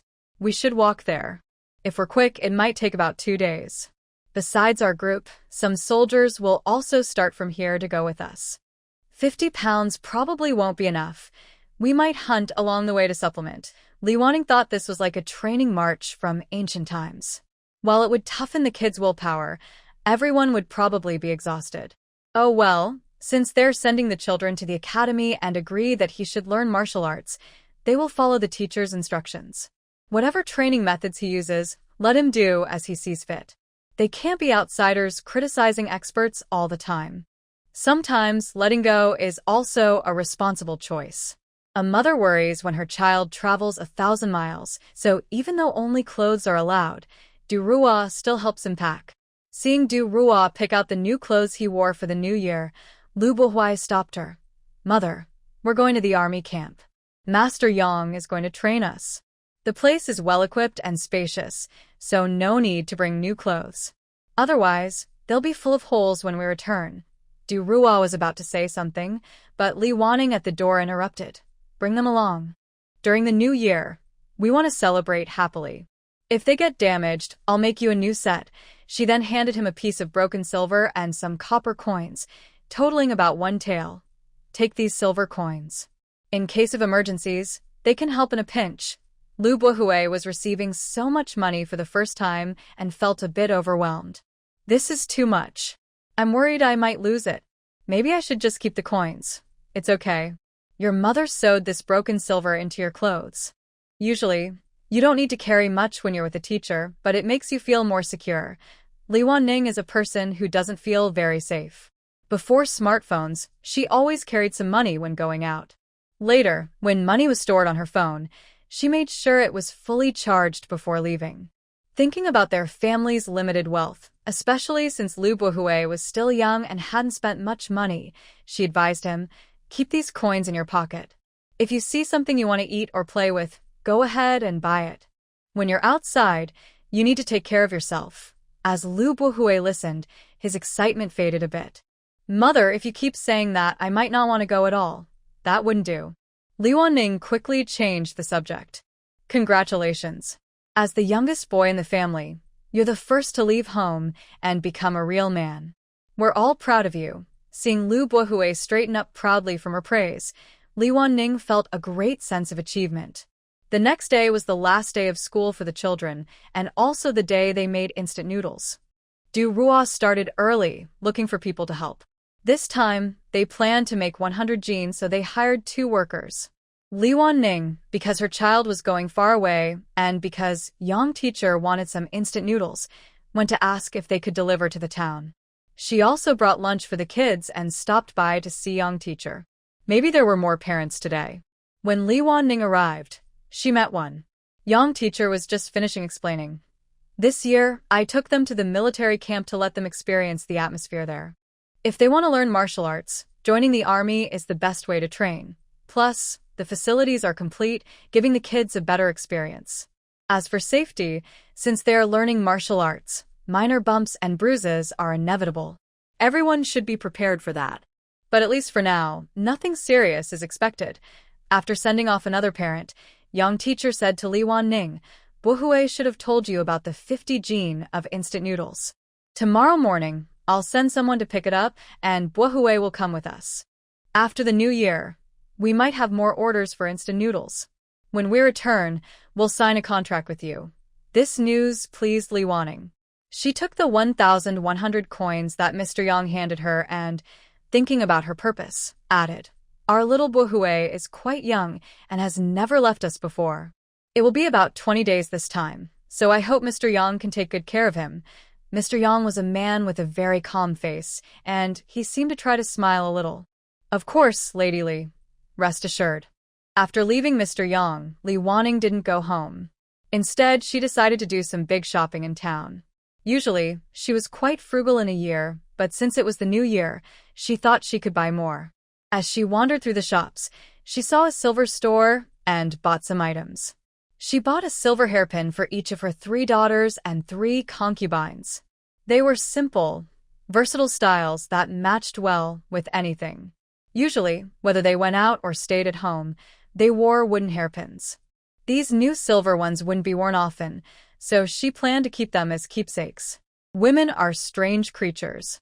Even if they don't use jewelry, just having it in a box gives them a strong feeling of satisfaction. After a year of hard work, everyone deserves some happiness for their spirit. Li Wanning didn't buy anything for herself. First, she wasn't very interested in jewelry, and second, she thought that someday she would go back and no matter how much gold or silver she had, she couldn't take it with her. So, as long as she ate well and enjoyed herself here, that was enough. Passing by a fabric shop, she went in and bought some beautiful cloth. Her 3 daughters were going to school now and needed to wear nicer clothes. Since it was the new year and a good time to spend money, she bought some pretty fabrics to make clothes for them later. Especially Lu Yuting, who would turn 14 after the new year. People usually pay a lot of attention to 14-year-olds. Wealthy families hold big celebrations. Although her own family wouldn't do anything grand now, they still wanted to have some ceremony to show her how much they valued her. She paused at a bookstore. She couldn't think of what gift to give the boys. If she bought good pens and ink, it might be too expensive. They were students, so they didn't need anything too fancy. Forget it. She had already bought new clothes for them before, so she decided to leave it at that. She pulled Xiao Huang and continued walking. Passing by a meat shop, she bought some meat, as well as intestines and other ingredients. She planned to make her favorite sausage at home. Then she stopped at a pastry shop and bought all her favorite cakes. To enjoy enough, she bought a lot.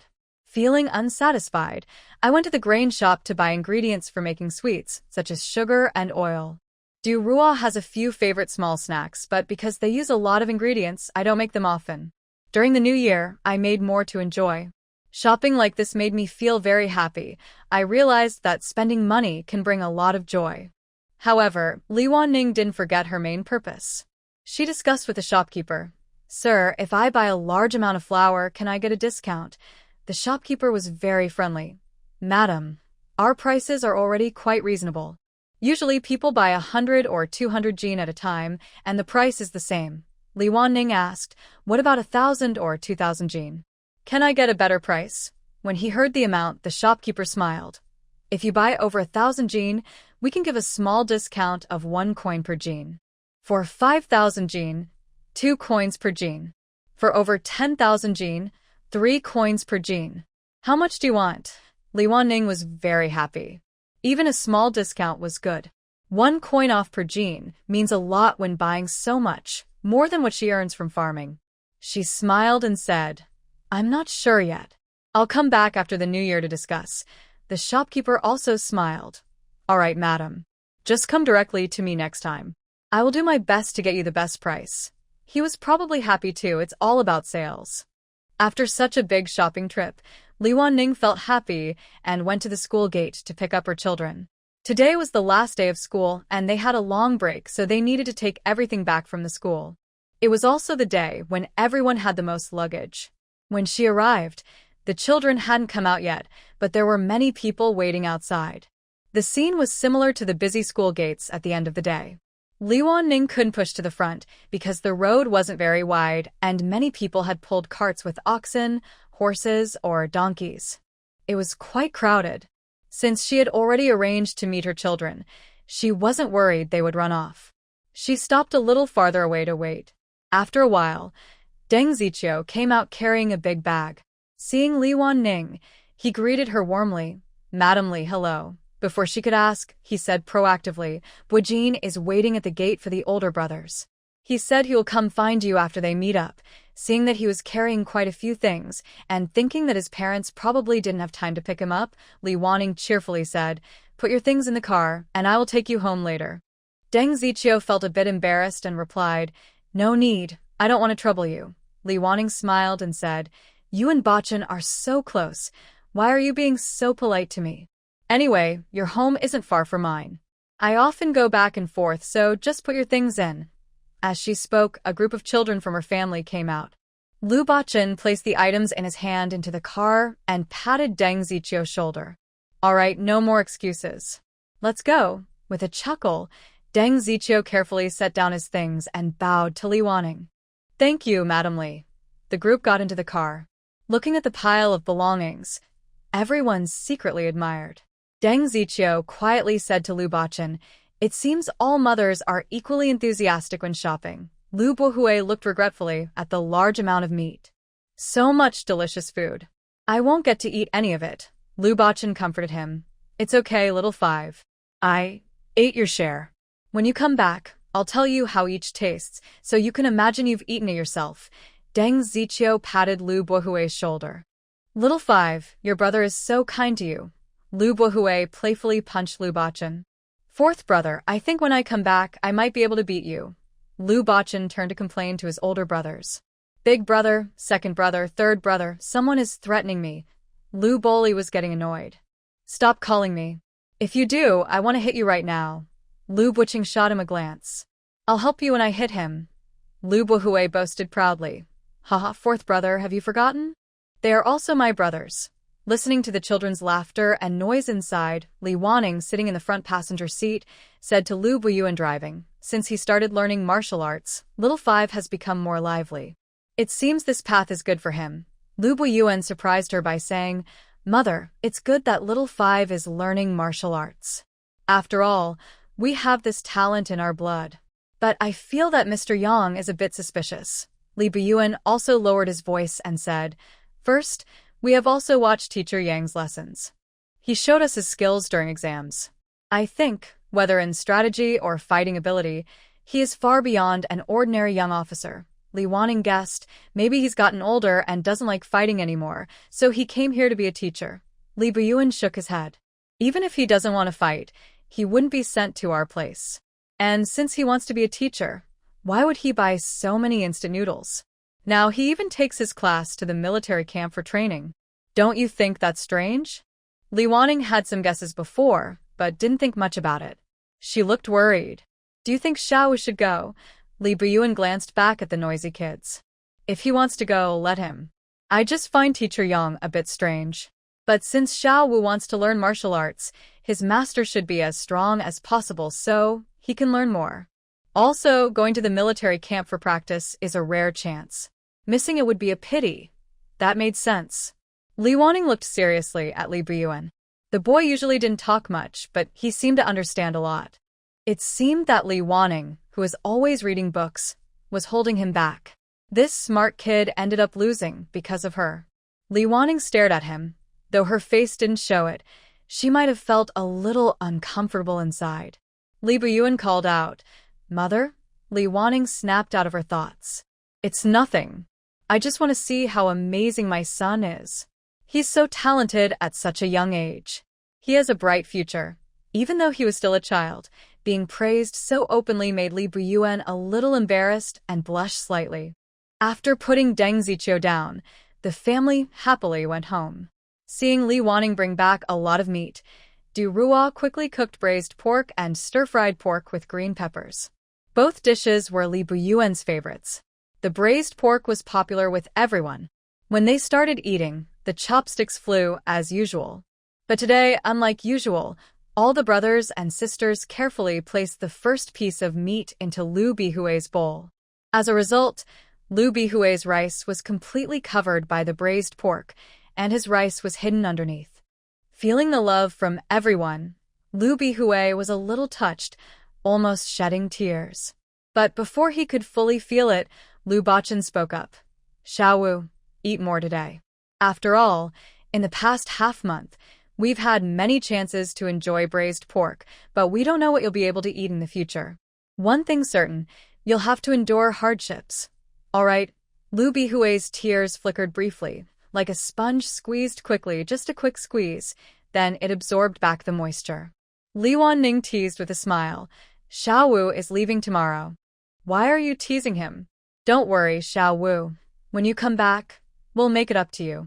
We'll cook just for you, and they won't get any. Lu Bachan chuckled.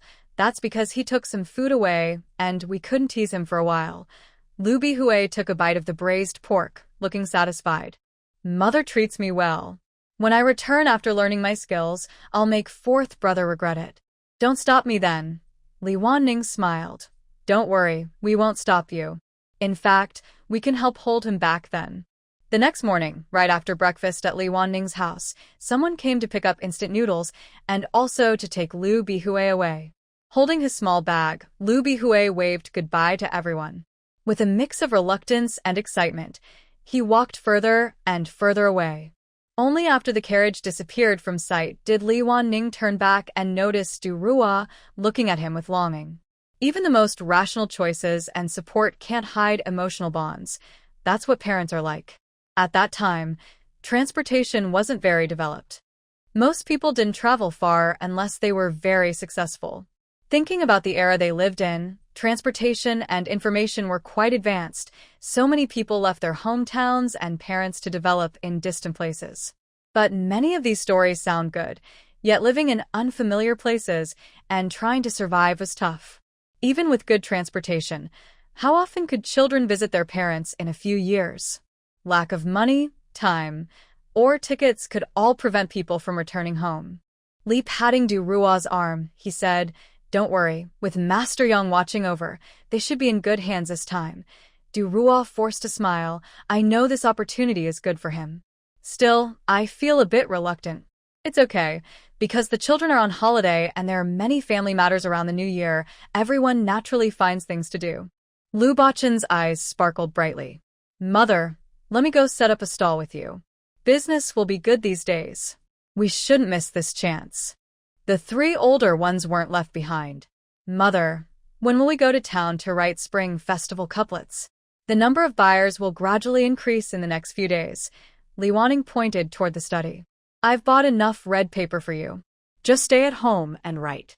No need to go to town. Whatever you sell is good enough. Use your extra time to relax or read." They looked a bit confused, so Li Wanning explained. "In the past, our family was very poor and we wanted to earn more money. Also, I wanted to train you to do things without feeling ashamed. Now that our life has improved and you can face others confidently, you should spend your time on more important things. Oh, and also write more spring festival couplets at home and give one to every family in the village. The village probably doesn't lack people who can write couplets, but they lack ink, paper, and brushes. Let everyone put up couplets to make the festival more joyful." Li Wanning actually misses the countryside from her childhood. During the new year, every family slaughtered pigs and sheep, put up couplets, and set off firecrackers. Such a lively atmosphere. Later, especially among young people, after a busy year, they just wanted to rest during the new year or travel to places they've longed for during the holiday. They simplified many customs, which made the new year feel less festive. Since coming here, people have started to value the new year again. Unfortunately, they are too poor. No pigs or sheep are raised in the village, and they can't afford to buy couplets or firecrackers. They can't even enjoy a good meal, so they don't feel much of the festive spirit. However, the changes in the town are quite noticeable.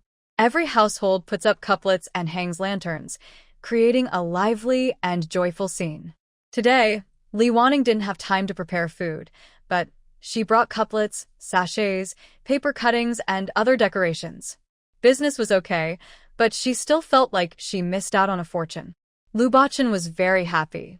"Mother, it seems more people are shopping for New Year supplies this year." "Luckily, we came," Li Wanning smiled. "Starting tomorrow, we need to bring milk tea and marinated dishes. Everyone should eat something good during the new year, right?" Li Wanning wasn't joking. Even though she didn't bring those today, many regular customers came to ask and pre-ordered for the next day. "Tonight, I need to buy more meat and pick some vegetables from the village, or else I won't have enough for tomorrow's plans." After a few busy days, I have gained a lot and also celebrated Li Wanning's 4th year here. After this new year, Lu Bo Yuan and Lu Bo Qing will be 15 years old, Lu Yating will be 14, Lu Bo Li and Lu Bo Chen will be 13 and 12, Lu Yaqin will be 11, Lu Bo Hui, who left home, is 10 and the youngest, Lu Yaro, is 9. Thinking back to when I first arrived, there were many thin, pale children. Now, seeing these tall, handsome, and graceful young boys and girls, Li Wanning feels proud. I gave everyone lucky money. Since Lu Bo Hui wasn't home, I handed the red envelope to Du Rua to keep. I also gave each person the silver hairpin I bought secretly. They looked surprised and happy. Lian Xiao held her own hairpin, looked at it from different angles, and then tried it on her head in the mirror. Since being exiled, she thought she wouldn't have these things again, but now all her surprises came from the lady. Lian Xiao smiled and said, "Madam, where is your hairpin? I can help you put it in." Before, Li Wanning kept her belongings, knowing exactly where everything was. But since the exile, Li Wanning didn't want them to serve her, so she wasn't sure where things were. Li Wanning spread her hands and said, "I didn't buy it." "Really?" Everyone was surprised at first, then silent, each lost in their own thoughts. But they all thought the same. The lady didn't even buy herself one, but she spent so much silver to buy these for us. The hairpin feels solid. How kind she is. For a moment, the little concubines were filled with a feeling called gratitude. Luya Ting held her hairpin in one hand and touched the small silver lock hanging on her chest with the other. Every year she grew, she felt a little more anxious and uneasy, but now it seemed to lessen a bit. Luya Qin, hearing that Li Wanning didn't have one, handed hers over directly. Mother, I'm still young. I don't need to wear this. You can wear mine. Luya Ro also offered hers. Mine too, mother. Don't worry. When I grow up and earn lots of silver, I'll buy you a box of gold hairpins so you can wear different ones every day. Li Wanning gently patted the heads of the two children. I know you're good kids. Quickly put away your things so you don't lose them. I am saving up dowry for you. In the future, these will be your assets, and you can take them when you get married. As for me, Li Wanning sat up straight and tilted her head playfully. I've left my head for you. When you earn enough money, you can buy me a gold hairpin.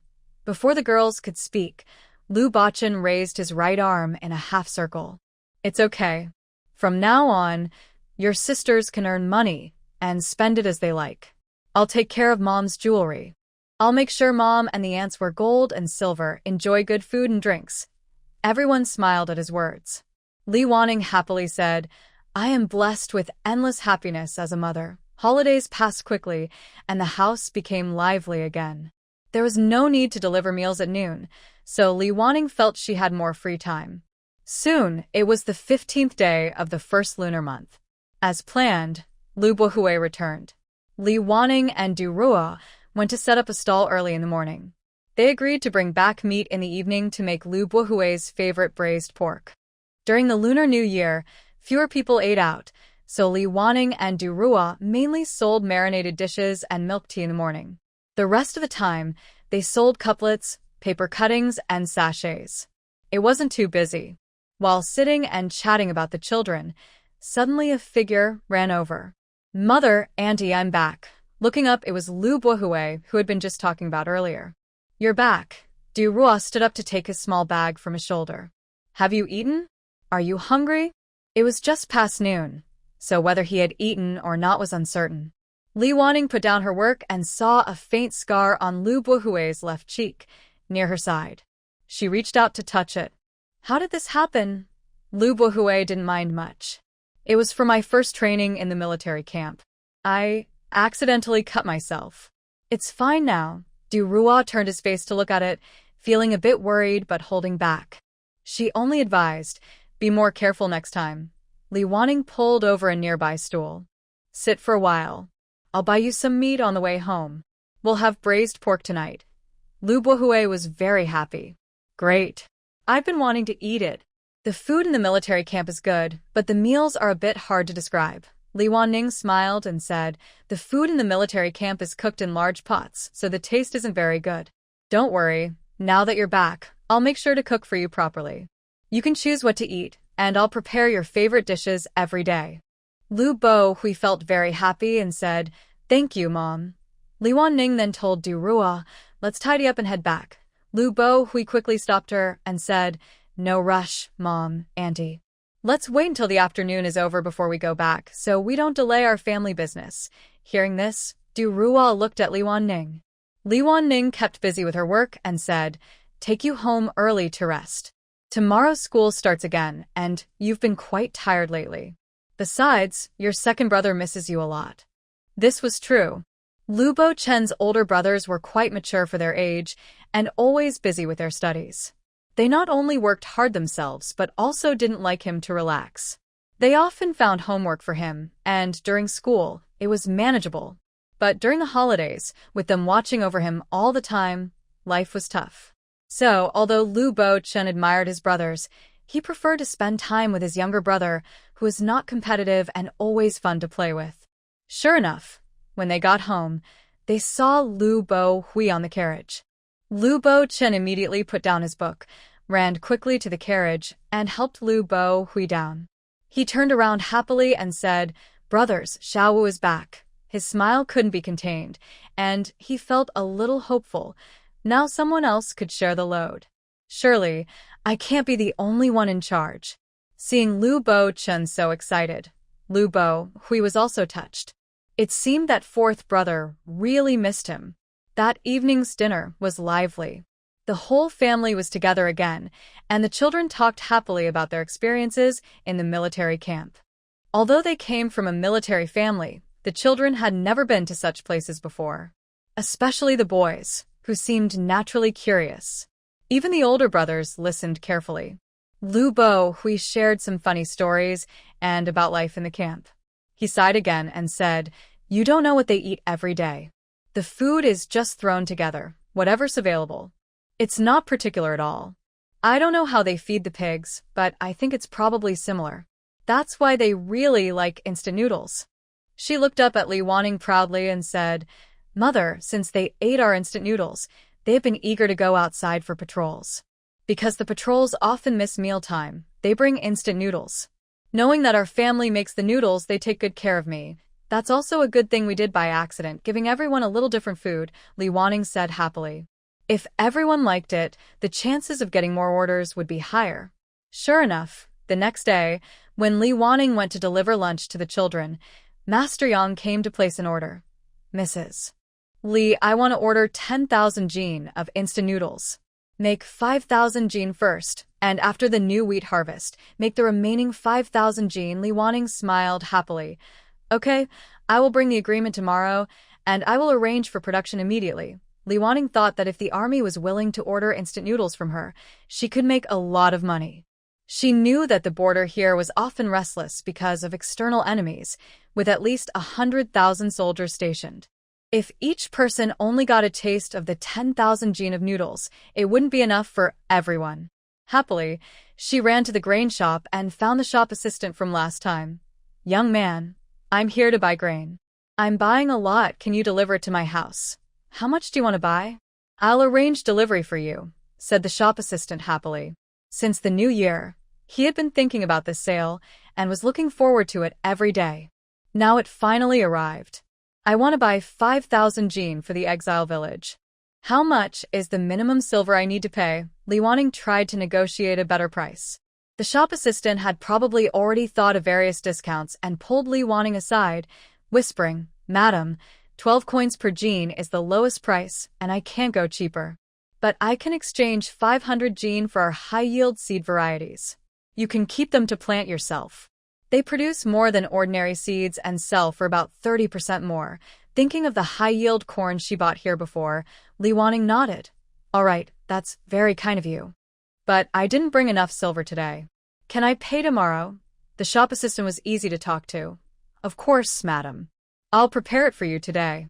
When you pay tomorrow, I'll deliver it to your home immediately." After placing a large order and saving 15 taels of silver in a few words, Li Wanning felt very happy.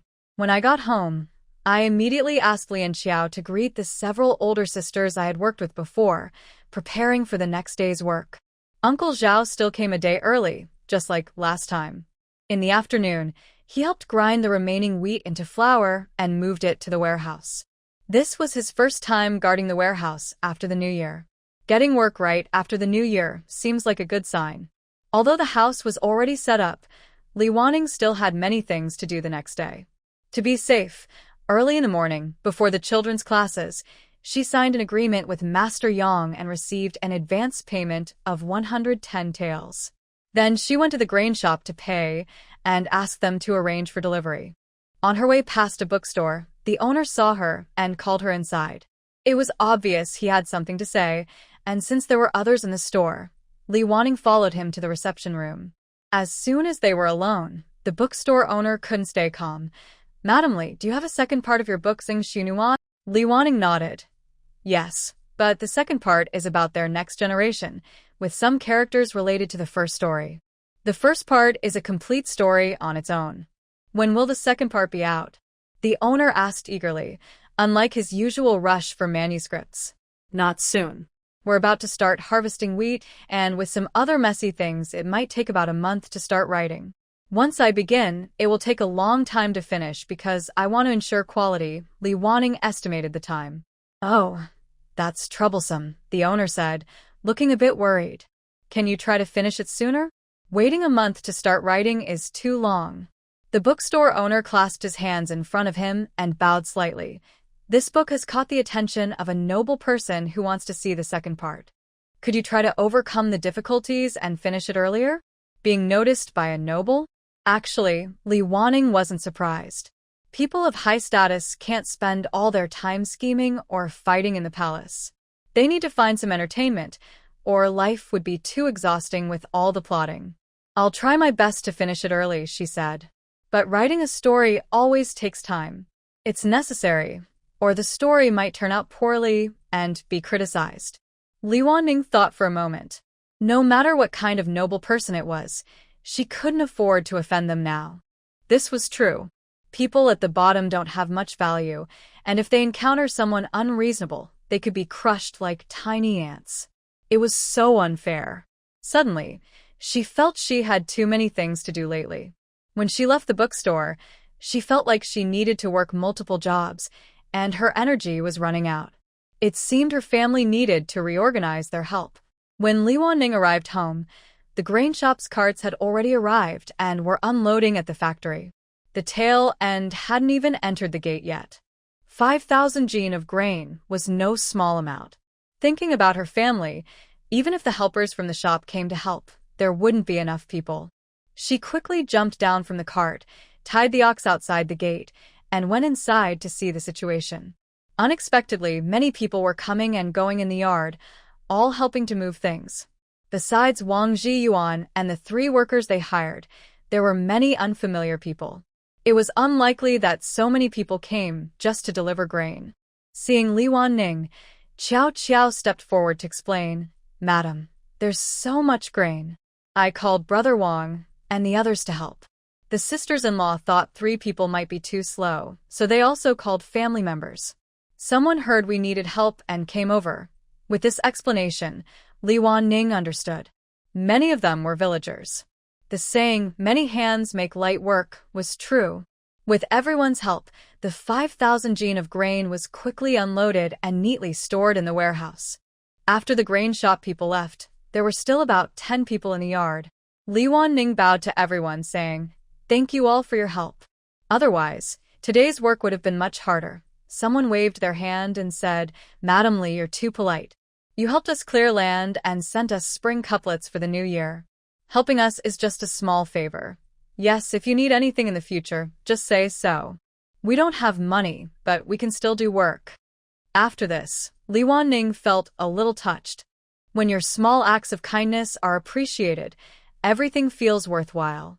Du Ruo was busy working happily with everyone in the factory. Li Wanning called her out and also took Qiao Qiao back with her. Today wasn't a day for the girls to have classes, so everyone was at home. Hong Xiu was teaching them how to sew new clothes for themselves. Agricultural skills like sewing are now considered essential for women.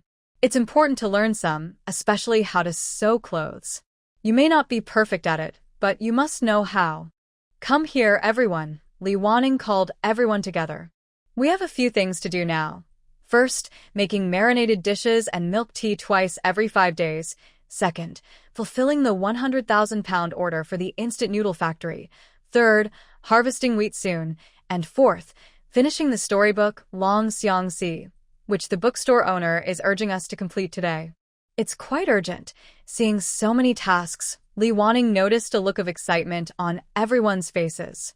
After thinking for a moment, she understood. They are all looking forward to the next part of the story. But the focus seems a bit off. Now that we have some money, the housekeeper, Lian Xiao, quickly took charge. "Don't worry, madam. With so many of us, we can handle it." "Oh," Li Wanning looked up at her capable assistant, who used to manage everything for the original owner. Lian Xiao assigned tasks one by one. First, for the marinated dishes, we should hire another person. Maybe Sister Ding has time to go with the madam and help deliver the goods. Now that they have a small cart, delivering is much easier. Sister Ding often sells tea on the street and knows the town well, so delivering won't be a problem. Second, about making instant noodles. During days when the children are not in school, Miss Ting can handle it. When she was in school, Hong Xiu watched over her. They are both experienced and just a few visits are enough, no need to watch constantly. At 14 in this era, she is considered a young lady. Many things can be taught to her to help her grow. Seeing no one object, Lian Xiao continued. Third, the wheat harvest. I think Brother Wang should handle this. He knows our family best. This year, villagers will come to help, so we don't need to watch over it all the time. We don't need to cook after the harvest. Each family can send us 2 jin of fresh wheat as a thank you. Hearing about giving fresh wheat, Li Wanning smiled and said, when I bought the grain, they included 500 jin of high-yield seeds. We probably won't use it all, and some families might have run out of food. Why not lend them the seeds? When they harvest next time, they can return it to us. Lian Xiao listened and said, this proposal is good. This gift is more meaningful than giving 2 jin of new wheat. Nowadays, good grain varieties can be life-saving. Everything was arranged well. Only the 4th task was left. But it seemed that the 4th task was no longer necessary to mention. The first 3 tasks were mostly handed over to others. Except for Li Wanning, who had to go to the market twice a day for 5 days, everyone else stayed at home. So, discussing the story plot didn't take much time. As for Li Wanning, as long as she told the story to others, it didn't matter whether she was there or not. So, she didn't even delay sending meals to the children. Even on days when Lu Yiting was not around, the task of inspecting the instant noodle factory could be handed over to Li Wanning. However, because Li Wanning seemed to have been assigned many tasks without realizing it, Lian Xiao didn't dare to add more. Li Wanning understood what Lian Xiao meant. All right, she only needed to tell the story once, and she didn't have to worry about the rest. She agreed willingly. Okay, you all focus on writing the story, and leave the other miscellaneous tasks to me. That afternoon, Li Wanning started telling everyone the story of longing for each other, a story that had been performed by many excellent actors, making each character vivid and memorable. In this era, polygamy was common, and some people even had one woman with 3 husbands. But it was unheard of for several top-tier men to like the same woman, especially when they initially appeared as men. It was something new and unseen. The story was too long to finish in one afternoon. The people listening felt eager and quickly understood the feelings of the bookstore owner urging for the manuscript. Everyone get busy first. Tomorrow, I will go sell marinated dishes. I need to discuss with Sister Ding. Tinger will go to the factory to collect the wages. Li Wanning looked at the sky and stood up, preparing for tomorrow. Business for marinated dishes was quite good in January. Many people were visiting relatives in town, so whether it was pre-orders or walk-in purchases, there were always customers. Missing out would be a pity. Ding sister, Li Wanning called twice at the door. Hearing her voice, the boy hurriedly ran over to open the door and whispered, Madam Li. Li Wanning patted his head. Is your mother at home? At this moment, Sister Ding peeked out from the kitchen. Wanning, sit first. I'll be out soon. Currently, most kitchens are outdoor spaces with large roofs to block the sun and rain. They are open on all sides, making them very airy. Li Wanning stands in the yard and can chat with her easily. Madam Ding, it's okay. You can focus on your work. I just want to ask you something. You can say yes or no, no pressure. Madam Ding is surprised, as if she has never spoken like this before. It's fine, just tell me. Li Wanning smiles. Here's the thing. Our family doesn't have enough workers right now. Du Rua can't go to town with me lately, so I wanted to ask if you could help us during our stall hours. Don't worry, I won't pay you money. I'll give your family 2 acres of land this year. Madam Ding's family usually farms 9 acres. Last year, they only had 3 acres. Li Wanning helped them get 1 acre last year, and if they plant 2 more this year, they'll have 6 acres, enough for 2 people. Madam Ding quietly relaxes. I was wondering what was going on. We owe you a lot already. Helping with this small task without pay is fine. Li Wanning agrees. Let's do that then. You can also bring your tea stand, but I will only be gone half a day each time. Half a day isn't ideal for Madam Ding's tea stand, but since it's winter and few people buy tea, going for half a day is enough to feel good about it. Madam Ding keeps busy. Okay, it's just a side thing. If I can sell a few cups, I will. If not, no worries. After agreeing with Madam Ding, Li Wanning visits the factory to see the workers getting paid. Everyone greets her happily. Though it's tiring after a day, seeing the coins in their hands makes everyone feel strong and grateful, especially toward the lady who helps them earn a little money. Madam Ding, taking Du Rua's place, thought there would be an adjustment period, but there was no awkwardness at all. Usually, Du Rua runs around a lot, but Madame Ding also handles deliveries. She just doesn't go into the streets much. Du Rua remembers the delivery addresses very well, noting landmarks for those without house numbers, like opposite the big willow tree by the bridge, or second house to the right of the tofu stall. Of course, it's not without its flaws. Sister Ding's only weakness is that she doesn't quite know how to use charcoal pencils, so the orders she brought back are a bit crooked. Li Wanning wanted to take a look, but Sister Ding felt a little shy and said, "Wanning, you can borrow my ink and brushes later. I'll copy it again and show you." Li Wanning chuckled and said, "Sister Ding, we're not aiming to be top scholars. When we first used charcoal pencils, our writing was even worse than yours. Besides, next time, you're probably the one reading this note." No worries. Li Wanning felt it was a waste of talent. There aren't many women who can read, and now many of them are stuck in exile villages. "Sister Ding, we have the 3-character classic and other beginner books at home. If you want to use them, just come and take some," she added, thinking that Ziliang, her son, was about the right age to start school. Their family's collection of books wasn't a secret. Many villagers knew about it. But books are precious and expensive, and no one had ever borrowed them because they couldn't afford to damage or lose them. Seeing Sister Ding hesitate, Li Wanning smiled and said, "Our books are just copies made by our 3 children, so they're not expensive. Our kids don't need them anymore. Ziliang can look at them carefully. If they stay at home, they won't serve their purpose." At this point, further politeness felt a bit fake. Sister Ding sincerely thanked her. "Thank you so much. I'll come to get them later." After warmly seeing off some guests and selling 2 bowls of tea, Sister Ding quickly packed up her things. She looked back at Li Wanning and said, "Wanning, I really admire you. Looking at the families exiled here, I don't know about other villages, but in our village, only you can make life so prosperous." Li Wanning smiled and said, "Isn't it just because we had no choice but to come up with ideas? Luckily, the court is kind and still leaves us a way to survive." "That's true. If it had been the previous dynasty, we'd be gone by now. Living like this is already a kind of luck. Consider it a form of redemption." Sister Ding sighed, then put on a cheerful face and greeted new customers. Life for adults is never easy. We all have to drain our energy just to get through each day. The story of longing for the same was told over 3 days. As Li Wanning predicted, her family was in a big fuss. There are 4 adults in the family, each supporting different couples, and they often waver because their opinions are not firm.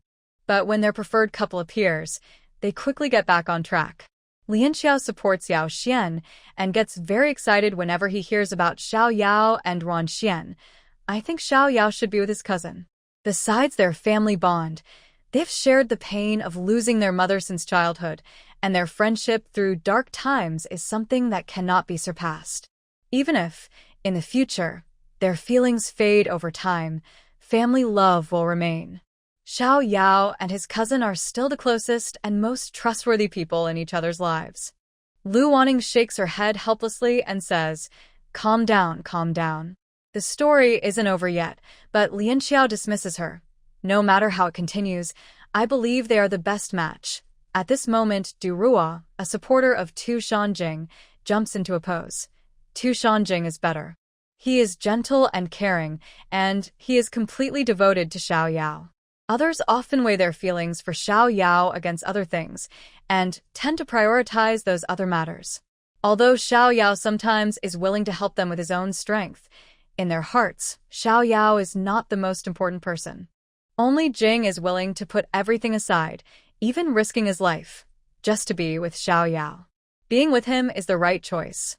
Lian Xiao retorts, Tu Shanjing is too indecisive when handling his own affairs. Xiao Yao was so angry he almost vomited blood. Du Rua defends her favorite. That's not indecisiveness, it's his kindness and gentleness, and his respect for family. Because of his good nature, even if they don't end up together romantically, Xiao Yao will still be treated with kindness. To strengthen her position, Du Rua looks for allies. What do you think? Hongxiao, finishing her last stitch on her handkerchief, replies calmly, I think Xiao Yao would find true happiness with Qi Shui Fenlong. Why? But Xiao Yao doesn't like Fenlong at all. Lian Xiao and Du Ruo look confused. Hongxiu picks up a new handkerchief, gestures, finds the right spot, and continues sewing. Fenlong is playful and lively. He and Xiao Yao get along well, so Xiao Yao would be very happy with him. Another reason is that Xiao Yao doesn't like him, so she won't suffer from the pain of losing love in the future.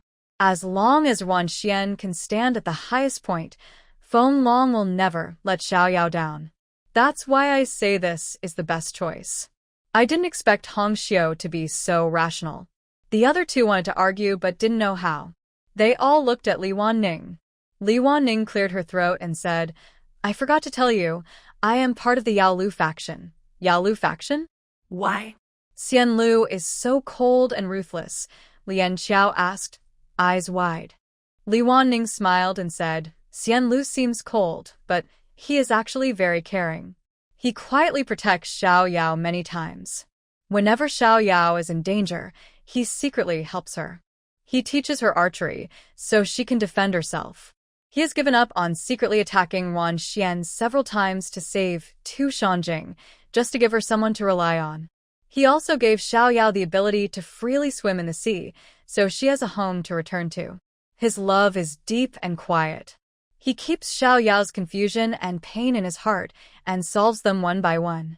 His love is truly admirable. Du Ruo pouted and said, but he is part of the Qin Rongyi army, which is opposed to Xiao Yao's identity. Li Wanning shook her head and said, but the connection between their souls is unmatched by others. At this moment, Hongxiu raised her head. That's true, but relationships with such big differences in status are hard to end well. Just like Xiao Yao's parents, passionate and intense, but ending sadly. Li Wanning looked determined. Maybe it's precisely because it's difficult that this love is so unforgettable. Xian Lu knows he can't give Xiao Yao a stable life, so he keeps his love in his heart, wishing her happiness. His love is selfless and great, unlike some who weigh benefits and disadvantages before choosing. Everyone fell silent after hearing this, as if they were reconsidering their own favorite couples. Li Wanning smiled and said, actually, all these people are good. They truly love Xiao Yao. If one day Xiao Yao needs to exchange her life for someone else's, I believe they would all be willing. However, some differences are due to different stances, some because of lack of power and others because of family resistance. So, it's just that their ways of loving and the difficulties they face are different. People have argued online about these couples for days, but no clear answer has emerged. Each has its own characteristics and audience. I didn't expect that although these three chose different partners, they all share one common perspective. They are all considering a future without love. While everyone was lost in thought, Lu Yuting softly said, actually, no one can really guess Xiao Yao's heart. She has been through many hardships and has seen how cruel people's hearts can be. She may have feelings for each man, but those feelings are very complicated. Everyone was surprised to hear this. Seeing that everyone's eyes were on her, Lu Yuting looked a little shy, but was very firm. You could say she loves everyone or that she loves no one. She longs for warmth, as her cousin gave her companionship when she was young. She needs support, and Tu Shanjing is always ready to help.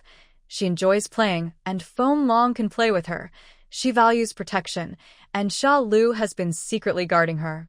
After hearing her words, no one thought deeply about their meaning. They just stared at Lu Yuting blankly, feeling as if the Lu Yuting from childhood was just yesterday, yet today she already had such views on love. Li Wanning was also surprised. Could a 14-year-old girl really say such things? Maybe she was pretending. Should they give her a secret signal? Palace Jade Liquor. Everyone's attention returned. Du Ruo kindly said, Madam, would you like some wine? Maybe I can brew some fruit wine for you this year. It's not strong and it tastes good. Li Wanning only looked at Lu Yuting.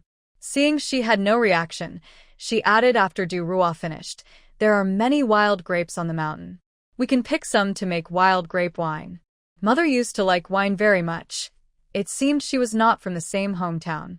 Li Wanning didn't know whether to feel disappointed or relieved.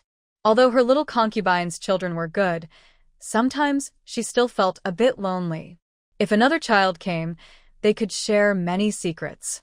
But thinking about it again, although Lu Yuting was not from a different world, her maturity was not a bad thing. At least, a girl who can see through things so clearly wouldn't be a love-struck fool.